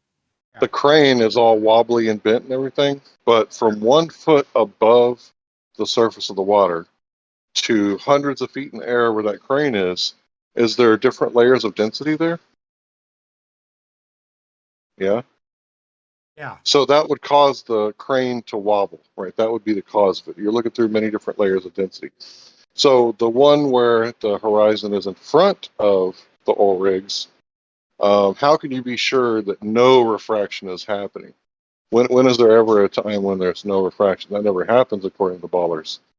There's always refraction happening. So if refraction is happening, well, we don't know whether it's looming or stooping, right? They say the second one where the horizon's in front, that's going to be not loomed. But the one where you can see the horizon behind, they're saying it's loomed up because of refraction. So my thinking is that we're demonstrating that we can see it. You shouldn't be able to see it. Well, they're saying it's because of refraction. Well, we can demonstrate refraction causes things to disappear from the bottom up with the Skunk Bay time lapse. And anybody can watch that little GIF and see that the building on the left completely disappears because of atmospheric refraction. That's what they called it, right? So I'm just going to use their words so we're not arguing over words. So the real thing is like, is this refraction happening or not? And by this refraction, I mean the refraction that they're claiming, where it's a super looming, super parabolic refraction where the light is bending down around the curve, like the image that I posted a bit earlier. If that is happening, then we should see certain things. One of those things that we would see is that the sunrise and the sunset time would drastically vary. And my argument is that you would see a city up north, let's say you're like in, Ohio, where the Rock and Roll Museum is, and you're looking north, it would set in Ohio, right? But you look north on the other side of the lake, and it would still be daylight because you're at standard refraction in Ohio, but whatever's up north, I can't remember. Is it Michigan, I think? Yeah, Michigan. Is it Michigan? I'm not sure. I'm not sure what state that is.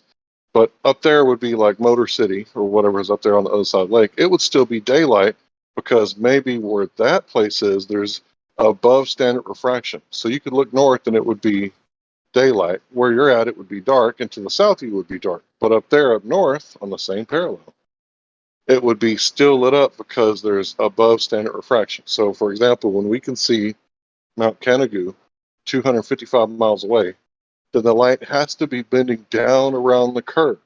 And if that's happening, then sunlight would also bend down around the curve and it would cause things to be lit up after objects to the north and to the south were already dark.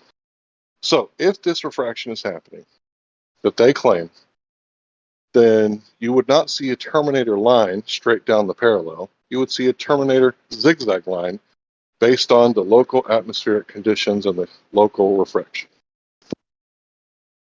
Okay, so if in the black swan picture where the bottoms of the platforms are obstructed, taken from that higher altitude, what is causing the obstruction of the bottoms of the platforms in that photo? Atmospheric lensing is creating atmospheric magnification. So think about it like this. You're not actually looking at the platform. You're looking at the light bouncing off the platform and heading toward your eye, according to the standard model of light.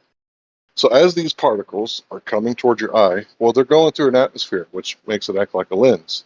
And if it's acting like a lens, sometimes it would magnify. And if the image is being magnified, it's going to be diverging out in all directions, like stretching, right?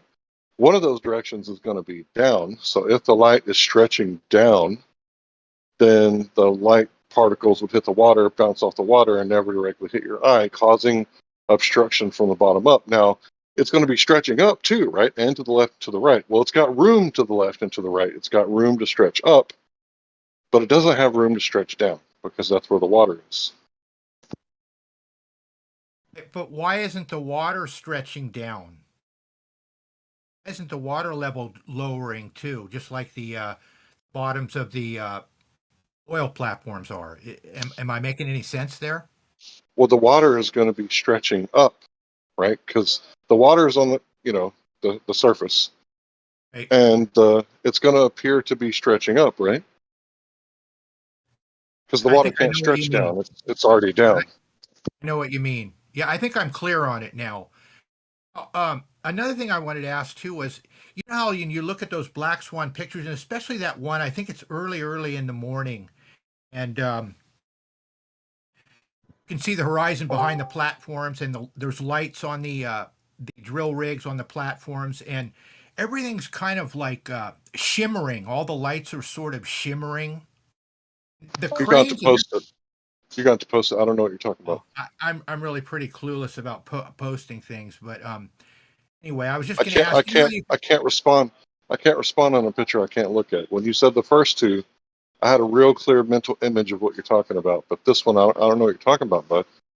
Yeah, you know how you just look at images and are taken, especially with strong telephoto lenses like the P1000 at night, and you'll see like the lights sort of flickering, and it looks like everything's sort of underwater. You know what I mean? You know that effect? It's pretty. Everything's flickering. You're talking about how it's kind of like wavy, like the hula girl dancing on the dashboard. Like it Right, looks like she's dancing, but she's really standing very still. It's a photo shoot, but it's like heat waves, like right, wobbling exactly, her. Oh, okay. exactly. Heat wobble Yeah. waves. Let's call it that. Okay. So what is causing that? Because like there's a one black swan picture, and this is the one I can't post, but it's like early in the morning, and those lights are on, and the cranes are nice and straight. The horizon is behind the platforms, and yet there's a lot of that waviness, that hula girl or whatever you want to call it. What is causing that kind of refraction where everything's just sort of waving? Is that like heat differential or? I believe so. I call it heat waves. So basically, when that is happening, that's what you would see like above a grill or above a gas stove, right? You see the heat waves, and you can see a really good demonstration of that when you've got a helicopter taking off and the sun is behind it. Like it doesn't cause the sun to set and rise again or anything like that, but you can see the sun kind of dancing in the sky like the hula girl, who isn't really dancing. She's standing quite still, but it appears that she's kind of but she's not. It just appears that way. I think those are heat waves. Yeah, that's what I always thought too. I mean, you can stand, away from a fire, like if you're at a fire outdoors, you're camping or something, and everything above that fire is waving, just like the hula girl. It's weird that, the globe people, they're saying that black swan is caused by refraction, and the flat earthers are saying, well, there is no refraction that day except for the refraction that you see on the cranes because you're looking through different, stratifications of the atmosphere or whatever. And then on the black swan where the horizon is in front of the platforms, the bottom of the platforms, are saying there is no refraction that day, and that the flat earthers are saying that's being caused by atmospheric magnification or lensing. Am I getting all that right? Yeah, pretty much. I can't speak for everybody on every situation, but you're pretty much getting the argument correct. So I would say the caveat is I'm not saying there is no refraction, right? But I am saying that the globe math tells us that we wouldn't be able to see that entire platform. And when we go up higher, we could still see it because he took it from 1 foot above the water, roughly. And then he walked up the stairs and took it from like 20 or 30 feet above the water. And it's the exact same image. So I'm not saying there's no refraction. What I'm saying, the burden of proof on them is they got to prove the kind of refraction they say is happening, which I don't know how to do that. It's unfalse, or it's not provable. They got to prove their claim. I'm not claiming nothing is happening, but the burden of proof is on them to demonstrate what they say is happening. But I don't know how they could actually do that. So yeah, I'm kind of at the point where the burden of proof is on them. Hang on, I'll be right back. Taken measurements of refraction through substances and logged the values?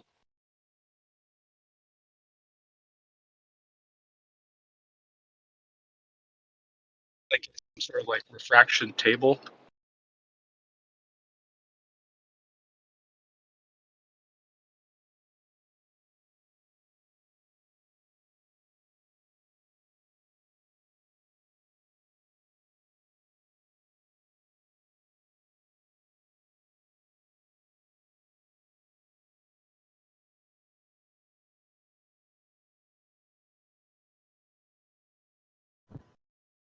All right, I'm back. Did I answer your question?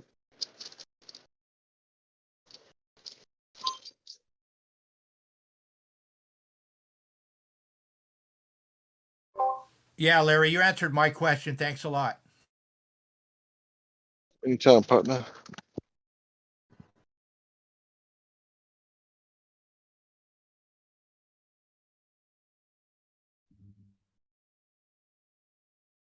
So yeah, just to go over it real fast, it's their prediction that if the Earth is curving the way they say, then we should see, bottom up obstruction, right? Which we do see, but we also see too far. We see things that should be obstructed according to the globe model predictions.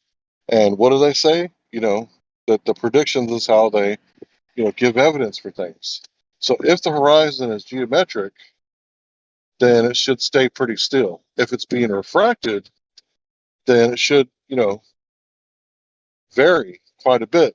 But they're not claiming regular refraction that, people have talked about for hundreds of years, or maybe less than that. They're talking about this special kind of refraction, which is like super parabolic looming refraction. I don't know what to call it because they just made it up, so I'm just going to call it whatever I like. But that's what they're claiming. The light is bending down around the curve.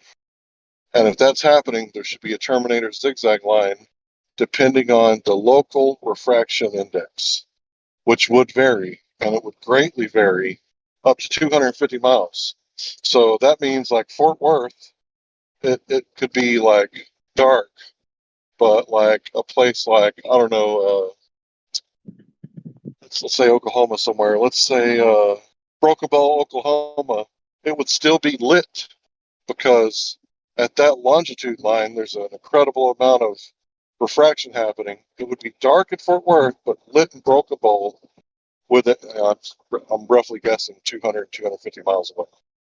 And that doesn't happen in reality. So that debunks that kind of refraction. Yeah, hold on 1 second. I think there's something called astronomical refraction. I think that's what it's called. and it's usually describing something that's going completely through the entire atmosphere. So it's like an object, outside the atmosphere, on the horizon, going completely through the a bunch of atmosphere, all the layers that would be horizontal in front of you. And I think that's pretty. It's a different. Like you wouldn't expect the same thing that's happening in that case. That's happening with like the black swan, for example. It's more consistent. But consistency aside, the sunset and sunrise refractive effects, they do vary each day, each location. It's just not as great as a variance as like what's happening in the black swan.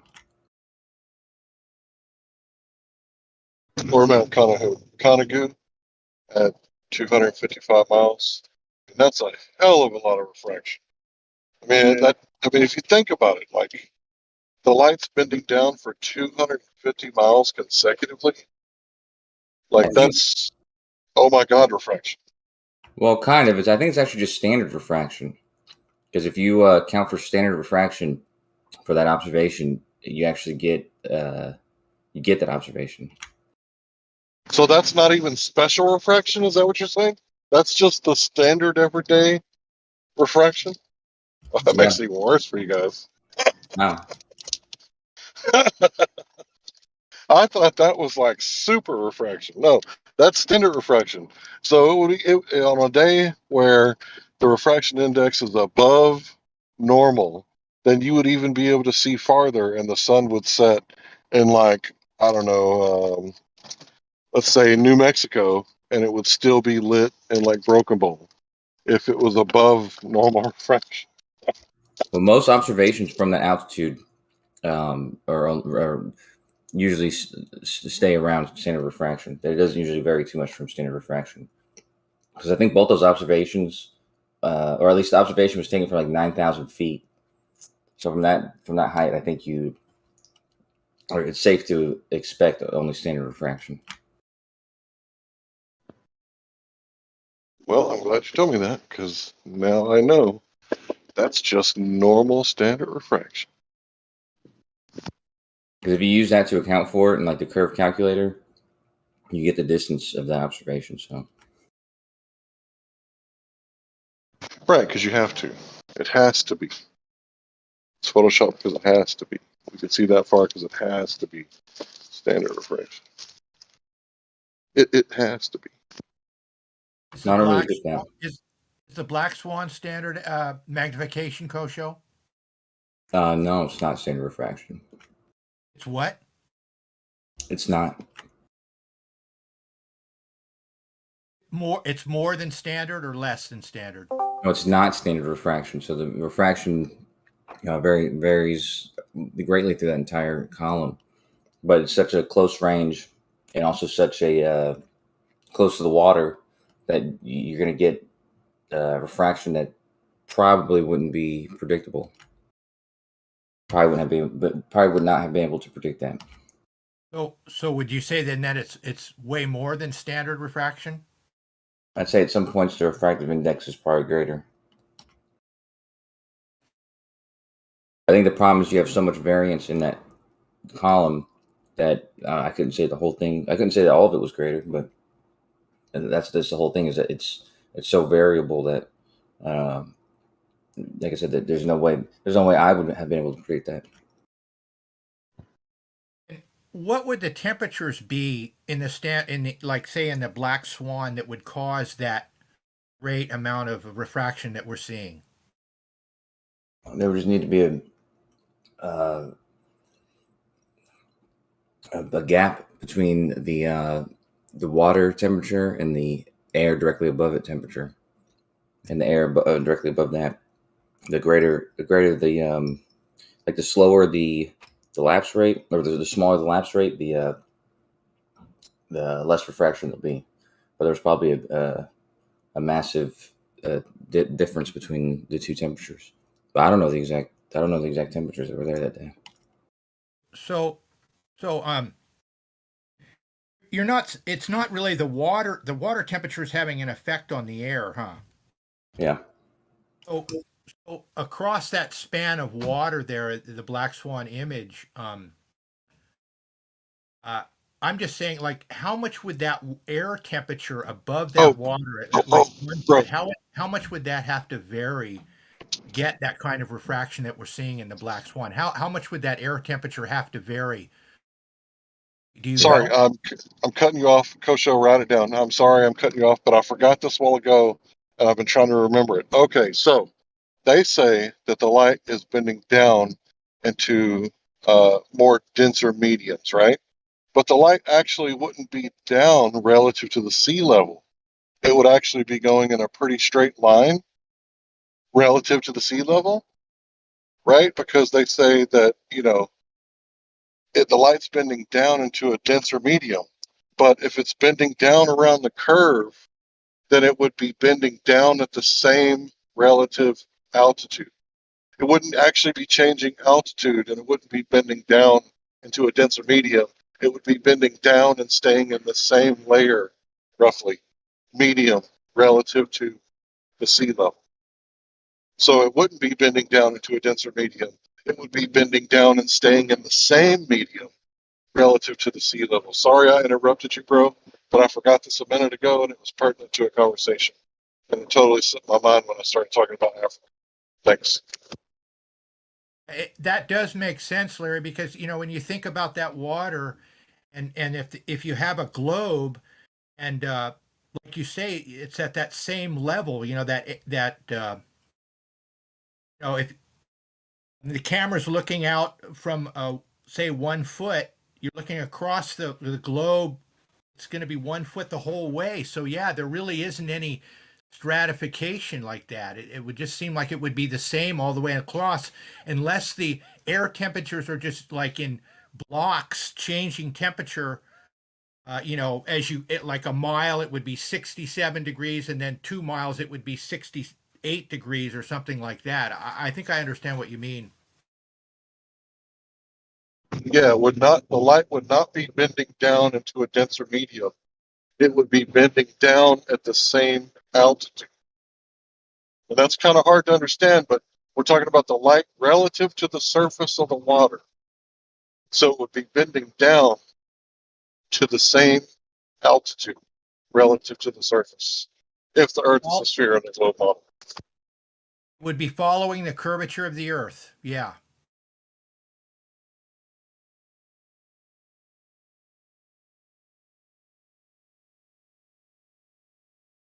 I mean, I think at this point, refraction's done. The refraction that they're claiming, it can't be bending down into a denser medium. It would be bending down into the same medium. And if it was bending down into a denser medium, then it would continue bending down into a denser medium until it hit the surface of the water. If it was bending down too much, it would hit the water and cause obstruction from the bottom up. If it wasn't bending enough, it would shoot off into the sky and it would never reach your eye, causing obstruction from the bottom up.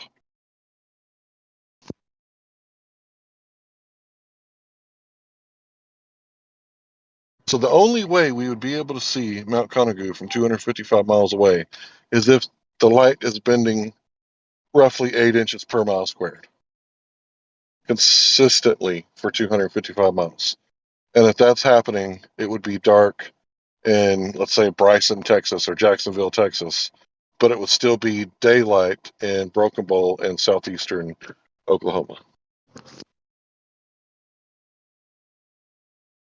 Hey, Barrel Rider, I posted Walter Bislin's refraction simulator. He's actually got the black swan observation in there, and you can play with the temperatures at different altitudes. You can play with a lot of the variables actually, and the image that he's got at the top will correspond to the settings that you put on. So if you want to play around with that, and it's probably better than me answering your questions of the conditions or anything.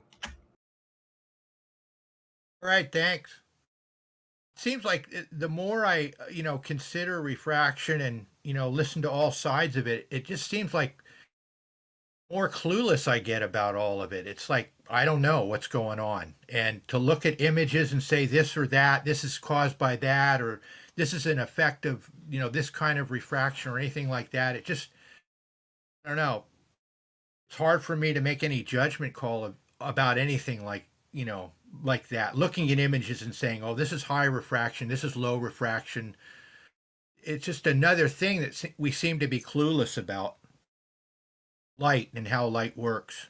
Dude, you're singing in the choir. I've been telling people, maybe almost a year now, that when people claim that they understand light, like, I really don't think anybody understands light.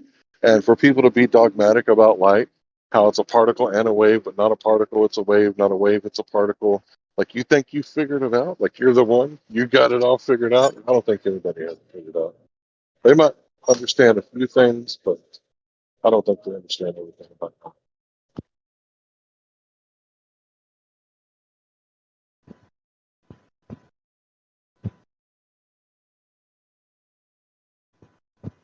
I'm not going to be dogmatic about it anyway, that's for sure.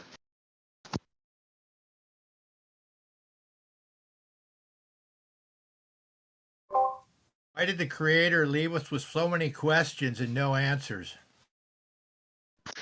Well, it turns out that if you're not very active, you're not going to be like growing and be healthy. So if you think you got everything figured out, we already know everything, we've already discovered everything, you're going to be quite dull. But if we don't know everything and we haven't discovered everything, and your mind is constantly trying to figure everything out, right? Because there's lions and tigers and jaguars out there, and they're going to eat your ass, baby, if you don't figure out what's going on. People are going to try to figure things out so that they can survive and, keep their lineage free of danger.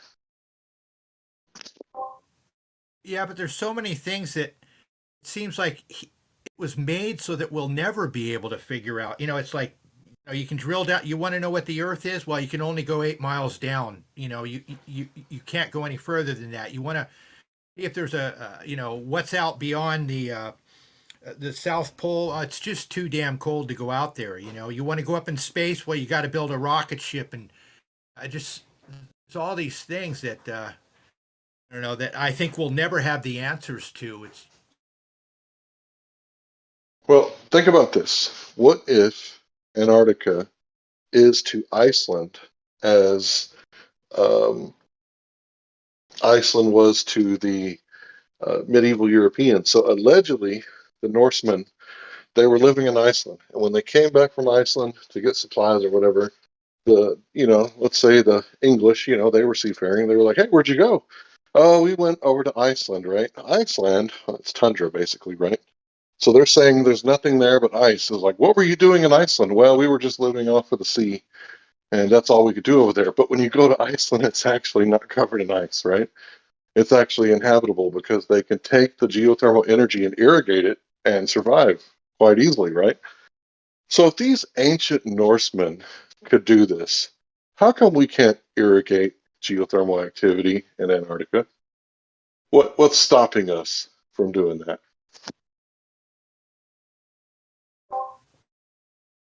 The cold is stopping me. I don't want to go down there and freeze my ass off. Yeah, but if you talk to the Icelanders, they're not cold at all. They got free heating. Wouldn't you need access to some sort of geothermal vent or geyser or something? Do you know about the Yeti crab? Yeah, they live down by the vents, right? Vents, yeah. So if those hairy crabs can figure it out, it's not actual hair. But if those hairy crabs can figure it out, don't you think man who made it to the moon in 1969, and Norsemen who made it to Iceland, and I don't even know when they discovered it, probably before the 1500s. So if they could figure it out, how come us today with our modern technology, how come we can't survive down there?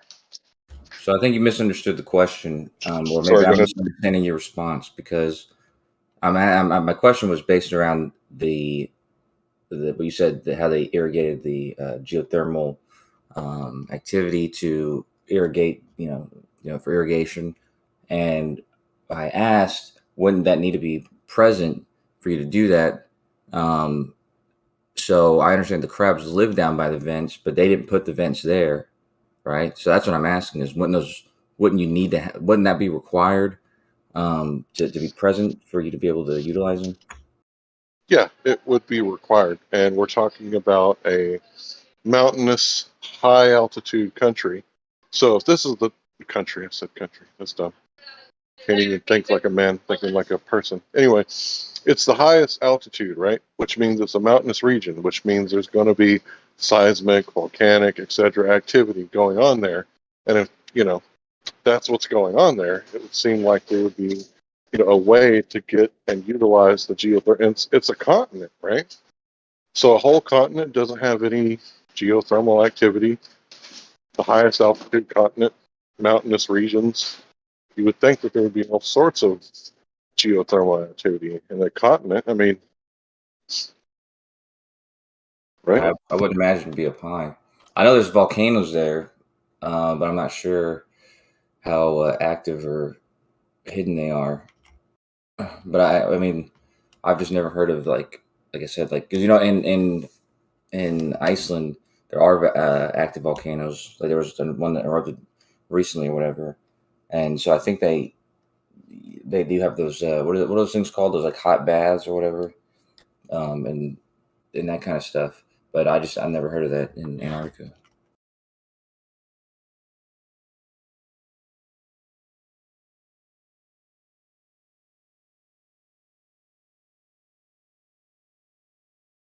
It looks like there was actually an eruption last year in Antarctica.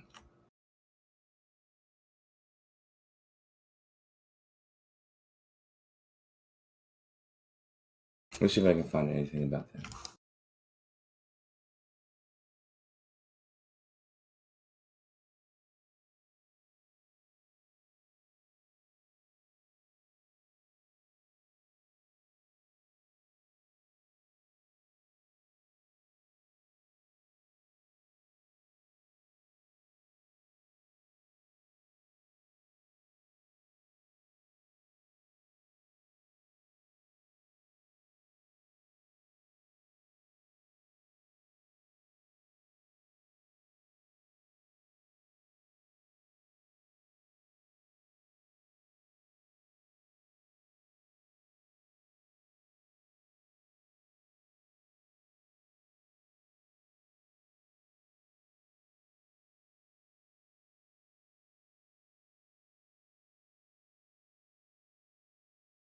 And I heard recently that China and Russia were prospecting, even though they say it's like scientifically related, but it looks like they were prospecting in Antarctica.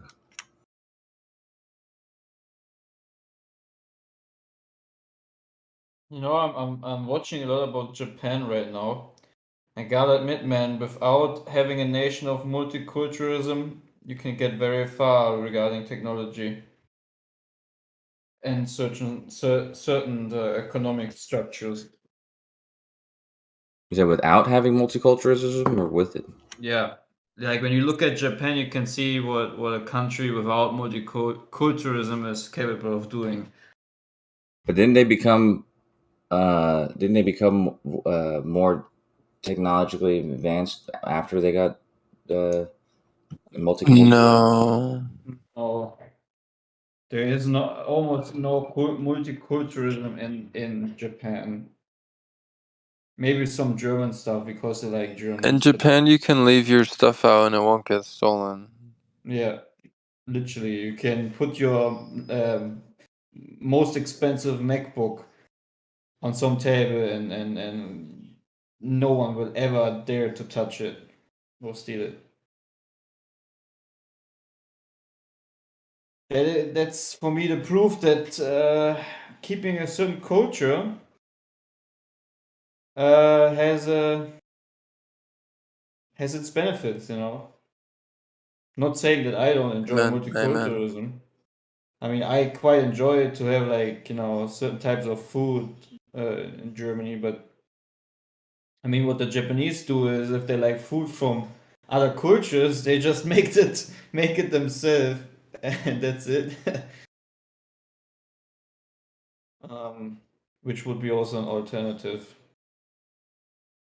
But yeah, I mean, no one can deny that, right? If we look at a country like Japan and we see the discipline and perfection in many things they do, like look at their whole train structure. Like I think their trains have like a maximum limit of latency. Like let me see, Japan train latency. The average delay for skin cancel train is around 20 seconds. For other trains operated by other railways companies, it's approximately 50 seconds. In both cases, the average delay is less than a minute, but these average figures must be tempered with the few incidents that may occur. While in Germany, sometimes just whole trains don't come. That's so funny. But yeah, keep the gap going, man. We need more multiculturalism. So more of these highly qualified people from third world countries that will not work. You know, the United States and Israel are two of the most multicultural countries, and they have high technological advances. I mean, look at the infrastructure, man. I mean, maybe the aviation industry is pretty good, but if you look at the trains, the buses, Yeah, but pretty much suck in the US. who's subverting Israeli women with feminism? Are there a whole lot of feminists in Israel? Like, no, like they don't even get divorces over there. Like, it's very hard for a woman to divorce a husband in Israel. So I don't think there's a subversion like there is here. Oh, and by the way, I posted a GIF. I'm sorry, a meme that says when a volcano erupts in Bali, it emits more CO2 than all the humans in 15 years.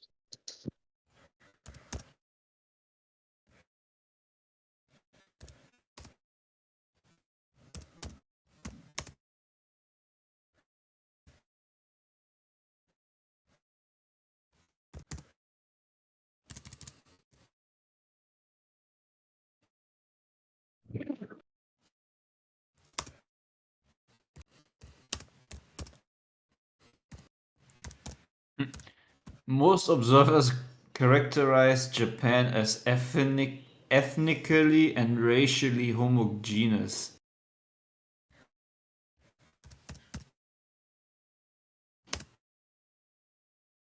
So when it Japan is comes not. to, I'm sorry, bro. I just want Japan is not typically considered a country of immigration or diversity. So when it comes to the United States, especially Texas, I'm a civic nationalist, and that basically means that I put Texas people first. But whether they are red, Yeah, yellow, but black, what or if what if can I be heard? Hello? Can I be heard? Mic check. Yeah, I Yeah. can hear you, I man. You're a little hear you. choppy, but you're good. Okay, I was going to go ahead and try to finish.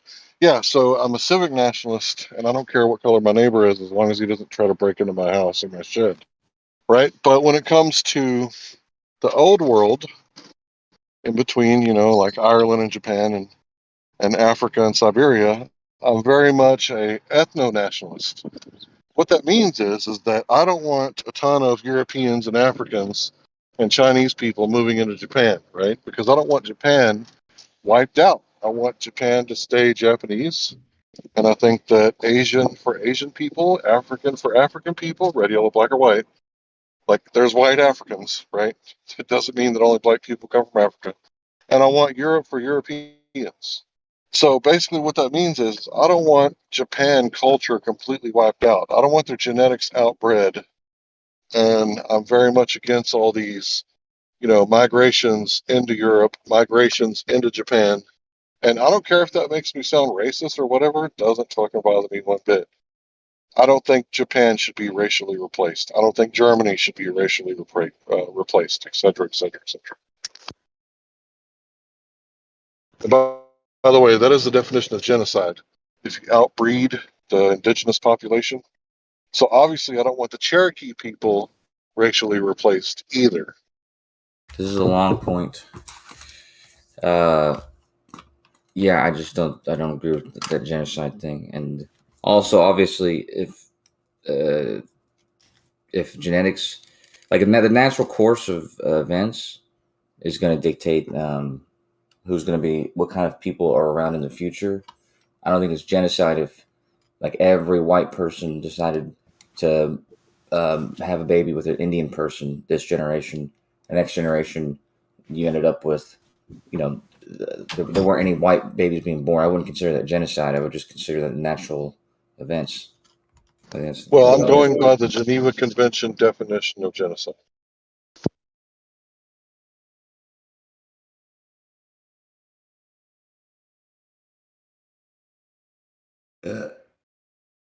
Oh, sorry. So would it be cool if like everybody migrated to Israel and there was so many non-Israeli people there that eventually they just got outbred because the Israeli people had to pay taxes, but No, the immigrants from Africa could live off the tit of the tax cow? Would no, that be that's cool? anti-Semitic. No, you're not. No, Right. So is it anti-Japanese if the same thing were to happen to them? no, you're allowed to do it in Japan. You're allowed. Oh, so you're allowed to do genocide on Japan, but not Israel. What's the difference? Or Palestine.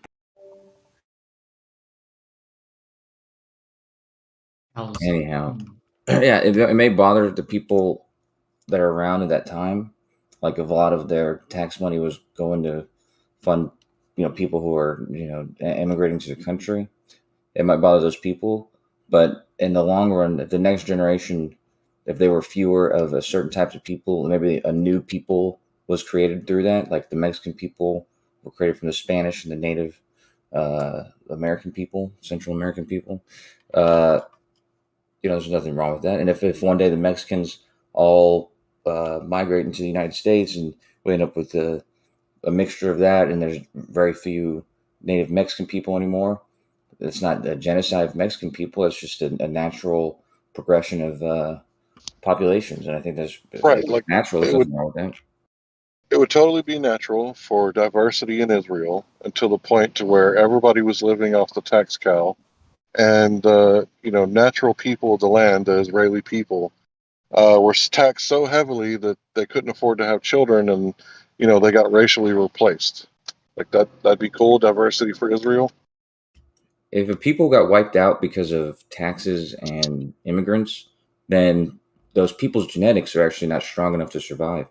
So if your genetics are somehow remain persistent throughout the ages, then that says something about your genetics. And if they get wiped out, that also says something about your genetics. It's not something that you can blame on somebody else or some evil or something like that. It's just the natural progression of population growth.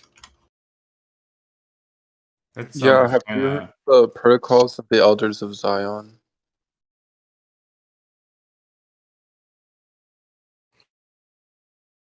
Yeah, it sounds like a communist manifesto. And when Yeah. you compare the what is it called, the index, where it shows you like each chapter, when you compare the index, because I haven't read the whole document, when you compare the index to like what's going on right now, it's almost like that's exactly what's going on, like a communist takeover. But I don't necessarily know who wrote the document, and I don't really think that's important. What I think is important is it appears to be happening in real time. If it's a natural occurrence, how can it be communist if it's not manufactured that way? So if you made it to where you protected some ethnic group from other people mating with them and diluting their race, that would be actual manipulation, and you could blame that, whether it was good or bad, on some people. But if something happens naturally and people are, like in America, where it's like a melting pot and you have different races of people creating new combinations of races. There's no, if that's happening naturally, what's the problem? Let's see what the problem is. So was it a problem in Nazi Germany?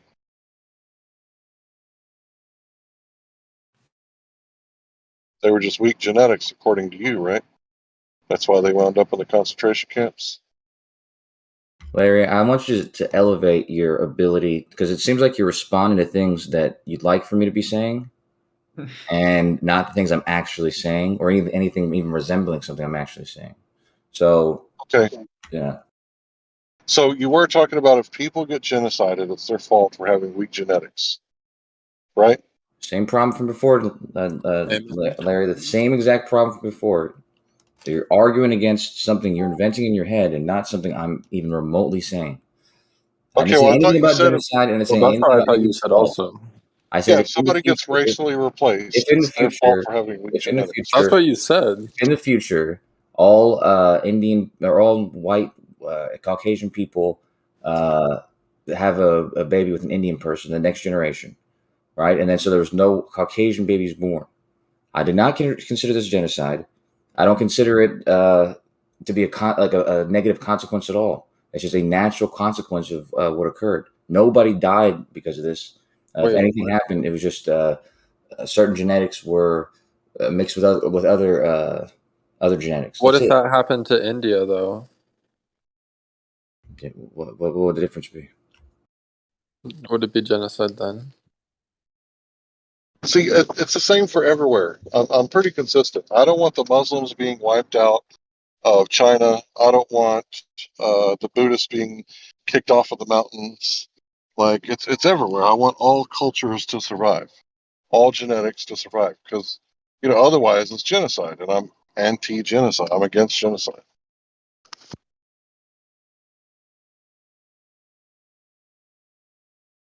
Like I said, that's just a silly argument because nobody, in Mexico, for example, where most people are combinations of the Spanish and the native people, it's true that the native people were killed for the most part and ran off their land in some places. But the places where they merged together and then now created this new people, the Mexican people, it's not I mean, this just a Well, sir, progression that's of what happened. It's a progression of occurrence, and same with the Philippine people. The Filipino people before the Spanish people came there didn't exist on their own. So now now that we're created out of this combination between the Spanish and the people who live there, and it's just a natural occurrence of new people. It wasn't an active destruction of some other culture. Yeah, you know the capital of the Philippines? Manila. Yeah, it's actually Min Allah. It's actually from the Muslims. There's a huge Muslim community there. Yeah, it's interesting. I always thought that was pretty cool. It's like it means a gift from God, you know. Well, this started out. You said that Israel was diverse, and I didn't really understand what you were talking about, because I remember when the black Jews came from Africa and they migrated into Israel after they proved that they were actually Jewish. They were vaccinated, and the vaccination caused sterility. So I think that Israel is not very diverse, and it's kept that way because they have a very strict immigration process. When you move to Israel, you have to genetically prove that you're Jewish, right? So, I mean, isn't that kind of ethnocentric, to say the least? No, when you say that that they're not How do you do that? culturally diverse because of the one example you gave, the people who make up the Israeli people came from all over Europe and other places. So it's I don't know how else to describe that as that's obviously multicultural. How do you prove you're a Jew? What's that? With your nose. With your nose? I'm just joking. Well, I mean, how do you prove it? What DNA does Jew DNA look like? I don't know. Ask Kosho. He's a Jew. Apparently. I have both ancient Jewish DNA because I did a test for Cohenism or Cohenim. What does that mean? Well, Moses' brother Aaron, supposedly he passed down the priesthood to his brother. That for a long time you could only be a priest if you were in that line, and they were called Cohens. And you can actually there's a Y chromosome marker that you can test to see if you are, you know, in that line basically. But then also there's genetics that will tell you that you're Ashkenazi Jew as well. So yeah, I mean there's a lot of DNA markers that are shared. That doesn't make any sense. Like, is there like family tradition, or is it just like a test you made and you accidentally found out that you have these specifics? No, I tested specifically for that. So you were already aware being a Jew before that test, right? Yes. Oh, okay. So you have Where like did the test family. come from? Where did the affirmation, like, where did the fucking, like, the solidity of it come from? Like, from some guy named Aaron in a storybook? From some guy being a preacher because some guy got let be a preacher? That doesn't make any sense. Where's the blood? Where's the first vial of Jew blood from the Jew mom and dad? And then you would be their babies. And everybody else wouldn't have your DNA. They'd all be different. That'd be a small number. It wouldn't be every fucking one. The thing about Y chromosomes and mitochondrial DNA is mitochondrial DNA is passed down from mother to daughter to mother to daughter. So says you who? So you can test if you're in a direct line as a female from another female if you share the mitochondrial DNA. And the same is true for Y chromosome. So the Y chromosome for men is passed down from father to son, to son to son, right? So well, the mom's the only one that knows she has the baby. You check a direct line with the Y chromosome for men. Throughout all of history, the dad never got to like confirm anything. You know what I mean? It's always been the mom that knows, like, it's her baby in her belly. You know what I'm saying? So, like, what the fuck? Like the mailman, the neighbor, adopted kids that just spring up, people you prefer rather than your kids because your kid might be a psycho, and you'd be like, man, this dude's better. My kid's a fucking weirdo right now. Let's pick him. Like, how do you know? Like, I don't get it. It's a good question.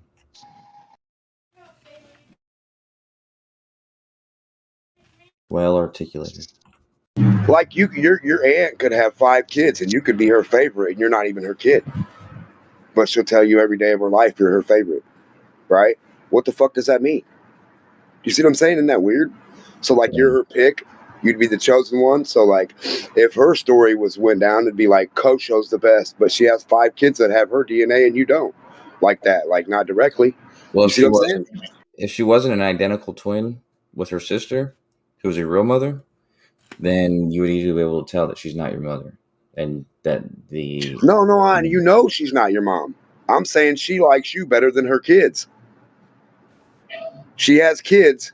She don't pick them. She picks you. How does that work out? You know what I mean? It can happen.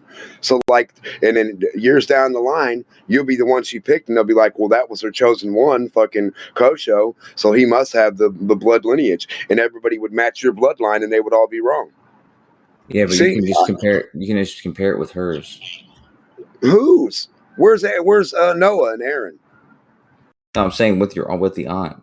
Oh, you're asking. I'm saying with the aunt right now. I understand what you're asking. Exactly. Okay, so when I remember reading about this, when I was looking into it, and I think what they go off of, because you know that Cohen is a very common last name.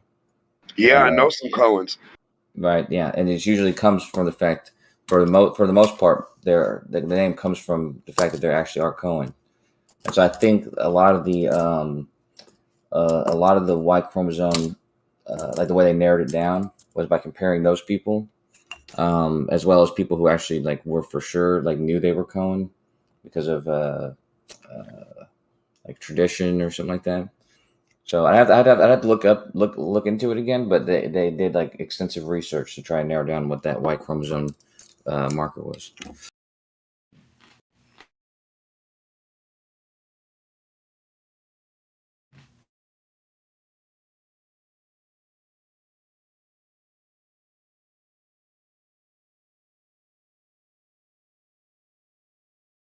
I'm still struggling over Israel's diverse.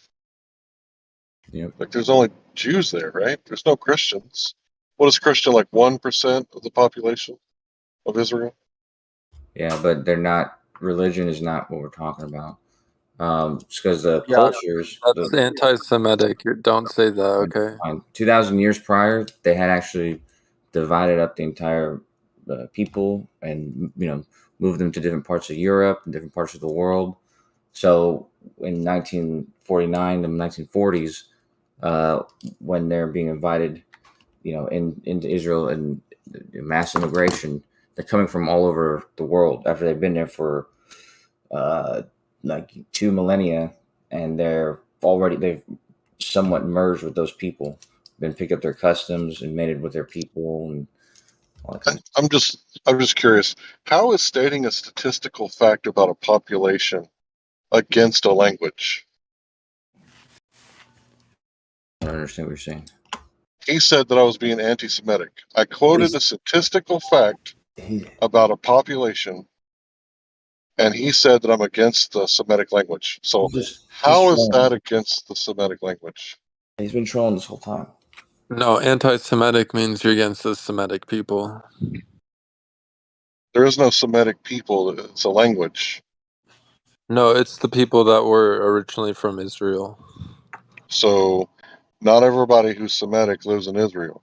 Like there's Africans who are Semitic. So do you think I'm against like Africans too? Arabs are Semitic. Yeah. No, the ancestors were from Israel. That's what I'm saying. Right, but how is me quoting a statistical fact against a language, an entire language group? Because criticizing Israel is anti-Semitic. You're not allowed to do that. So are you allowed to criticize America? Is that anti-English? No. He's just Why trolling. the double standard? That's the second time you did a double standard. You said that if we did it to Japan, it's not anti-Semitic, but if we did it to Israel, I think you're or you said taking it it's too not. serious, Larry. Well, I'm just curious. How does that work? I mean, why the double standard? What if you criticize white people? Is that anti-Japethic? Japethic, is that a word? It's hard to say it because it's a made up word. But is it anti-Japethic if I say that white people are the devil, Sasha? No. Why not? Because they're the ones in power. White people are in power while their lands are being invaded from everywhere. Have you been to London recently, Sasha? You think white people are in power in London? Well, I mean, the Rothschilds are in power. That name's been changed, though. Those people in power don't have the same name anymore. Yeah, I heard you say it's not allowed to be anti-Semitic. According to who? You mean, what is there like a sign before I cross the street that says I can't be anti-Semitic? And there's like people waiting there to take me to jail? Saying that white people are in power is anti-Japethic. Yeah, it's Well, anti I'm just the saying, New you said it's World not Order. allowed. Not allowed according to who? According to stuff, the little prerequisites you have in your own head, or what? Is there? You mean, am I going to get struck by lightning? Is there an actual law where I'm going to get arrested for being anti-Semitic, or is it just not? It's not Just the fashion YouTube belief. guidelines. Well, if you're anti-Semitic, you'll get Just the YouTube canceled. guidelines. So, Yeah, right, I mean, bro. if you want to get You canceled, little restrictions you've made up in your own head, bro. People can do whatever they want, bro. You know what I mean? Yeah, I mean, if Yeah, I was It should be a crime to think the Earth is a globe, but it's not. You guys are walking around free all day, eating ice cream and stuff, pointing at balloons in the sky. if I was really against all Semitic people, like it wouldn't make sense that I follow this Semitic guy known as Yeshua HaMashiach. Like, how could I follow Jesus, the Jewish carpenter, and like he's my favorite number one guy if I'm anti-Semitic? That doesn't even make sense. Bro, we're anti-Semitic Because with some Larry, preconceived concept, bro. because deep down, Larry, you're just a racist white guy. Because you can rationalize anything and exclude some parts and keep the others. Well, can I bring this point You're up so funny, bro. that You're world funny. like this has been a Hey, I'm as point. racist as a Boston bombing marathon. You know what I mean? And I'm gonna give you a run for your money, laughing all the way to the bank. Can I say this one thing about how like the world was like pretty dark.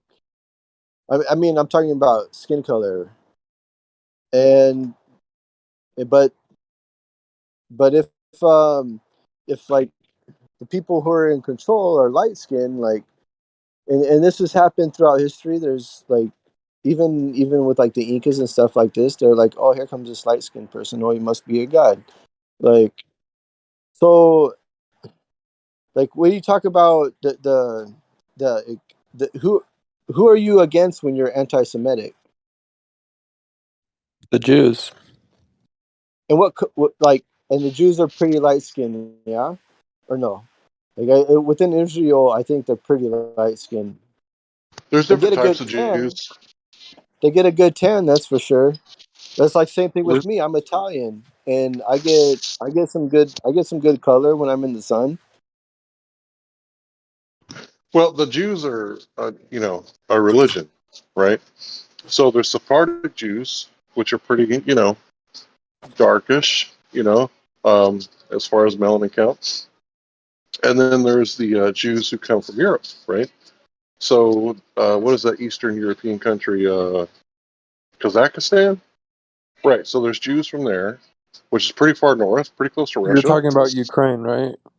No, Kazakhstan. No, Don't look at the Kazakhstan. capital. Don't look at the No, the capital. Jews are Don't type in traditionally. Kazakhstan Illuminati capital. Don't do that. Well, that's one of the things they're pushing right now with this Ukrainian war. Is that there's like, I mean, it's a cover up for something, because it's not. I mean, is like every war? Who is it benefiting? That's a that's the problem. Is Well, that most of them benefit Israel. and then who's one of big who is like the biggest supporter of Israel other than Israelis? Christians. The United States. Where's the biggest, like the most concentration of Christians? United States.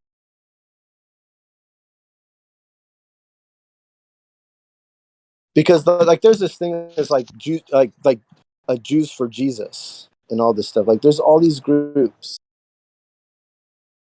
and but there needs to be there doesn't need to be a line drawn. It just needs to be recognized that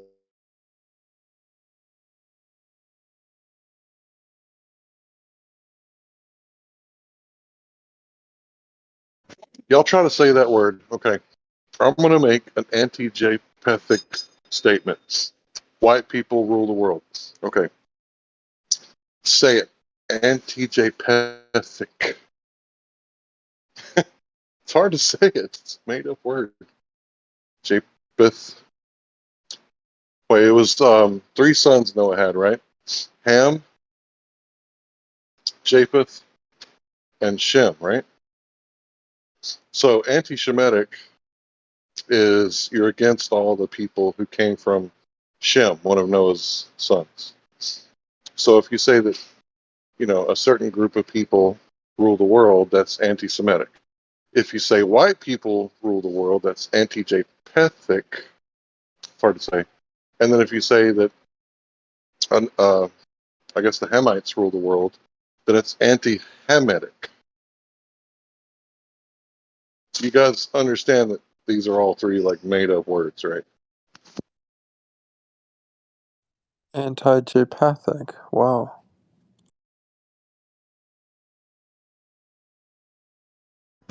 Yeah, so if you say the queen is indicted or was indicted before she died, that's anti-Japhethic.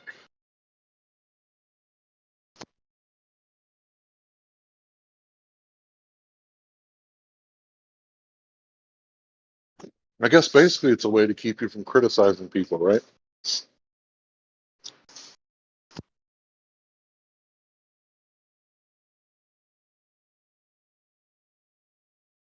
So wonder don't if be there's an any Christian anti-Semitics. anti-Japhethite. They probably are. It's like, But yeah, is that a real word? anti-Semitic. Yeah, is that a real word? I think so. What about anti-Japhethic? Is that a real word? Never heard it before. Huh. Wonder why. Because it's the same concept, just for a different group of people, right? Why have you never heard that word before? Aren't Because I've heard anti-Semitic like 100,000 times. aren't the Jews God's chosen people? So how could like you be a Christian and be anti-Semitic at the same time? So where does it say the Jews are God's chosen people? In the Bible? Where at? What's the address? I don't know. You're probably talking I'm just about repeating Abraham. the dogma I've heard. Right. You're probably talking about Abraham when God said, those who are for you and bless you will be blessed, and those who curse you will be cursed. That's the scripture that people usually bring up when they're talking about that. But did Abraham come before Judah?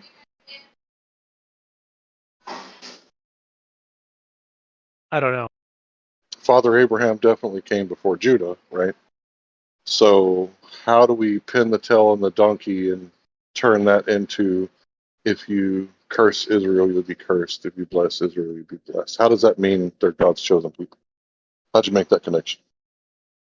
Wait, Deuteronomy 7:6. What's this?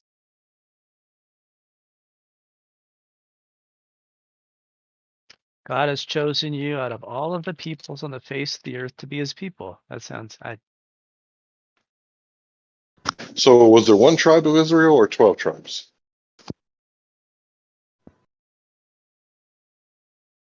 I don't know. There's 12 tribes, right? So 10 of the tribes were dispersed all over the world. So technically, all people would be God's chosen people, according to that thinking, right?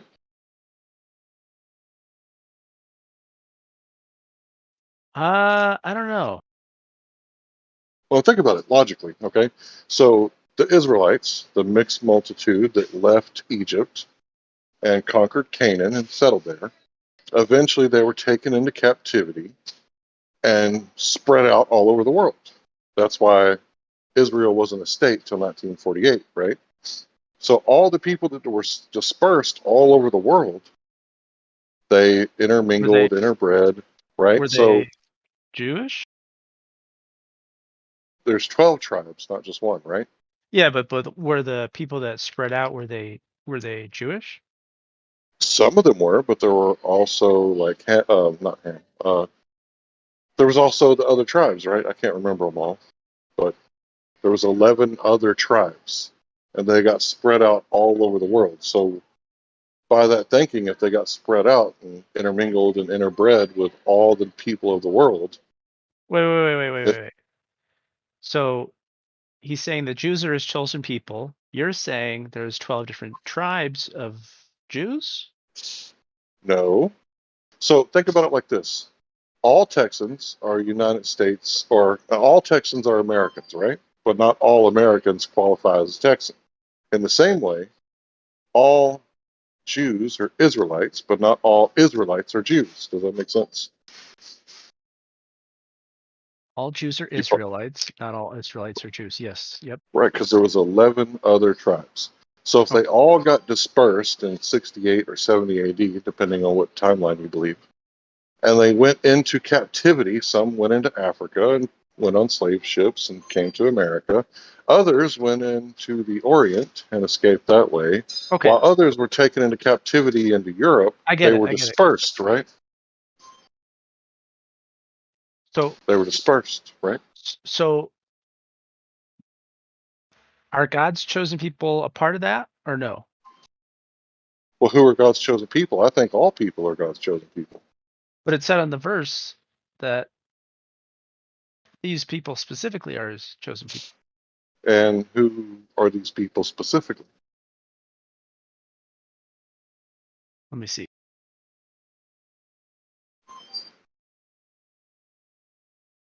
So are you saying the Levites weren't part of those people?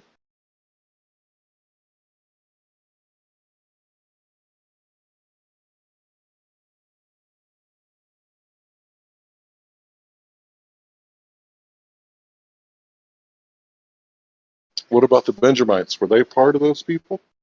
It says the Israelites were okay. the people. So that's not, case specific to Jews only then, right? That's inclusive all of Israel, right? the mixed multitude that left Egypt, which probably would have included Africans, Europeans, Asians, because it was like the capital of the world at that time. It was the center of business, kind of the center of the world. So, people move around, right? So it would make sense that when the slaves left Egypt, it was a mixed multitude of people and not only descendants of Judah, right? No, not really. Not really. There was actually two tribes that made up the Jews, right? The Israelites made up two tribes, right? So Judea, there's not you had 12 tribes of Israel? That's after. The original tribes were Judah, and Benjamin. So how many sons did he have? Did he have 12 sons or one? Abraham? I forget the timeline or the lineage. But Israel, Jacob, Abraham. sorry, listen, Jacob, right, was known as Israel. How many sons did Jacob have? It goes back to Abraham. Abraham had three sons. Right. Right? And Jacob was one of them, right? And he was the one called Israel. Hold on, this is important. Who's the other two? Because this Ishmael, Isaac, and right? Jacob. Jacob wasn't the son of Abraham. He was his grandson. It's Isaac's Sorry. son. I apologize. So two sons. How many sons? How many sons did it? Ishmael, and Isaac. Now you know the story behind Isaac and Ishmael, right? This is where the bloodline starts, and this is where we can trace this back genetically. You know the story between Isaac. You know the story with Isaac and Ishmael. Why Ishmael and Isaac might have had a little bit of a conflict. Any idea? Okay. Ishmael so was the born reason that first. there's now all the Muslims and all the Arabs, they're all descendants of Ishmael, right? Because he was thrown out with the maid, because Abraham bred with the maid, and then finally Islam is a religion. It's not a bloodline. No. But go ahead. But for the most part, though, that was the bloodline that became the Arabs. The bloodline that became the Arabs was from Ishmael. That's genetically proven and easily seen. And they're also bred off from Isaac, where most of the Jews are tied to. But they have the same Semitic So the bloodline. Jews are tied to Isaac and not Judah? Yeah. Yes. So how are the Jews tied to Isaac? Because Isaac has the followers and the descendants from Isaac and his families and his followers. They would be part of Judea, and the others would be. I mean, there's also Benjamin as well, but then there's others that were not. That were more related to Isaac and his followers, and his offsprings. So how many children did Israel have? So hold on. So that would become those would become the Arabs.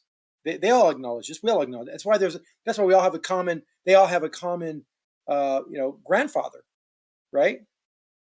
So how many? The Arabs and how the many Jews children? the Arabs and Jews are very related. Yeah, but that's non sequitur. We're talking about Israel. How many children did he have? Who, Abraham or Jacob? Jacob. How many children did Jacob have? I don't. He had a bunch. A bunch. You don't know precisely how many? I haven't looked at this stuff. 12. That's right. 12. Right. So one of them was Judah, right? Yes. Who were the other 11? Nobody? Just nobody? Doesn't matter? They didn't matter. Yeah, that's what I thought. So, okay, I guess I finally agree with you guys that, the Jews are the chosen ones and everybody else can matter, right? So that was written. That was written. Is that how it goes? That was written in the New Testament, right? Not the Old Testament. So is that how it goes, or did I just say something wrong? No, the New Testament talks about the chosen people. There was nothing written about the chosen people in other than Moses and God helping them escape. So who are God's chosen people? That's what we're talking about, right? Talk to the Christian theologist. Well, the Christians would say all are chosen, all are equal under God. Really? Yeah. Okay. No, that's not what they say in the Bible. What do they say in the Bible? That the Jews were the chosen people, and that they will have their own country and their own people, and they have some kind of, I don't know, some kind of. I don't remember when they were talking about the inheritance that all the other tribes were cut out of the inheritance, and only the descendants of Judah would inherit the land. I thought all of them were Israel's children. Yeah, but the 12 tribes were not. That wasn't the entire world at the time. Yeah, I know that. They were just 12 tribes Right. that came out of Egypt. Right. So And we're trying to understand, we're trying to find out if all people are God's chosen people or only Judah's children. I guess that wouldn't include the converts, are God's chosen people. Well, in the verse it says that he has a specific people. And who's that? It says, "For you are the people holy to the Lord your God, and the Lord has chosen you to be a people of his own possessions out of all the nations that are on the face of the earth." Right. He was talking to the mixed multitude that left Egypt, if we're talking about Deuteronomy, right? You're saying that he chose some people and then they became everybody. So he just basically say, "I've chosen no, everybody." but the 12 No, tribes that's were not the what I'm 12. saying at all. Hold on, Zanuck. Hold on. He asked me a question. Hold on. He asked me a clarifying question. That doesn't mean it's your turn to talk. Okay, so Israel had 12 children. The Wait a mixed second. multitude, Real the quick. Israelites, left Real quick. Egypt, went Larry, to real claim quick. the land in Canaan, the promised land that was promised to them, the multitude, the 12 Real, tribes. Is that real quick, factually Larry. correct or incorrect? Real quick. I don't know whether you're glazing over this, but the 12 tribes, as you said earlier, those are the 12 sons of Jacob. And those 12 sons were all related to him because that was his dad. And those are the 12 tribes. So those are all the Jews, the first Jews of Israel. Those tribes became, and all the offspring and all the groups. Now, people that follow him and maybe started, following the movement around that region, or were they genetically related? No, but they could be. They were all associated, and they were probably from other cousins and whatever, right? So, I mean, that's not all of the people of the world. It's just these 12 guys and their offspring. Okay, so their offspring. Okay, let's talk about that. 12 tribes were dispersed into all of the world. How do we find out? Do we have the 12 patriarchs? Can we test their DNA and see if we're related to those 12 dudes? No. So how do we find out who's the chosen people? We can't So do any genetic we have. testing. So obviously it's a spiritual kingdom. Well, there's some And genetic God would testing. But it's not. There God actually would not say, there are hold on, pointers in DNA. hold on, There are hold pointers on. in DNA that shows the Semitic people, the Jewish Okay, people. so are you saying we have Judah's body? Is that We what you're don't. saying? We have the history, and then we have the genetic test today that can be pointed So you're toward saying those. we have Judah's body and we can prove that people are a No, direct descendant of Judah. no. So what are you talking about? They kept pretty good records from around times of Christ, and even before then. Yeah, but These here's the people were. deal. When you go into captivity, right, and all the men are turned into eunuchs, well, somebody else has to be making babies, right? That's why they go by the woman to see if they're Jewish, right? They go by the mitochondrial DNA, meaning the woman's DNA, right? No, they So don't. do They we don't do have, that. No, they don't. They don't actually. No. so they don't trace the Mitochondrial lineage through the woman. mitochondrial DNA. Yeah, mitochondrial DNA is only shared with women. So you wouldn't look for mitochondrial DNA in a man. But it traditionally it's passed down by women. But you can infer the Jewish bloodline without having the first Jew's blood. The same way you can infer if someone's a human without having the first human's DNA. That's right. Like you can just look at the pattern of the other humans and see if they share the same DNA. I think some of the things you Larry, guys need to Larry, need. I got in late. Larry, I got in late. But are you kind of insinuating or getting to the point that the bloodline has been so diluted and so mixed with other races that it's really impossible to say who is really the part of these quote chosen people that was written in the New Testament? Is that what you're actually getting at? Let's Yeah, I'm saying distinguish. that the Messiah's kingdom is a spiritual kingdom and not a physical kingdom. And the Bible literally says not to chase your bloodline to find out who your ancestors are.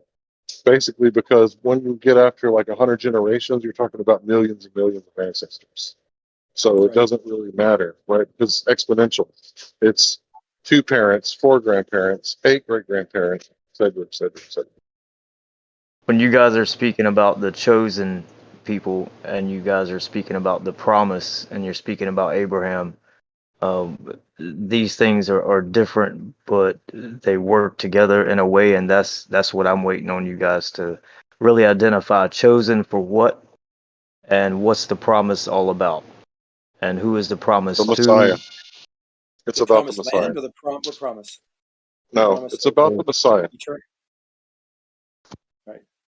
So I could kind of sum it up if you'd like me to, but I would like to, Please go ahead. yeah.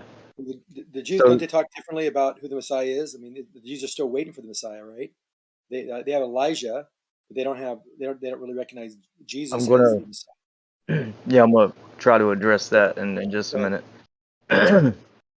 First, I would say that the promise was made to Abraham and his seed. Now, it wasn't to seeds as in plural, but seed as in singular. So that's what the promise was.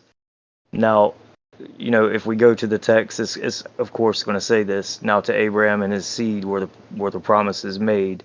He saith not unto seeds as of many, but as of one, to thy seed, which is Messiah, right? And this I say that the covenant that was confirmed before of God in Messiah, the law, which was 430 years after, cannot disannul that it should make the promise of none effect. So the promise was there. So the law is not going to affect the promise, but it was confirmed in Messiah, and that gets kind of tricky. For if the inheritance be of the law, it is no more of promise, but he gave it to Abraham by promise. So what service is the law doing? What does it serve you? How does it serve you?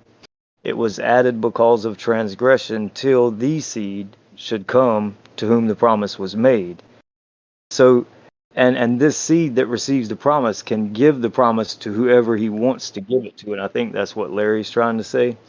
And so when you find out why Israel kind of failed in part, and it's very evident they failed in part because we see what happened to their kingdom.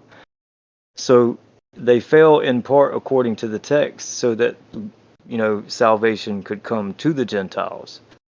And so in the end, it's all going to be one big family, but it's going to be Yah's people according to the text. So there's a little more detail to go into, but I'll kind of let you guys go on because sometimes I speak too long. But there's a difference between the promise and the chosen and what you're chosen for.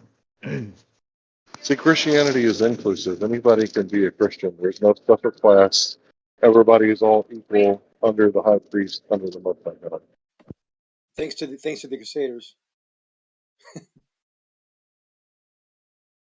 Well, oh, you want to talk about the Crusades? Let's talk about that. So the Muslims attacked the Europeans 500 times, and the Europeans attacked 15 times. Now, war is bad, and I'm not really taking sides here. But if we're going to talk about the Crusades, shouldn't we be historically accurate, Bennett? Yes. Right. So at that time, the Muslims had the land, right? They were the rightful heirs, eminent domain, right? And then the Christians took it. When was And hold on. I'm not when? done. Not When done. was it Not eminent done. domain? The When were they? Muslims had the land before the Crusades. If when? you could just calm down, the Muslims had the land before the Crusades. After the Crusades, the Christians had the land. So before it was the Israelites, then it was the Muslims, then it was the No, Christians, that's not true at and then all. it was the Palestinians. So who was the No. Oh rightful God, heir to the no. land? God, no. The first temple, the first Jerusalem, the first temple. Come on, 1000 BC, King David. That was all Israel. That was all the 12 tribes. King David Right. So the 12 tribes had it. united the 12 tribes. King David united the east and the west, and that was capital. Not capital, physical capital, but basically the center of that was Jerusalem, and that's until they got conquered by the Babylonians. I mean, how far do you want to go back to say who was the right? That when people start saying rightful heir, I That's a start good laughing. question. Who's the It's like, rightful heir how of the far do land? Because the you Christians had it, the Muslims you had took it. the bait. Hold on, you took the bait. You went right to where you thought this is where I think it should start, and the Muslims are the right. No, that's bullshit. You know that, Larry. Come on. The 1000 BC didn't exist. King David didn't exist. The Babylonians didn't exist. I mean, you're just leaving out so much history. Yeah, who coined the phrase Palestinian? Wasn't it the Palestinian Roman? that was a Roman, freaking that was a Roman. jerk on the Israel the Jews. You know why? Because it's very similar to Philistines. And the Philistines were one of the enemies of the Jews back in the day. That's why they Yeah, used that word. They made it yeah, up. They made that word up. yeah. That's what that means. The land of the Philistines, and the Romans are the ones who coined that term. I think you're right about that. Right. Exactly. So, Larry, I Right. understand. So I who's the think rightful your heirs? quest here, Larry, your quest here is noble, but you got to really open your mind and think about all the other factors because you seem to be already made. You already, your Right, mind's because there already. was 12 tribes. What about the other tribes? Aren't they the rightful heirs No, too? there's no other tribes. There wasn't any other tribes.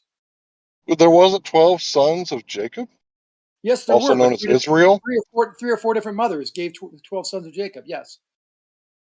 Okay, so if there was 12 sons of Israel and the promised land was for the Israelites, who's the rightful heir? Just the Jews? Well, it speaks about that in the text, Larry, even in the future. And I'll give you a hint of it. It's in Ezekiel, and it says, "It shall come to pass that you shall divide the land according to the tribes of Israel, and it shall come to pass that you shall divide it as a lot for inheritance unto you and to the strangers that should sojourn among you, which shall beget children among you, and they shall be unto you as born in the country among the children of Israel. They shall have inheritance with you among the tribes of Israel. And it shall come to pass in that day, in what tribe the stranger sojourneth, there shall you give him his inheritance, saith Yah." So be careful about what place you pick, because that might be where your inheritance is giving if you're a stranger in the land. So is it And the tribe of Israel or the tribes, plural, like 12 of them? well, there's 12 tribes, and like you said, you have a point. You know, there are a mixed multitude even coming out of Egypt. Now, once you come into those people, or what you call the chosen people, and you got to figure out what they're chosen for. What's the purpose? And you can get into some detail about that. But of course, they were a mixed multitude, and there were others amongst them, and there will be in the future, and there are now. It's not really a bloodline thing. I don't think is. I kind of see both of you guys' points, because both of you make some good points, and it's more of a bringing everyone under the Creator and to be in His people instead of a people that is a specific bloodline or um, different genetic traits, or same genetic traits or whatever. Right. Yeah, but if we're all hold on, if we're all descendants of Adam and Eve, then are we not all children of God? Are we not all the chosen ones? That's right. Yeah, that's where it gets into, if you are Abraham's seed, because see, that's where the promise came through that one seed. And so that one seed, he can bless all the other seed that come through that. And if you are in Messiah, then you are truly Abraham's seed, and that's what it says. So it's not like a And you bloodline make thing. a point. Yeah, and you make a So point I of that. mean, So if you say that it's only the Jews that are chosen, then that means there has to be a certain point in time where God has decided that only the Jewish people are worthy of being His children.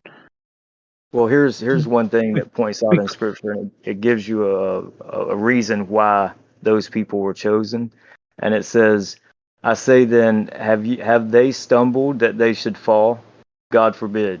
But rather through their fall, salvation has come unto the Gentiles to provoke them to jealousy. And I would not, brethren, that ye should be ignorant of this mystery, lest ye should be wise in your own conceits. That blindness in part, and in part is emphasized, is happened to Israel until, and emphasis on the until, the fullness of the Gentiles be come in. And so all of Israel shall be saved." Now, when we speak of Israel in the scripture, even in the text, you have phrases like the Israel of God.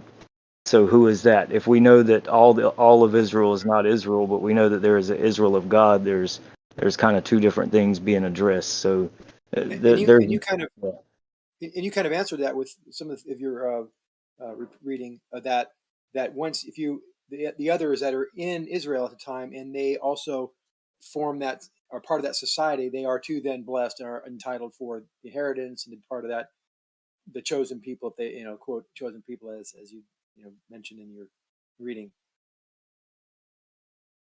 So Gentiles or whoever's associated with the other parts of the offsprings of the original seed They are now just the same. They are, as far as God's view, right?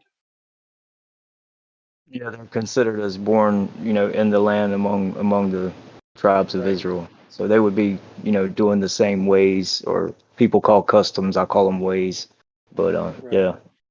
And that. So just to be clear on my position, so that nobody strawmans my position, what I'm saying is that it's a spiritual kingdom, Israel, and I'm grafted in to Israel because of the Messiah, and all people are God's chosen people. Now, whether they answer the call, you're called and chosen, whether you like it or not, and whether you follow the Messiah and follow the Most High God, I guess that's up to you, right? Because you have freedom of association, right to association.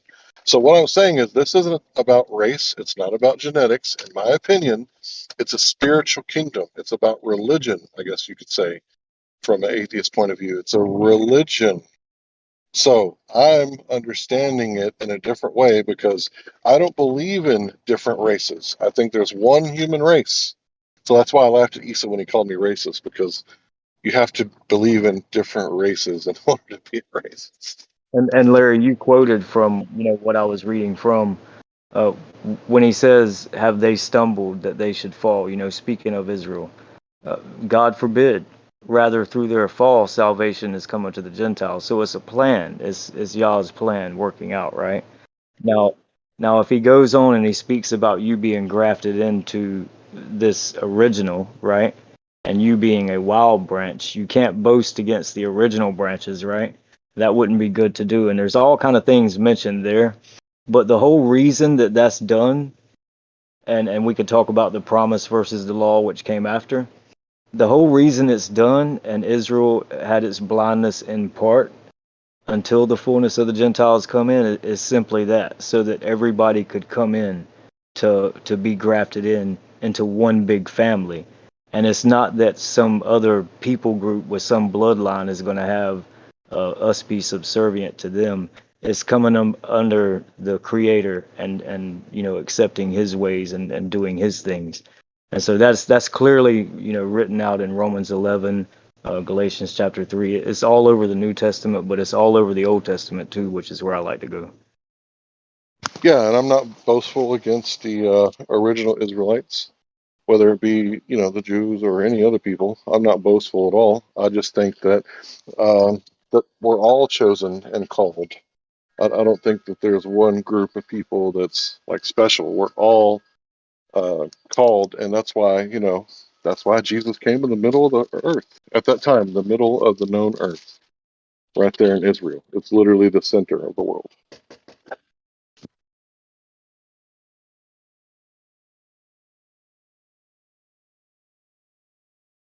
I mean, What does according to Zanuck say about mainstream Jesus? history. What does Zanuck say about Jesus? I'm very interested. He never talks religion.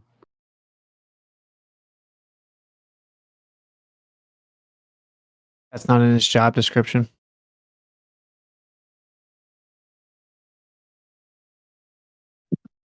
I have a question I've been thinking about today.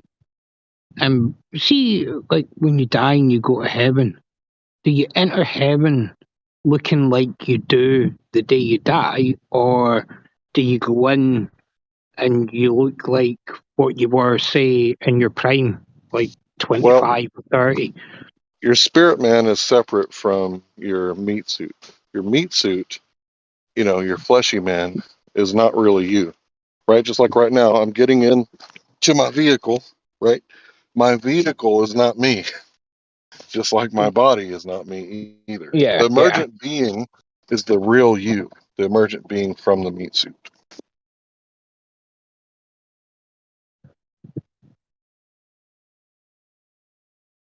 I really never liked that term meat suit. And to me, it just seems kind of, and I don't know if it's used in a derogatory sense, but that's how it seems to me. Um, we look at creation and how meticulous and how beautiful it is. Uh, if it is derogatory, I wouldn't put it in that way. I think it's It's not beautiful. derogatory for me. It's just saying flesh in another way. Like I'm Oh, eating flesh when I eat a steak. I'm eating meat. And yeah. then a suit is a robe. right? Yeah. So these are my fleshly robes. This is my meat suit. It's the same thing. Yeah, I've heard other people say I can't wait to get rid of my meat suit and I hate this meat suit and all these different things, and I'm like, man, what are you talking about? But No, I'm just differentiating between the two.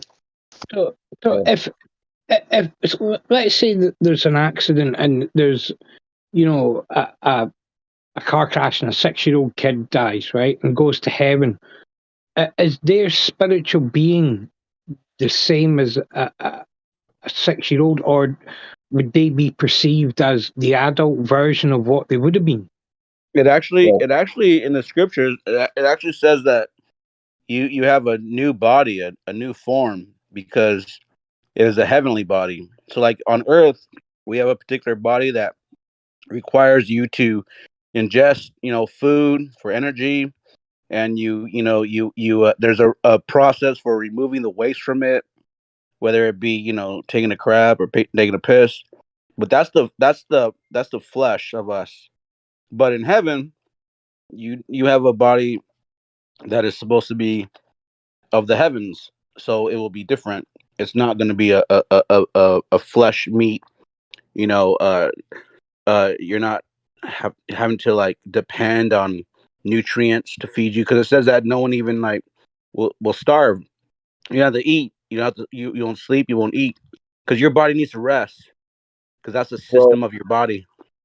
well, it does speak of a resurrection, so the text doesn't state that you will actually go to heaven as a spirit, Correct. angel or similar, and be as an angel, and participate and have all these things going on. Um, it leans more towards a sleep or a rest until a resurrection, and then that gets into a much lengthier conversation about what happens at that point.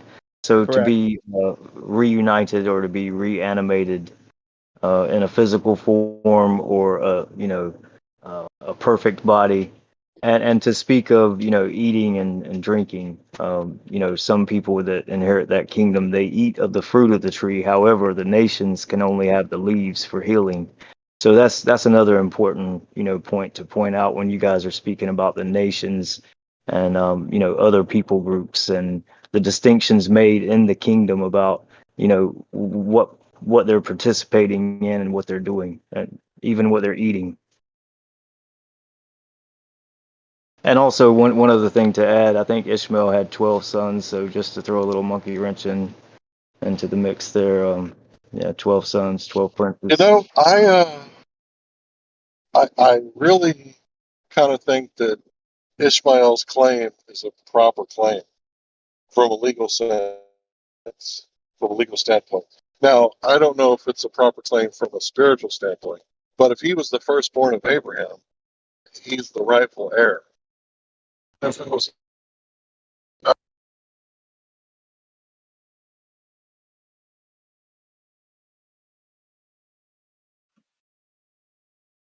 Well, just to kind of speak on what he was saying earlier, like I think that's a huge debate, because some people say like when you die, you go straight to heaven. But my question is like, well, then how do you explain when in Revelations that the ground and the seas give up the dead to be judged? So if everyone's in heaven, then what exactly is being given up from the ground? So like he said, like no, it's a sleep. So when you die, it's like no different than when you go to bed tonight. Let's say you go to bed at 10 o'clock and you wake up at 6 in the morning, like, or sometimes even 8 in the morning, but you don't realize the time that's passed in your sleep. No different than if you go to sleep because you've died, you've perished, but it could be 100 years before you're waking up, but it's gonna feel no different than if you just took a nap right now and woke up 20 minutes later. Well, you can, even in your sleep, you can have thoughts and you can talk to the Creator.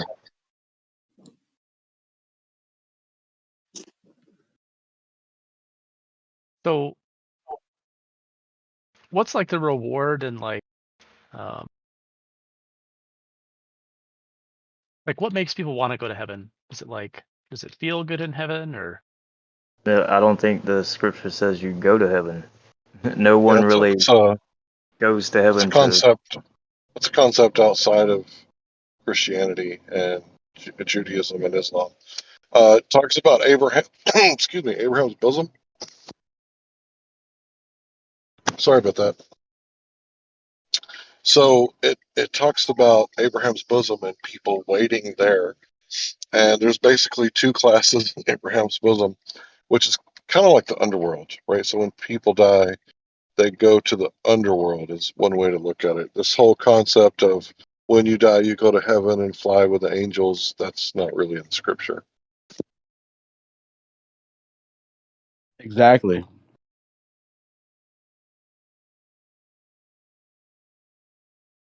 It just shows you That that is the people aren't reading their Bible. So Where do we go? there's no heaven Where do in we the look like Bible? when we get there? No, there is a heaven in the Bible. That's where God is, in the throne room, right?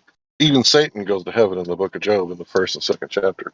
So, yeah, there is a heaven in the Bible, but when we die, we go to Abraham's bosom until the judgment day, the great white throne judgment for the other people on the other side of Abraham's bosom, and the resurrection, right?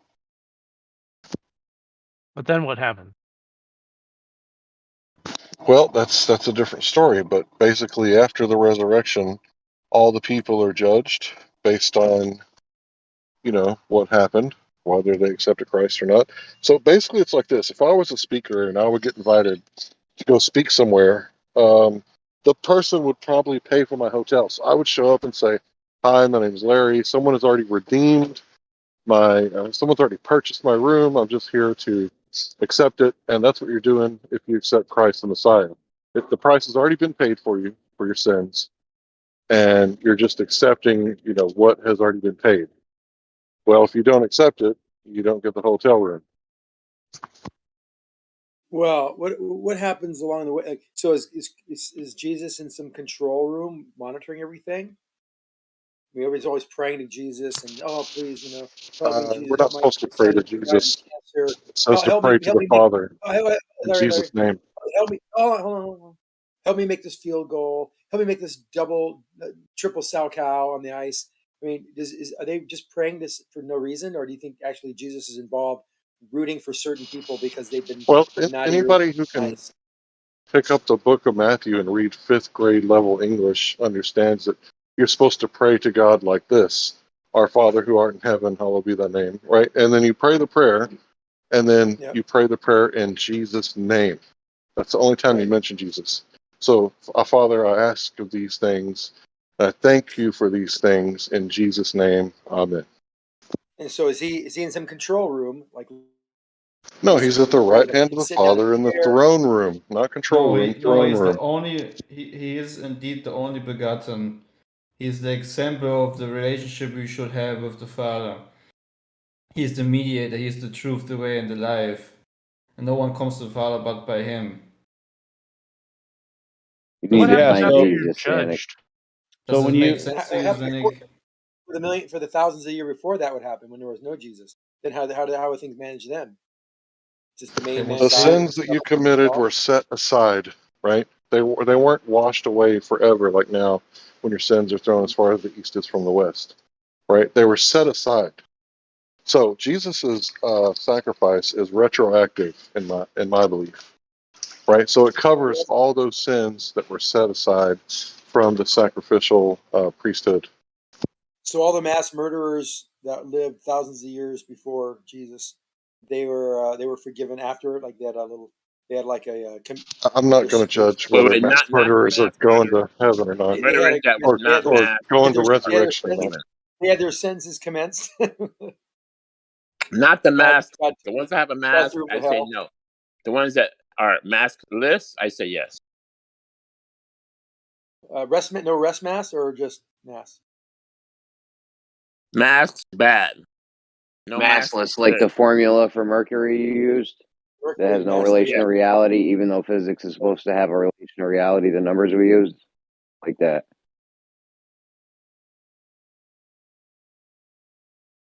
Remember that part? That was my favorite part.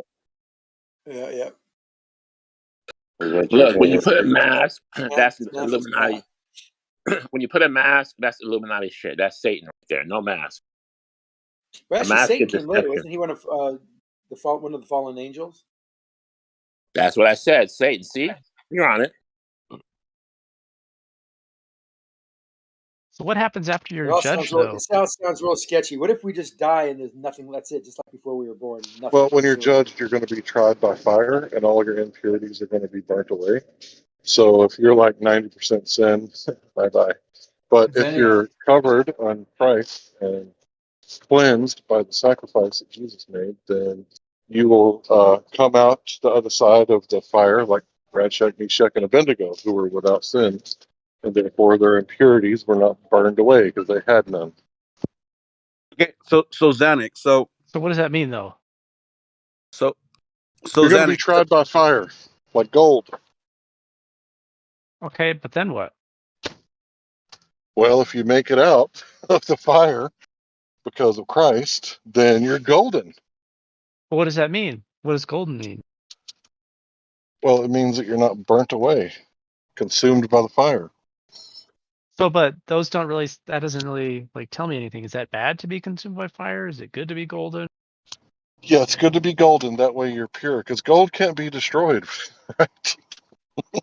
So, do I turn into an element after I die? No, it's metaphorical, obviously.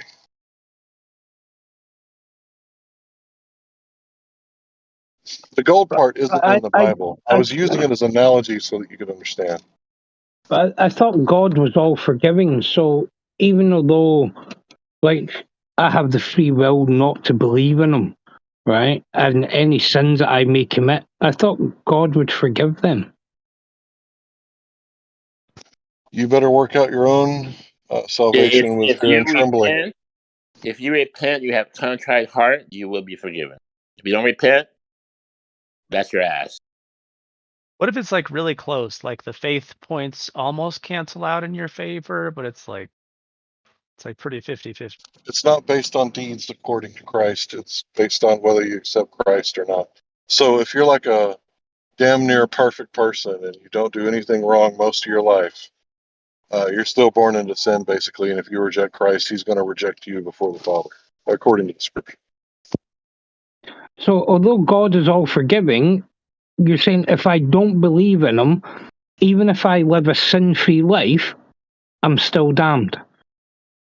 That's what it says. It's a contract, right? If you don't hold up your end of the contract and accept the contract, then you're not going to be a party to the contract. Well, it can't be a fair contract if I'm forced into it. You're not forced into it. You have no obligation to go to the hotel and say that, yeah, somebody paid for my room. I'm here to check in. Right, there's my name, and then the Lamb's Book of Life is the registry. If you accept Christ, you're in the Lamb's Book of Life. If you reject Christ, you're not here. You're not. I can't find your name here. You have to go somewhere else. But you're saying that if I don't accept this contract and abide by the terms of the contract, then I'm damned and doomed forever. Yeah, well, that seems a bit unfair. It's like, well, hold on. Well, do you have children? Do I have children? Yes. Okay, so if you have one of your children and you go outside, and one way there is a deep pit, and no one is measured to the bottom of this pit, right?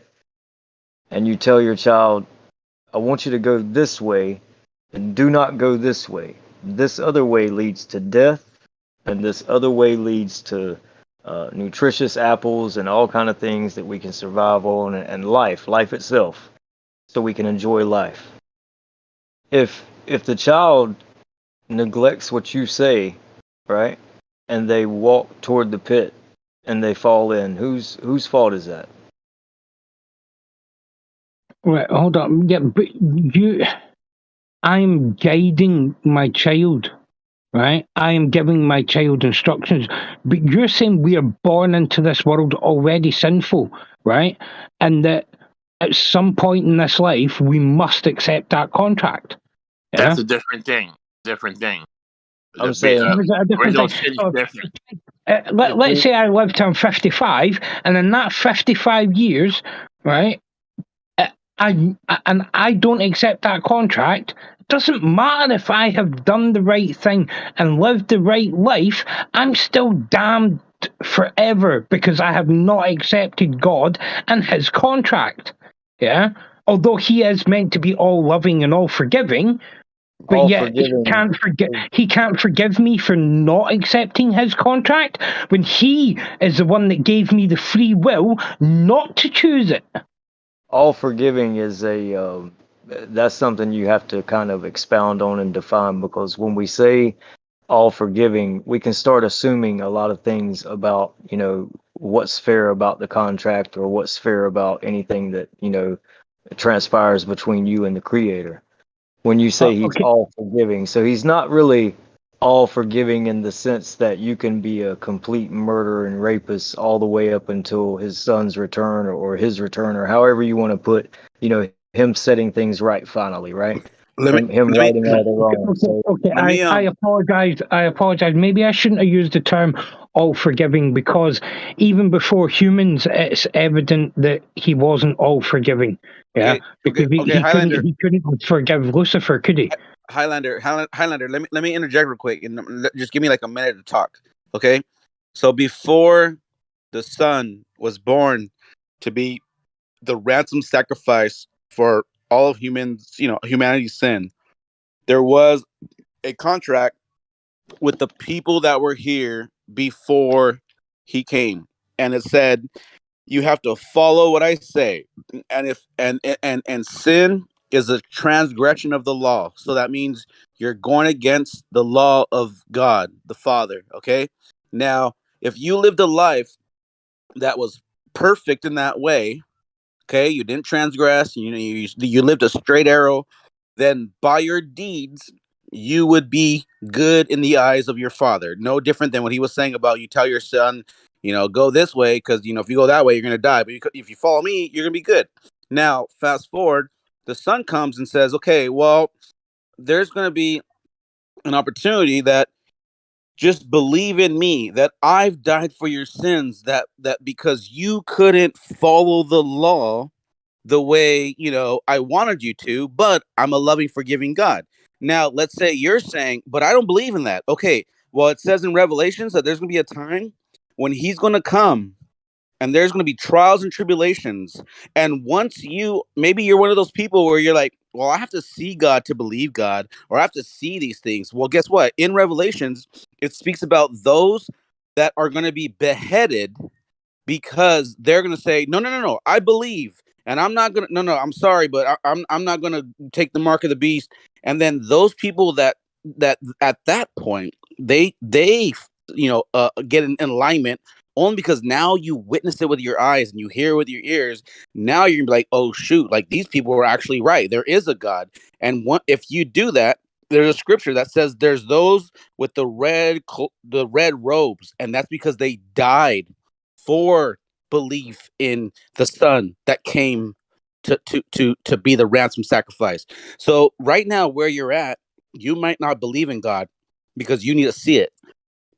But if you survive to see those end days, then you will have the opportunity to at least redeem, or to be redeemed. Now, if you're saying, well, what if I don't die at that point? What if I'm not given that opportunity? Well, we're telling you right now, and you've heard the word. And if you still don't believe, this is why he commissioned everybody, go out and tell them, right? Go spread the good news. And if I speak to you, that was your opportunity to then believe and turn your life around and at least believe in him.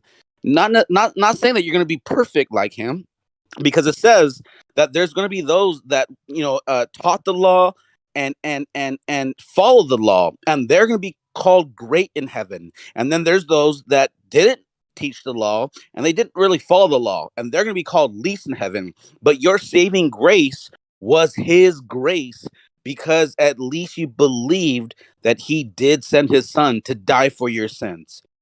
Anything beyond that, is totally between you and the creator, bro. And I don't know what else to tell you.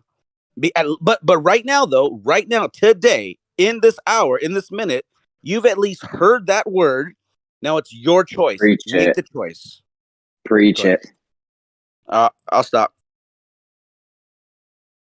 This is some complex faith math we've got here. I don't know what's complex about it. It's pretty simple. The price has been paid. Do you accept?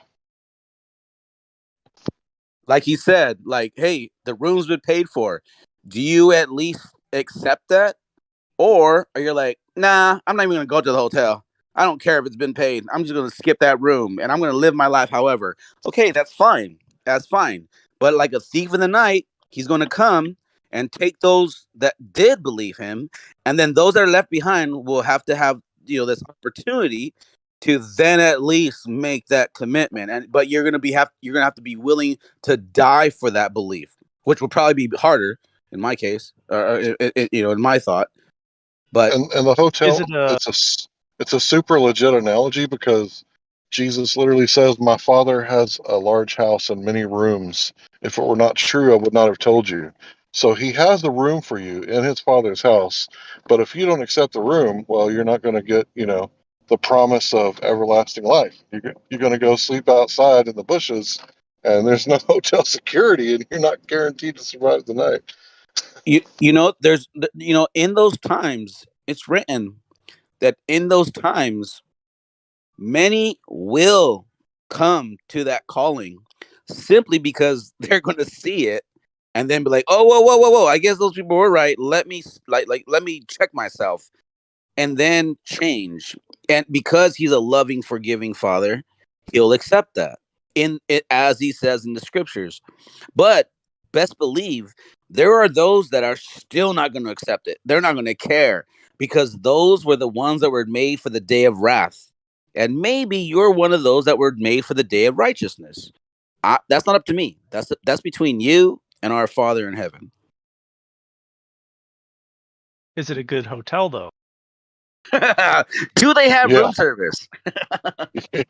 Yeah, it's a pretty good deal because you're definitely not worthy. Neither am I, nor is anybody. Would you say the hotel is like has food and stuff? Well, are you a Glober? Does The heaven change if I'm a Glober or not? Well, no, I'm going to answer to your own belief system. Are you a Glober? Yes. Believe the globe? Okay. Then we're talking about the creator of the boundless universe. You don't think his house is going to have mighty fine room service? Well, that's what I'm curious of because I'm wondering what motivations the whole the whole thing is kind of built upon, right? Is it's like if you're good, you get to like go to this cool place that feels good, and if you're no, not no, no, good, no, no. That's where you're wrong. That's where you're mistaken. That's where you're mistaken. Because even the thief on the cross, he wasn't a good guy. He was literally getting crucified for being sinful, for transgressing the law. But he told the people, like, do you not know? Like, he believed in the Messiah, even though he wasn't a good guy. So it's not about let me be goody two shoes and go, be this perfect person. That's I think where there's a huge misconception. But like that's why I said earlier, those that are relaxed on the law, it says you'll be called least in heaven. And those that were, like really like, no, we got to follow because God said, if you love me, you'll keep my commandments. And if I do this and I do that, and then someone will diligently, they will follow that or try to at least. And yes, there will be, some stumbles or whatnot because, again, it's hard to be that way. But you will be called great in heaven. So don't think of it like, oh, I have to be this goody two shoes. No, you just have to believe. And matter of fact, if you can even put yourself to come to a point where okay, like let me learn about this guy, I would suggest just start reading the scriptures, bro. Just start reading the from Genesis to Revelations, and let the Spirit talk to you. Don't let a man on Discord talk to you or a woman on Discord talk to you. Just read those words and see what comes about it, because I will guarantee this: it can possibly be a very very enlightening spiritual thing to you, to something maybe you've never even experienced before or realized you can experience. And that's it. But like heaven and hell, like pray kind of to your senses of pain or pleasure, though, right? The Well, modern concept of hell is the Catholic priest or Catholic monk invention. So you have to understand that when we say hell, it doesn't necessarily mean the 7 layers of Dante's Inferno. it's a fire brimstone. It's just it was spoken about that there in Gehenna, right? Like there was this fire that they would like, it would never went out because that's where they would all like throw all their trash and stuff, and it was always burning. But it was just used as an analogy that it's always burning. But in the final judgment, it says that you'll be cast in the lake of fire. Now, what happens to a piece of paper in a fire? It's just no longer. And this is why he says, don't be afraid of man that can take your life, but be afraid of the one that can that can take your soul, because and only God is going to be able to separate the soul from the body, and in that separation, that soul's either coming with him or it's not, and that's kind of the whole point.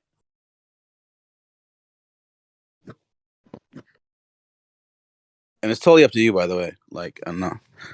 And no, carnivore, it's not a sphere. If you read the scriptures, clear that it's not a sphere. But hey, that reminds me. Let me ask any baller in here right now: is your spherical world based on science of man, or on the biblical text that explains its true properties and creation? Created. Well, let me stop you there. They don't believe in the Bible because it was written by men, but they believe in the science books because it was written by men.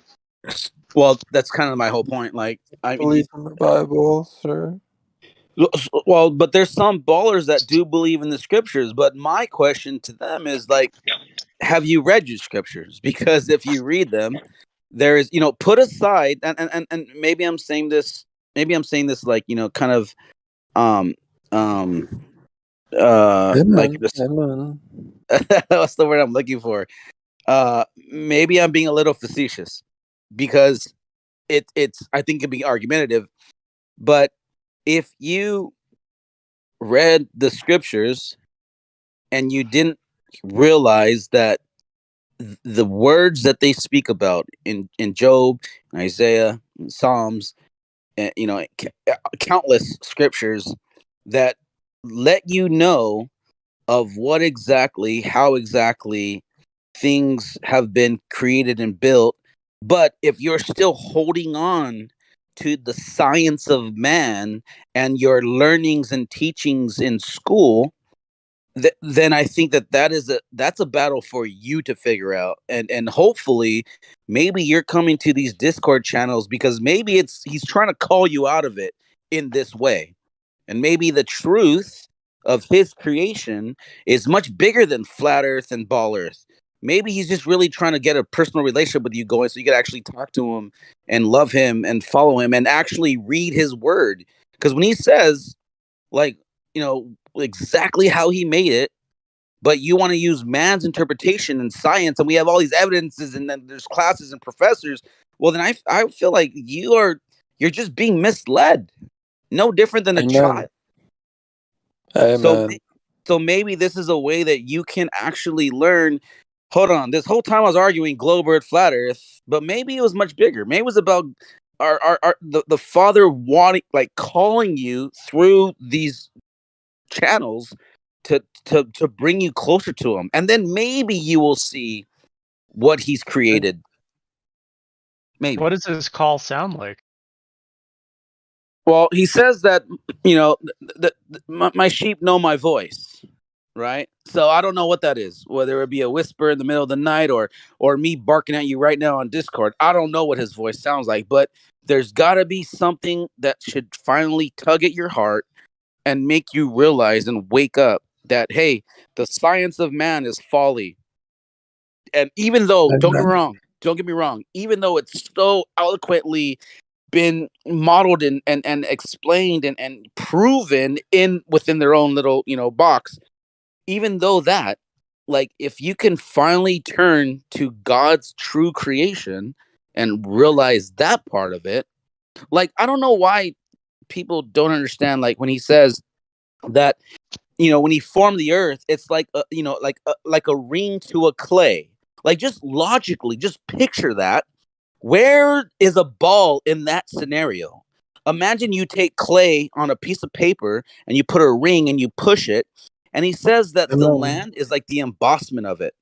Like, I don't know where a ball, like, honestly, sometimes you either you just get it or you don't get it. But maybe that's more of a spiritual journey that you have to go down to realize that truth. I don't know. Yeah, but you can make a ball of clay and push a ring onto a ball of clay, yeah? Okay. I get what you're saying, but So just because you say but it's like a ring being pushed onto clay doesn't actually mean that he's put the clay down flat and pushed a ring on top. Okay, I get what you're saying, but there's other scriptures that go further in the explanation. Like when he says that, he takes a compass and draws a circle on the face of it. Where if you were to make the world right now, okay, and you took a compass and you drew a circle, right? Where in that circle is it a ball other than a circle on a piece of paper, and it's representing this plane. I don't even want to say flat because I feel like the word flat like triggers people, but this plane that's being made here, it is when he says that, the earth is his footstool, right? And he looks down upon us like grasshoppers. Like, if I'm sitting at the North Pole looking down and he could see all of us from the North Pole, well, how's he seeing the people in Australia if they're, technically on the other side of the ball? Maybe this reason and logic is maybe you're just not ready for it. But hey, I don't know. Maybe these are seeds being planted to guide you to a scripture that maybe you could read one day. Maybe Psalms will speak to you. Maybe Job will speak to you. I don't know. I don't know what it is, but I mean, you said about getting a compass. You can't put a compass on a sphere and draw a circle on a sphere with a compass. But no. Well, okay, hold on though. But the entire Earth is on the face, and that's it. He doesn't talk about I drew a circle and then on the other side I had to draw another circle because it's a ball. When he says, that it's unmovable, well, then how do you explain that it's spinning at all these, crazy speeds and hurling through a vast infinite space? When he says that he placed the stars and the planets in the firmament, right? But that's not when he wrote. Okay, when he wrote it out like and stretched it like a tent, like a covering. Okay, there's another scripture that says that he rolls up the stars like a scroll. Well, how do you have stars on the bottom of a ball, on the top of a ball, but it's a piece of paper that's being rolled up in one little scroll? Like, go ahead. You're saying that he talks to you though, and you say you don't know how he talks to you or what it sounds like. So how do you distinguish when he is or isn't talking to you? Like, how can you be sure that it's him talking to you and not like some dream or indigestion or? Okay, so when you set out on a personal relationship, I think you'll be able to answer that question better than I will, because that's going to be a personal thing for you. I don't want to tell you how I quote unquote know that he's talking to me, because that's a personal relationship. But it might be different for you than for me, because he's going to come at you how he has to come at you, and that's his word. He goes out and finds the one that's lost, well, and leaves the 99 behind, because he knows that one is lost and he will set out to find that one. But once he finds you, best believe that then you're going to be a part of something that is glorious, that is supernatural. Amen. One more thing too. There's another scripture that really, like, if you click on my profile, I have a list of scriptures that, because I got tired of people asking, well, what scriptures talk about a flat earth, whatever. I hate that term, flat Earth. It entails that we actually know what the shape is, and it says that we will never know the heights, depths, and the widths. And the day that man can do that, then he will take man out of Israel. I mean, but here we are. We're all here, right? Like we're still all here. But what I'm saying is that there's a scripture specifically that he talks about. There's a war going on, and he prays that he stops the sun and the moon to give him more daylight.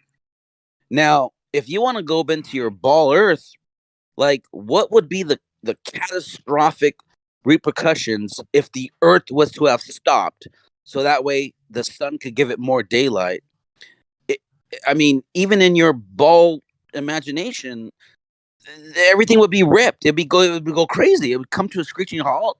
But if you look at it from a spiritual side, from the truth through the Son, of the Heavenly Father, then and you see that it's the sun that's moving and the moon that's moving, and the earth has been set still on its foundations, right? It just sits there, unmovable. So when the sun and the moon stopped and gave Jeremiah, that victory, and then the sun and moon started again. So I don't know if you're a believer and still believe in the ballers. I feel like maybe you've just been misguided and never even learned the scriptures and never, or truly believe in the scriptures. But that's okay. That's between you and our Father. But hopefully everything I'm saying right now is going to at least plant a seed in some of you, if not all of you. And hopefully at least one of you comes to the realization that, yeah, science of man is a folly. It says that all the intelligence of man is nothing to the wisdom of God. Now, why do you hope it plants a seed? Well, I mean, when you talk about stationary, could that not be depending on the context of what he's talking about? I mean, if he's talking about, let me just say, I don't think man is intelligent. I think that's a vast assumption. You have to think about what we're really doing here. Okay, continue on. If you think about it, right, in the order of which the planets are in the solar system, then our planet is stationary within that order. If you're talking about the solar system within the galaxy, our solar system is stationary within that part of the arm of the galaxy. No. Hold on though. Let me be very stationary within that part of the solar system within that part of the galaxy. Hold on. Let me be very clear with you, and I don't even want to talk about it anymore. I'm just gonna say this kind of like I'm gonna hit you hard right now, and because right now you're trying to justify your heliocentric model belief and trying to say, but with that being said, if I tell you this desk in my room is immovable, it does not move. Think of it logically right now, brother. Think of it just with your use that brain that can pull yourself out of what you've been taught about heliocentrism and the word immovable. The Hebrews weren't ignorant because these are, this was inspired by the spirit of the creator of God. And when the word that they used in Hebrew for immovable, it means it does not move. So you can't say, well, what about, it doesn't move because it's stationary in the no, it's spinning around in your model. It's moving. It's whipping and twirling on this little parabola that's going around. But look at that is falsehoods. So you need to take that out of your mindset, because everything you just said about, well, what if you're just trying to justify it? I feel like that's like demonic, like just trying to creep into your mind to say, no, this is what immovable means. Hold on a second. Is it not possible, right?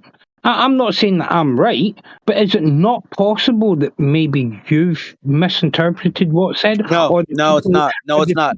I'll tell you why it's not. Let him finish. Let him finish. Hold on. Are the people that wrote that scripture, could they not have misinterpreted what was being said? No. That's not possible. There is no way that is possible. Not at all. Because we're talking about the word of God.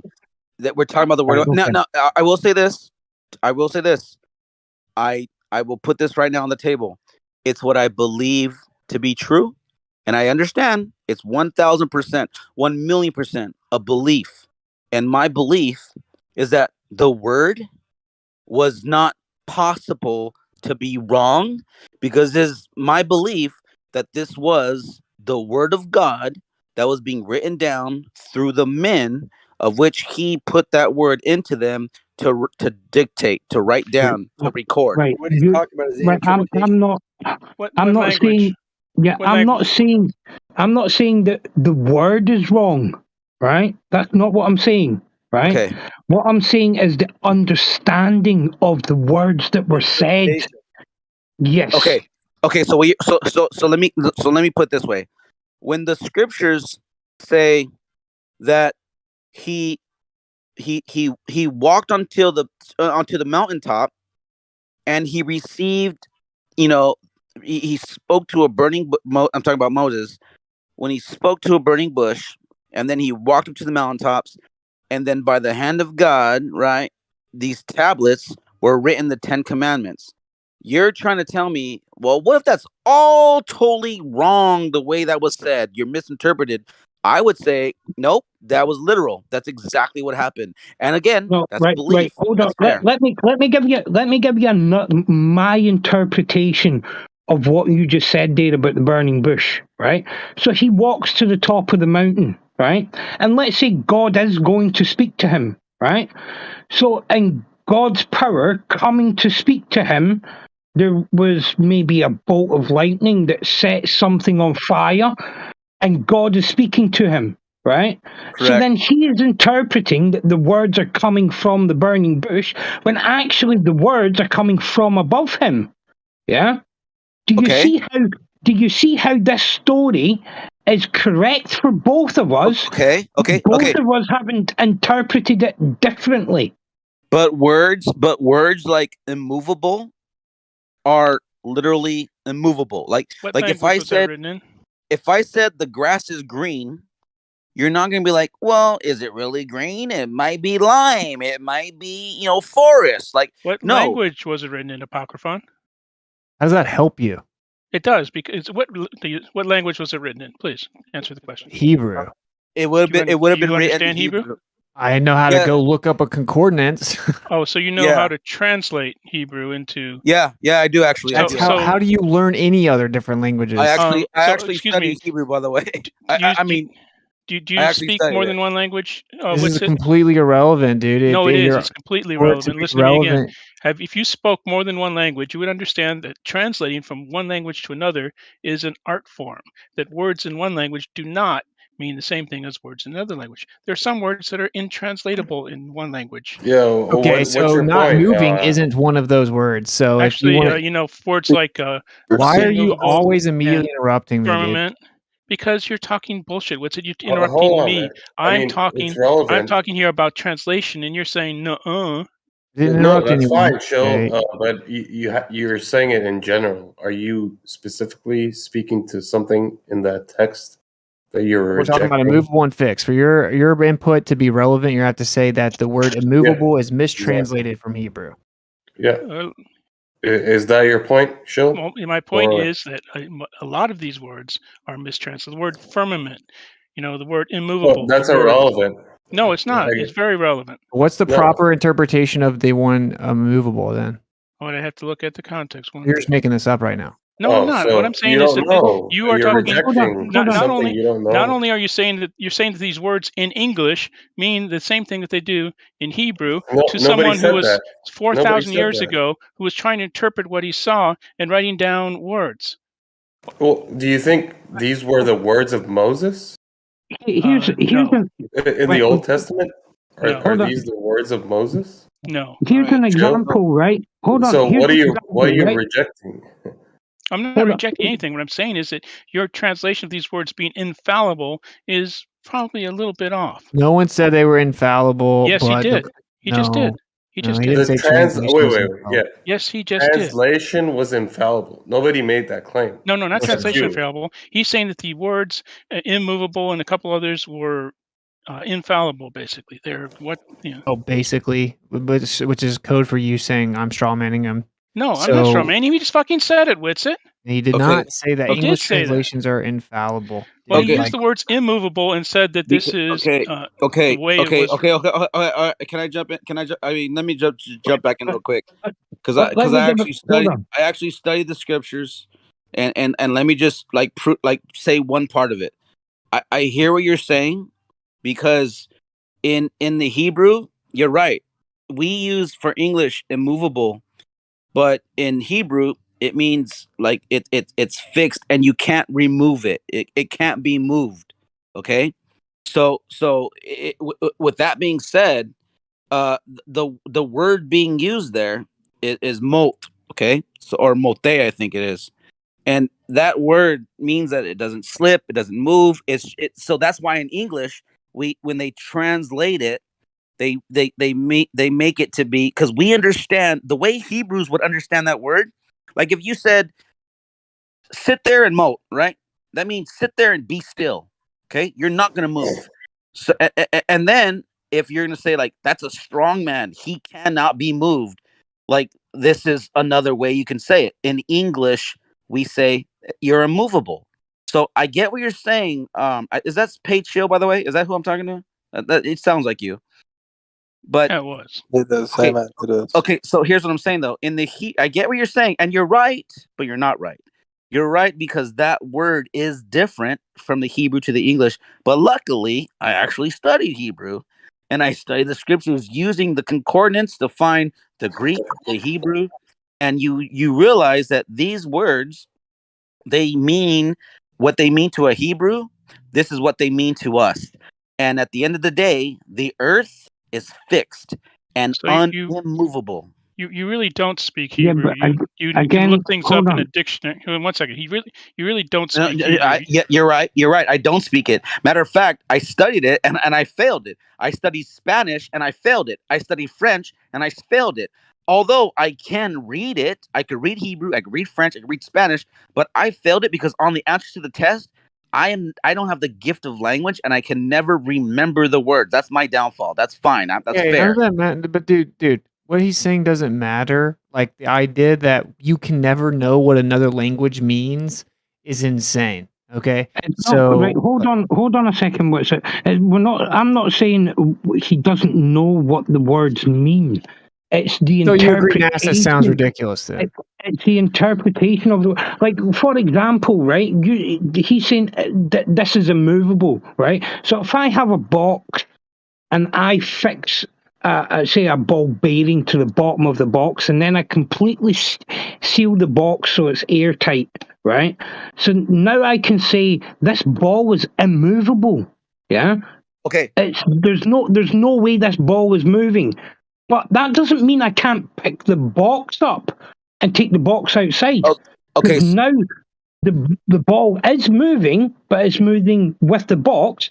But in retrospect to the box, the ball is still not moving. No, what it says is that it was put into place, like in foundations or a place, like it was put into a fixture, a foundation, right? And then it shall never move or waver or slip or That's what it shake says in or English. fall. Yeah, that's what it says in Oh, English. that's what it of course. says in Hebrew, and that's how No, we. you speak Hebrew now? That's Okay, what, again, okay, this is hold his on. argument that's so stupid, which is basically you can never understand what another language is saying No, in your own but language. you have to be It's the careful dumbest thing because I've ever heard. you're reading somebody's translation of the word. Oh, No, hold on, wait, though. wait, Hold on. If you're saying it's wrong, are you willing to give the right translation? If you're saying it's wrong, Master Show, What I'm or are saying you is you just saying have it's to be. wrong? What I'm saying is you have to be careful Well, you what have to the give us the English right. translation. So what's the right Let me translation? give an example. Wait, hold on. What's Go the ahead. right translation? What Bible verse are we talking about? You can use First The Chronicles. one you just Psalms referenced 104:5. and called wrong. The I one didn't you say it just was called. wrong. What I said was you are reading the English words to this and saying that the That's English words that's is what irrelevant. meant. No, Okay, that's okay. not irrelevant. Let me give an It's just a example. waste of time, dude. This is like you guys. It's just a waste of time. If you're not reacting to the verse at hand Okay. and actually saying what's wrong about it and giving us what's the right translation, then you have nothing. It's Oh, I completely see. pointless. We can't talk about the fact that you don't speak Hebrew and you're reading Hold something on, written hold in on. Hebrew, 4,000 ancient Hebrew. You speak I ancient do. Hebrew. You Hold speak on, hold ancient on, hold Hebrew. on. What's the difference between So stupid. ancient Hebrew and Wait, Hebrew? A let me lot. speak Like ancient hold on. Let me English. jump in. Let me jump Hold in. on. Let me jump like in. the I difference. speak Hebrew. One at a time, man. One at a time. What's the difference between ancient Hebrew and Hebrew? A lot. I mean, what's the difference between Shakespearean English and English we speak today? And now imagine that that's Can you only tell me the difference? that's That's a only question. 500 years. I'm gonna start muting That's the people. question. Now, if you guys think that we have to just sit here and listen to you both talk through each other, we don't. Sorry, Actually, guys. don't. We don't Can do I that. jump in real I quick? didn't mean to. Can I jump in Only real quick? wizards can talk through people. Okay, NASA Shill. Let me put it this way. Let's get out of Hebrew, okay? If I told somebody, "Ay, muy caliente," okay? If that person knew Spanish, he would understand I'm saying, "Wow, it's hot. That's Pretty hot. hot." Because caliente means hot from Spanish to English. Now, an English person would be like, "What's caliente?" And you'll tell them, "Oh, that means hot." Oh, okay, I get it. I'm not But it stupid. could also mean horny.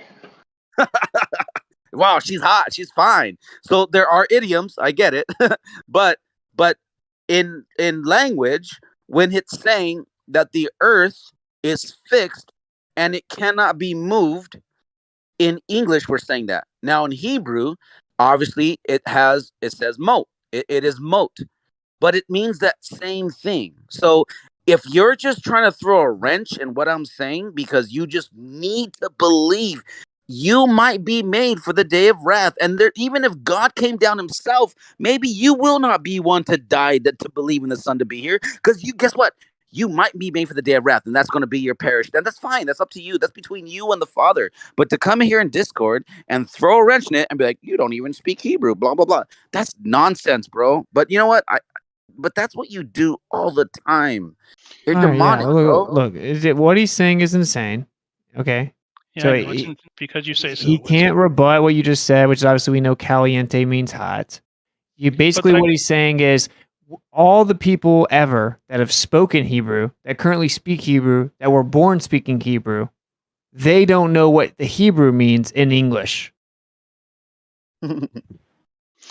Listen to me one more time, Witsit. Do you speak more than one language? Yes or no? Totally irrelevant to the point. No, it is actually. Do you speak more than one language? The answer is either yes or no, please. No. Okay, then fine. You don't understand what I'm talking about, because there are some words that are not translatable or poorly translatable from one word to another, from one language to another. Completely irrelevant unless you're No, claiming it's that not these were completely okay. I'm just gonna start irrelevant. muting you. I'm just gonna start muting you. And Nozanic, just because he interrupted me, then you don't start talking. What the hell is wrong with you people, dude? So shut up, dude. Why do I have to be like this? Why can't you just be an adult? Okay, That wasn't. shut up. A small point. Okay, you don't jump in when someone else gets interrupted. That's not your opportunity to then take it. Okay, so the point is, dude, that we know what certain words mean. And in order for your argument to be valid, you would have to say that this word used for immovable is not understood. It's one of those words that aren't easily translated, right?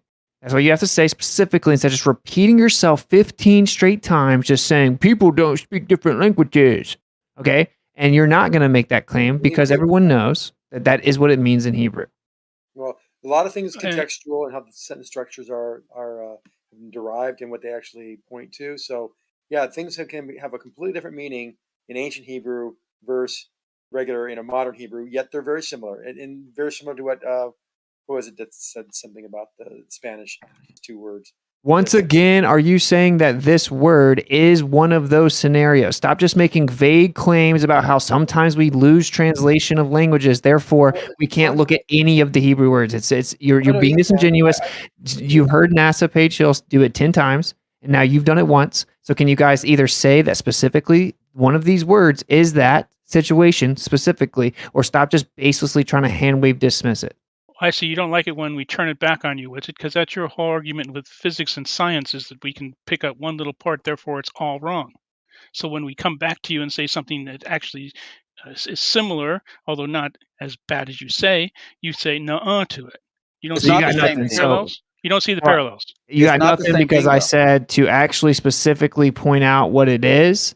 So it has nothing to do with when I do objectively point out tons of things that your paradigm doesn't explain properly. That has nothing to do with this situation. If you're saying there's one little specific thing and you're going to throw it all away, then point out that specific thing. This is like the 5th time I've had to say it after listening to you guys repeat yourself for 10 minutes. So if one of you guys are claiming this translation's wrong, because translation gets lost from Hebrew to English, say specifically what's wrong.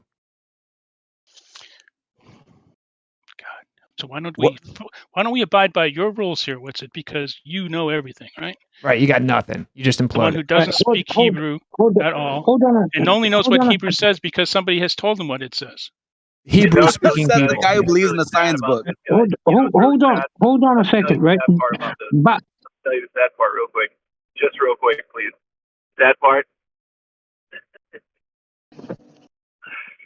Oh dear. Sad part is that you guys are here complaining about the fact that we're right. We all know it. You smell it on you. Everybody listening knows. You know we're right. And that's tough for you. You don't have to be that way. That's a hard life. Hold on a second. Life.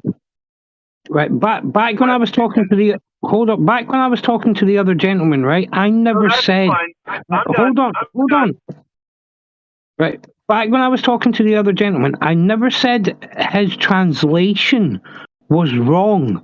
I never said that when he translated it or when someone else translated it that they were wrong either.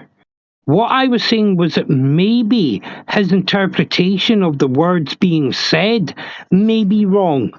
Yeah. Maybe you should do some research to figure out whether or not that comment's true instead of just repeating it over and over to shut down someone else who has done the research. Maybe, huh? Wouldn't that be the intelligent position? Okay, do me a favor. Do me a favor. Whoever is speaking right now, do me a favor and just simply go look up it's called Strong's Concordance, and then go look up.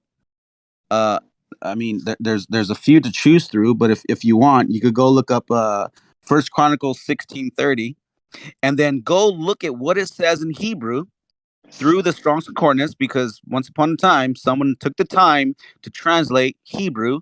Not that they misunderstood, not that they mistranslated. No, they actually took the time to give you the true meaning and what it means.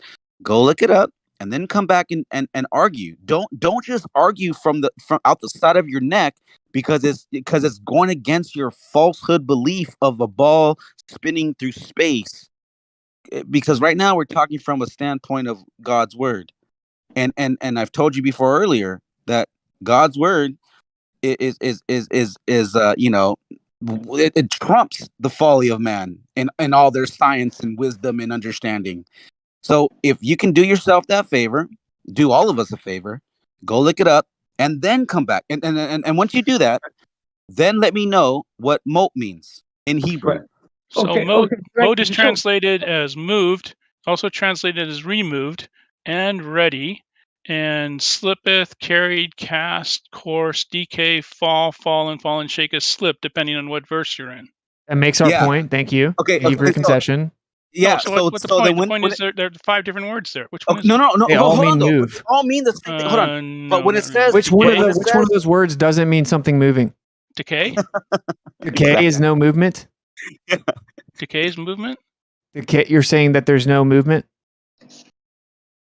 Yeah, but he said earlier that the word meant immovable. That is, that's right. Because it will that's not right, move. because it says it cannot. It will never be moved. It will never be moved. So it says that moat, because moat means that it's immovable in English. In English, honestly, everybody on their part is like the word in this context on itself does not mean immovable. You have to speak the language. You have to know what Semitic language, how it works, to actually identify. You're right. It says the earth is put in a foundation and it cannot be moved. Right. Exactly. So like the argument would be that it's allegorical or metaphorical or however else you wanted to explain it away. No, I'm agreeing with you guys. I know. Let me finish. Right, you guys got it. This is insane. 1 Chronicles 16:30. 1 Chronicles Okay, 16:30 whatever. is what in context? Who's speaking about what? It says, "Fear before," in English, it says, "Fear before him, all the earth. The world also shall be stable, that it be not moved." And who's Okay? talking and doing what? Oh my God. Who's saying these I'm words? done. I'm done. I'm In done. Yeah, context? so No, you have just to, you have to disengage, take man, this. because You have to take this these dude words in doesn't care about context. the Donkey Bible. talking. A Listen, donkey this dude's talking at that not. point. Wait a Dude's minute. not. Hold on a second. You have to take it in context. You just It's can't pluck donkey one talking. verse. You It's just can't donkey. pluck one verse out of the Bible and say, "Look at this verse." Pluck. There's Hey, have you It's like studied the words. Bible, Coming Paige? from Yes or no? Have you studied yes, the I've Bible? studied the Bible probably way more than you. Really? So No, you study the Bible so you much don't. that you don't know that in Psalms it says that the earth has set on foundations and can't be Wait a minute. moved. Hold It on a actually second. means something Stop. else. So Stop. this is a We're waste not of talking all of about our time. Psalms Okay, right I'm now. just muting you because We were every talking time I about start Chronicles. talking, you interrupt every single time. Every time. There's Chronicles, there's Psalms, there's multiple scriptures that speak where it cannot be moved. Countless times. Yeah, Countless. you don't need. Just stick to the verse you Wait, gave. we're I talking mean, Chronicles. Which one do you want to talk about? You want to talk Psalms? You want to talk Chronicles? You already did. Chronicles. You already did. 1 You said Chronicles who's 16:30. Who's talking? 16:30. Yes. Who's Give talking? us. My Who internet cares? searches Wait. are What do you mean, who cares? your internet. This What's sucks, man. This how's is What do you that? mean? so stupid, dude. No, it's in Who's context. talking? What are we talking? Yeah. Who's words are talking? these? Does that change what words are saying? Whose words are talking? these? See, Does that's the that point. You change? can just understand that he's literally just trying to drag you through the mud, and he has no No. intentions of. You have I'm to take having it to in mute him again context. because he can't control. Another example is he literally interrupts every time, and then you guys are interrupting him back, right? And then it's like this talk through each other mess where he has no intention right now to have an honest conversation with you. He just wants to find a way to muddy the waters and dismiss. So kick him. I mean, you don't have to kick him. Just understand. Sometimes it's wisdom to realize like he's not trying to. He's trying to run you around and just let it go.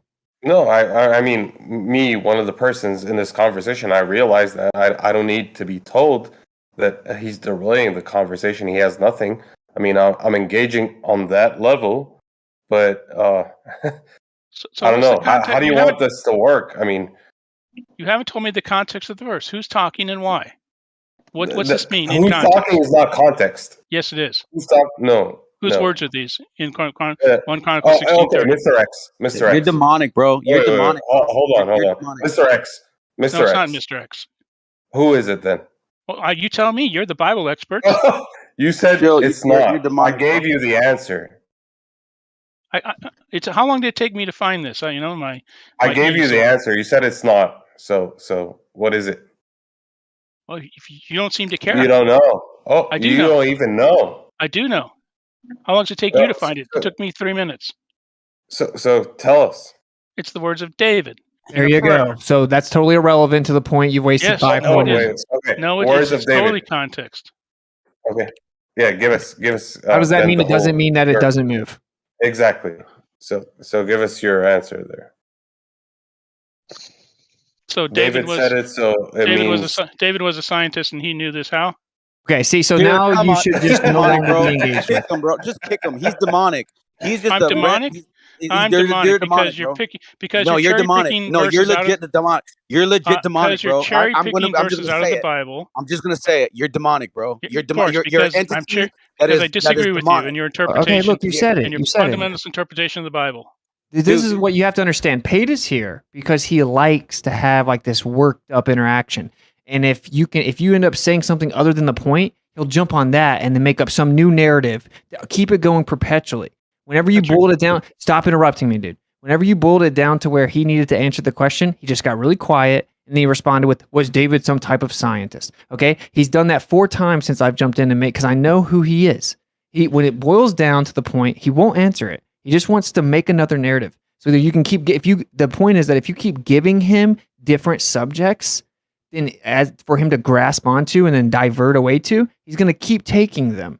So you can't. That's how you can't deal with people acting like that way. You can't give them life jackets of diversion because then it'll go on forever, and it's just going to be like, how can I insult you and make you sound stupid? That's the whole goal here. Well, how did David know the world was immovable? Yeah, exactly. In all honesty, his interpretations and his interjections are just merely ignorant. I mean, how did David know it's immovable? Yeah, God told him. See, now the argument has gone from where he's saying that's not what it says and all this stuff. I just answered Now his it's- question. Listen, God told he's him. the equivalent of that kid that always comes on the playground. Come and nobody on, guys. fucking hear Can from. we play along? I mean, You know what I mean? That kid who always breaks the tire swing and he's always complaining about shit. And he's just a little bit overweight and he smells bad and he's always talking. in all honesty, Here we go. Let's go he- right to ad homs now, right? Because in all honesty, I No, it's funny respect you his laugh question. at it because you know it's true. Nah, totally untrue, but nice try. So chill. I mean, here I am asking some simple questions Chill. about your interpretation of the Bible. answered, All I do is get answered your insult. question. Who told him? Who told him? Okay. I said okay. God told him. God told David. I'm sorry. What's your? How do we take this fucker seriously anymore? Unreal. That's what I'm saying. Come Like, on, do you guys want guys. to go to the room? Because like I know way more about the Bible than you guys do, and you just If say you want to no. go to another another room, that's fine. I'm answering his question. He asked, "Who told him?" I said, "God told him." So But this is the problem, dude. He said that it doesn't mean that. Okay. He said, how would you know it means that? Then he diverted to who wrote it. Then it's was he a scientist? Now These it's are all important questions. Stop interrupting me, dude. So the point is that whenever you try to boil it down to him standing behind his original claim, which is that it doesn't mean that, he doesn't answer it. He changes the subject. And if you just keep answering his new questions, that will never end. I know this for a fact. No, We I know mean, for for me, answering his questions these are all exposes Hold on. him. This is all